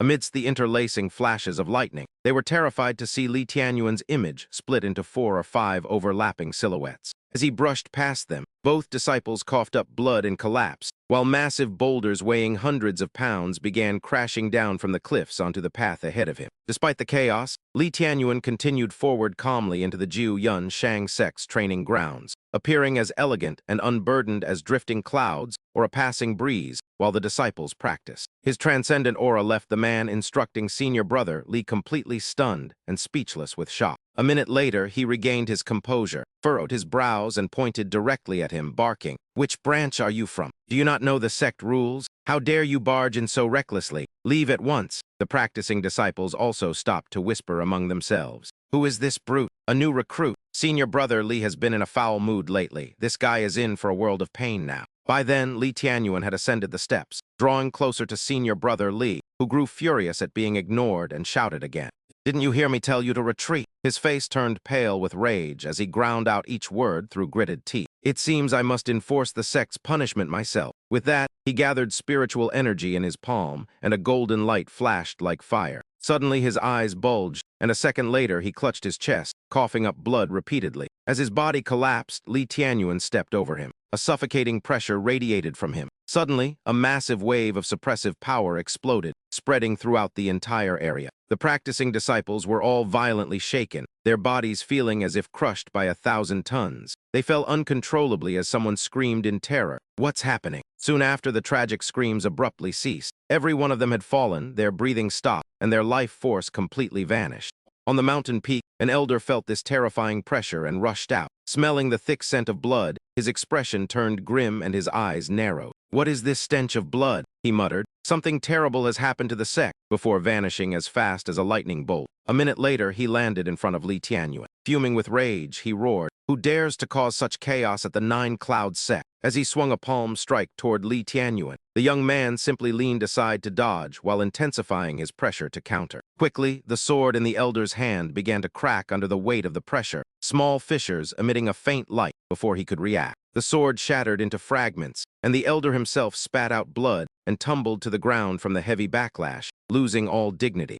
Struggling to stand, his body trembled violently as he looked at the man with eyes full of horror, crying out, "The Saint Emperor Realm! No, this is the Great Emperor Realm. Who are you? Why have you intentionally invaded my Nine Cloud sect?" The moment he stood up, Li Tianyuan intensified his overwhelming pressure. The terrifying power caused the elder's eyes to bulge. Blood leaked from his 7 orifices before his body exploded. After dealing with the elder, Li Tianyuan continued walking straight ahead. At that moment, a group appeared in the sky from afar, led by Elder Su, one of the sect's 4 great masters. Gritting his teeth in fury, he declared loudly, "No matter who you are, you will pay for murdering the members of the Nine Cloud sect." He then ordered his companions to join forces and cast wind and cloud convergence, 10,000 swords technique, creating a massive vortex of blades.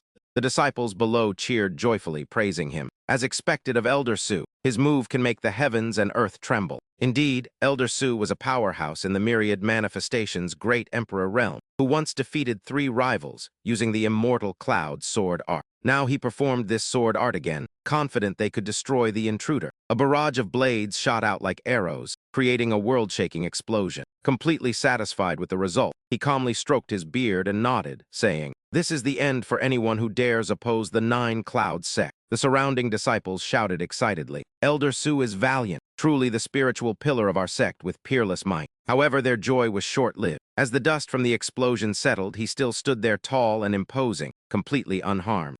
A disciple cried out in terror, "Wait, he's still alive." This caused Elder Su to spin around, his face filled with dread as he gasped, "What?" He followed the disciple's gaze and froze in disbelief. How could this be? This man had calmly endured his full-strength strike. Li Tianyuan coldly brushed the dust off his robes and uttered two words, "Utterly ridiculous." Elder Su was horrified that he had blocked such a concentrated blow. Could he be a Star River Great Emperor Realm expert? But he was so young, it seemed impossible. After a moment of consideration, he decided to test the opponent first. He immediately shifted his attitude, asking politely, "Who are you? Why do you insist on opposing our Nine Clouds exalted sect?" Li Tianyuan pointed at him, intensifying his pressure without restraint. His icy face spoke each word clearly. "Those in high positions cannot feel suffering. Descend immediately." With that, he channeled his power into a blue vortex.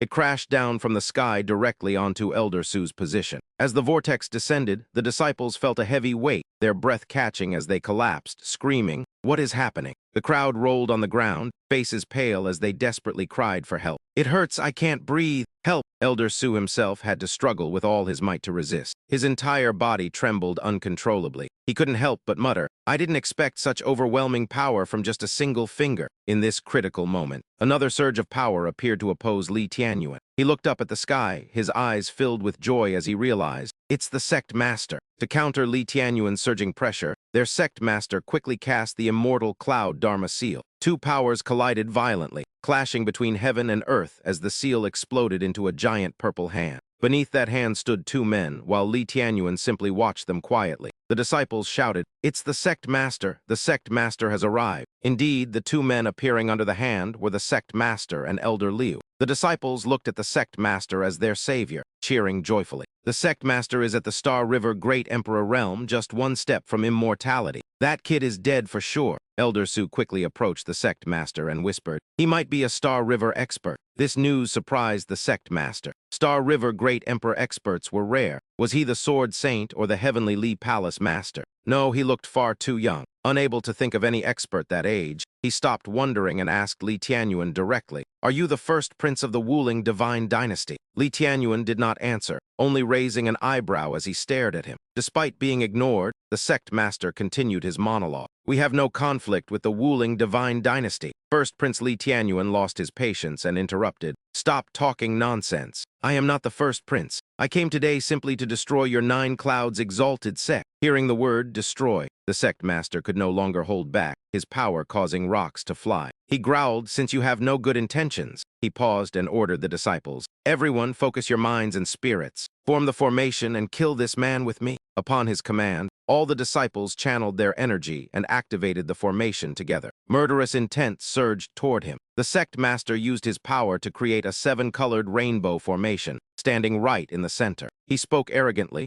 "The heavens have 9 layers and clouds have 9 rotations. This formation uses the power of mist to manifest 9 calamities in an endless cycle. Even an immortal could be trapped by this." He glared at Li Tianyuan and declared coldly, "Even if you are a Star River Great Emperor expert, you will only find death in this formation. Blame your own carelessness for daring to charge into my Nine Clouds exalted sect alone. Activate." As the sect master finished, power poured from the disciples on the ground. He controlled the flow of energy, turning the entire space a deep purple. Surging power blew away rocks and leaves, creating a scene that was both violent and mystical. Li Tianyuan looked up and asked calmly, "Comparable to an immortal?" After speaking, he also began to manifest his power. He remarked, "Then I shall also restrain my strength and test it." He waved his hand, launching a glowing character toward them that grew into a sturdy shield, blocking the debris. When the formation's attack was easily blocked, the disciples of the Nine Clouds exalted sect gasped in horror. Impossible. Was an attack on par with an immortal's power neutralized just like that? Could he truly be an immortal? That is impossible. No one in this world should have successfully ascended to that realm yet. The sect master had exhausted himself fueling the formation, his face turning pale and beaded with sweat. He mused that even a master of the galaxy realm shouldn't be able to effortlessly withstand his 9 heavens cloud net great formation. No, that cannot be right. He must be employing some kind of secret technique. With that thought, he shouted defiantly, "Let us see which is more enduring, your secret technique or the power of heaven and earth." Having spoken, he further intensified the formation's power as magical runes manifested alongside a surge of immense energy. Suddenly, he commanded Elders Liu and Su to perform a combined technique, and both immediately obeyed the sect leader's order. A thunderous assault was launched as scripts pierced through rock and earth, striking Li Tianyuan's defensive barrier in an attempt to shatter it. The sect leader then shouted for the 9 heavens transformation to summon the 9 cloud dragons, and 9 dragons quickly emerged with deafening roars. They shattered Li Tianyuan's defense, but just as a dragon tried to devour him, he channeled his power to form a protective barrier and stop it. The 9 clouds high sect now held the advantage, and the disciples cheered in joy, celebrating that the enemy was being driven back. The combined technique of 3 great emperors was truly peerless, making them certain the boy was doomed. Yet even as 3 dragons pierced his shield, Li Tianyuan stood his ground. He looked at the 3 dragons and coldly asked if this was the extent of an immortal's power, thanking them for helping him test his limits. Now that he understood the true extent of his own strength, he declared that fakes would always be fakes, no matter how convincing they appeared to be. With those words, he released a familiar and powerful pressure that forced the 3 dragons to hesitate, not daring to approach him. Li Tianyuan moved his hand slightly, concentrating his magic before delivering a decisive palm strike that sent all 3 dragons flying. The pressure formed a vortex that shot into the sky as lightning struck the 9 clouds high sect's formation, scattering rocks and leaves for meters. The sect leader fell to his knees in defeat, clutching his chest in pain as he stammered that he couldn't believe what was happening. While still holding his power, Li Tianyuan remarked in a low voice that immortal strength was nothing special, and his killing intent began to spread. With a steady gleam in his eyes, he declared the test over and told them to prepare for death as the injured disciples knelt on the ground. Facing a humiliating defeat, they cursed in frustration, wondering how even the sect leader's group could fail to stop him. They cursed him for using them as whetstones, but just as despair set in, an elder reminded them that they still had the sect guarding divine artifact. Seeing a glimmer of hope, he urged the sect leader to activate the artifact immediately, and a sharp object suddenly appeared.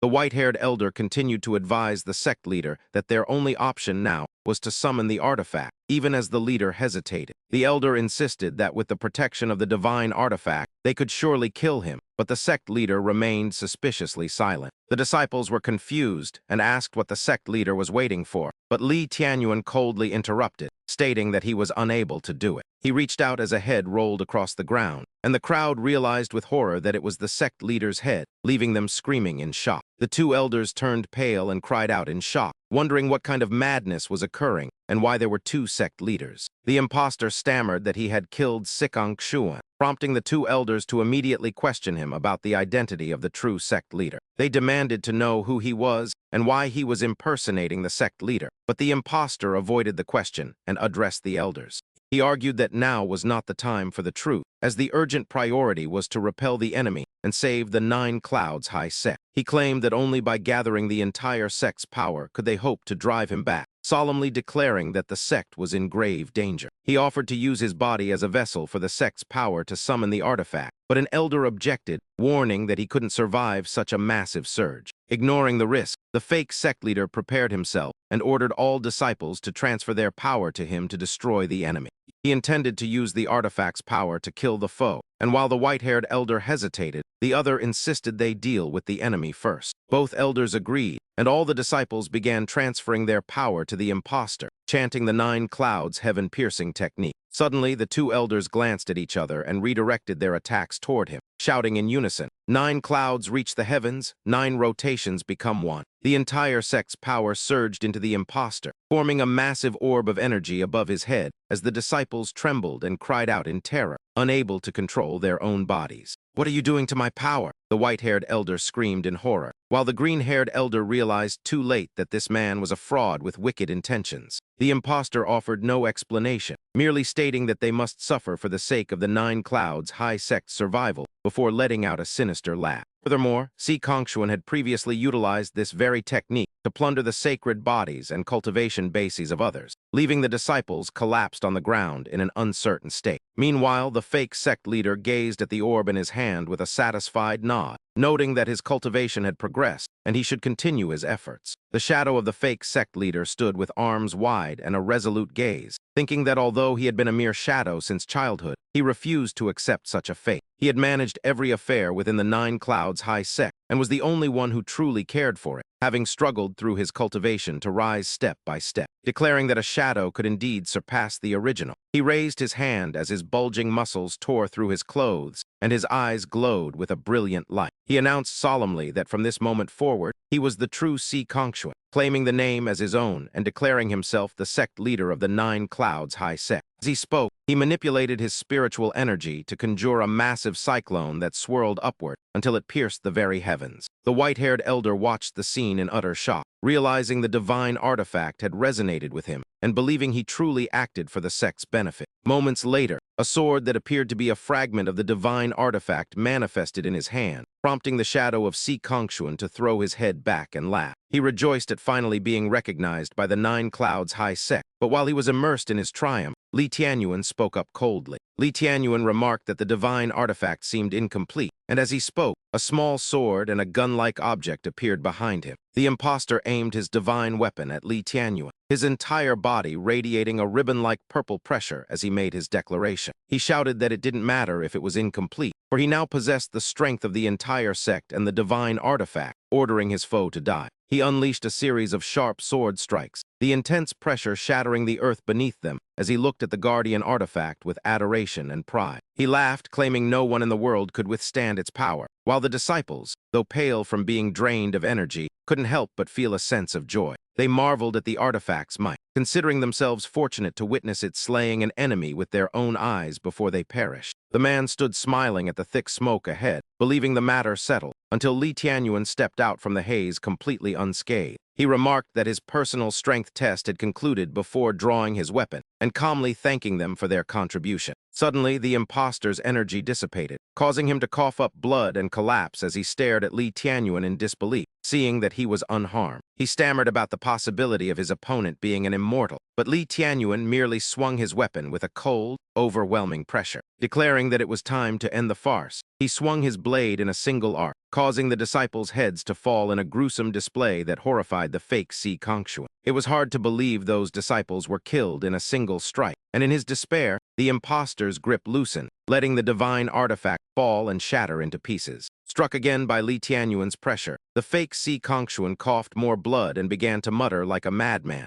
demanding to know who his killer was and why he destroyed the sect. Li Tianyuan approached him leisurely and coldly uttered the words, "Lingyun Grotto," which the fake sect leader repeated softly as the realization dawned on him. He glanced at the head of the man he had been impersonating and remarked that they were all the same, hypocrites blinded by greed. After finishing his sentence, he used a palm strike to incinerate the real sect leader's head before delivering a powerful punch to his own face. As blood dripped onto the ground, he kept his head bowed but began laughing hysterically like a madman, claiming that only his face could unlock the immortal-grade secret array within the Lingyun cave. Lifting his half-mangled face, he declared with absolute certainty that even if the Nine Clouds High Sect fell, he would never let his enemy obtain what he sought. Li Tianyuan looked at him and remarked indifferently that breaking the formation himself would indeed be quite a hassle, before pausing with a faint, cold smile. He noted that Si Kongshuan's face was the key to deactivating the array, then summoned Luo Xian, who appeared instantly behind him and left the impostor paralyzed with fear at his sight. This was indeed the man, the real Si Kongshuan,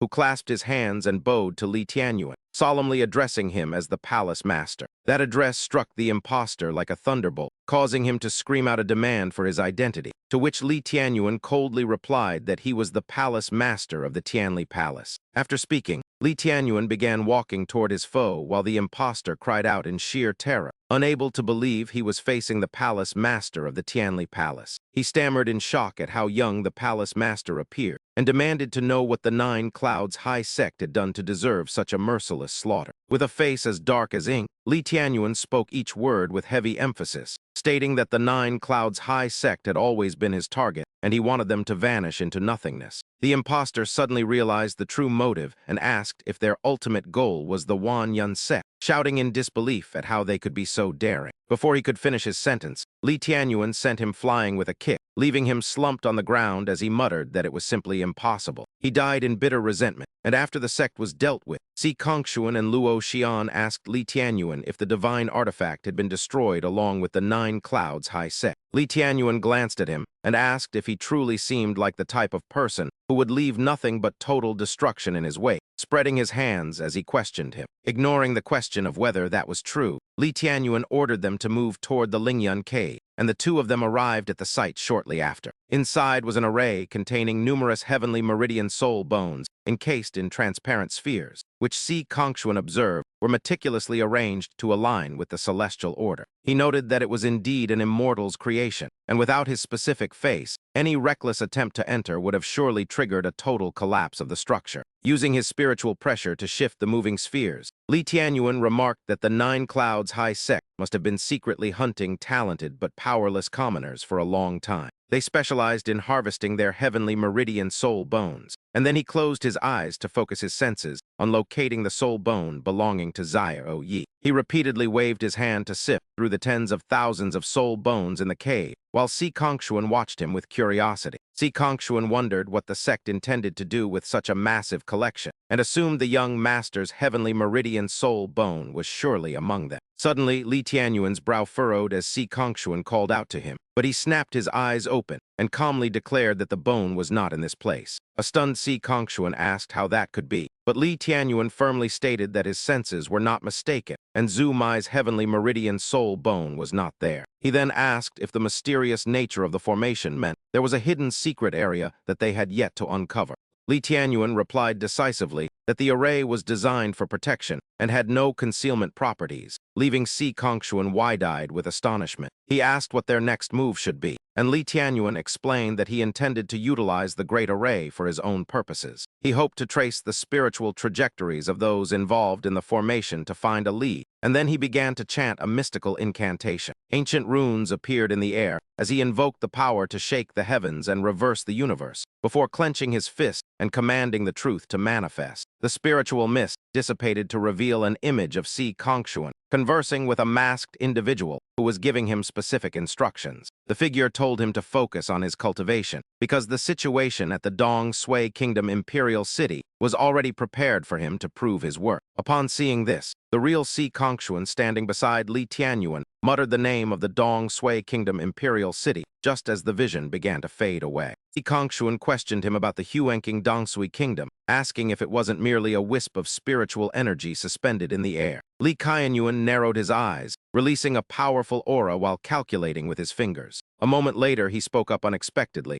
Perhaps this isn't just a random misfortune, Si Kongshuan asked curiously. Not a bad thing? Palace Master, do you mean the young master losing his heavenly vein soul bone isn't a disaster? He replied calmly. It is difficult to say, but my recent sensing of the heavenly secrets suggests it is an auspicious omen. Smoke still drifted over the ruined grounds of the main gate of the destroyed Nine Clouds High Sect. Hundreds of lives, including captured commoners, and those known as half-demon slaves with slave shackles branded into their skin, gathered while trembling. Li Tianyuan, with a cold and imposing air, did not use divine techniques to travel, but instead slowly walked out from the ruins. His trusted subordinate Li Cheng quickly stepped forward and bowed his head. Palace Master, the task is finished. All the commoners and half-demon slaves who were held captive have been liberated. Li Tianyuan merely glanced at the fearful yet hopeful crowd before him. His voice resonated like a divine decree. The Nine Clouds High Sect has been wiped out. The chains that bound you no longer exist. From this moment on, you are entirely free.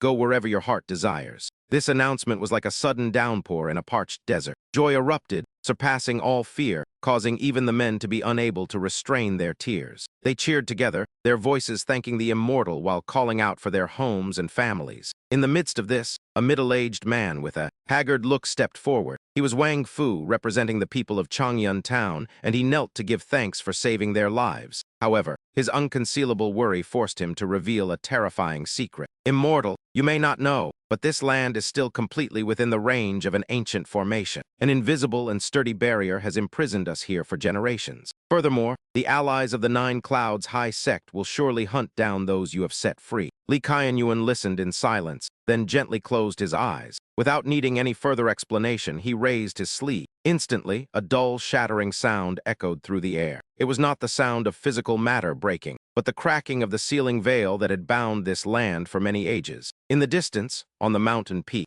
Mingwu, another subordinate who was chewing on a blade of grass, smiled proudly. As expected of the palace master, truly maximum efficiency. Simultaneously, massive cracks appeared on the mountain. The stone tablet engraved with the name of the Nine Clouds High Sect fractured, and then disintegrated into dust. The sky suddenly became clearer and more open than ever before. It was as if a new future had opened up. Li Cheng's voice rang out as a reminder. The restriction has vanished. You are all free to come and go as you please. At that moment, a young woman from the half-demon slave group named Yue stepped forward. I beg the immortal. We half-demon slaves have no place to go after being freed and do not know where to hide from pursuit. Could you please take us in and provide us with a sanctuary? Li Qianyuan used his spiritual power to lift the girl to her feet. His eyes were fixed on the black metal soul-fixing lock with sharp spikes that was tightening around her neck. He spoke softly. There is no need to kneel before me. I will dissolve the soul-fixing locks on all of you. The entire group of half-demon slaves was stunned with amazement. Removing the soul-fixing lock, isn't that impossible? Li Qianyuan placed his hand on the slave collar around Yue's neck. A stream of pure white light, as clear as jade, flowed into that dark object. The soul-fixing lock did not shatter, but instead slowly melted away under the purifying light. In an instant, the slave chains had completely vanished, falling to the ground as a pile of metallic dust. With her neck finally free, she was moved to tears. It's gone, it's really gone. You are our savior, she bowed once more. This servant, Yue, sincerely wishes to submit. Please, immortal, accept us into the Tianli Palace. Hearing the name that was famous far and wide, the other half-demon slaves also immediately knelt down, expressing their loyalty in unison. Li Qianyuan raised his hand, signaling for everyone to stand up. His expression became stern. The first rule upon entering the Tianli Palace is that you must never kneel to anyone, and in the future, you are not to call me master. Furthermore, to join the Tianli Palace, you must undergo a soul scrutiny to examine your spirits. This is a mandatory requirement to ensure the purity and safety of the palace. You must decide for yourselves. The half-demon slaves looked at one another. Then they all nodded resolutely. We are willing to undergo the soul scrutiny. Please allow us to join the Tianli Palace. He turned toward Li Cheng. You begin the organizational work and the investigation. Before he finished his sentence, Li Qianyuan's gaze turned cold. The Nine Clouds High Sect has been annihilated. Their allied forces will not remain silent, so stay alert and be ready to respond. Meanwhile, at the mountain's base, Li Tianyuan quickly reunited with his daughter, Xiao Zhai, and Ming Wu. Xiao Zhai excitedly threw her arms around him, her eyes full of pride, while the villagers remained confused and skeptical upon seeing Li Tianyuan return safely from the Nine Clouds High Sect. He descended the mountain without a scratch. Could the Nine Clouds High Sect truly have been wiped out, or is he simply playing us for fools?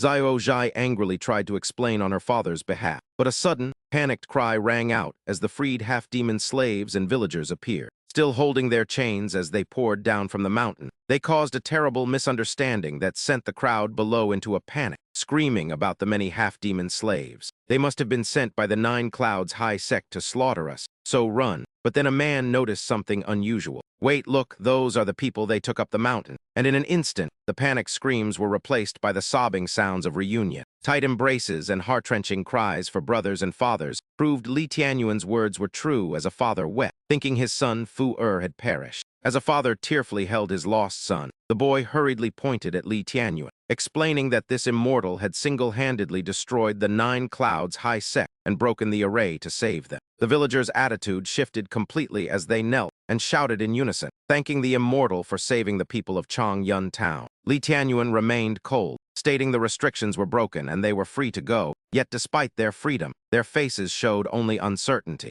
They wondered where to go and how to face the evil sect's allies, until a man suddenly made a bold suggestion. He begged the immortal for mercy, asking if they could join the Tian Li Palace like the half-demon slaves, a name that once again stirred the crowd with admiration and longing for such a transcendent power. They wondered if such a place needed mere mortals like them. But Li Tianyuan's expression remained stoic as he repeated his only condition. Very well. However, you must undergo a soul search, a term that turned many faces pale with fear, though gratitude and the need for protection eventually triumphed over their hesitation. One man declared that since the immortal saved his life, he had nothing to hide and agreed to the soul search, prompting a chorus of agreement from the others. They all consented, and Li Tianyuan nodded, ordering Li Cheng to begin the arrangements, though a few hesitant individuals still shrank back. Afraid to face the rigorous trial of the Tian Li Palace, some remained uneasy about the soul search, yet everyone present ultimately gave their firm approval. Seeing the anxiety on their faces, Ming-Wu spoke to reassure them, his voice tinged with coldness as he told them there was no need to be terrified. The soul search isn't frightening if you follow the rules and behave yourselves, for then everyone will be safe, he said, pausing with a meaningful half-smirk. But if anyone harbors a dark heart or malicious intent, then heh. Unlike the talkative Ming-Wu, Li Tianyuan wasted no time. He raised his hand and decisively declared that if everyone agreed, they would begin, immediately activating the soul search array as he finished speaking. A golden magic array instantly appeared above the crowd, casting powerful beams of spiritual energy directly onto every individual. It seemed to peer into the deepest recesses of their minds, and among those affected, some felt a sense of lightness and relaxation. Yet many others writhed in excruciating pain, drenched in sweat with deathly pale faces, and Ming-Wu took special notice of a man trembling violently. His curiosity piqued as he let out an intrigued sound. Ming-Wu immediately released his magic to see what the man had witnessed to cause such terror, and soon, a series of horrific memories of the man being brutally tortured by the 9 Clouds high sect surfaced. Amidst relentless sword strikes, the man knelt and begged piteously for his life to be spared, and then a blonde-haired man gave him an order. He was ordered to watch the mortals closely and report any abnormalities, and after receiving the secret command, his mind twisted as he ruthlessly slaughtered innocents, causing Ming-Wu's expression to darken. He spoke in a bone-chilling voice, realizing the man was a spy left by the 9 Clouds high sect who had exploited the chaos to assault others' families and kill them to cover his tracks, explaining his terror of the soul search array. A middle-aged man in the crowd trembled with fury upon hearing this, pointing directly at the traitor and shouting at the top of his lungs. You told me the 9 Clouds high sect took my nephew's family. Was it actually you? Were you the one behind it all? As he spoke, he coughed up blood from the shock, while the furious crowd began to condemn the spy. I never expected you to be such a despicable person. Why would you betray your own brothers? We truly believed the 9 Clouds high sect was responsible for everything. If the Exalted One hadn't used soul transcendence, we would have been completely fooled by you. The crowd, having been manipulated by him, gnashed their teeth in fury. Suddenly, a short, stout man brandishing a sword lunged forward to ambush Li Tianyuan. He screamed, "Die!" as he charged, but Li Tianyuan remained perfectly still and composed. Suddenly, the sword clattered to the ground. He hadn't even touched a single hair on Li Tianyuan's head. Ming-Wu laughed scornfully, while Li Tianyuan spoke. Did you really think that after I personally annihilated the 9 Clouds high sect, I would be brought down by a pathetic stunt like yours? As he finished, the overwhelming pressure radiating from Li Tianyuan intensified several times over. Under that crushing weight, the fat man collapsed to the ground, trembling like a leaf. His face twisted and contorted under the unbearable force, before he abruptly exploded into a bloody mist. Witnessing this gruesome end, his accomplices were paralyzed with fear and began shouting for everyone to scatter and flee. Ming-Wu moved like lightning to block their escape. You think you can run? He asked coldly, in a mere heartbeat. Those attempting to flee were blown to pieces before Ming-Wu could even make a move. He could only stare at the scene in wide-eyed astonishment. He frowned and complained to Li Tianyuan, "You could have at least left some of the glory for me." Li Tianyuan completely ignored the teasing remark. He turned to the crowd and ordered them to continue, and the soul transcendence array was reactivated. A young woman stepped forward and asked, "Palace Master, could you intervene directly? If this technique fails, won't it harm the innocent?" Realizing she had overstepped, she quickly added with embarrassment, "I am merely worried and have no intention of questioning your decision." Li Tianyuan replied in a calm, steady voice.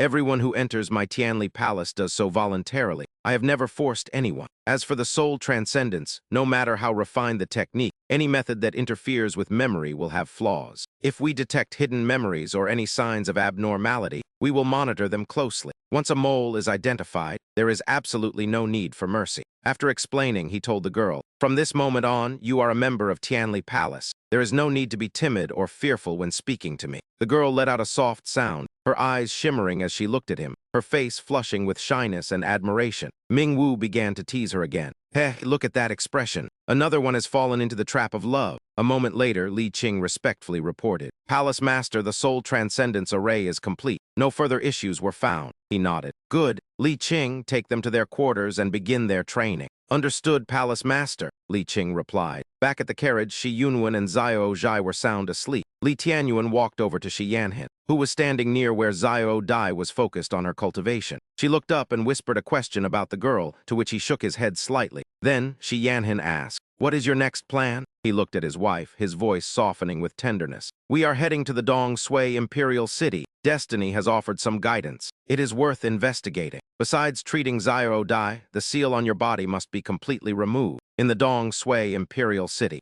I have an old friend who specializes in formations." Shi Yanhan leaned her head against his chest and softly reminded him, "You must also look after your own safety." Li Tianyuan's eyes were filled with love for her. He patted her hand reassuringly. "Don't worry." The couple stood there, embracing in the absolute silence. Elsewhere, Sui Feng stood silently before a weathered ancient tree. He looked sadly at the tombstone beneath its roots and whispered, "Sister, I've come back to visit you." The name Bayan Suzhen was clearly etched into the stone. He poured his heart out to her, saying, "I was saved by the young master. I have followed the young master for years, and everything is going well, so there is no need for you to worry." As he spoke, he couldn't help but remember the agony of being bound in a dark room, his face battered and bloody. In that life-changing moment, Li Tianyuan opened the door and entered. He extended his hand and said, "Come with me." At that moment, he only paused for a second before choosing to follow him, a decision that completely altered the course of his life. Emerging from his memories, he proudly told her that she likely never expected him to have already reached the great emperor realm.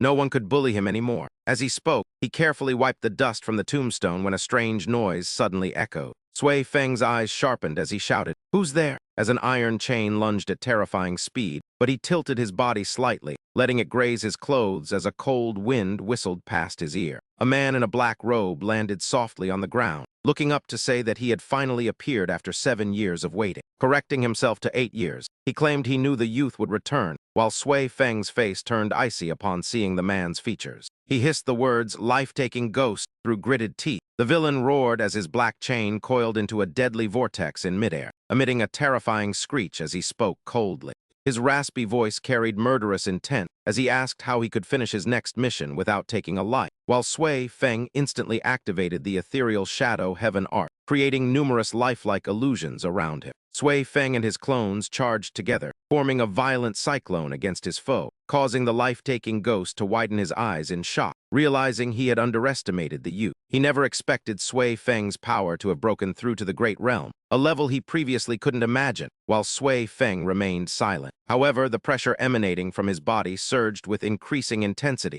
as the two opposing forces collided violently. A loud grunt shook the surrounding space as the life-taking ghost gritted his teeth, swinging his chains to create sharp, whip-like strikes. The chains tore through the air with whistling screams, but suddenly, his eyes bulged in disbelief at the sight unfolding before him. To his horror, the chain that served as his precious treasure was shattered into tiny fragments by Sui Feng's overwhelming pressure. Sui Feng seized the momentum and increased his strength, blasting the life-taking ghost away. As the man struggled to stand, he stared at Sui Feng with eyes full of doubt and extreme shock. If he wasn't mistaken, the shimmering object in Sui Feng's hand was an immortal artifact, which Sui Feng coldly identified as the sword named Inverse Scale. It was forged from the inverse scales of an azure dragon combined with thousand-year cold iron, refined personally by young Master Huo. After speaking, Sui Feng swung his sword without mercy, a cold flash of light passing through as fresh, hot blood splattered onto the ground. As Sui Feng landed, the life-taking ghost collapsed. Sheathing his sword with an icy gaze, he declared that he was no longer the person he used to be. Yet the life-taking ghost's hand suddenly twitched as he struggled to rise, his long tongue lolling out while blood dripped from his arm. Like a black bolt of lightning,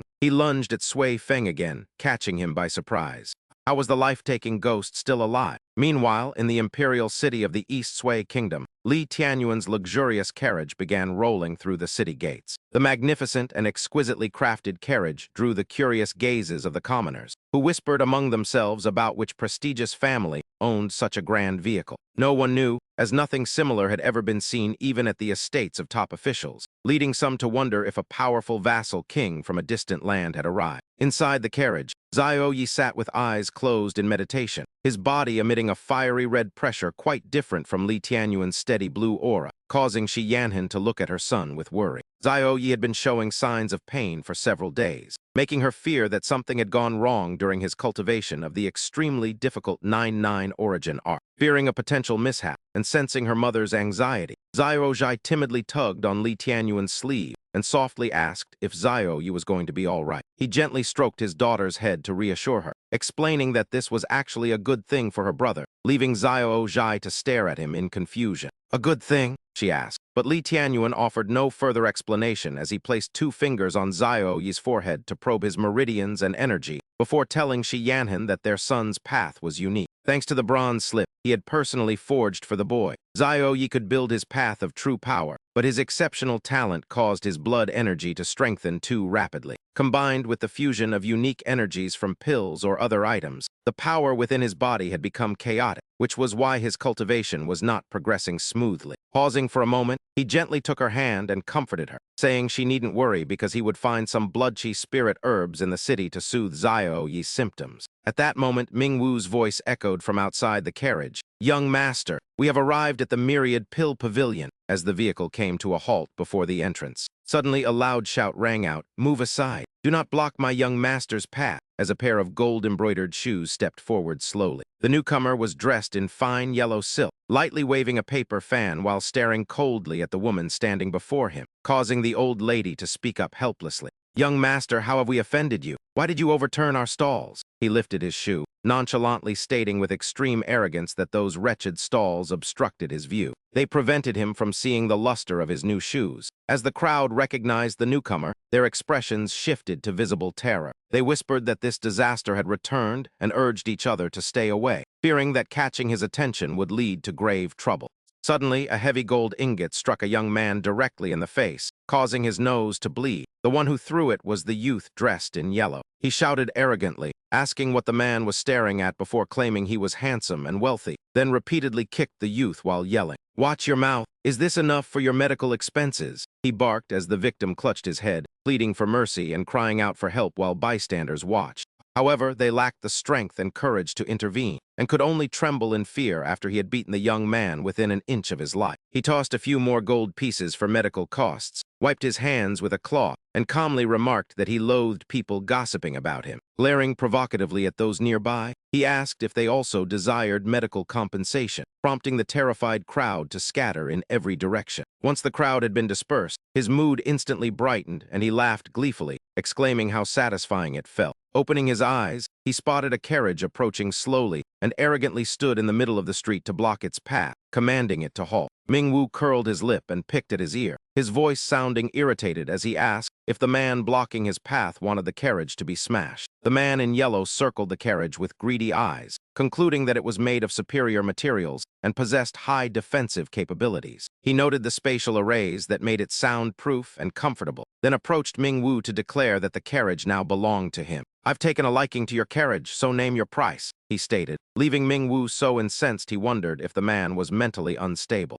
Gritting his teeth, Mingwu told the fool to get lost, but the man remained indifferent and responded with even greater arrogance. "Do you realize who I am, yet you still dare to be so insolent?" the man asked, while Mingwu stared at him with utter contempt as if looking at a moron. Pointing at the man's face, Mingwu asked why he should bother knowing his identity, prompting the man to toss a handful of gold coins into the air. With a boastful expression, he introduced himself as Kyan Duoduo, son of the billionaire Kyan Kaeduo from the Dong Sui Kingdom, known to all as the Big Spender. Claiming it was a great honor for the carriage to be noticed by him, he threw a gold ingot at Mingwu's face and asked if it was enough to buy the vehicle. Mingwu coldly swiped the gold ingot back into Kyan Duoduo's face, and an invisible force immediately surged forth, pinning the man to his knees. His subordinate stood frozen in shock as Mingwu frowned and remarked in a chilling tone that there were things one should never dare to covet. He added that one should never reach out for what isn't theirs. Meanwhile, Kyan Duoduo, kneeling with bloodshot eyes, pointed at Mingwu and screamed that he had been struck. "You dared to hit me when even my father has never touched a hair on my head. Do you believe I can crush you to death with my wealth?" He then ordered his men to attack, and as the three servants rushed forward, three sharp slapping sounds echoed through the air.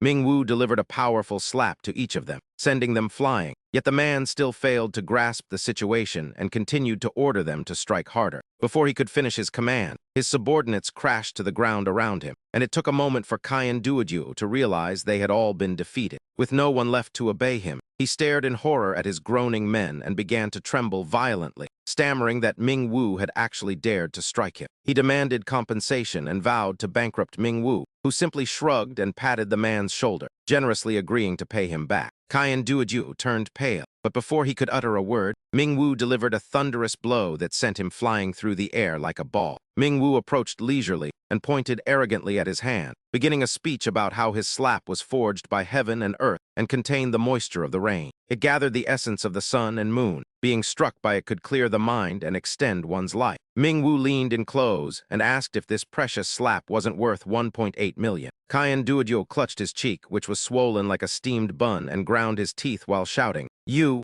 Ming-Wu was faster, cutting him off with a barrage of slaps, saying, "What about me? Didn't I give it to you? Don't act like you're being cheated after getting such a bargain. Is my slap not worth more than your pathetic gold bar?" Slaps rained down like thunder, quickly turning that man's face into a swollen pig's head. Ming-Wu pressed him while hitting. "Is it enough? Is it enough? Speak up, tell me." Receiving no answer, Ming-Wu slapped even more enthusiastically before finishing by throwing Cayenne Duoduo aside. Cayenne Duoduo lay flat on the ground, his face swollen like a pig's head, tears streaming as he struggled to speak. You have to let me talk, you just kept slapping me." He stood up unsteadily, his voice cold as he enunciated every word. "Even my father has never hit me like this." Ming-Wu crossed his arms and replied arrogantly, "Oh, I hit harder than your father, so you can choose to call me grandfather." At this moment, Cayenne Duoduo regained his composure and made a dramatic declaration. "It's time to show you my trump card." After speaking, he pointed to the sky and cried out, "Meow, meow." Immediately, a powerful gale arose. Passers-by couldn't withstand the pressure and collapsed on the ground, screaming, "What's happening? Help!" Soldiers ran over, asking what was going on. Suddenly, Cayenne Duoduo froze. Before him was a plume of black smoke with two glowing eyes. "How strange!" the two soldiers stammered to each other. What is this? A demonic creature?" Soon after, the black mist condensed into a giant black cat. Cayenne Duoduo stood before the cat and laughed triumphantly. "Haha, this is the Bila beast, a super-strong magical beast that I spent a fortune to subdue. Ha, are you scared now? I'll make you regret touching Cayenne Duoduo." Just then, the carriage curtain opened, and Li Tianyuan stepped out coldly. He spoke softly, "What's all this noise?" The moment he appeared, the aggressive Bila beast began to tremble. Its eyes widened, and it broke into a cold sweat. Cayenne Duoduo didn't notice its fear and pointed at Ming-Wu, complaining loudly, "Meow, meow, this guy just hit me.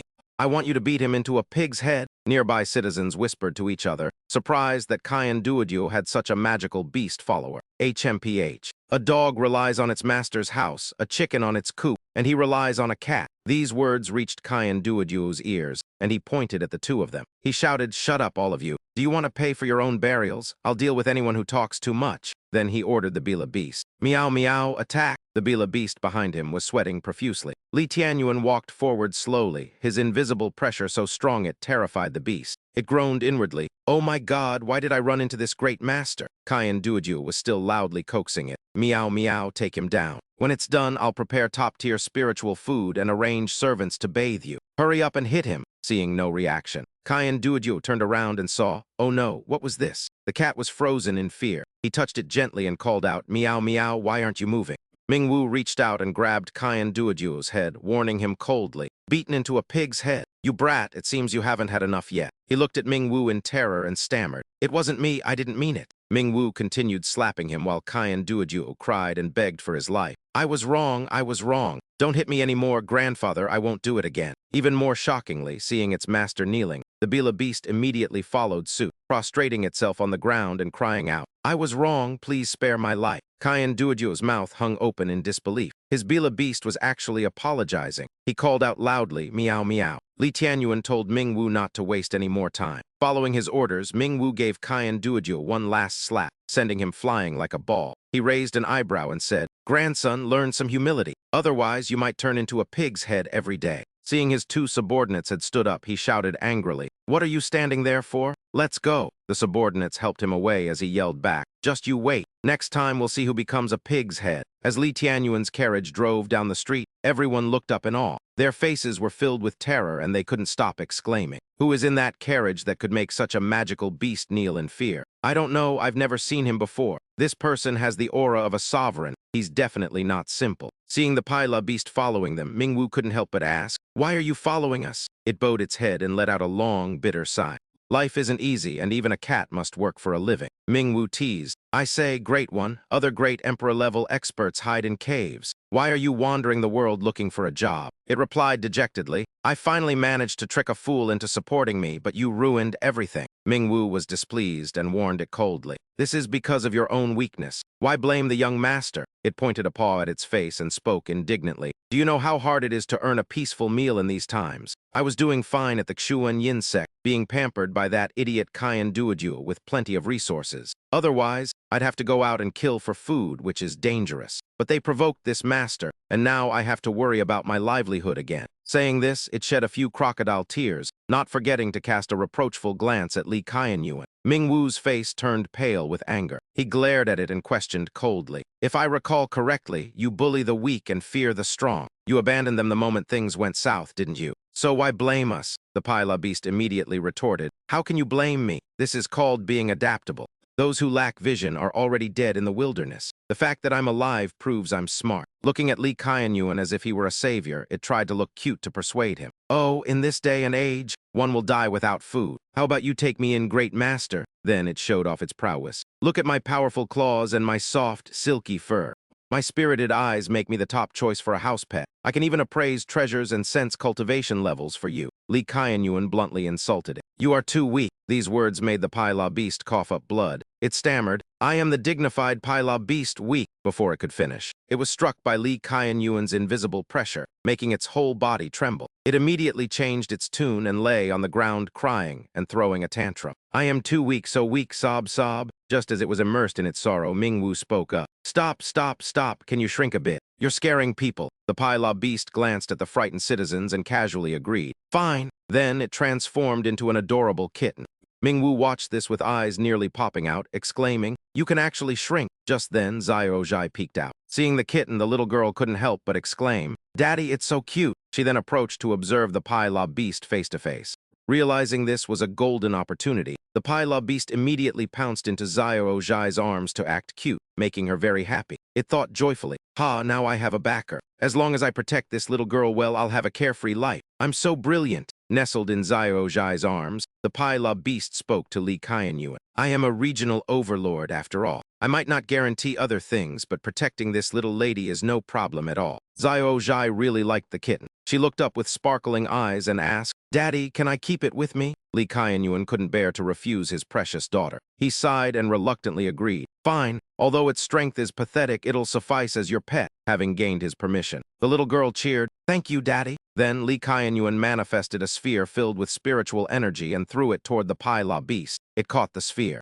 Curiously, it asked him, "Great master, what are you doing?" He replied with a stern tone, "A precaution in case you betray us." It asked fearfully, "What happens if I betray you?" Li Qianyuan only curled his lips into a cold smile, which made the Paila beast's fur stand on end. Meanwhile, on a street corner, a man ordered his subordinate, "Go report to the Lord immediately. That man has returned." Shortly after, the carriage slowly arrived at the Wandan Pavilion. Li Qianyuan stepped down and instructed his wife and daughter, "Wait for me here." Then he entered the pavilion alone. Unlike the quiet scene outside, the interior was bustling. As Li Qianyuan walked slowly, a salesgirl looked up in surprise and asked, "Do you need something? Medicine is on the right and alchemists are on the left." Li Qianyuan replied, "I am looking for Dan Lao." She replied, "Him? He's very busy. If it's urgent, you can go upstairs to see him." Following her direction, he looked up, handed her a pouch of money, and said, "Help me prepare Nether Spirit Ganoderma, 1,000-year blood ginseng, 9 heavens jade dew, and soul-severing grass." Hearing this, she asked in surprise,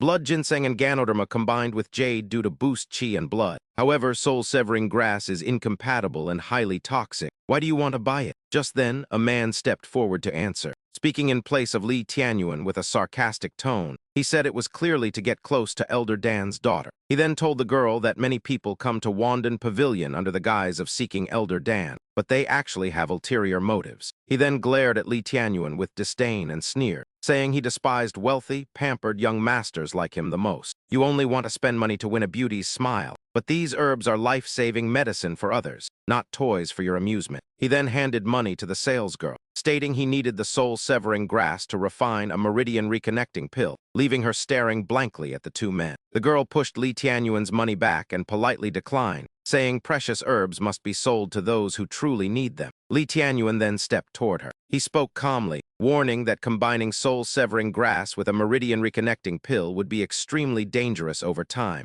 and that he was only causing harm. The man just mocked him. He called Li Tianyuan an ignorant loser who didn't even know the recipe for a meridian-reconnecting pill, yet dared to deceive people, telling him to get out as the crowd began to whisper. They questioned how a meridian-reconnecting pill made with soul-severing grass could be poisonous, dismissing his words as nonsense, while Li Tianyuan closed his eyes and shook his head. He remarked that good advice is wasted on those bent on self-destruction, which infuriated the man, who pointed at him and demanded to know if he was being called suicidal. He asked the crowd to witness this and demand justice by kicking him out, but the salesgirl suddenly intervened, noting that if he claimed it was poison, he must be knowledgeable in alchemy. She asked what herb should be used instead of soul-severing grass, and he replied with yin-yang grass. She frowned in confusion, noting it grows where yin and yang meet and clears blockages, but questioned its use in that pill. At that moment, an old man appeared and challenged him, stating that yin-yang grass was unsuitable and identifying himself as the manager of the Wanden Pavilion main hall. He explained that they had tried it long ago, but the yin energy within the yin-yang grass would only cause the patient's meridians to become even more congested after the pill was formed.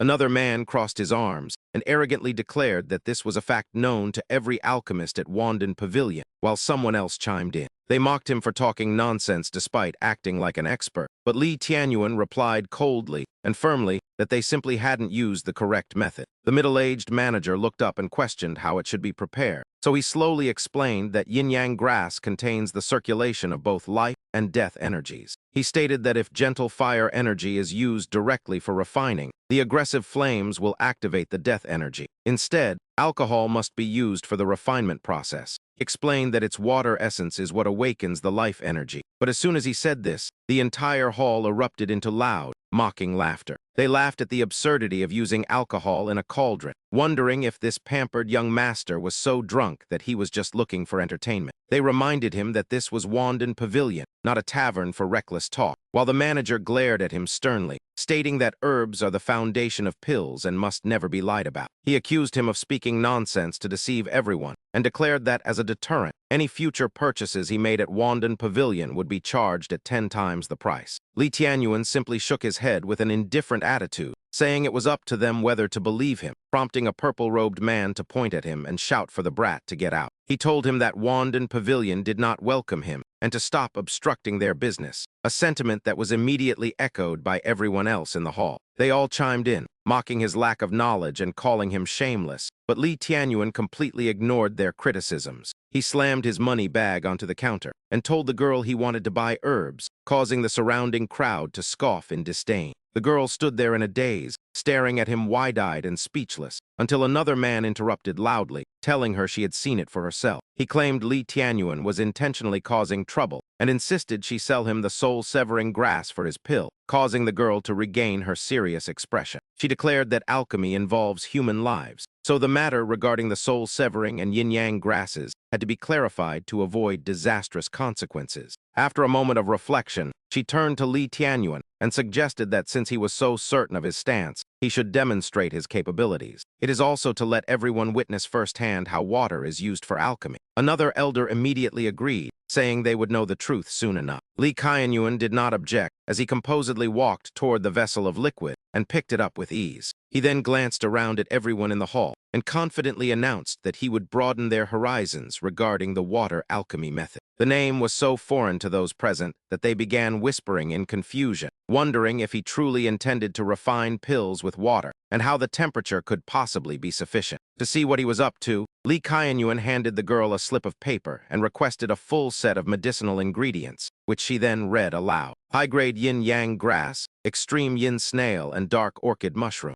Upon hearing these ingredients, the hall fell into an uproar, questioning if he intended to refine a meridian reconnection pill. Since these were all highly toxic and frigid materials, they accused him of attempted murder, but the girl suddenly shouted for them to be quiet. She warned the crowd to remain silent, stating that the alchemy area was protected by the rules of Wandan Pavilion, and anyone causing a disturbance before the pill was finished would be evicted. She told them to maintain order and watch, then turned to Lee Kyan-yuan to assure him that his requested ingredients would arrive shortly, which she delivered soon after. Lee Kyan-yuan tossed all the materials into the furnace to begin the process, calmly pouring out the liquid while explaining that the water alchemy method uses water as a foundation to nourish all life. The ingredients were quickly submerged in the liquid as Lee Kyan-yuan enveloped them with his powerful true essence, declaring he was extracting the essence of all things and purging impurities until a vibrant, multicolored glow appeared. The girl's eyes widened in shock at his skill, realizing his true essence was so formidable that he had likely reached the strength of the peak Marquis realm.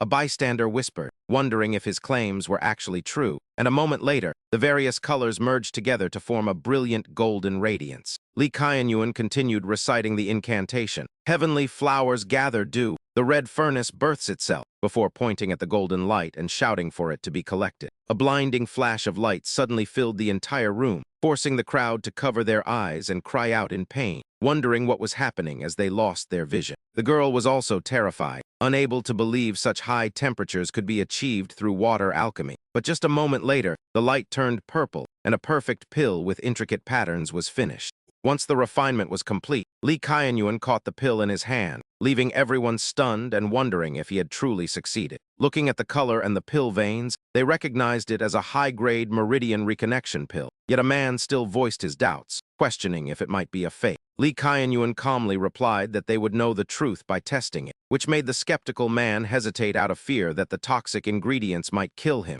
until another man stepped forward. With a cold voice, he explained that his left arm had been born with defective meridians, and he could never afford such an expensive pill, so he was willing to take the gamble. He nodded in agreement and handed the pill to the man, who did not hesitate for a second before putting it in his mouth and swallowing it. In an instant, the veins on his body bulged as he broke out in a cold sweat and began screaming in agony from the intense pain. He rolled on the floor in extreme torment, terrifying the onlookers who began to wonder if the poison was taking effect.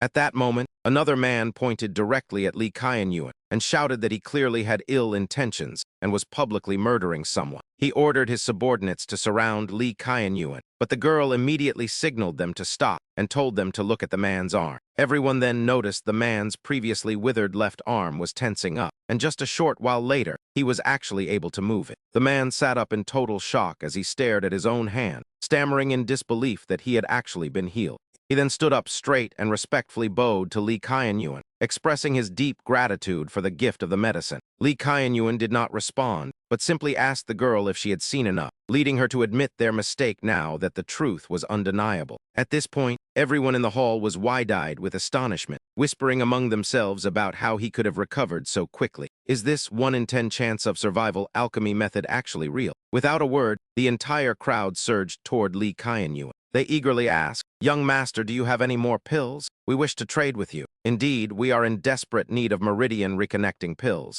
We hope you will show us some mercy. Could you perhaps sell the alchemy method to us?" At that moment, Lee Kyan-yuan appeared extremely incensed, and a powerful aura of pressure began to emanate from his entire body. The crowd was so suppressed by this pressure that their bodies trembled uncontrollably, leaving them unable to take another step. The young woman then asked him, "If your pill is indeed correct, then what would be the consequences of continuing to use the medicine according to the original alchemy method?" He coldly replied, "The meridians will be corroded, and the soul will be sealed. Eventually, one becomes a soulless husk." These words sent a massive shock through everyone. No one expected the consequences to be so severe. What? How could that be? The person who provided this alchemy method has truly committed a heinous crime. Suddenly, a majestic and thunderous voice rang out. Elder Xuan-ching entered leading a group of people. The man who had previously ordered his subordinates to surround Lee Kyan-yuan hurriedly bowed in greeting. "Greetings, Elder Xuan-ching." The elder looked at Lee Kyan-yuan with eyes full of killing intent and shouted loudly,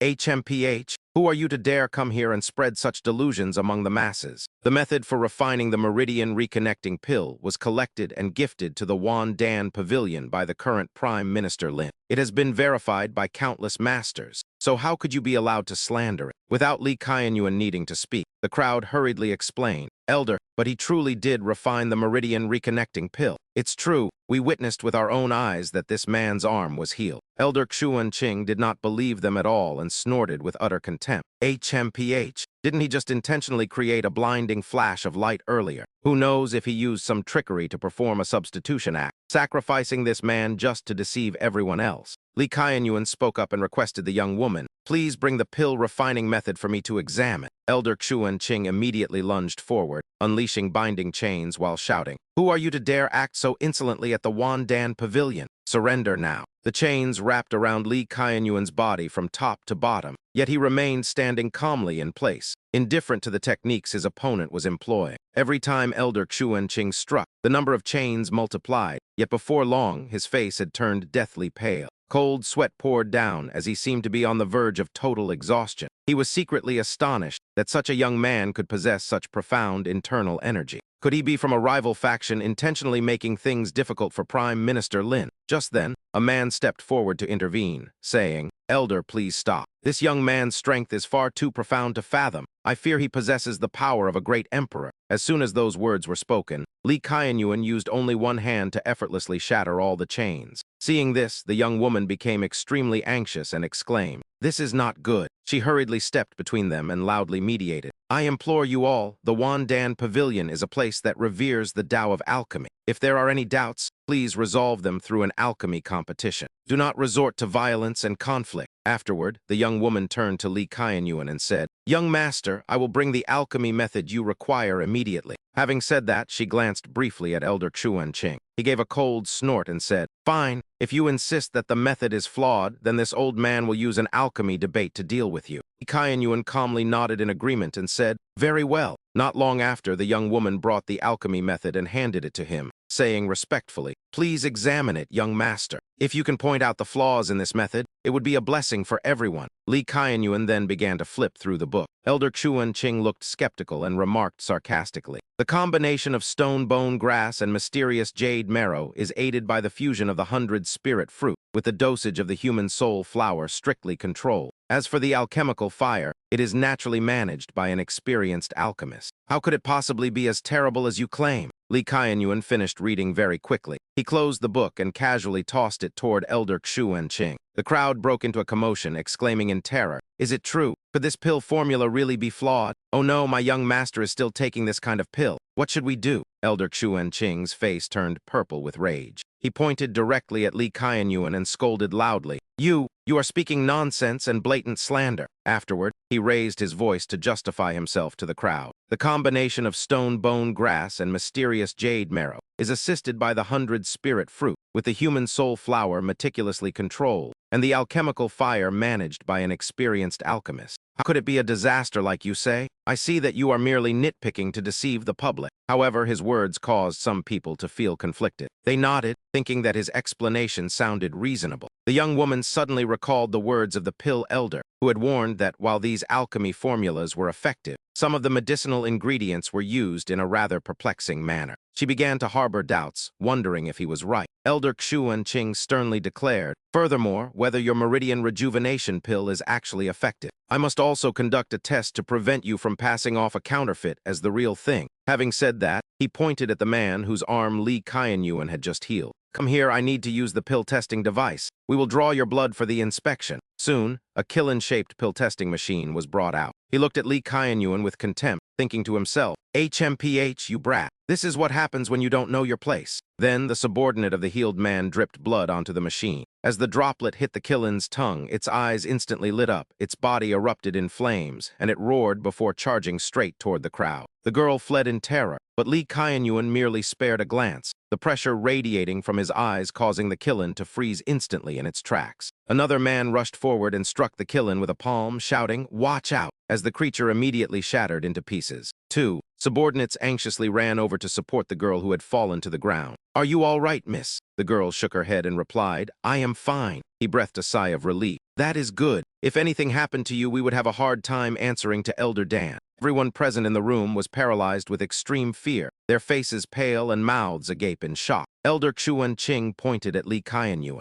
He continued his verbal assault. "You scoundrel! What you refined is no meridian rejuvenation pill. It is clearly a soul-seizing calamity pill intended to lure people into demonic possession. His subordinates also voiced their accusations. To think that you, an alchemy grandmaster, would concoct such a horrific poisonous pill and openly slander the refining methods of the myriad pill pavilion. What exactly is your goal? The man who had been healed anxiously pleaded with Elder Xu and Qing for help. What is happening? Am I going to die? Elder Xu and Qing, save me. Public opinion began to shift in his favor as the crowd buzzed with whispers. Is it truly a poisonous pill? But his arm was clearly healed just now. What young grandmaster? He is definitely a fraud. Elder Xu and Qing brushed the injured man aside, saying, "We will deal with your matter later." Then he commanded, "Hear my order. Quickly activate the myriad pill pavilion array to restrain him." As soon as the command was issued, the formation immediately sprang to life, and a surge of purple spiritual energy enveloped the entire room. The girl's eyes widened in surprise as she rushed forward to intervene. "Elder Xu and Qing, wait," he replied coldly, "Miss Yan. Please step back. We are defending the reputation of the Myriad Pill Pavilion. I hope you will not interfere." The girl thought to herself, "It seems I must find someone with the authority to intervene." After that thought, she turned and left. Li Qianyuan shook his head slightly and said in a cold voice, "As expected, even in the Myriad Pill Pavilion, not everyone is a pure alchemist like Ren Kai." Elder Xu and Qing immediately denied it. "What nonsense are you spouting? You slandered the Myriad Pill Pavilion's refining methods and used poisonous pills to deceive people. The evidence is irrefutable. What else is there to deny?" Li Qianyuan raised his thumb. With biting sarcasm, "Irrefutable evidence? Indeed." Just as he finished speaking, one of the elder's subordinates was suddenly engulfed in flames, screaming in agony. He cried out in terror, "Save me," as the fire grew even more intense. Elder Xu and Qing pointed at him and barked, "You brat, how dare you? Suppress him at once. Do not let him harm anyone else." Following his orders, the subordinates continued to cast the array, and the purple spiritual energy formed chains that tightly bound Li Qianyuan. He sneered, "Within the Myriad Pill Pavilion's formation, even if you were a great emperor, you would never escape." Li Qianyuan remained motionless, mockingly remarking, "This imprisonment technique of Yang Ming's is of the lowest grade. It seems he was not at all sincere when he helped the Myriad Pill Pavilion set up this array." Li Qianyuan walked forward effortlessly, leaving them utterly astonished. "How is this possible? Why can you still move?" He looked at the man being consumed by fire and began to explain. "Mystic scale powder is colorless and odorless. It ignites upon contact with fire and directly corrodes the marrow." As he spoke, a flame flickered at the tip of his index finger. "You were the one who secretly arranged to plant it, weren't you?" Having said that, he glanced at Elder Xu and Qing with a meaningful look. A second later, the elder and his subordinates simultaneously spat out blood. One man loudly protested, "You are slandering us. There is absolutely no way we would do such a thing." Another added, "Elder Xu and Qing's judgment cannot be wrong. Does that brat dare to wager on the Tao of alchemy against us?" The crowd of onlookers joined in, urging him on. "Elder Xu and Qing, do not fear him. Compete with him in the Tao of alchemy. That's right, whether one's skill is high or low, a test will make it clear. If you dare to compete, only then will we believe you," Elder Xu and Qing said, appearing anxious and flustered. "The ingredients required for an alchemy duel are extremely precious. If it's for someone like this." Just then, a flamboyant man spoke up. "Move aside, I will cover the cost of these medicinal herbs myself." The speaker was none other than Qian Duojiu, whose face was so badly beaten it was swollen like a pig's head, leaving the confused crowd wondering who this pig-faced man was. "Wait, isn't this young Master Qian? How did he end up in such a state?" Xuan Duojiu pointed at the whispering pair and snapped, "What are you blabbering about? Shut your mouths." He then turned to Elder Xu and Qing and said, "Elder Xu and Qing, don't worry about the ingredients. Just demonstrate the full extent of your abilities." His excuse shattered, Elder Xu and Qing felt conflicted, but before he could finish speaking, Qian Duojiu shouted, "Since this is a wager, there must naturally be a prize. In my opinion, the prize should be—" Li Tianyuan softly uttered a single word, "Life." The spectators were instantly paralyzed with shock, their faces reflecting utter disbelief. "What, such a massive wager? Has he lost his mind?" He continued in a challenging tone. "If you alchemists don't care for your honor, then allow me to help you save face. Let us begin." At that moment, Qian Duojiu leaned toward Elder Xu and Qing's ear and whispered, "He dared to have his servant beat me. I must see him dead. If you can achieve this, I will reward you with a fortune." This promise bolstered the elder's resolve as he thought to himself that he had spent a lifetime mastering the path of alchemy. So why should he fear a mere junior? Furthermore, he possessed a secret treasure. He then replied decisively, "I understand your wish, young Master Kyan. Rest assured that boy will not escape today." Elder Xuan Qing pointed directly at his face and declared, "If you wish to wager your life, this old man will see it through to the end. For the honor of the Wandan Pavilion, I shall incinerate your soul with alchemical fire right here." Having said that, he spread his arms and called out, "I have a strategy for victory, but I require the assistance of my fellow alchemists. In return, once we are finished, I am willing to share my most cherished alchemical insights." Kyan Duodyu nodded in approval, shouting, "Excellent. Elder Xuan Qing truly is the top alchemist of the Wandan Pavilion, a man of great responsibility and spirit." Without saying much, he slammed 2 heavy bags of silver onto the ground and promised, "As long as you help him win, I will provide an even greater reward." The crowd began to buzz with excitement as hands were raised one after another, shouting, "I'm in. With young Master Kyan's backing, why fear this kid? We will assist Elder Xuan Qing." Elder Xuan Qing solemnly announced, "I thank my fellow practitioners for your support. With your help, I will surely defeat this man." A man inquired, "Elder, do you mean to use?" He nodded and replied, "Indeed, the united strength of everyone here is necessary. I also want to take this opportunity to prove our strength, so the world doesn't just recognize Dan Lao and forget about us." Inwardly, he felt immensely fortunate. Fortunately, Chancellor Lin had anticipated this situation and given me a magical treasure beforehand. Today is the day I shall become famous throughout the land. Elder Xuan Qing stepped into the center of the hall and began chanting a mystical incantation. "Sun, moon, and stars dissolve all things. Let the precious cauldron awaken to help me subdue this demon." As the incantation ended, a majestic cauldron appeared, leaving the spectators wide-eyed with terror. Could this be the legendary heaven-burning immortal cauldron? Elder Xuan Qing stood tall and laughed arrogantly. "Ha ha, indeed it is. This is the heaven-burning immortal cauldron, an immortal artifact forged specifically for the path of alchemy. With this cauldron, even if you were an alchemy grandmaster, you would be no match for me." An old man stroked his beard and sighed with a slight shake of his head. "Oh, what a pity." The person standing beside him agreed. With an immortal alchemical cauldron in hand, Elder Xuan Qing truly possesses the power to challenge a grandmaster. Elder Xuan Qing's gaze was as sharp as a hawk's, and his voice was raspy and deep like an usura's. "I wonder if you will still dare to be so arrogant in a moment. Today, I shall ensure your death is absolute. We will compete in refining the realm-breaking pill." He turned toward Li Tianyuan and shouted a provocation. "Well, do you dare to attempt refining such a difficult pill?" As he issued the challenge, his confidence was absolute. "I have possessed the formula for the realm-breaking pill from Chancellor Lin for 5 years, and have long since mastered every detail. Combined with the heaven-burning immortal cauldron, he was certain he would crush this brat." Pointing at the cauldrons arranged in the hall, he acted generously, stating that all the ingredients were ready. "To avoid claims that the myriad pill pavilion lacks etiquette, I will let you choose your cauldron first." Li Qianyuan simply shook his head and flatly refused, saying it was unnecessary. "Begin now." Immediately, Elder Xuan Qing and 2 assistant alchemists from the myriad pill pavilion started the refinement, simultaneously channeling their spiritual energy into the cauldron. A powerful grunt erupted as the cauldron emitted a blinding golden light, after which they quickly organized and placed all the required medicinal ingredients inside. While his opponents were intensely focused on the refinement process, Li Qianyuan remained standing still, appearing completely composed. Kyan Duodyu muttered suspiciously, "HMPH, this guy is playing mysterious again. He must be calculating how to escape later." With that thought, he immediately issued orders to his servants. "Go inform the Imperial City Guard and all the myriad pill pavilion guards to seal this place off. Do not let that brat flee after he loses." Just then, Li Qianyuan suddenly spoke up with a cold critique. "The Li fire is 3 parts too strong, and the can water is a breath too slow. This causes the azure mist grass to lose its primary efficacy. You truly are just a ragtag group of alchemists making up the numbers." The person he called out flinched and glared at him in fury. But before they could retort, he continued, "The wood spirit energy from the red pine wood is excessive and clashes with the fire energy. Forcing the speed only results in useless waste." Immediately after, one of the 2 assistant alchemists spat out blood and collapsed. The man Li Qianyuan had addressed earlier stared with his mouth agape, unable to believe what he had just witnessed. Li Qianyuan continued his explanation in a cold tone.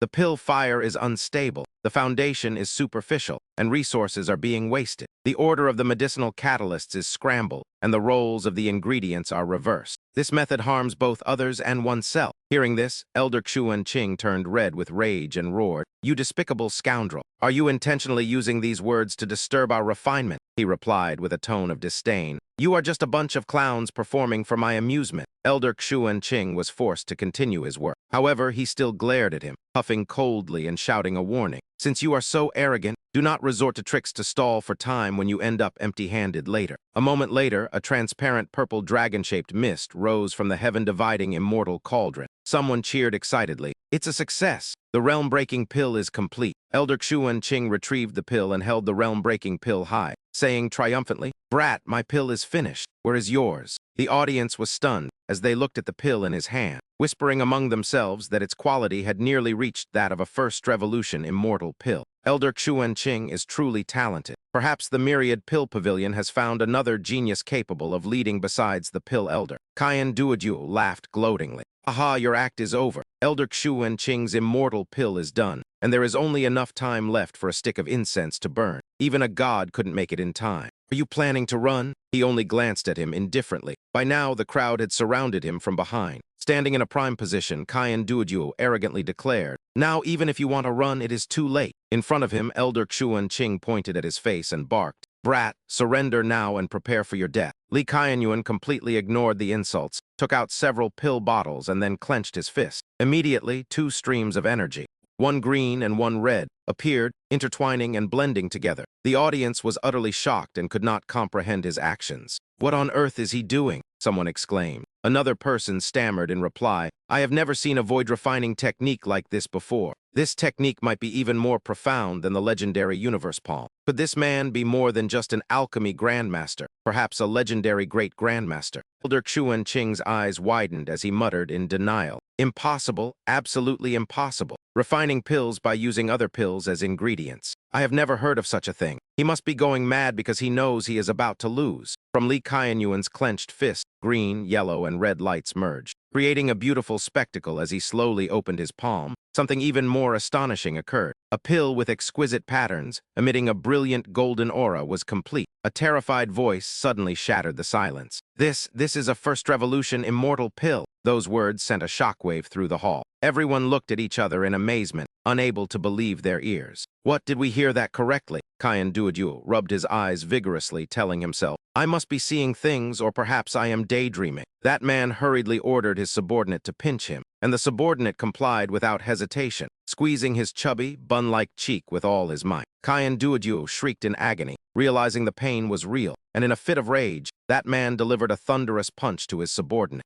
Qian Duoduo's face turned pale as he stared directly at Li Tianyuan, trembling as he whispered that it was indeed a first revolution immortal pill. Elder Qian muttered like a lost soul, his eyes vacant as he insisted he would have needed the parting heaven immortal cauldron to even stand a chance. He wondered how the man had achieved it, while the crowd buzzed with the obvious realization of who the winner was. No matter the power of a realm-breaking pill, it could never match the absolute efficacy of a first revolution immortal pill, driving Elder Qian into a hysterical frenzy as he pointed an accusing finger at Li Tianyuan. He shouted that refining such a pill so easily was impossible and must be a fraud, a sentiment Qian Duoduo immediately echoed. They questioned if anyone present had ever seen a genuine first revolution immortal pill, a doubt that seemed reasonable to the nodding crowd. Indeed, they had never seen the real thing, only hearing rumors that pill clouds would manifest upon its completion. However, the aura from moments ago was truly extraordinary, just as a steady voice spoke up, startling Qian Duoduo. "I can testify that this is a genuine first revolution immortal pill,"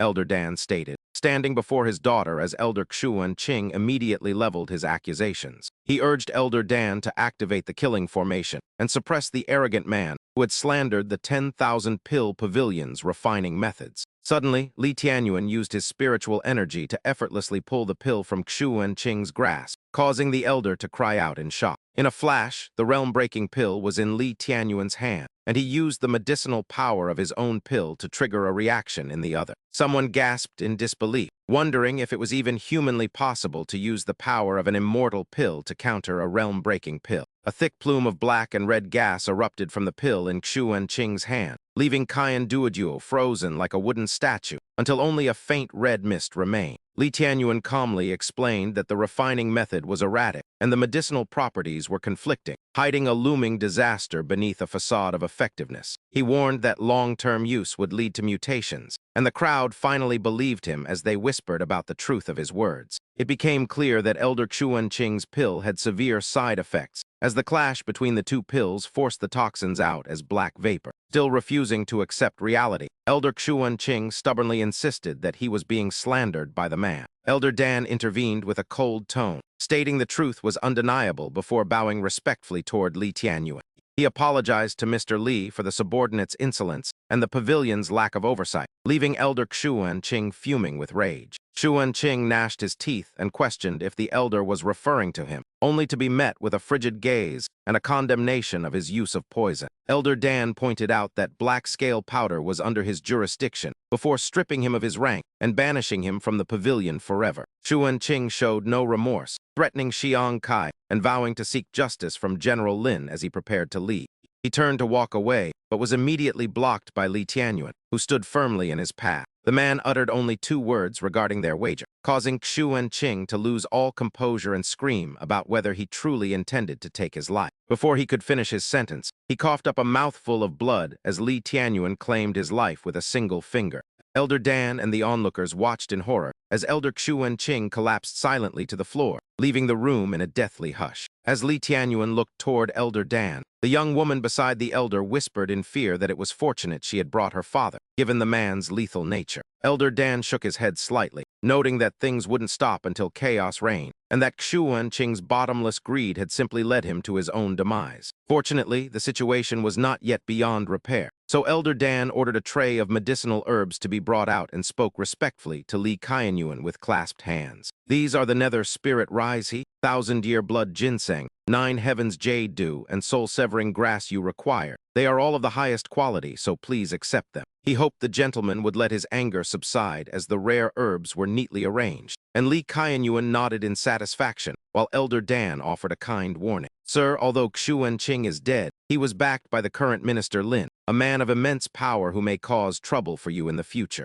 Furthermore, Minister Lin was notoriously ambitious and had frequently interfered with the Myriad Pill Pavilion, secretly recruiting unknown numbers of alchemists for his own inscrutable ends, causing the elder to shake his head in frustration. To help the emperor refine an elixir of immortality, he incited his majesty to impose this heavy burden upon me, prompting Li Tianyuan to ask in surprise, "An elixir of immortality?" As the girl turned her head, Li Tianyuan dismissively waved his hand and calmly stated that he didn't care about Minister Lin, suggesting they move elsewhere to discuss Xiao Yi's issue away from the crowd. Elder Dan quickly agreed and invited Li Tianyuan and the ladies to rest at Han Xuan Pavilion, where Xiao Yi focused on his cultivation, while Li Tianyuan used the herbs from the pavilion to refine pills. Soon, a golden pill appeared in his palm, which he gently placed in Xiao Yi's mouth before transferring spiritual energy into the boy's body as he focused on absorbing it. A stream of pure green aura enveloped the boy's body, and Elder Dan watched, nodding in admiration as he realized the technique being used. Even with incompatible medicinal ingredients, a special skill could reach the source and produce miraculous effects, leading him to wonder if the same could be done for the immortality elixir. He bowed and asked for guidance, but Li Tianyuan shook his head and interrupted, saying it wasn't necessary as any insight gained was the elder's own fortune. Shi Yanhan looked at him with worried eyes and asked about Xiao Yi, to which he understood her concern and replied firmly that the boy's true energy was now flowing freely. He only needed to regulate his breath for a while to be fine. And hearing this, her mood brightened instantly as she looked at him with shimmering eyes and said that was wonderful news. Suddenly, Elder Dan knelt before Li Tianyuan and spoke sincerely, admitting that while he, Yan Kai, once took pride in his alchemy, seeing the gentleman's vast powers made him realize there is always a higher peak. He begged the gentleman to take him as a disciple, expressing his willingness to serve and learn. But Li Tianyuan arrogantly shook his head in refusal, though Elder Dan did not give up. He tried to persuade him, acknowledging his shallow knowledge and dull talent, yet offering to dedicate his entire life's work and alchemical methods to his service. He offered all his rare pills, and even the entire Myriad Pill Pavilion just for a bit of guidance. But despite such sincerity, Li Tianyuan remained completely indifferent. Suddenly, Elder Yan Kai cried out in grief, declaring that if the gentleman refused him, his path in alchemy would be over, and his life would no longer have any meaning. He claimed it would be better to end it there, and raised his hand to take his own life, horrifying the girl standing nearby, who shouted for him to stop. At that moment, Lee Kaianyuan intervened just in time to stop the elder's impulsive act, while Zyro Yi stood by, finding the situation quite pitiful. He pleaded with his father to accept the man, and Zyro Kai joined in, earnestly begging him to agree because Elder Dan was a good person. They reminded him that the elder had looked after them well on their journey, so Lee Kaianyuan turned to look at Yan Kai, meeting his determined and resolute gaze. He then looked at the expectant eyes of the children and sighed helplessly, truly at a loss with these three, before finally waving his hand and agreeing to take the elder as an in-name disciple. Overjoyed by the acceptance, Yan Kai knelt to perform a formal bow, greeting his master, while the girl rubbed her temples and muttered in frustration. She was truly at a loss with her brother's behavior, and Yan Kai looked at her with concern as she bowed her head and said tiredly, "I'm sorry, I suddenly feel a bit exhausted and will go rest first." After she excused herself to rest, Zyro Kai watched her leave and curiously asked Shi Yanhan about the young lady, but Shi Yanhan simply shook her head, indicating she didn't know either. When only Lee Kaianyuan and Yan Kai remained, he asked bluntly, "She is your older sister, isn't she?" causing Yan Kai to turn back in alarm. "Master, you realize?" he stammered, while Zyro Kai asked in shock as if struck by lightning. "Was that young lady really Elder Dan's biological sister? But his hair is white and she is so young." Lee Kaianyuan explained softly that this was not unusual, as she suffered from a rare condition that granted her eternal youth. Unlike the surprised children, Yan Kai bowed and explained sorrowfully that his sister slept most of the time, waking for only a month every decade, which led him to study alchemy. His original goal was to concoct a pill that could cure her illness and allow her to live a normal life. At this point, he laughed bitterly at himself, noting how ridiculous it was that he was considered the top alchemist in the Eastern Sway. Yet he remained powerless against his own sister's ailment, forced to watch her drift into a deep slumber year after year. She would wake for a brief reunion before falling back into a long sleep, making him feel utterly useless as they could only weep together in despair. Hearing this, the two children began to sob, with Zyro Zhai crying about how pitiful the old man was since he aged while his sister stayed young, and Zai Yi agreeing. He remarked that living would be impossible if one only saw their mother for a single month every 10 years, while Shi Yanhan comforted them. Lee Kaianyuan asked Yan Kai how long she had been awake this time, to which Yan Kai sadly replied that it had been over 20 days. He instructed the man to monitor her condition closely over the coming days, mentioning that he had discovered some clues regarding the illness. Seeing a glimmer of hope after years of despair, Yan Kai asked with a trembling voice if his sister could truly be cured. He nodded in confirmation, but stated he needed to find a certain person first, prompting the curious old man to ask who it was. Lee Kaianyuan replied in a cold and decisive tone that he was looking for the array master, Master Ming Hao. As Yan Kai shared what he knew, he mentioned that Master Ming Hao was reportedly at the suburban military camp, helping the emperor set up an important array, and asked why the master sought him. Lee Kaianyuan walked past him, telling them to wait there for his quick return, as Yan Kai obeyed and the children called out for their father to come back soon.